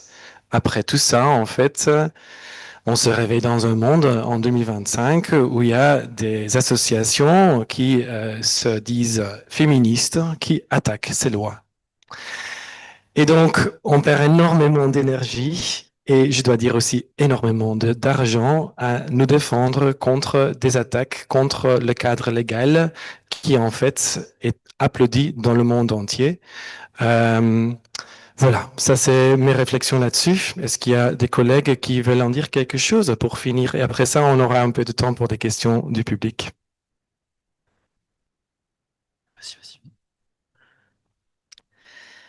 Oui, juste dire que tout à l'heure, quand je disais que ensemble on est plus fort, eh bien là ici, on a vraiment vu qu'ensemble on était plus fort.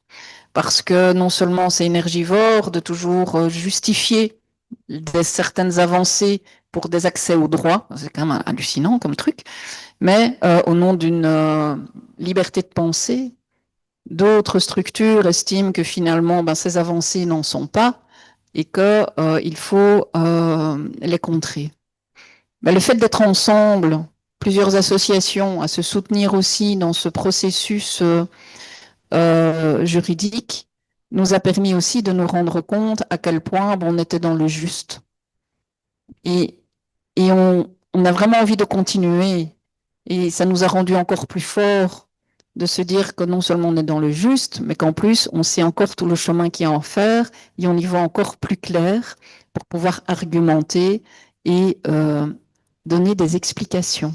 Parce que je pense aussi que les réactions comme ça, parfois virulentes, c'est aussi dû à une méconnaissance des choses. Donc, voilà.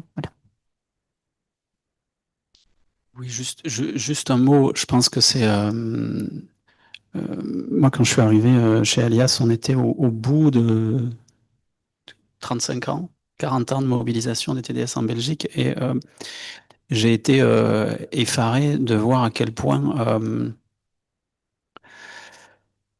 le débat se passe pas vraiment. C'est-à-dire que et à quel point il est parfois facile de faire avancer les gens sur la question de la décriminalisation et du cadre légal du travail du sexe. Ce que je veux dire par là, c'est que si vous êtes venu aujourd'hui et que vous aviez une certaine image des associations comme UTSOPI, Alias et Espace P, vous avez bien vu que on a parlé d'exploitation, on a parlé des violences, on a parlé des difficultés à faire du travail du sexe, on a parlé des victimes de traite, on a parlé de quand le travail du sexe tue, quand la prostitution tue.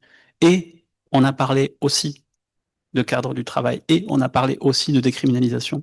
Et que donc, laisser croire qu'il y aurait d'un côté des méchantes associations qui sont pour une forme de glamorisation et de l'autre des gentilles associations qui défendent les victimes, c'est une idiotie. C'est une absolue idiotie. Et que pour pouvoir défendre correctement les victimes de traite et que pour pouvoir défendre correctement les gens qui sont victimes comment dire, de la violence, pour pouvoir les défendre correctement, il faut aussi pouvoir accueillir celles qui sont pas victimes et celles qui trouvent autre chose dans le travail du sexe. Et qu'on peut pas choisir d'être que d'un côté de celles qui seraient victimes ou que d'un côté de celles qui trouveraient dans le travail du sexe une forme d'émancipation, de survie ou de manière d'approcher le travail. Voilà, je pense que la complexité nécessaire, elle est du côté de ceux et celles qui défendent des droits. Et en tout cas, voilà, c'est pour ça que nous, on est plutôt de ce côté-là, je crois. J'aimerais ajouter que, en tant que travailleuse du sexe, moi, ce qui me choque le plus dans les discours des personnes qui sont contre les avancées légales dans l'obtention de droits pour les travailleurs et les travailleuses du sexe, ce n'est pas seulement venant des personnes extérieures à la communauté, c'est quand ça vient de la communauté elle-même où les personnes ne comprennent pas. Je ne comprendrai jamais à quel moment l'accès à des droits est quelque chose à critiquer. On n'est pas en train de mettre des bâtons dans les roues aux personnes, on offre des possibilités. Avoir plus de choix, c'est plus de droits. C'est quelque chose que vraiment, moi, j'ai vraiment beaucoup de mal à comprendre. Évidemment, quand on travaille à Utopie ou quand on travaille, même si on n'est pas TDS et qu'on travaille dans d'autres ASBL, on est plus privilégié que les personnes qui font du travail du sexe de survie dans la rue, évidemment. Est-ce que ces personnes ont les privilèges suffisants pour se battre, pour militer, pour être là sur scène ou pour avoir des réunions longues, parfois rébarbatives, avec des cabinets ministériels? Je ne pense pas. Je pense même pas qu'elles seraient prises au sérieux déjà de base, mais dans tous les cas, même si elles l'étaient, elles n'auraient pas l'énergie nécessaire ni les privilèges nécessaires parce que ces personnes leur préoccupation principale, c'est survivre. Nous, on est là, même si on a des privilèges, on est là pour justement porter la voix des personnes. Parfois, ça veut dire aussi passer par des lois qui ne concerneraient pas tout le monde du premier coup. Mais je pense qu'il faut bâtir, que pour bâtir comme cette magnifique église, je pense pas qu'elle a été bâtie d'abord par le haut, mais elle a été bâtie par le bas. Et voilà, je pense que toutes les avancées, ça se fait comme ça aussi. Merci. Et voilà, pour finir, je vais finir avec des mots que pendant la préparation, Isabelle nous a dit, mais elle les a pas dit maintenant. Elle a dit, et c'était trop bien, c'était toutes les luttes ont été profitables à un certain moment, peut-être pas dans l'instant, mais un jour ou l'autre. Voilà, notre lutte pour l'accès aux soins, notre lutte pour la déstigmatisation, notre lutte pour les droits et un traitement égal, en fait, ça va devenir réalité. Et c'est pour ça qu'on est là. Merci. Est-ce qu'il y a des questions du public? On a encore 15 minutes.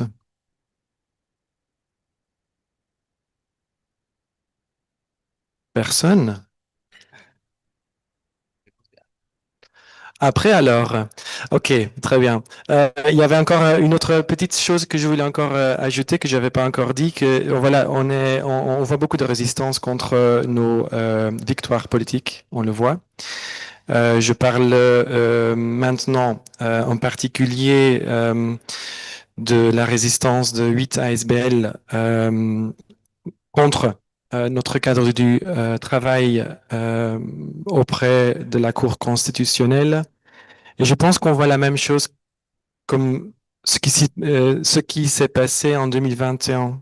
En fait, dans le Parlement, on était minoritaire. Nos associations étaient minoritaires. On a dû se défendre contre des associations abolitionnistes féministes qui détruisaient nos propositions. Le Collège des procureurs généraux a voulu détruire notre décriminalisation. Ils ont failli. Après, maintenant, il y a notre loi du travail et il y a les associations qui battent contre, en fait, ce qui s'est passé avec notre collaboration entre nos associations. On a mis en œuvre une coalition internationale d'experts légaux pour se pencher sur toutes les questions. Et après ça, en fait, maintenant, il y a un travail magnifique qui vraiment montre qu'on est dans le juste. On n'aurait jamais eu l'énergie, jamais l'argent pour le faire nous-mêmes sans l'attaque des abolitionnistes. Donc je dirais merci beaucoup abolitionnistes. On devient toujours plus fort grâce à vous. Merci.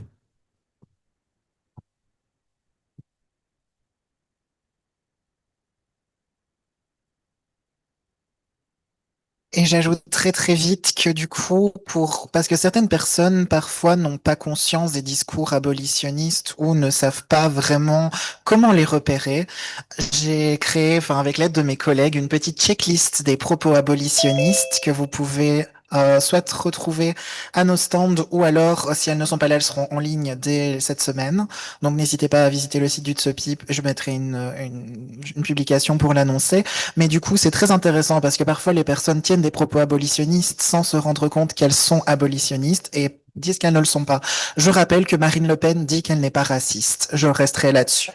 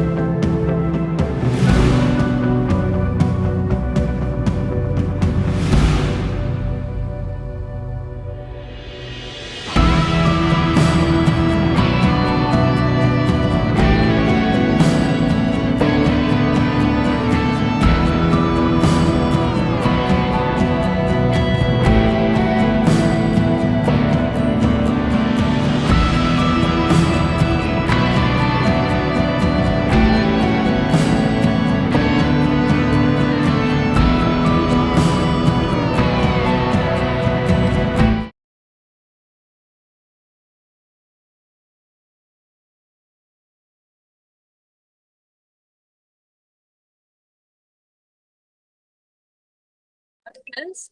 And every year on days like Day of Paid Love in February, or in today, which is International Sex Workers Day, or Day to End Violence Against Sex Workers in December, or Trans Remembrance Day, we lay flowers at Bell to show our respects. And what I would like to do is invite you all to take a moment of silence for the sex workers, which we have unfortunately lost due to the stigma towards sex workers. And if anyone would like to come up and say something regarding sex workers, you're very welcome to. So we just start a minute now.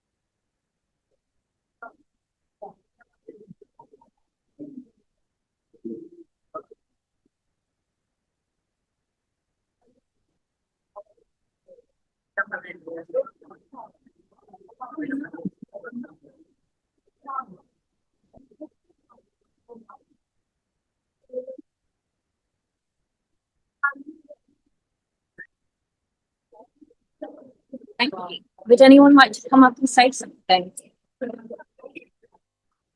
Please do. I can do that. I'm not sure if you want to be camera, so I make sure that they'll cover it.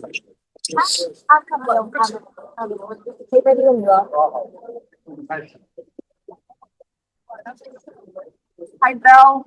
Hi, colleagues and airlines. I am Maya. We are here today celebrating International Horse Day, Day.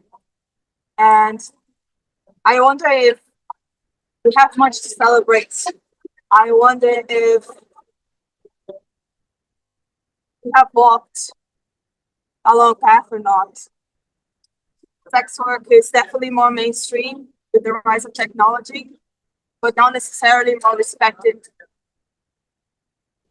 Cash is less and less the default payments, but we are not completely free of discrimination within the digital financial systems.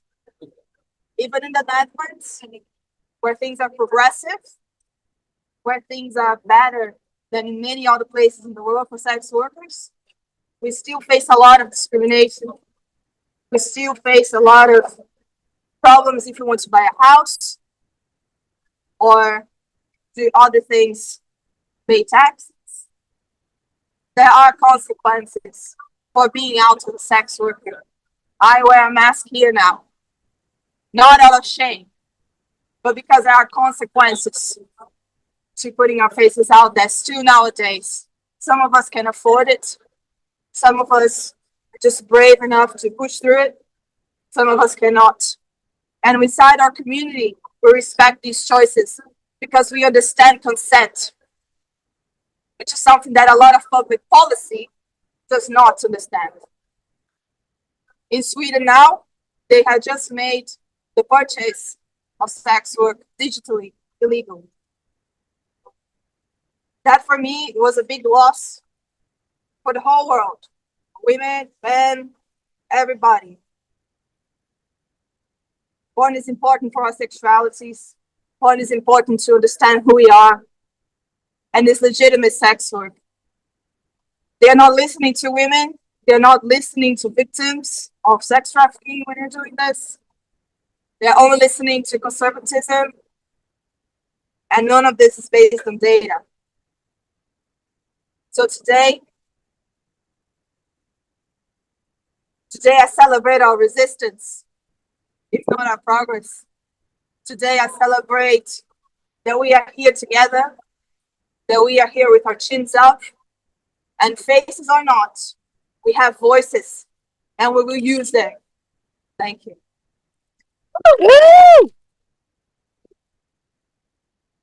Thank you so much. What name have you used for you? Maya. Thank you so much, Maya. Does anyone have anything else that they'd like to share? No? Okay. Well, then I guess because I'm not hearing anything from our people, that we head back and I'll let them know to meet us at Bell. Yeah. Yeah. I kind of born here. Want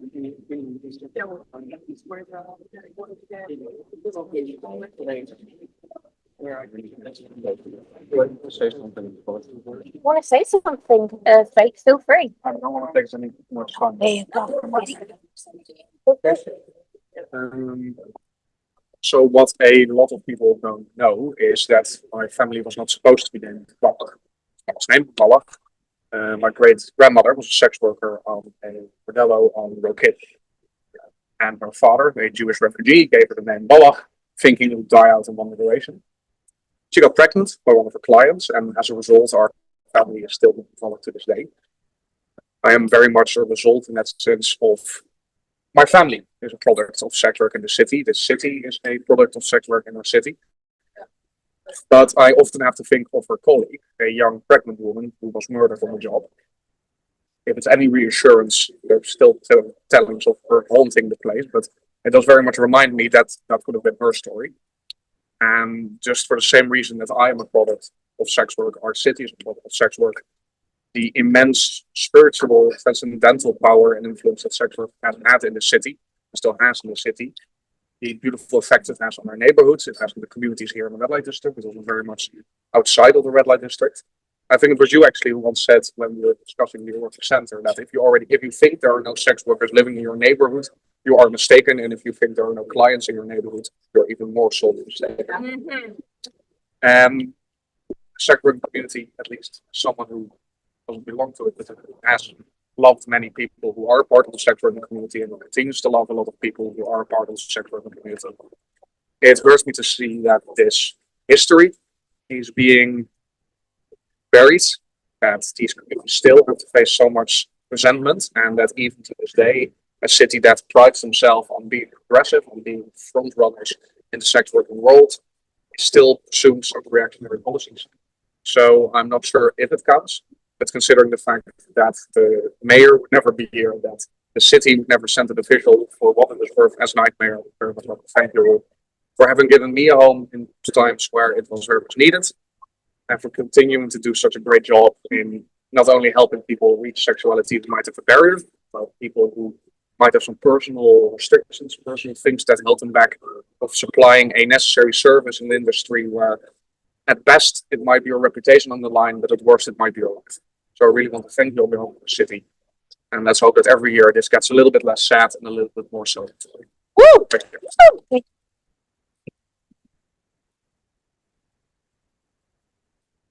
Does anyone else have anything that they want to share? No? Okay, well, yeah, they're coming. I have a little bit of a surprise to give you. So I've been a little bit secret about what's been going on today. And the reason for that is because we knew that today was going to be a little bit sad and there were going to be some things that maybe needed time and needed space. But we also wanted some things to be happy as well. So for those of you who don't know the historical fashion show, they are going to be joining us in a second. And what they are going to be doing is showing us different sex workers throughout history who have contributed to the history of sex work, have made sex worker history. And yeah, I hope you enjoy it. Yay! Woo! Yeah. No, in here. Yeah, it's open.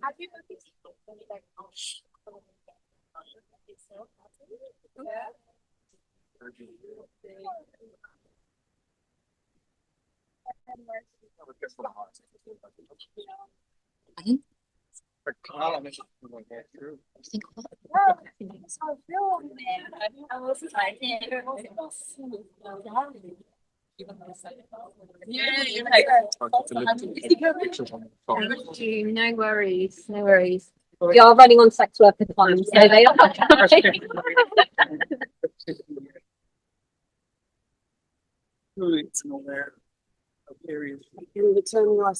Oh, thank you. Oh, thank you. Do you have a life?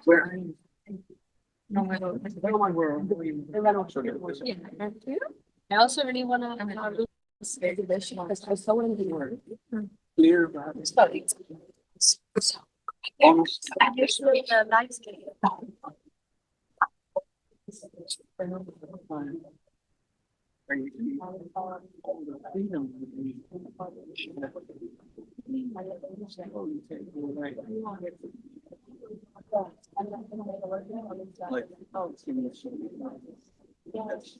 That's like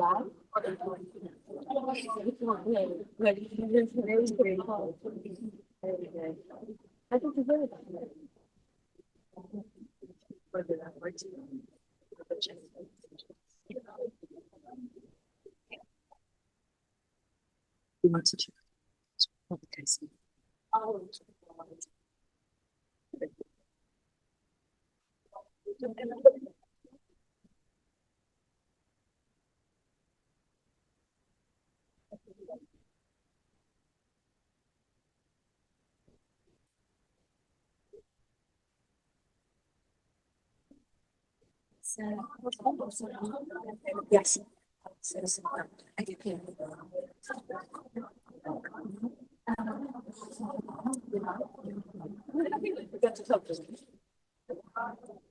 I never made any. I wisely never made any life choices based on the quality of my goals. At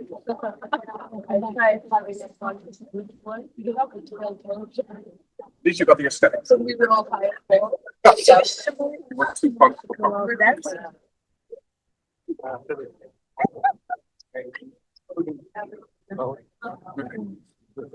Oh yeah, absolutely. Thanks. Absolutely. Not my face. Oh, of course. You told me a lot.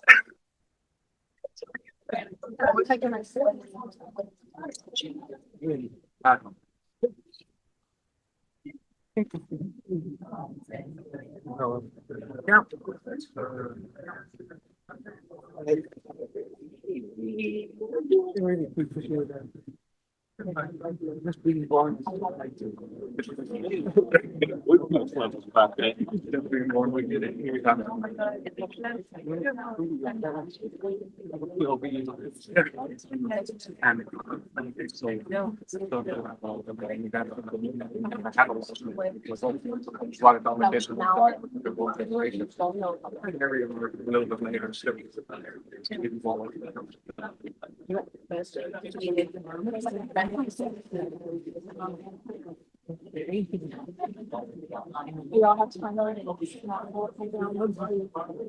This is just like we all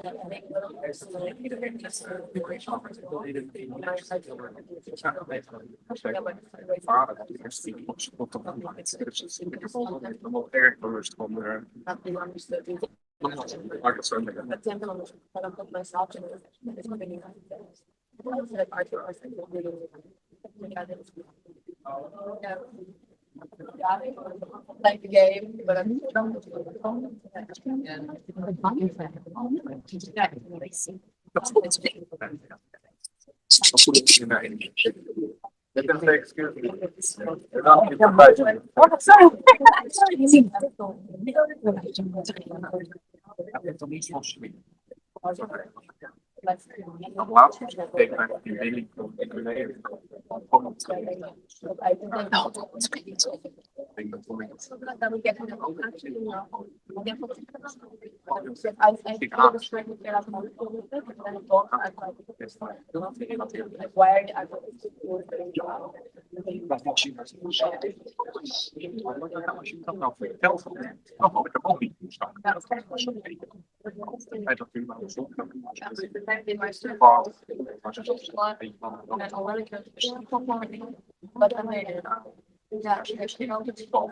Dus we wensen.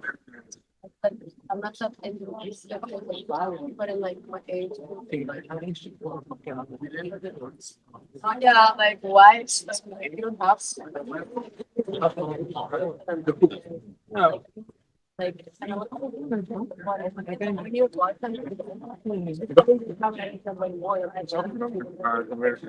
why are you trying to do that?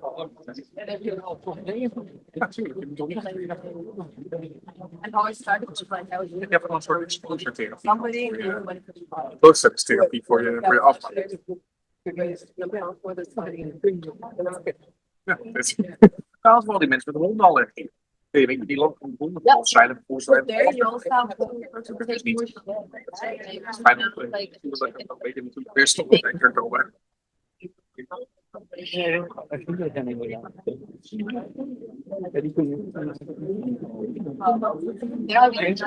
Ik heb meestal 2 jaar met ooit. Het is een beetje een tuin van mij. Het lijkt mij binnentuin.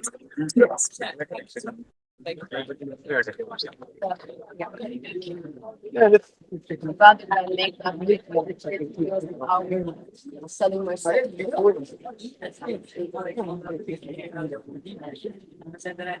Aangevallen door de buitenwereld. Dat is een tempel. Nou, nee, kou. Er is hier ergens een hits geplant die gaan klaar. En nou wil ik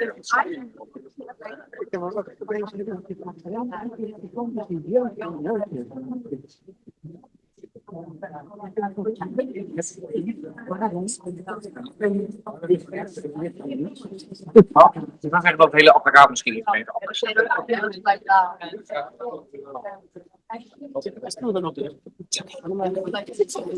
I am so sorry.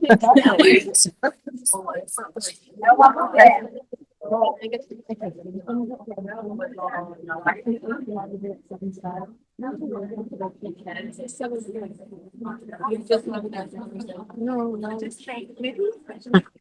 just I was like the background. Me, Walter.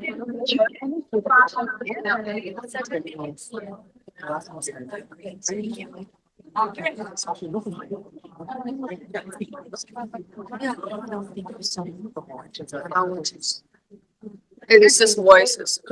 Not the tourists. Yeah. I just can also do that conversation. Yeah, if you like. Yeah. So we're talking about how like when I started sex work and stuff, a lot of girly pops in my circles are like, yeah, it's so cool that you do that, but I could never go. I'm like, yeah, you don't have to. And I think it's so cool that you do waitressing and make your money to it, but I could never do that because I don't have a skill set for that. So I don't see me or you better than each other. They look at us like they are better than us. Yeah. And I see your work and everything, like they tell me like, oh, you're selling your body. And I'm like, yeah, but you're also selling your time, energy, body for waitressing or like any other job. So why?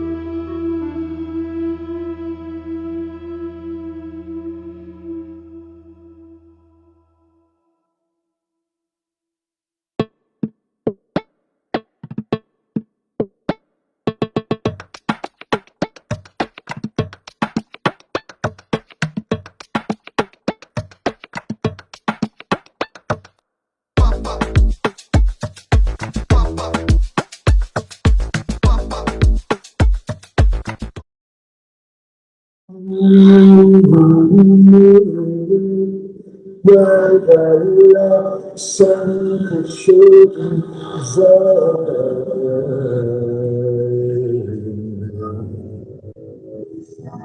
Here comes Inanna. Inanna, show yourself.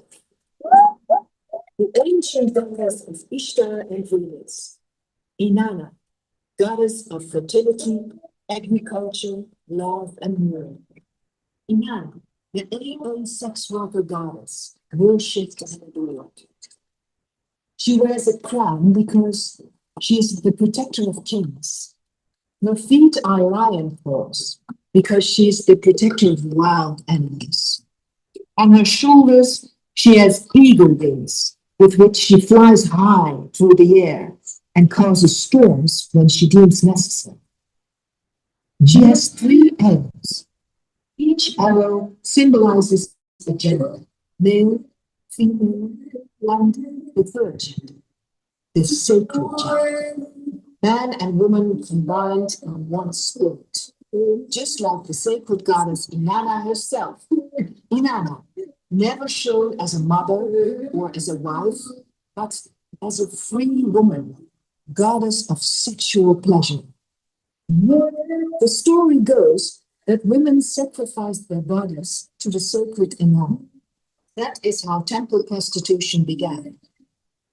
Or were they sex workers who simply searched for their clients at the temples? We do not know for sure. It was too long ago.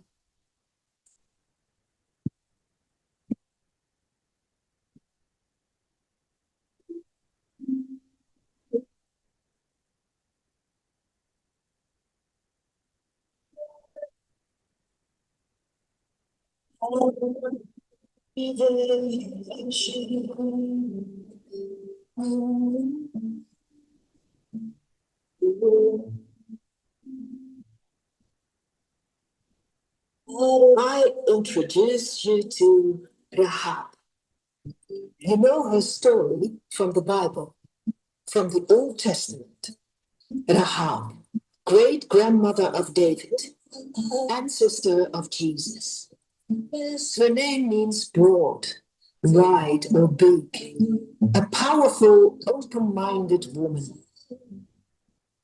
Rahab lives in a house on the wall of Jericho. She uses her house as a public house to offer shelter to travelers.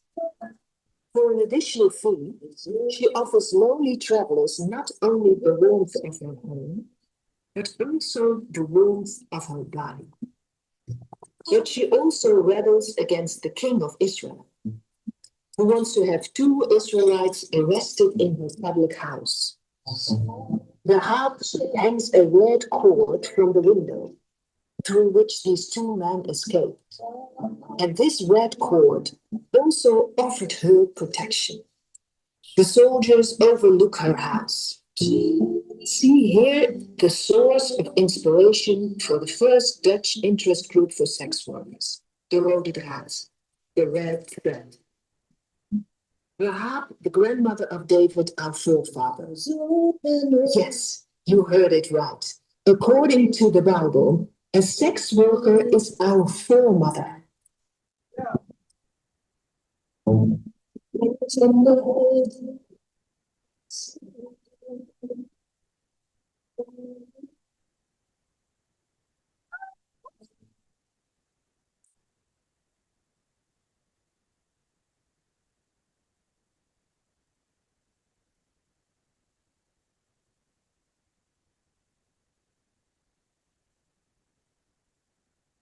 Through Christianity, the concept of sex in the Middle Ages became something dirty, something scary, something devilish, something to be afraid of. Whoredom became a disgrace. Sex is only allowed if you are married. But as men moved to the city for work, the cities grew enormously. Where were those men supposed to go?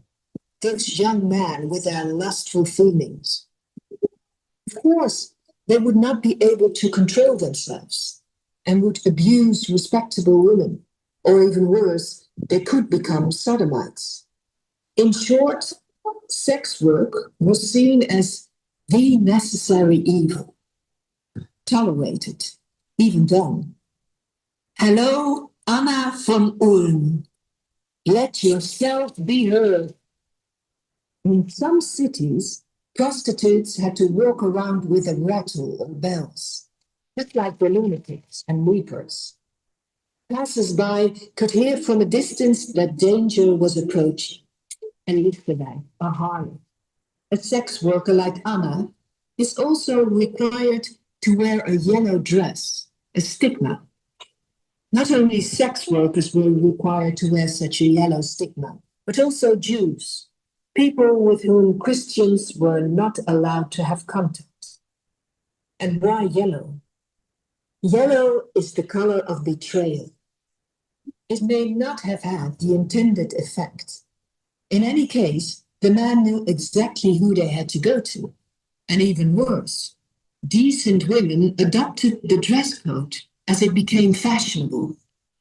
Sex workers were, and still are, trendsetters. On occasion, sex workers rebelled the rules against the strict dress code, or that bread was more expensive for them than for other people. Shocking? Nowadays, our permits, workspaces, and accountants are more expensive as soon as it's about sex work. Anna von Ulm and other women were forced to work at all hours and earn as much money as possible for the madam or herbergier. And they were allowed to keep very little for themselves. Anna didn't like that. Eventually, the tavern owner went to prison. Did you know today a client in a legal private house pays 80 euros for half an hour for all the positions from the Kama Sutra book, and that the sex worker only has 22 euros left after deducting room fees and taxes? Brothel owners can do that because so many workplaces for sex workers have been closed that sex workers no longer have a choice. Anna von Ulm, where are you? We need you.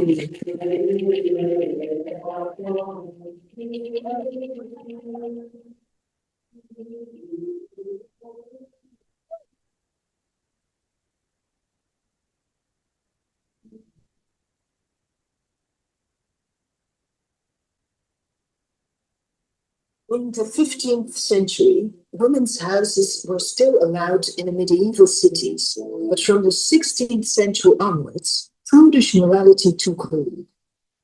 The government took stricter actions against sex workers. Keeping a whorehouse was prohibited. Prostitution was banned almost everywhere, and many brothels closed their doors. Public women had to stick to a number of strict rules. In Venice, they were only allowed to show their merchandise to passers-by from their windows. Near the Tettenbrug, Ponte del Tet, there were a number of low houses that were extremely suitable for this. These windows became the first red windows. The harsh persecution had little effect. Prostitution flourished in secret bordelli. The meeting places for whores were along the streets, in public baths, in gambling houses, in unfair taverns, and even in royal palaces. Homosexuality was seen as a terrible sin. Yet for man looking for man, there were fun houses, butt shops, and molly houses. Do you know who the most important inhabitant of Venice is? She is a woman born in the 16th century, and she is a sex worker, Veronica Franco. She is the daughter of a famous courtesan. Her mother taught her the secrets of the trade.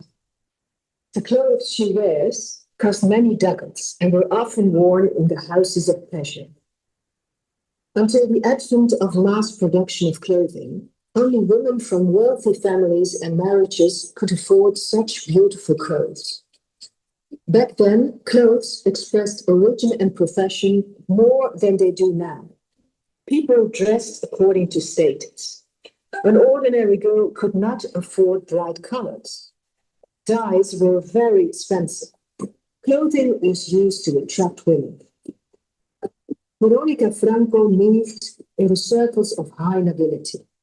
She even had a short-lived relationship with Henry III, France. She had an influence on politics. She participated in discussions and compiled anthologies. She wrote 2 volumes of poetry. She is praised for her literary contributions, feminist struggle, and charity. As a well-paid courtesan, Veronica Franco had a good life during her working life, but without the automatic protection that respectable women were given.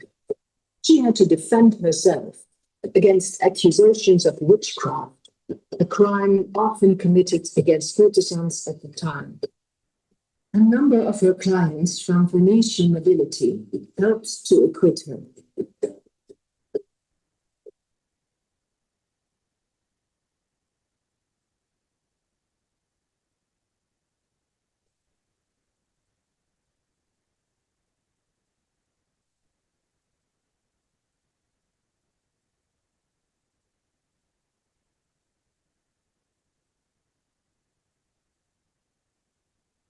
I present to you the most famous male sex worker in the most prudish time ever, Jack Soule. He was born in the Victorian era in an Irish family. Jack was the son of a cabman, a taxi driver with a horse and a cabin on wheels behind. His mother was too young to marry. As a poor Catholic boy, he had few opportunities.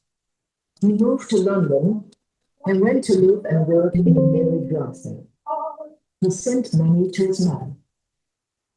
This brothel employed many telegraph boys who, in addition to their work at the Royal General Post Office, also did paid jobs for homosexual men, provided sexual favors.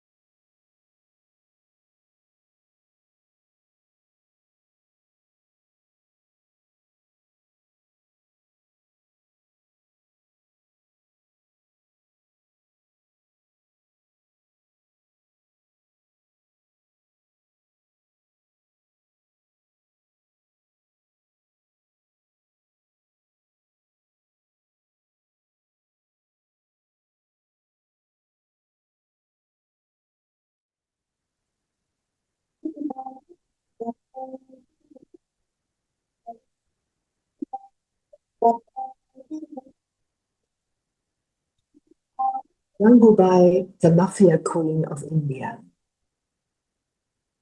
Gangubai was born in 1907 in a small village in India.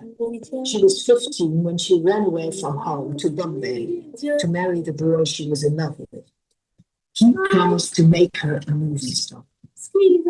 After deflowering her, he sold her for 1,000 rupees to a pimp of a brothel in Bombay's red light district. However, if a customer beat her or her colleagues, she had them beaten by another customer, a known mafia boss. Within a few years, she was the boss of the brothel, and soon after, of the entire red light district.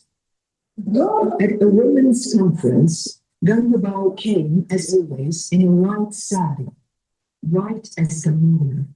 She called herself the Moon of Thamatipura. There, Gangabai Kottavali spoke her legendary words. Listen.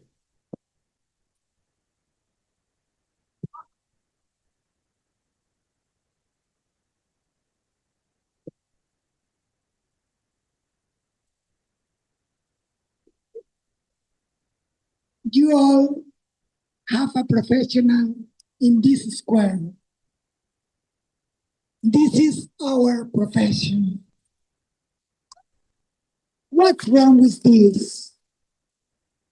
We earn our own money in an honest way. We don't discriminate. We don't look at a custom, colors, or disability. Everyone is welcome with us. We do what the priest preaches. He is welcome in our borders. He can learn from us. We discriminate against. We have to pay taxes, but we can open a bank account. But you men are allowed to open our clothes.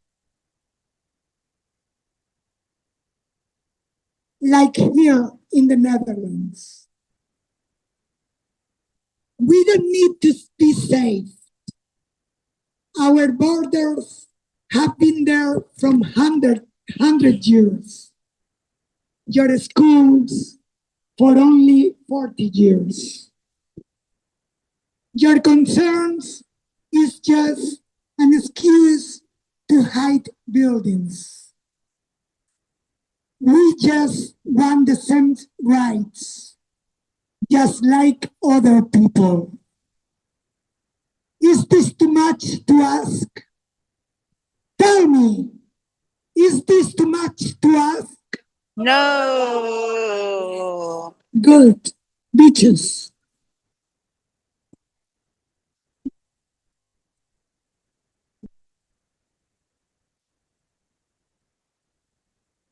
Gangubai used this speech to prevent the closure of the red light district. Gangubai Kottavali, the sex worker who became a political leader. Thank you. Maxi Linder, the most famous sex worker in Suriname, one of the most powerful inhabitants of Paramaribo.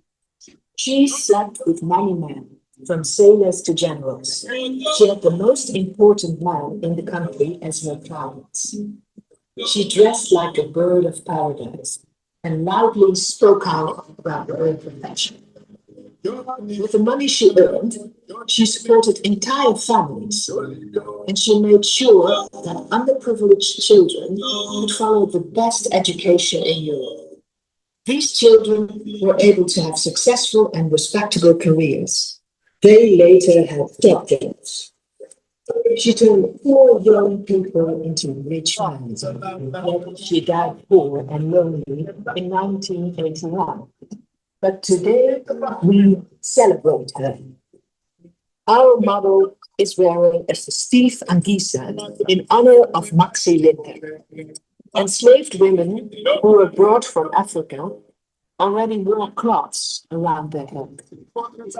And because they were forbidden to talk to each other on some plantations, they started using the Angisa to convey messages to each other. The far out point means Bhakti Mina Tap Uku, wait me on the corner, to meet each other secretly out of sight of the slave drivers. Let them talk. There are 3 points on the back upwards. The Missi or Madam is angry. When the argument is over, the 3 points go down. Kiss me quick, I am somebody's wife. The back is folded like a kiss. Marriage has no teeth, but it bites. Women would wear this angisa to warn other women about marriage. After marriage, you lost a lot of freedom as a woman. For example, a woman was no longer allowed to go out dancing. Call me on my cellular. Looks like a mobile phone. There is even an angisa named after her, the Maxi Linden, which she herself preferred to wear. When a sex worker is looking for clients, she wears this. You don't need much imagination to see what it looks like. Thank you, Maxi Linden, Queen of Paramaribo.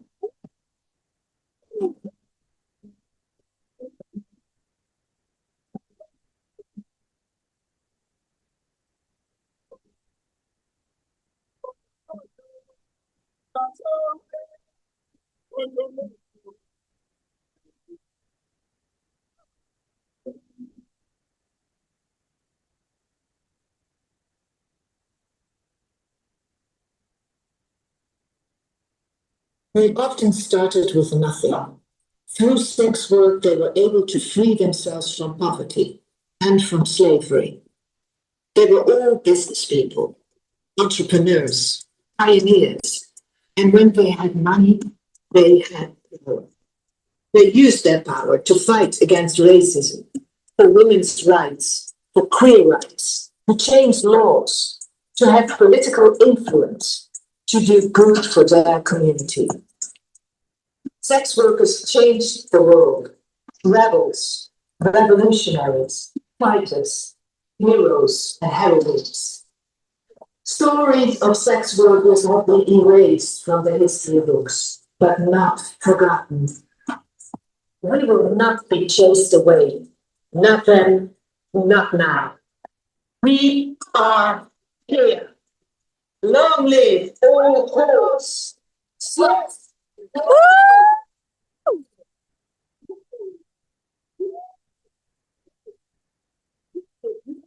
Gays, queens, and kings of the night.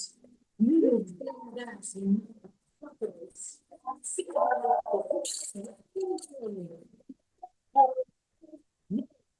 Leads to normalization and acceptance of sexual diversity, so that we all feel free to be who or just take on. This show is made by Safe Sex Workers' Rights and the Trans Sisters. Special thanks to all the models, sex workers, and our beloved allies. This is dedicated to Sister Elkin, a sex worker activist and historian who did much for our community. We still miss her. Want to know more about the history of sex work? Take a look at her website. Sekswerkerfgoed.nl.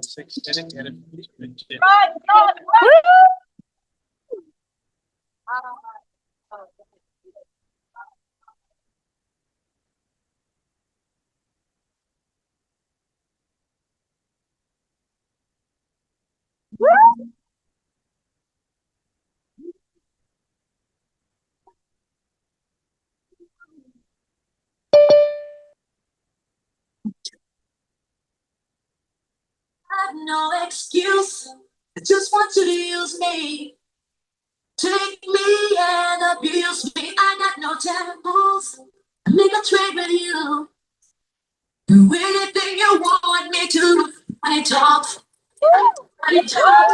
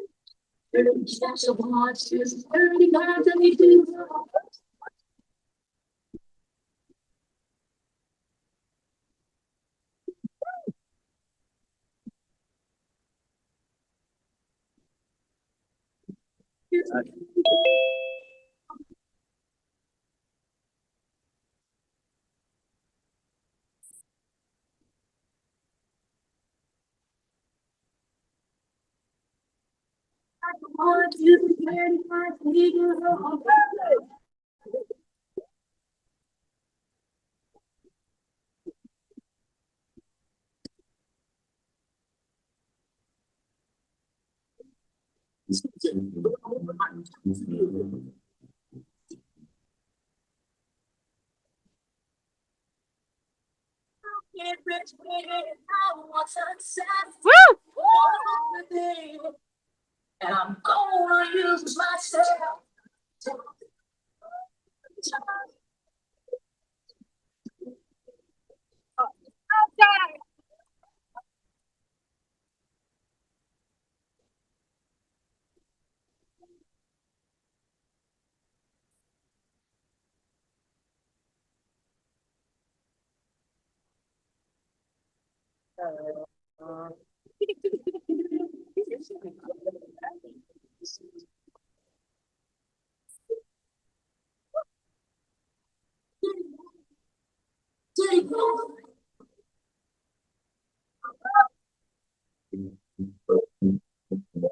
Thank you.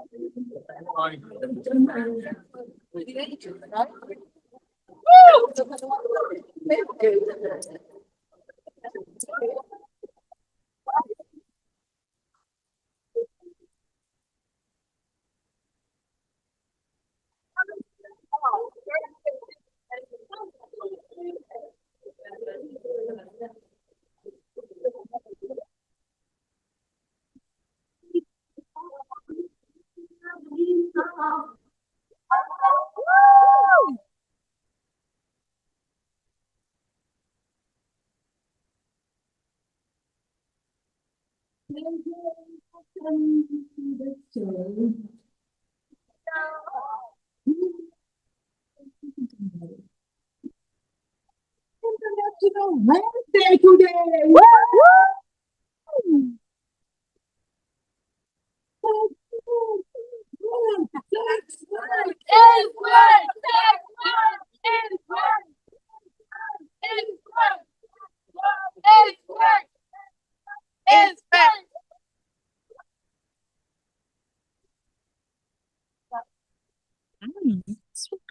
Whose bodies? Our bodies. Whose rights? Our rights. Whose bodies? Our bodies. Whose rights? Our rights. Thank you, everyone.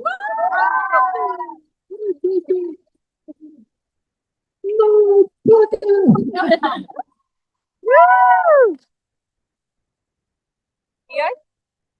Behind you. Behind you. Behind you.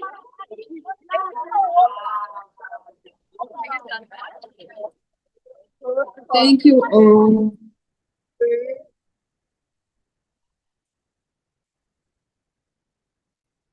Thank you everyone for joining. And guests of the PIC, back to the PIC for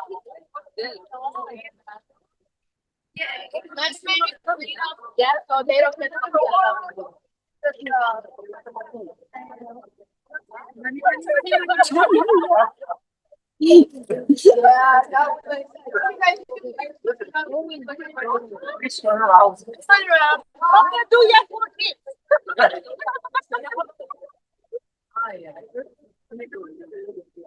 before we go after the show.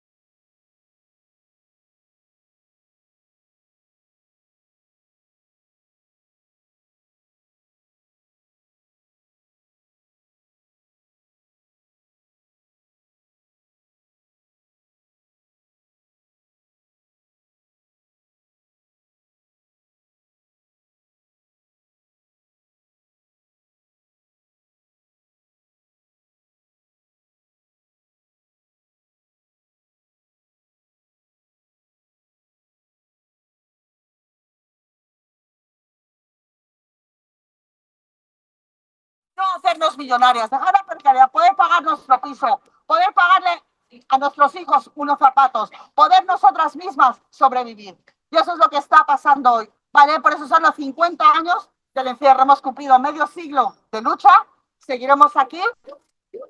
Abajo los CIEs están llenos de trabajadoras sexuales migrantes, las cárceles están llenas de personas migrantes y de personas pobres, y los centros de menores están llenos de hijas de trabajadoras sexuales.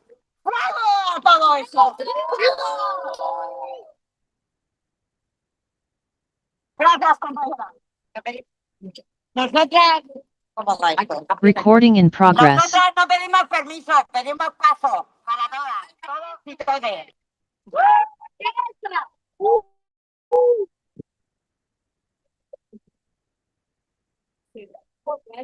Gracias a todos por venir. Gracias.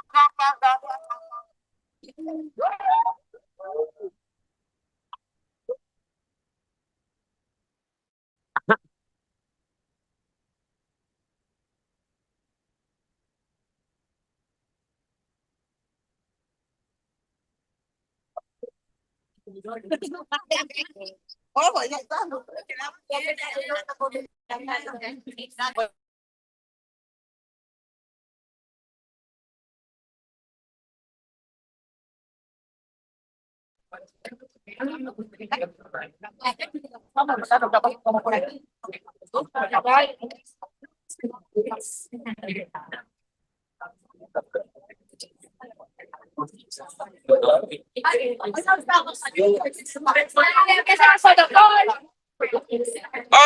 Nos quedamos aquí, si queréis aquí pues hacemos rollito, estamos hablando, vamos a juntarnos, vamos a ir por unas agüitas, unos refrescos que hace mucho calor y aquí platicamos y nos contamos nuestras cosas. Hoy cerramos las jornadas. Sí, también,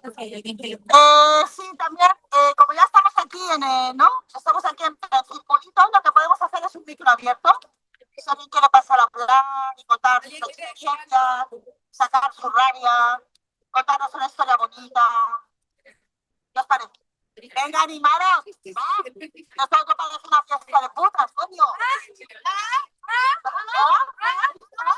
Parece una fiesta de los capitalistas. Venga, hombre, animaros. Venga.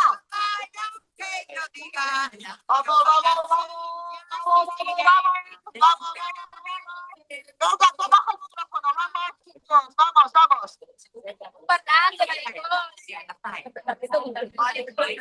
Nos ha perdido la lengua. ¿Quién quiere hablar? Yo tengo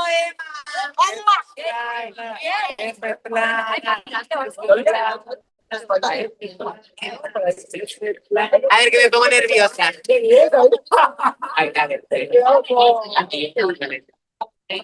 Yo soy esa, maricón, brava, puto, cáscara, amarga, joto, loca, palomo, cojo, travesti, bujarrón, lila, marica, fuego, sida, medio hombre, medio mujer. Yo que soy una simple civil y tengo todas esas medallas sobre mi pecho relucientes de diamantes, cruces de hierro, hechas de oro, divinas.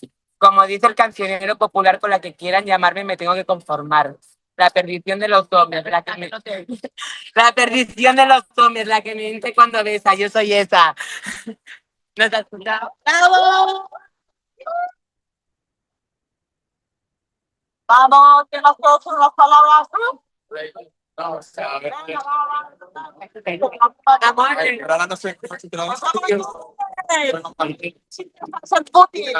Yo me sé los dos. Igual de los dos, no sé. ¿Sabes? Tienes allá, pero lo que es para ti. O sea, esto no depende de lo que... Venga, va. A ver si tienes que te vean instante, ¿no? Vamos. ¿Qué tal, recién?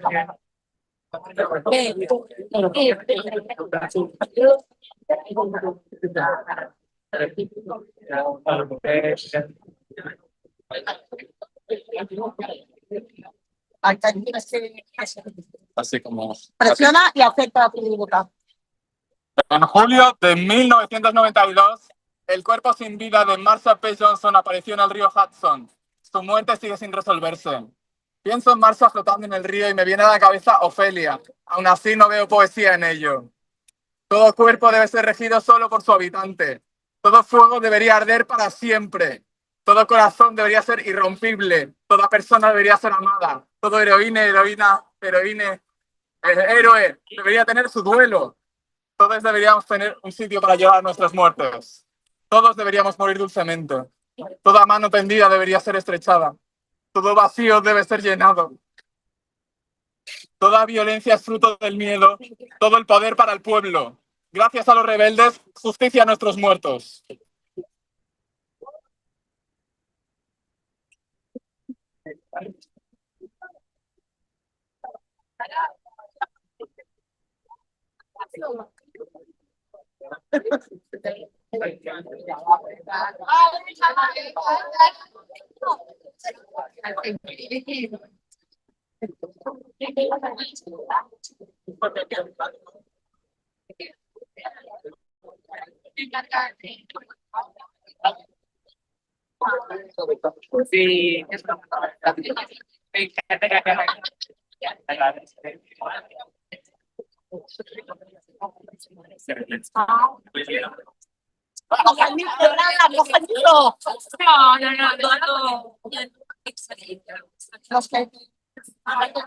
Las travestis vinieron a la ciudad como pájaros exóticos.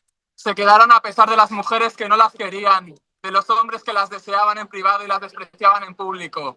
Estaban hechas de plumas y metal. Y las travestis dijeron, aquí estamos, no necesitamos ni el permiso de los hombres ni el beneplácito de las mujeres. Nuestro reino no es de este mundo. Somos fuego, somos asfalto, no pertenecemos a nadie. Los Estados Unidos de las travestis, armadas, peligrosas, siliconeadas, majestuosas, como aves rapaces, como leonas heridas, como cuchillos, hermosas, feas. Aquí estamos, así somos. No vamos a ningún sitio. Deseadas de noche, repudiadas de día, más que una mujer, más que un hombre. El cuerpo travesti es un campo de batalla. Incluso dormidas somos políticas.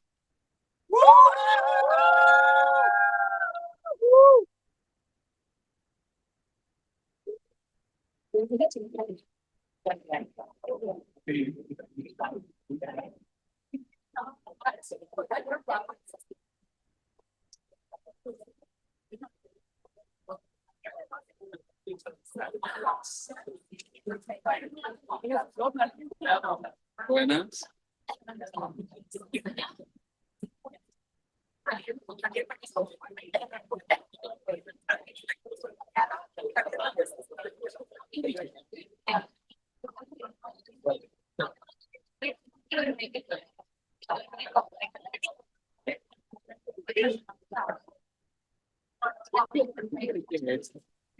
El camarero, libro.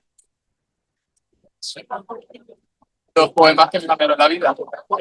Muy a mi pesar.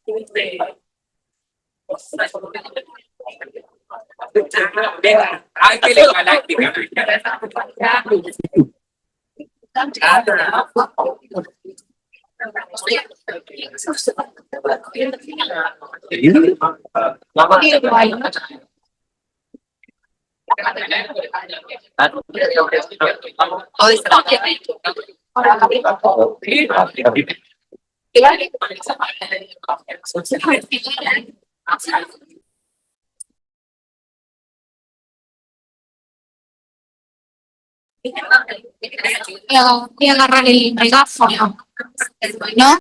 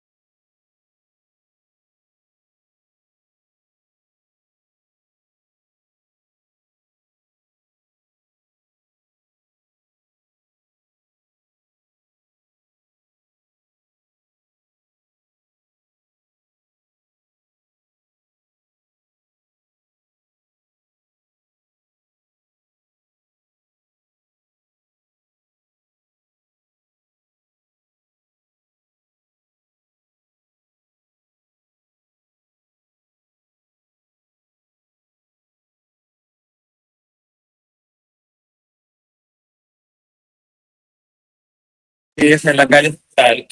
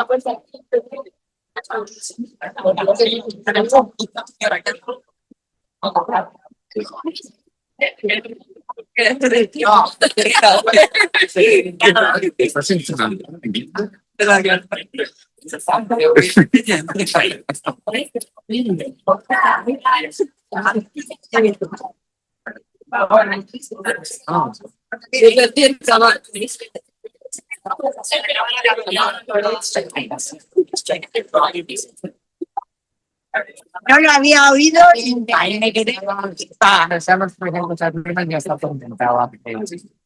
Ah, sí, reina. Hola, ¿cómo estás? Claro, estás. Pero tú la has tuneado, la has recordado.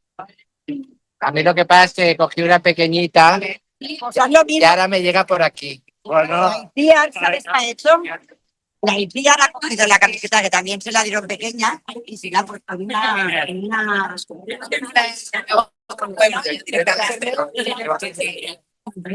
ya pasa ya. Dilo.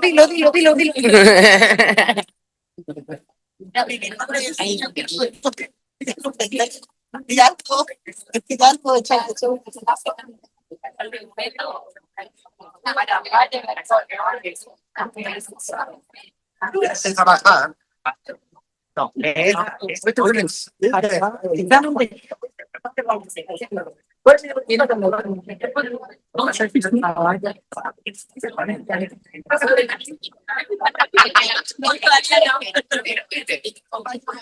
Aquí Álvarez.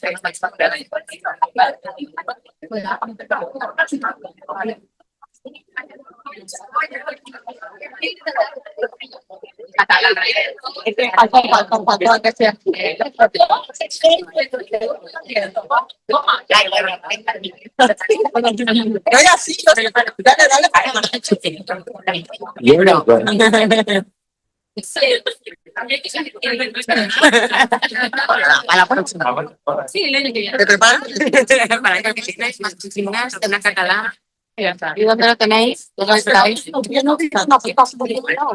queda más auténtico. Ya, pero bueno. No, pero de calidad, no, el espacio.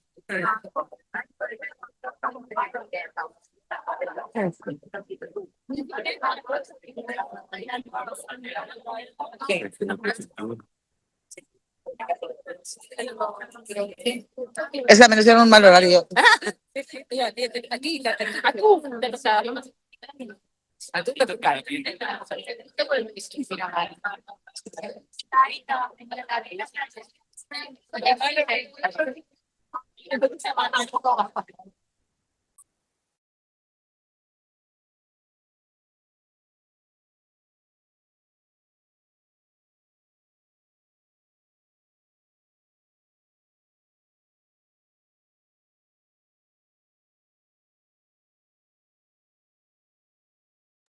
Ya en streaming, todo el mundo nos está. Bueno, que digo algo. Sí, échate un speech. Vale, ok. Bueno, pues hoy estamos rememorando la memoria de nuestras compañeras. Hablamos del 2 de junio como un punto de referencia, pero las trabajadoras sexuales llevamos toda la historia de la humanidad existiendo, participando en las guerras, colaborando con las madres que no ejercen el trabajo sexual y compartiendo el dinero para que otras mujeres que no ejercían el trabajo sexual puedan obtener comida en la época de las guerras. También putas que se han organizado para no atender a batallones que han eliminado sus pueblos, como las putas de San Julián en Ushuaia, Argentina, o putas de México, o putas españolas, catalanas, o las vascas. Entonces, tenemos mucha historia para compartir, las etairas en la antigüedad, Entonces, hoy tenemos a las putas libertarias, tenemos a las putas de Raval, tenemos a las francesas que fueron anarquistas, a las italianas como Carla Corso, como La Pía, su compañera de lucha, y a muchísimas más, a Linda Port Sánchez y Martina de la Terra, yo que sé, puedo incansablemente. Lo que no quiero que olvidemos, aunque esta lucha sea transversal, es de estas compañeras que nos han representado y nos han traído hasta aquí, con el corazón, con la cabeza, con conciencia, por derechos civiles, por derechos humanos y, por supuesto, las putas tenemos conciencia de clase y estamos en contra absolutamente del genocidio que está ocurriendo en Palestina. Estamos también sufriendo el dolor de nuestros hermanos y hermanas migrantes que han muerto en el Mediterráneo. Estamos en contra de las cárceles para los migrantes. Estamos en contra de la precarización de este capitalismo salvaje que no da sueldos, en contra de los alquileres altos para las personas pobres o trabajadoras. Y estamos a favor de los derechos civiles de las trabajadoras sexuales, de la humanidad, de la diversidad de género, de la diversidad cultural, de los colores de pieles maravillosos que tenemos todas y todos. Y estamos a favor del amor y de la lucha. Pero también somos putas de mucho cuidado y somos zorras malas cuando nos tocan las narices. Así que cuidado con nosotras, porque estamos aquí, no vamos a retroceder, sino que vamos a avanzar. No le tenemos miedo a la ultraderecha. Vamos a darle taconazos y a romper esas cabezas. ¡Mua!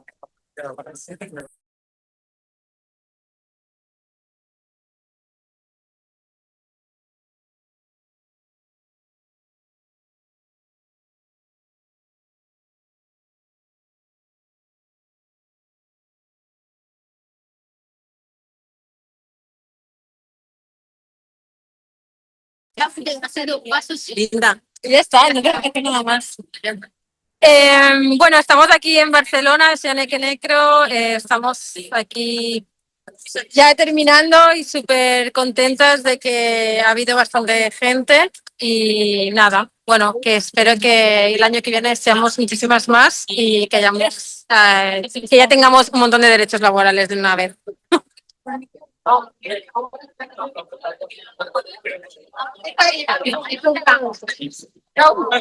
Estamos aquí el 2 de junio en Barcelona, en la ciudad de Barcelona. Estamos ya terminando la jornada.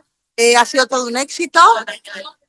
Y bueno, 50 años, que se dice pronto, pero estamos aquí y toda mi solidaridad para todas las compañeras de todas las regiones que están también trabajando y que han hecho todo este esfuerzo y todas esas jornadas que nos hemos dejado la piel en que estos 50 años estén con el listón muy alto. Recordad que seguimos en derechos, recordad que seguimos jodidas, recordad que nuestras compañeras siguen en las cárceles, que nuestras compañeras siguen en los días, que nuestras hijas e hijas siguen en centros de menores. Recordad que tenemos que seguir luchando y os deseo una muy buena jornada del 2 de junio y viva la lucha de las putas.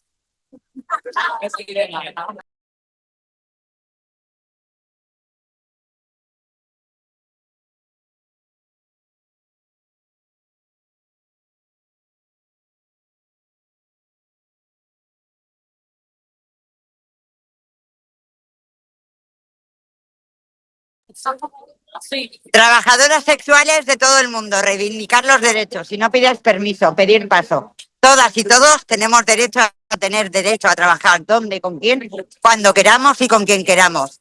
Sitios, espacios libres de vigilancia, de persecución y sobre todo libertad para poder trabajar donde, con quien queramos y de la manera que queramos. Derechos y derechos para todas. Un beso y feliz día para todas.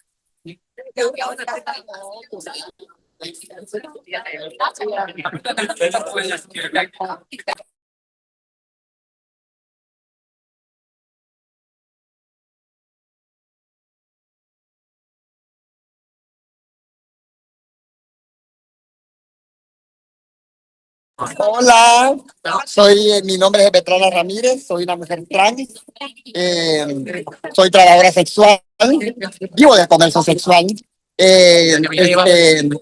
por motivos de falta de oportunidades, de falta de derechos, de falta de oportunidades laborales, las mujeres trans nos vemos obligadas a ejercer el comercio sexual, porque nunca tuvimos apoyo de nuestra familia, apoyo de instituciones del Estado.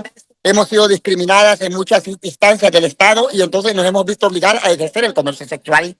Y entonces muchas hemos sobrevivido de eso, del comercio sexual. Y es la única, la verdad que es la única herramienta o la única opción que nos toca a las mujeres trans ejercer el comercio sexual para sobrevivir, sobrevivir en un mundo, bueno, pagamos alquiler, compramos comida, compramos ropa, compramos muchas cosas y tenemos que sobrevivir y ver cómo hacemos. Entonces nos tiramos a la calle al comercio sexual porque es la única forma de sobrevivir, porque no hay un trabajo digno para nosotras, no hay una empresa que nos contrate, no hay un gobierno que nos mete un cupo laboral, nuestros derechos son totalmente vulnerados, violentados, y entonces la única opción que tenemos las mujeres trans es el comercio sexual en la calle.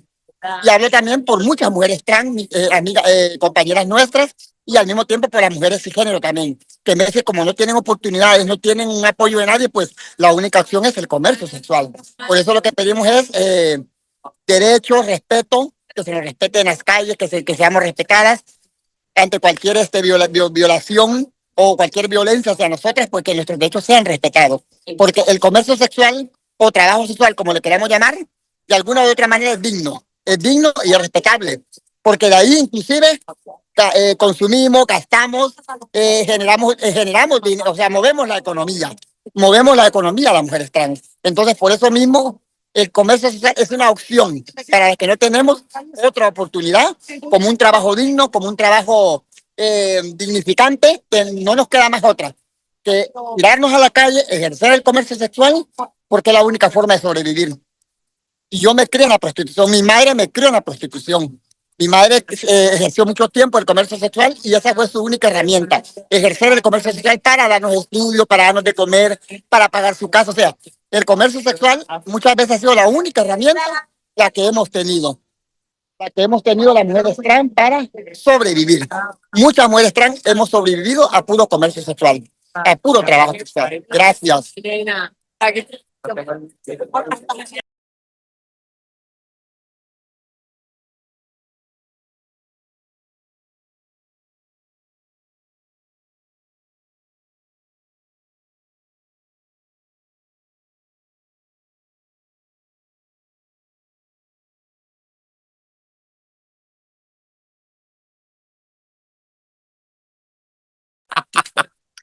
Yo lo que tengo para decir es que vocês que estão aí acompanhando tudo desde a Europa, fiquem sabendo, esse projeto tá falido, caído e não tem volta atrás, tá bom? Então, ó, baixando protagonismo e dando espaço, e abrindo, tá? Bora. Tá.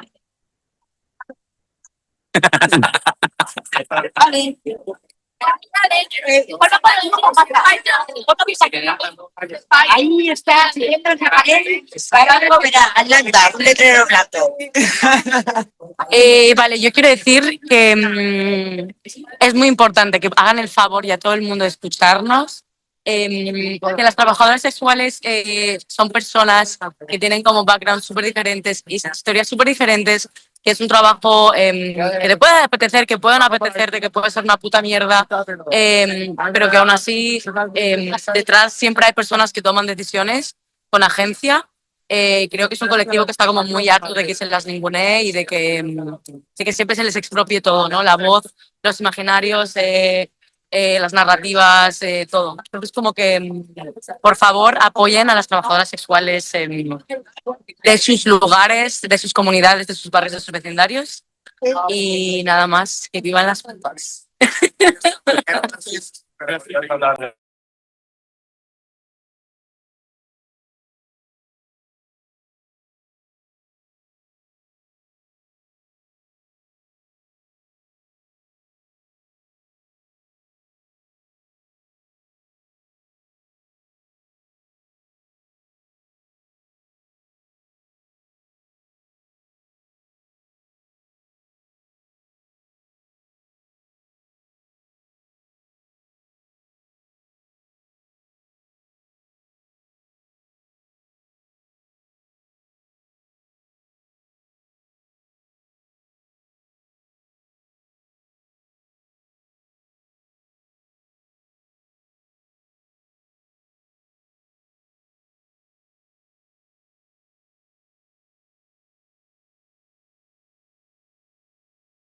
Espera, ¿cómo se llama la de...? La Úrsula von der Leyen. Hola, Úrsula. Amor, mucho pedir, aquí está. No.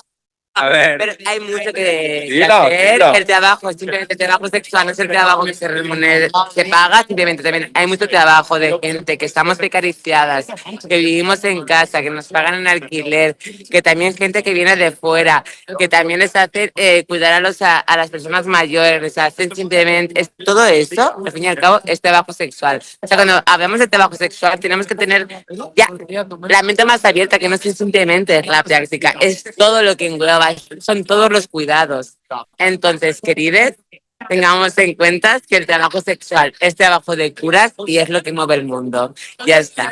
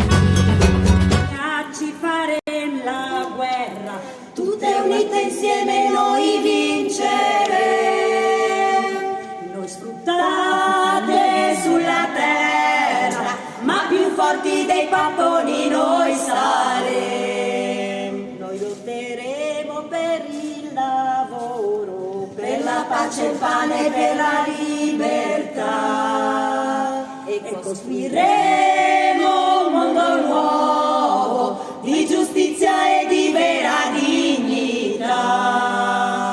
E questa ombrella gloriosa e bella noi l'abbiamo raccolta e la portiamo più in là. E da Lione fino a Venezia, simbolo di lotta e vera libertà.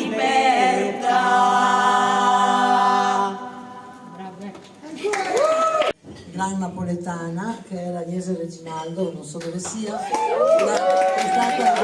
che ha curato tutta questa organizzazione, questo evento un po' dalla Germania e un po' da Napoli, e che ha reso possibile mettere insieme tantissimi pezzi. Poi tutte le associazioni che hanno partecipato e che hanno, diciamo, aderito all'iniziativa, quelle che si sono aggiunte e unite dopo, quindi non sto a farvi la lista perché tanto l'avete visto sui programmi, la lista c'è, ci sono tutte le persone che comunque sono venute.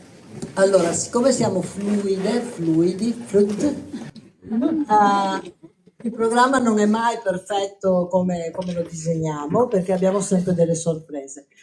Adesso io vi racconto una storia che non c'entra niente col programma, ma siamo sotto la vela. Voi vedete questa bellissima vela rossa? Questa è una vela fatta con gli ombrelli rossi riciclati, cioè quegli ombrelli vecchi non sono stati buttati via ma sono stati recuperati attraverso un progetto che si chiama Ombrella Rossa, voluto dalla cooperativa Lister, che è un laboratorio di sartoria che nasce all'interno di Basaglia, con Tizi, che è qua che vi assegno, voluto da Tizi con Ombre Rosse e con la cooperativa insieme poi a un gruppo di Trieste che si chiama C01, e ci hanno chiesto di partecipare. Sono stati fatti dei laboratori e si è cominciato a riciclare le ombrelle delle sex worker. Adesso il progetto è terminato, abbiamo fatto svariate esibizioni, mostre un po' forse esagerato, però ci siamo esibite a Pola, ci siamo esibite a Gorizia, ci siamo esibite a Trieste, in Spagna al Museo Reina Sofia. Insomma, abbiamo fatto come al solito i nostri show. E oggi abbiamo dei pezzi qui, che una è la vela che ci è stata poi regalata, quindi sarà, come dire, non la nostra bandiera, ma le bandiere noi abbiamo, però ombrelle e vele. Poi ci sono, che magari potremmo sventolarli e mostrarli, ma non posso fare due cose con una mano, ci sono la mantellina, il capottino per i cani, il frisbee, un sacco di pezzi di roba interessanti che sono stati fatti sempre con le ombrelle. Forse questo progetto avrà un futuro, perché io comincio a pensare, c'è anche un bel aquilone, abbiamo una flotta aerea, ragazzi, per come stanno andando i tempi anche noi dobbiamo avere la nostra flotta aerea, fatta di tappeti volanti, vele, aquiloni e compagnia bella. Quindi questo per dire perché siamo sotto questa vela. Ecco qua l'esibizione, la borsetta, lo shopper, l'aquilone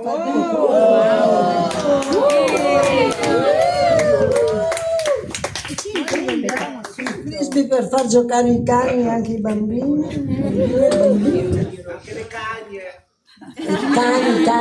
cani, anche le zoccole. Su questo mi fermo. Adesso ho bisogno dell'attenzione di alcune lettrici e attrici. Perfetto. Allora facciamo un gruppetto di una decina di persone che si rendono disponibili, perché io fra un po' presenterò quella che è la ricerca sui delitti e i crimini che la polizia commette contro di noi, diciamolo apertamente così. Il fatto della ESWA, questa è una ricerca, quindi sulla giustizia riguardo il sex work, ok? Ho bisogno delle lettrici perché questa cosa, per non renderla noiosa, poi ci raduniamo 5 minuti qui dietro queste che vogliono recitare, performare racconteranno la ricerca, perché non abbiamo le diapositive, non abbiamo il video, c'è luce, non vogliamo rinchiuderci a fare una presentazione di ricerca accademica, ma noi siccome facciamo sempre ricerche sul campo, credo che anche presentarla in giardino sul campo va benissimo. Sul campo cul per terra, soldi in mano e cul per terra, si diceva da noi. Questo era lo slogan di chi lavorava in campagna, dei sex worker che lavoravano in campagna. Cos'altro devo dire? Ci sarebbe un video, non so Agnese Reginaldo dove sia, non so se il video si mostrerà, ma siamo riusciti a recuperare il vecchio video del 1975 che fu girato dentro quella famosa chiesa di Lione, e pensavamo di presentarlo oggi qua dentro, ma non lo so se ce la facciamo, se vogliamo rinchiuderci là. Tra poco sarà presentata la rotazione. Lo metteremo in loop, come si suol dire, e quindi si potrà entrare e guardarsi questo video che mi pare sia di 40 minuti. Verrà anche, credo, mandato forse stasera quando andiamo ad About, che è buio, prima che si performi o dopo il performing. Allora, alle 4 noi pensavamo di fare tutto il pomeriggio per fare appunto la presentazione della ricerca e un dibattito fra noi. Però, siccome a volte i dibattiti fra noi e dopo la ricerca, e dopo aver il pisolino, insomma, io stessa vorrei dormire 2 ore il pomeriggio, ragazzi, non ce la posso fare. Oggi non sarà così. Allora, se alle 4:15, 4:30 ci stiamo un po' annoiando con tutte queste robe della ricerca, delle cose, dei dibattiti, noi abbiamo un appuntamento. C'è un presidio per la pace, per il disarmo, per tutto questo antifascista e bla bla, che si fa qui a Venezia oggi. Non è stato autorizzato il corteo per quel presidio, è stato solo autorizzato il presidio nel campo San Bartolomeo, e noi abbiamo pensato di andare a visitarli, cioè di andare a trovarli, a fare compagnia, a sostenere il loro presidio per un po'. Per cui magari alle 4:15 usciamo, ci prendiamo, così possiamo fermarci, prenderci dei caffè in giro per qualche bar, faremo il nostro solito corteo anonimo, informale e non autorizzato con le nostre ombrelle, e con le ombrelle ci uniremo al presidio per la pace, che mi pare molto, molto carino e anche veramente solidale. Naturalmente siamo solidari con la Palestina, siamo tutto, ma soprattutto saremo molto fotogeniche. Speriamo che appunto i video continuino ad essere, le nostre riprese continuino ad essere fatte. Oggi ci doveva essere tutto uno streaming live con ESWA, però è stato sabotato la pagina di Instagram di Trieste.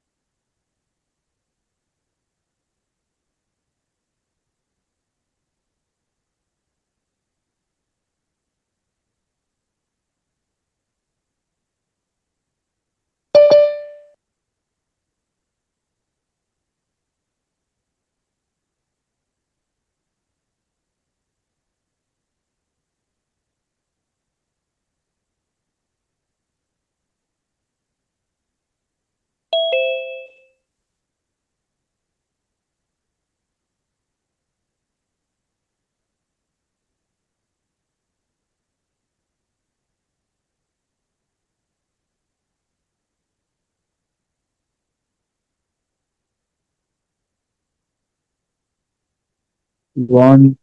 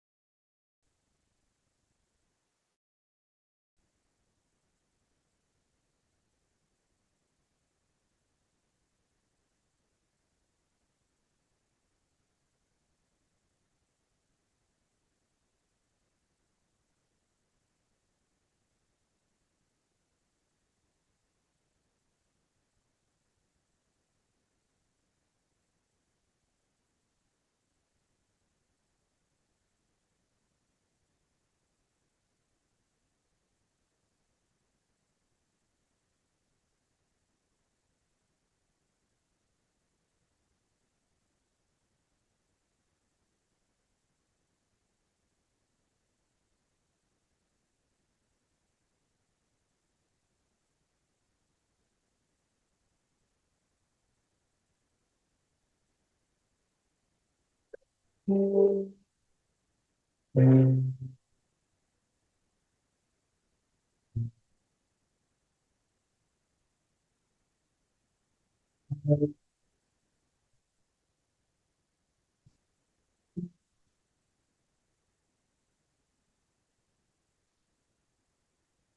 dove il mare luce e tira fuori il vento, su una vecchia terrazza davanti al golfo di Sorrento, un uomo abbraccia una ragazza dopo che aveva pianto, poi si schiarisce la voce, ricomincia il canto. Se vuoi ma tanto bene è una catena ormai e scioglie il sangue di te bene.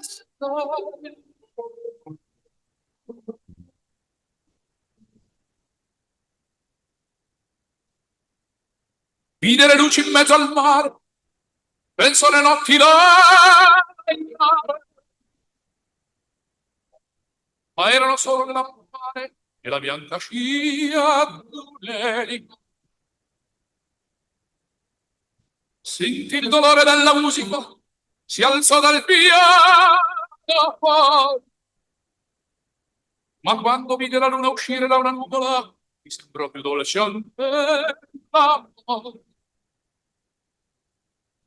Guardò negli occhi la ragazza, quegli occhi verdi come il mare. Poi all'improvviso si lacrime e lui credette d'affogare. E voi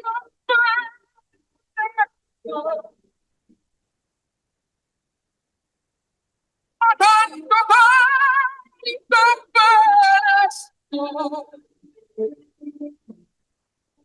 è una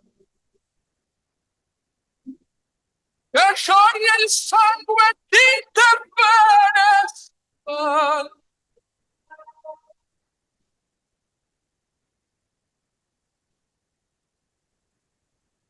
Potenza della lirica, dove ogni dramma è un falso, e con un po' di trucco e con la mimica puoi diventare un falso. Ma due occhi che ti guardano così vicini e ti fai scordare le parole, confondono i pensieri. Così diventa tutto piccolo, anche le notti là in America. Ti volti e vedi la tua vita come la scia d'un'elica. Ma sì, è la vita che finisce, ma lui non ci pensò intanto. Anzi, si sentiva già felice e ricominciò il suo canto. E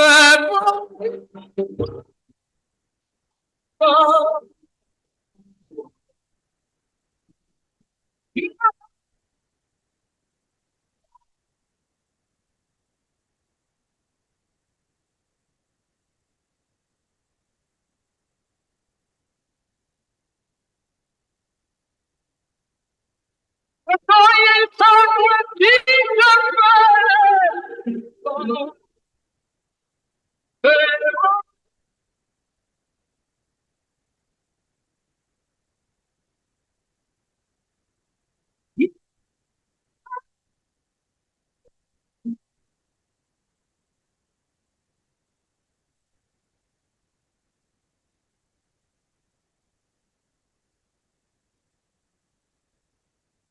E scioglie il sangue di Germano.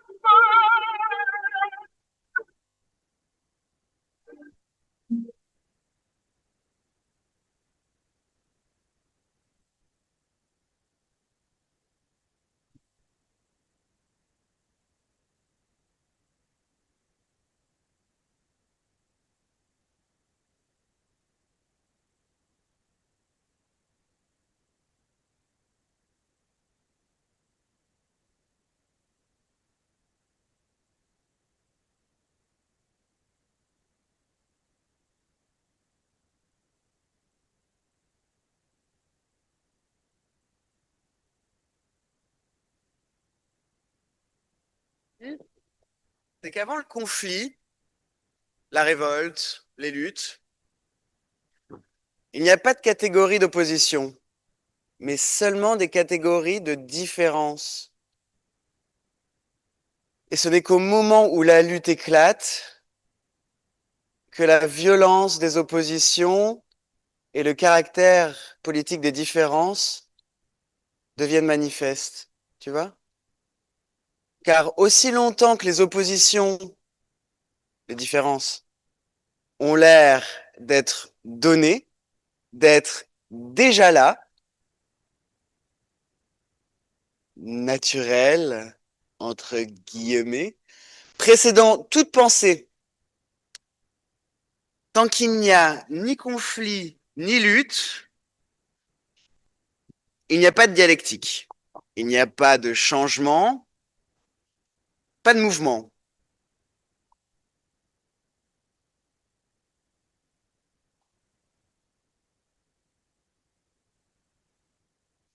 La pensée dominante refuse de se retourner sur elle-même pour appréhender ce qui la remet en question.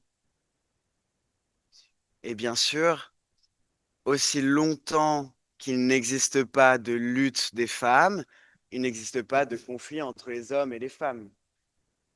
C'est le destin des femmes de fournir les 3/4 du travail de la société. Dans le domaine public comme dans le domaine privé. Travail auquel il faut ajouter le travail corporel de la reproduction selon le taux préétabli de la démographie. Être assassiné et mutilé, être torturé et maltraité physiquement et mentalement, être battu et être forcé à se marier, tel est le destin des femmes. Et bien sûr, on ne peut pas changer le destin, n'est-ce pas?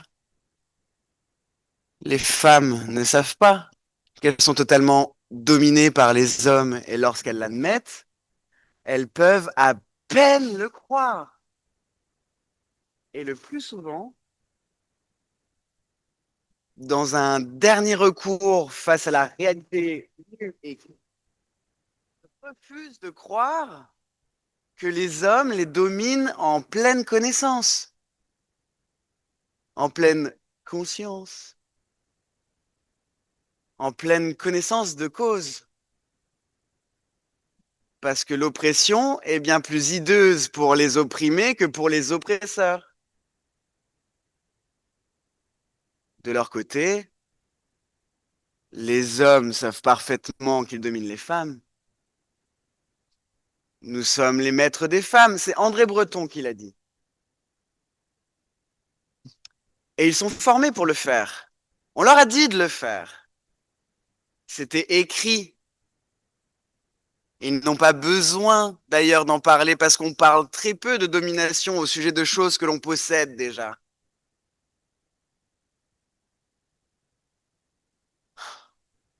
Quelle est donc cette pensée qui refuse de faire retour sur elle-même, qui ne remet jamais en cause ce qui la constitue en premier chef?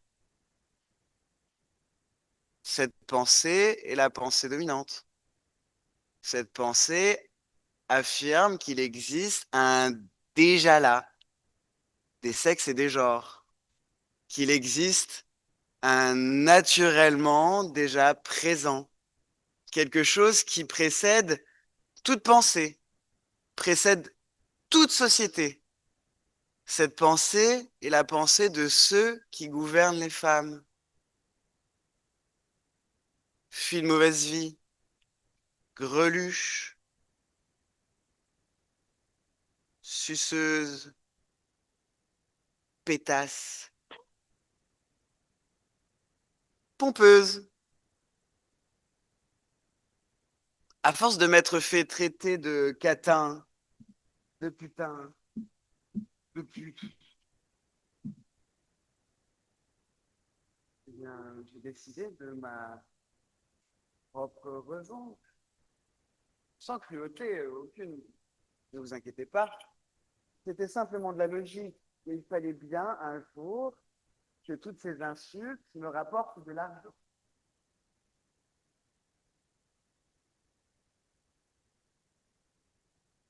plus spécifiquement pour mon cas,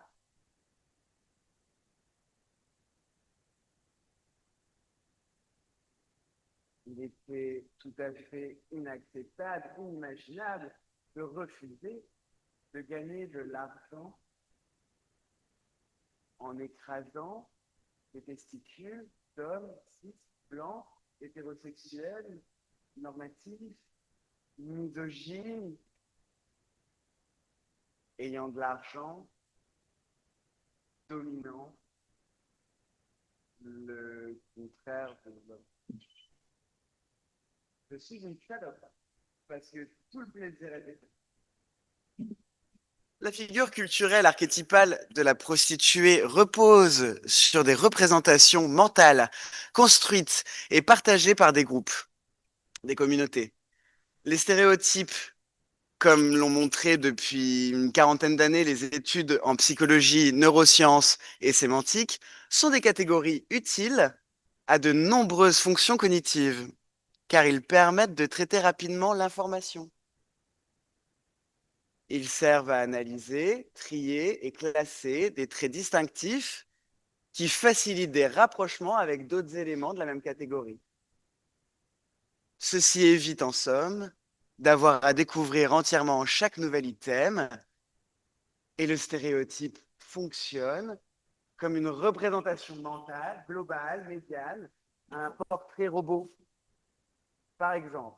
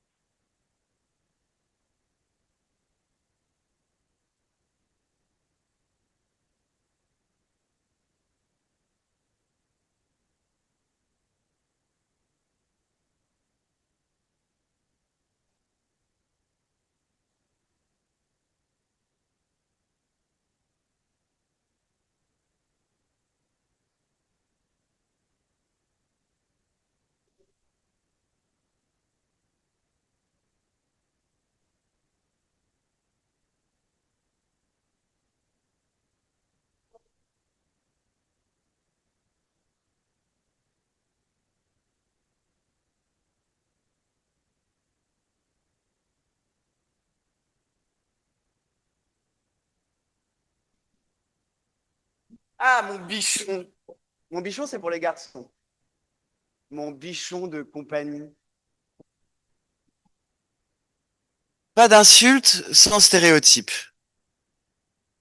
C'est pour cela que le féminisme sans les putes ne peut pas exister, tout comme le féminisme sans les trans, tout comme le féminisme sans la lutte des droits pour les personnes minorisées.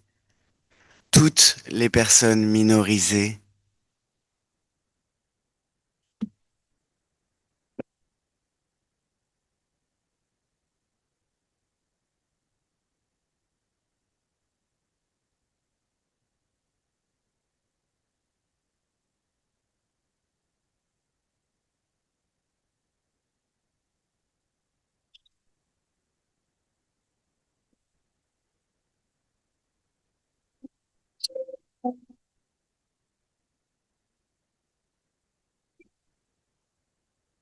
That's well, maybe some tears.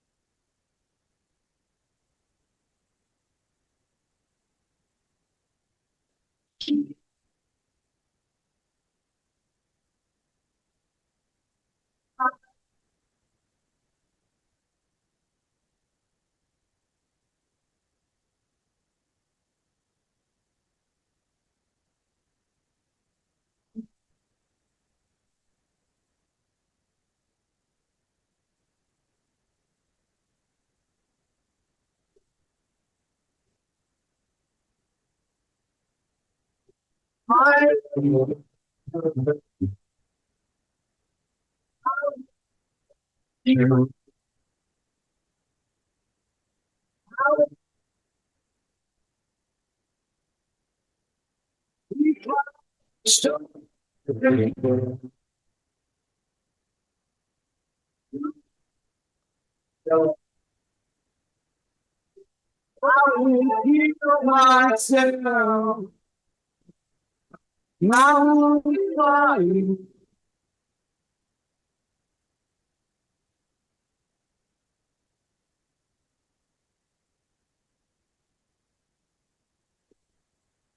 Merci beaucoup.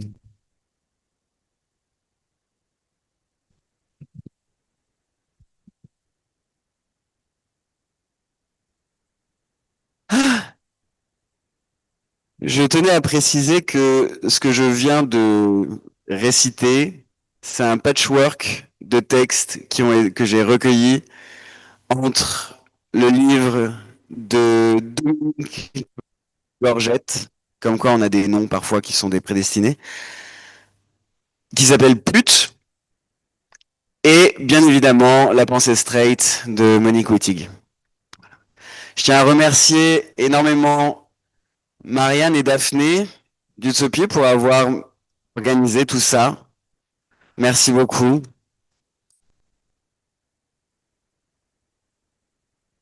Geneviève, t'es notre star.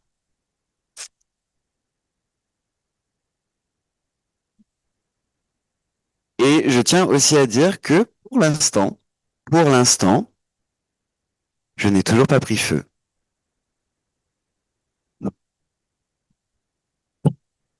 Merci.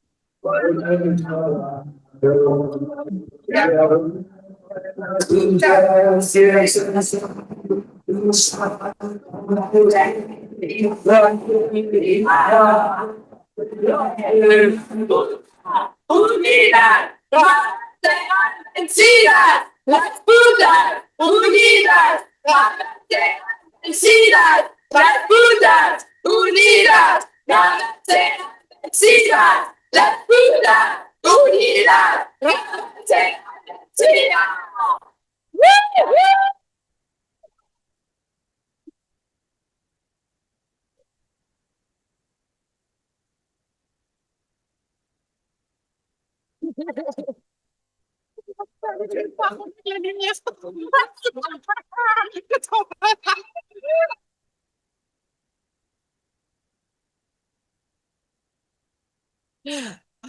Merci encore à la House of Compassion de nous avoir accueillis, à Père Daniel, à Geneviève, à Père Johnny.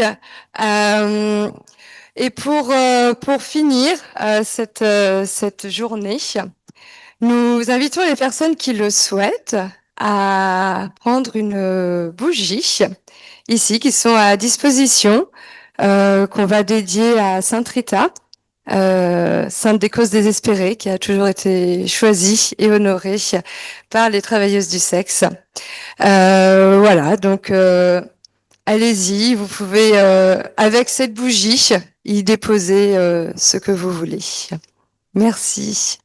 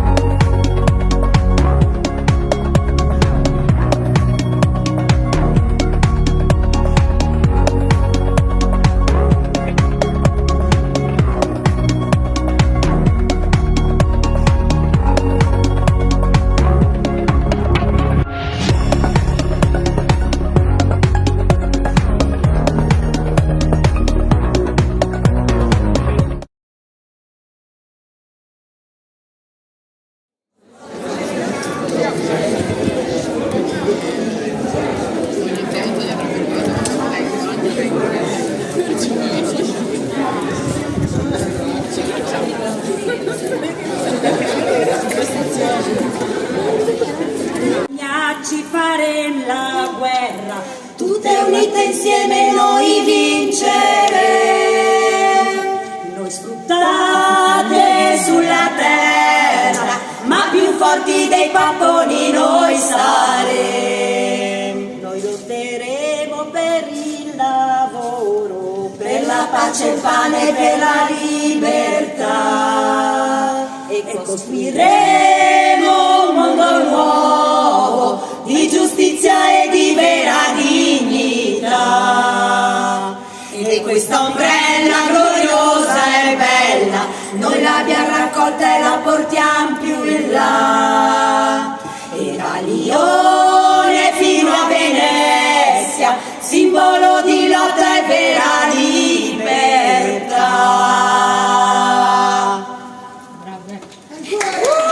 Gran napoletana, che è l'Agnese Reginaldo, non so dove sia, che ha curato tutta questa organizzazione, questo evento, un po' dalla Germania e un po' da Napoli, e che ha reso possibile mettere insieme tantissimi pezzi. Poi tutte le associazioni che hanno partecipato e che hanno, diciamo, aderito all'iniziativa, quelle che si sono aggiunte e unite dopo, quindi non sto a farvi la lista perché tanto l'avete visto sui programmi, la lista c'è, ci sono tutte le persone che comunque sono venute. Allora, siccome siamo fluidi, il programma non è mai perfetto come lo disegniamo, perché abbiamo sempre delle sorprese. Adesso io vi racconto una storia che non c'entra niente col programma, ma siamo sotto la vela. Voi vedete questa bellissima vela rossa?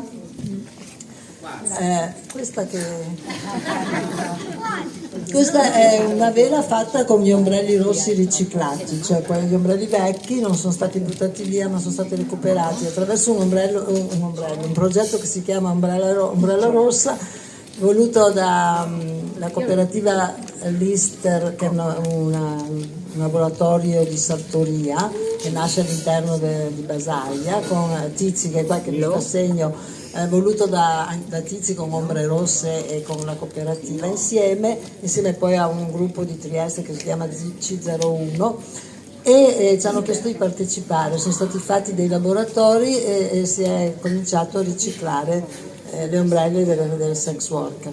Adesso il progetto è terminato, abbiamo fatto svariate esibizioni, mostre un po' forse esagerato, però ci siamo esibite a Pola, ci siamo esibite a Gorizia, ci siamo esibite a Trieste, in Spagna al museo Reina Sofia. Insomma, abbiamo fatto come al solito i nostri show, e oggi abbiamo dei pezzi qui, che una è la vela che ci è stata poi regalata, quindi sarà, come dire, non la nostra bandiera, ma le bandiere noi abbiamo, però ombrelle e vele. Poi ci sono, che magari potremmo sventolarli e mostrarli, ma non posso fare due cose con una mano, ci sono la mantellina, il capottino per i cani, il frisbee, un sacco di pezzi di roba interessanti che sono stati fatti sempre con le ombrelle. Forse questo progetto avrà un futuro, perché io comincio a pensare, c'è anche un bel aquilone, abbiamo una flotta aerea, ragazzi, per come stanno andando i tempi anche noi dobbiamo avere la nostra flotta aerea, fatta di tappeti volanti, vele, aquiloni e compagnia bella. Quindi questo per dire perché siamo sotto questa vela. Ecco qua l'esibizione, la borsetta, lo shopper, l'aquilone è fatto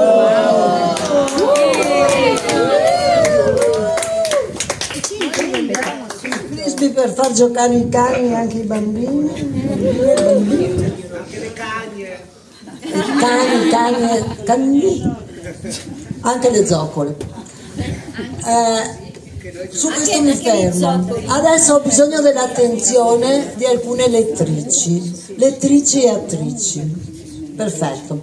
Allora facciamo un gruppetto di una decina di persone che si rendono disponibili, perché io fra un po' presenterò quella che è la ricerca sui delitti e i crimini che la polizia commette contro di noi, diciamolo apertamente così. Fatto da ESWA, questa è una ricerca quindi sulla giustizia riguardo il sex work, ok? Ho bisogno delle lettrici perché questa cosa, per non renderla noiosa, poi ci raduniamo 5 minuti qui dietro queste che vogliono recitare, performare, racconteranno la ricerca, perché non abbiamo le diapositive, non abbiamo il video, c'è luce, non vogliamo rinchiuderci a fare una presentazione di ricerca accademica, ma noi, siccome facciamo sempre ricerche sul campo, credo che anche presentarla in giardino sul campo va benissimo. Sul campo cul per terra, soldi in mano e cul per terra, si diceva. Questo era lo slogan di chi lavorava in campagna, dei sex worker che lavoravano in campagna. Cos'altro devo dire? Ci sarebbe un video, non so Agnese Reginaldo dove sia, non so se il video si mostrerà, ma siamo riusciti a recuperare il vecchio video del 1975 che fu girato dentro quella famosa chiesa di Lione, e pensavamo di presentarlo oggi qua dentro, ma non lo so se ce la facciamo, se vogliamo rinchiuderci là. Tra poco sarà presentato la rotazione. Lo metteremo in loop, come si suol dire, e quindi si potrà entrare e guardarsi questo video, che mi pare sia di 40 minuti. Verrà anche, credo, mandato forse stasera quando andiamo ad About, che è buio, prima che si performi o dopo il performing. Allora, alle 4 noi pensavamo di fare tutto il pomeriggio per fare appunto la presentazione della ricerca in dibattito fra noi. Però, siccome a volte i dibattiti fra noi e dopo la ricerca, dopo aver il pisolino, insomma, io stessa vorrei dormire 2 ore il pomeriggio, ragazzi, non ce la posso fare. Oggi non sarà così. Allora, se alle 4:15, 4:30 ci stiamo un po' annoiando con tutte queste robe della ricerca, delle cose, dei dibattiti, noi abbiamo un appuntamento. C'è un presidio per la pace, per il disarmo, per tutto questo antifascista e bla bla, che si fa qui a Venezia oggi. Non è stato autorizzato il corteo per quel presidio, è stato solo autorizzato il presidio nel campo San Bartolomeo, e noi abbiamo pensato di andare a visitarli, cioè di andare a trovarli, a fare compagnia, a sostenere il loro presidio per un po'.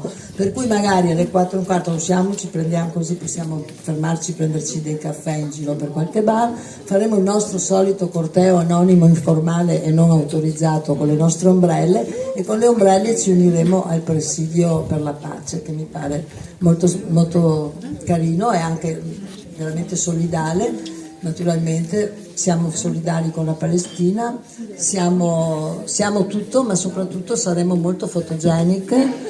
Speriamo che appunto i video continuino ad essere, le nostre riprese continuino ad essere fatte.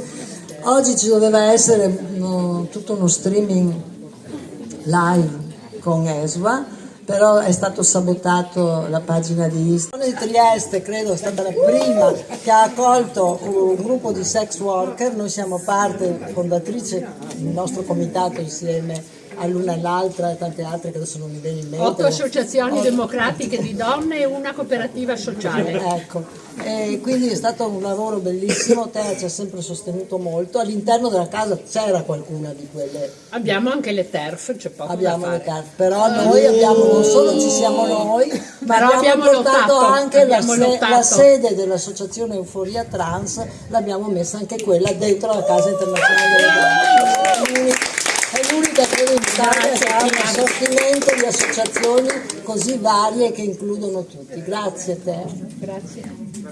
Grazie Pia, allora ricordo anch'io qualcosa perché io sono vecchia ma ho ancora una memoria da elefantessa. Il discorso prostitute sì, prostitute no, lo facevamo con grandi discussioni già negli anni 70 nella sede femminista di Trieste. C'erano sempre quelle che dicevano ma no, vendere il corpo no, perché? E si alzava Margherita, detta Rita Ponton, una grande donna che poi è andata a fare la monaca di clausura. Giuro, noi avevamo la monaca di clausura per salvarsi la vita perché aveva una vita complicata. Margherita era un'artista, una donna piena di qualità e di pregi, una lesbica, però andava anche a uomini, insomma ne combinava in tutti i colori, è andata a fare la monaca per salvarsi la vita, letteralmente. Quando si alzava che diceva? E cosa diceva? Margherita ci guardava e diceva ma cosa avete da dire?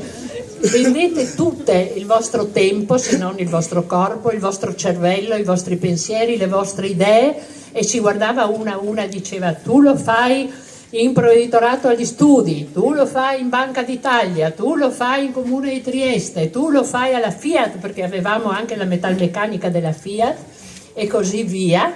E io questa lezione non l'ho mai dimenticata, per cui vi voglio bene da sempre. Grazie. Se non c'eravate bisognava inventarvi. Grazie. Conigli bianchi. Conigli bianchi, vai, presenta qualcosa anche te. Ecco, vai. Allora, non sono abituato a tutte queste telecamere addosso a me. No, scherzo, perché mi conosce invece sì. Sono molto timida di solito. Allora,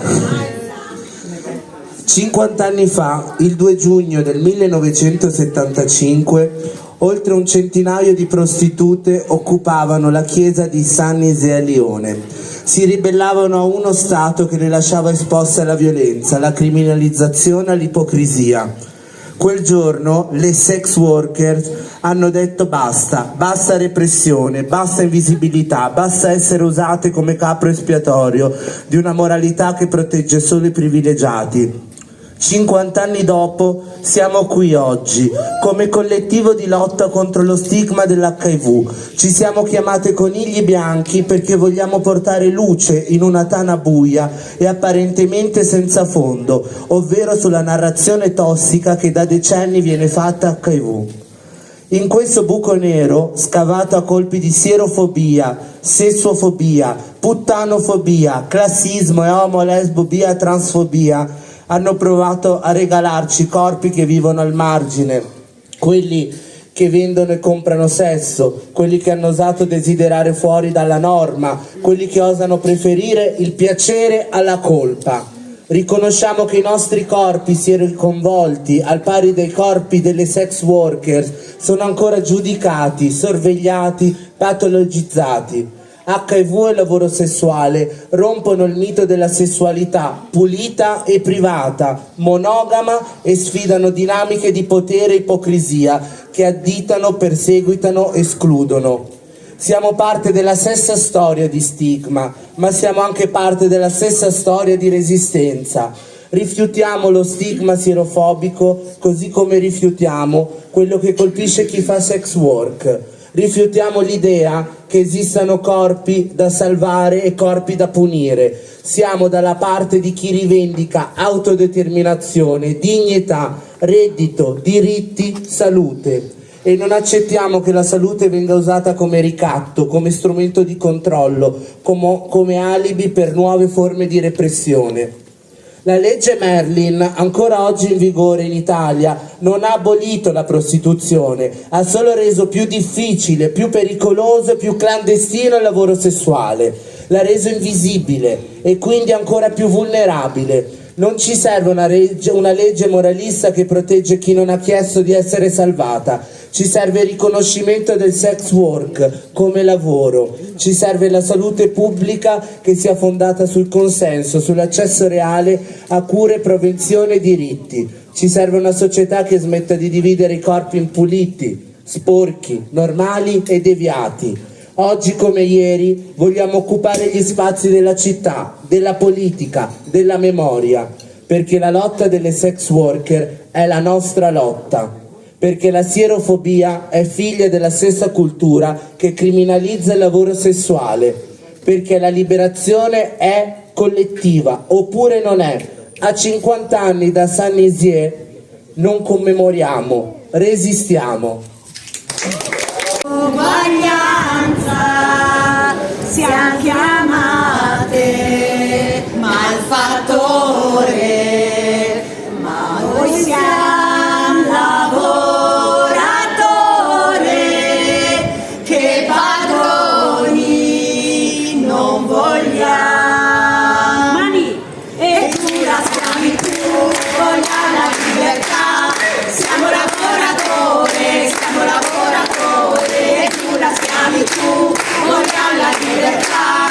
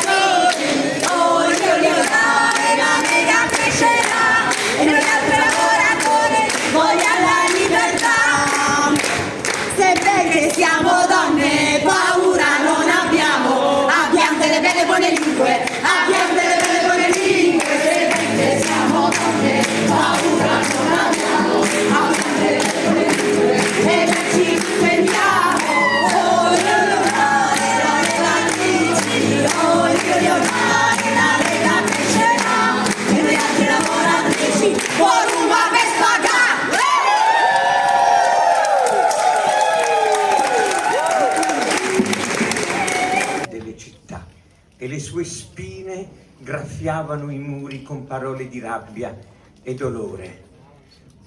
Poi vennero il silenzio e il sonno. Scusate, potete dormire. L'abbiamo ritrovata. Silenzio e il sonno. Non si sentì e non si vide più nulla. La rivolta aveva messo radici, si allargava, si ingrandiva, oltrepassava i muri e le frontiere, superava le distanze oceaniche.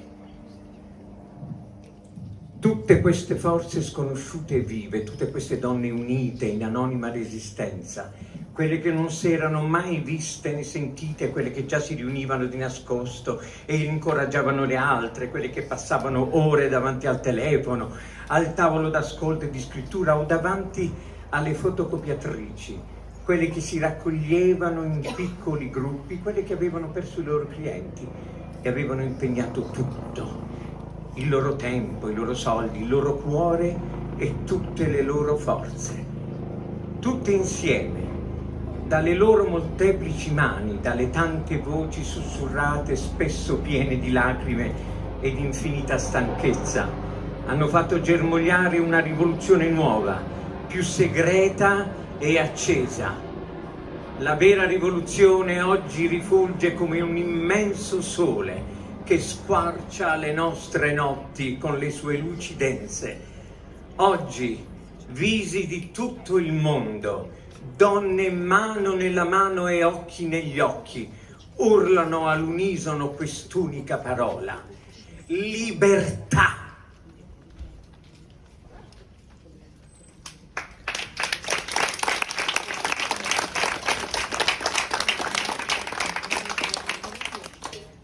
E poi volevo leggere questo che è il testamento che lascia Grisel Viscereal prima di morire. Infatti lo dice, e parla proprio di questo libro in questo suo testamento, perché gli ha dato molti problemi. E questo libro, se voi avete l'occasione di comprarlo, è un carnet di ballo davvero, perché ci sono è quasi tutto riempito di tutti i suoi clienti. Gli descrive quanto pagavano, cosa gli piaceva, e chi era questo giovane o vecchio. Ad esempio, Jeanne, mandato da Odette, 54 anni, capelli bianchi, cazzo grosso e corto, scopa, succhiare, inculare di tanto in tanto, 70 franchi. Ecco, questo era il suo carnet, descrive tanto, ma questo gli ha dato molti problemi, infatti ora vi leggo e capirete perché.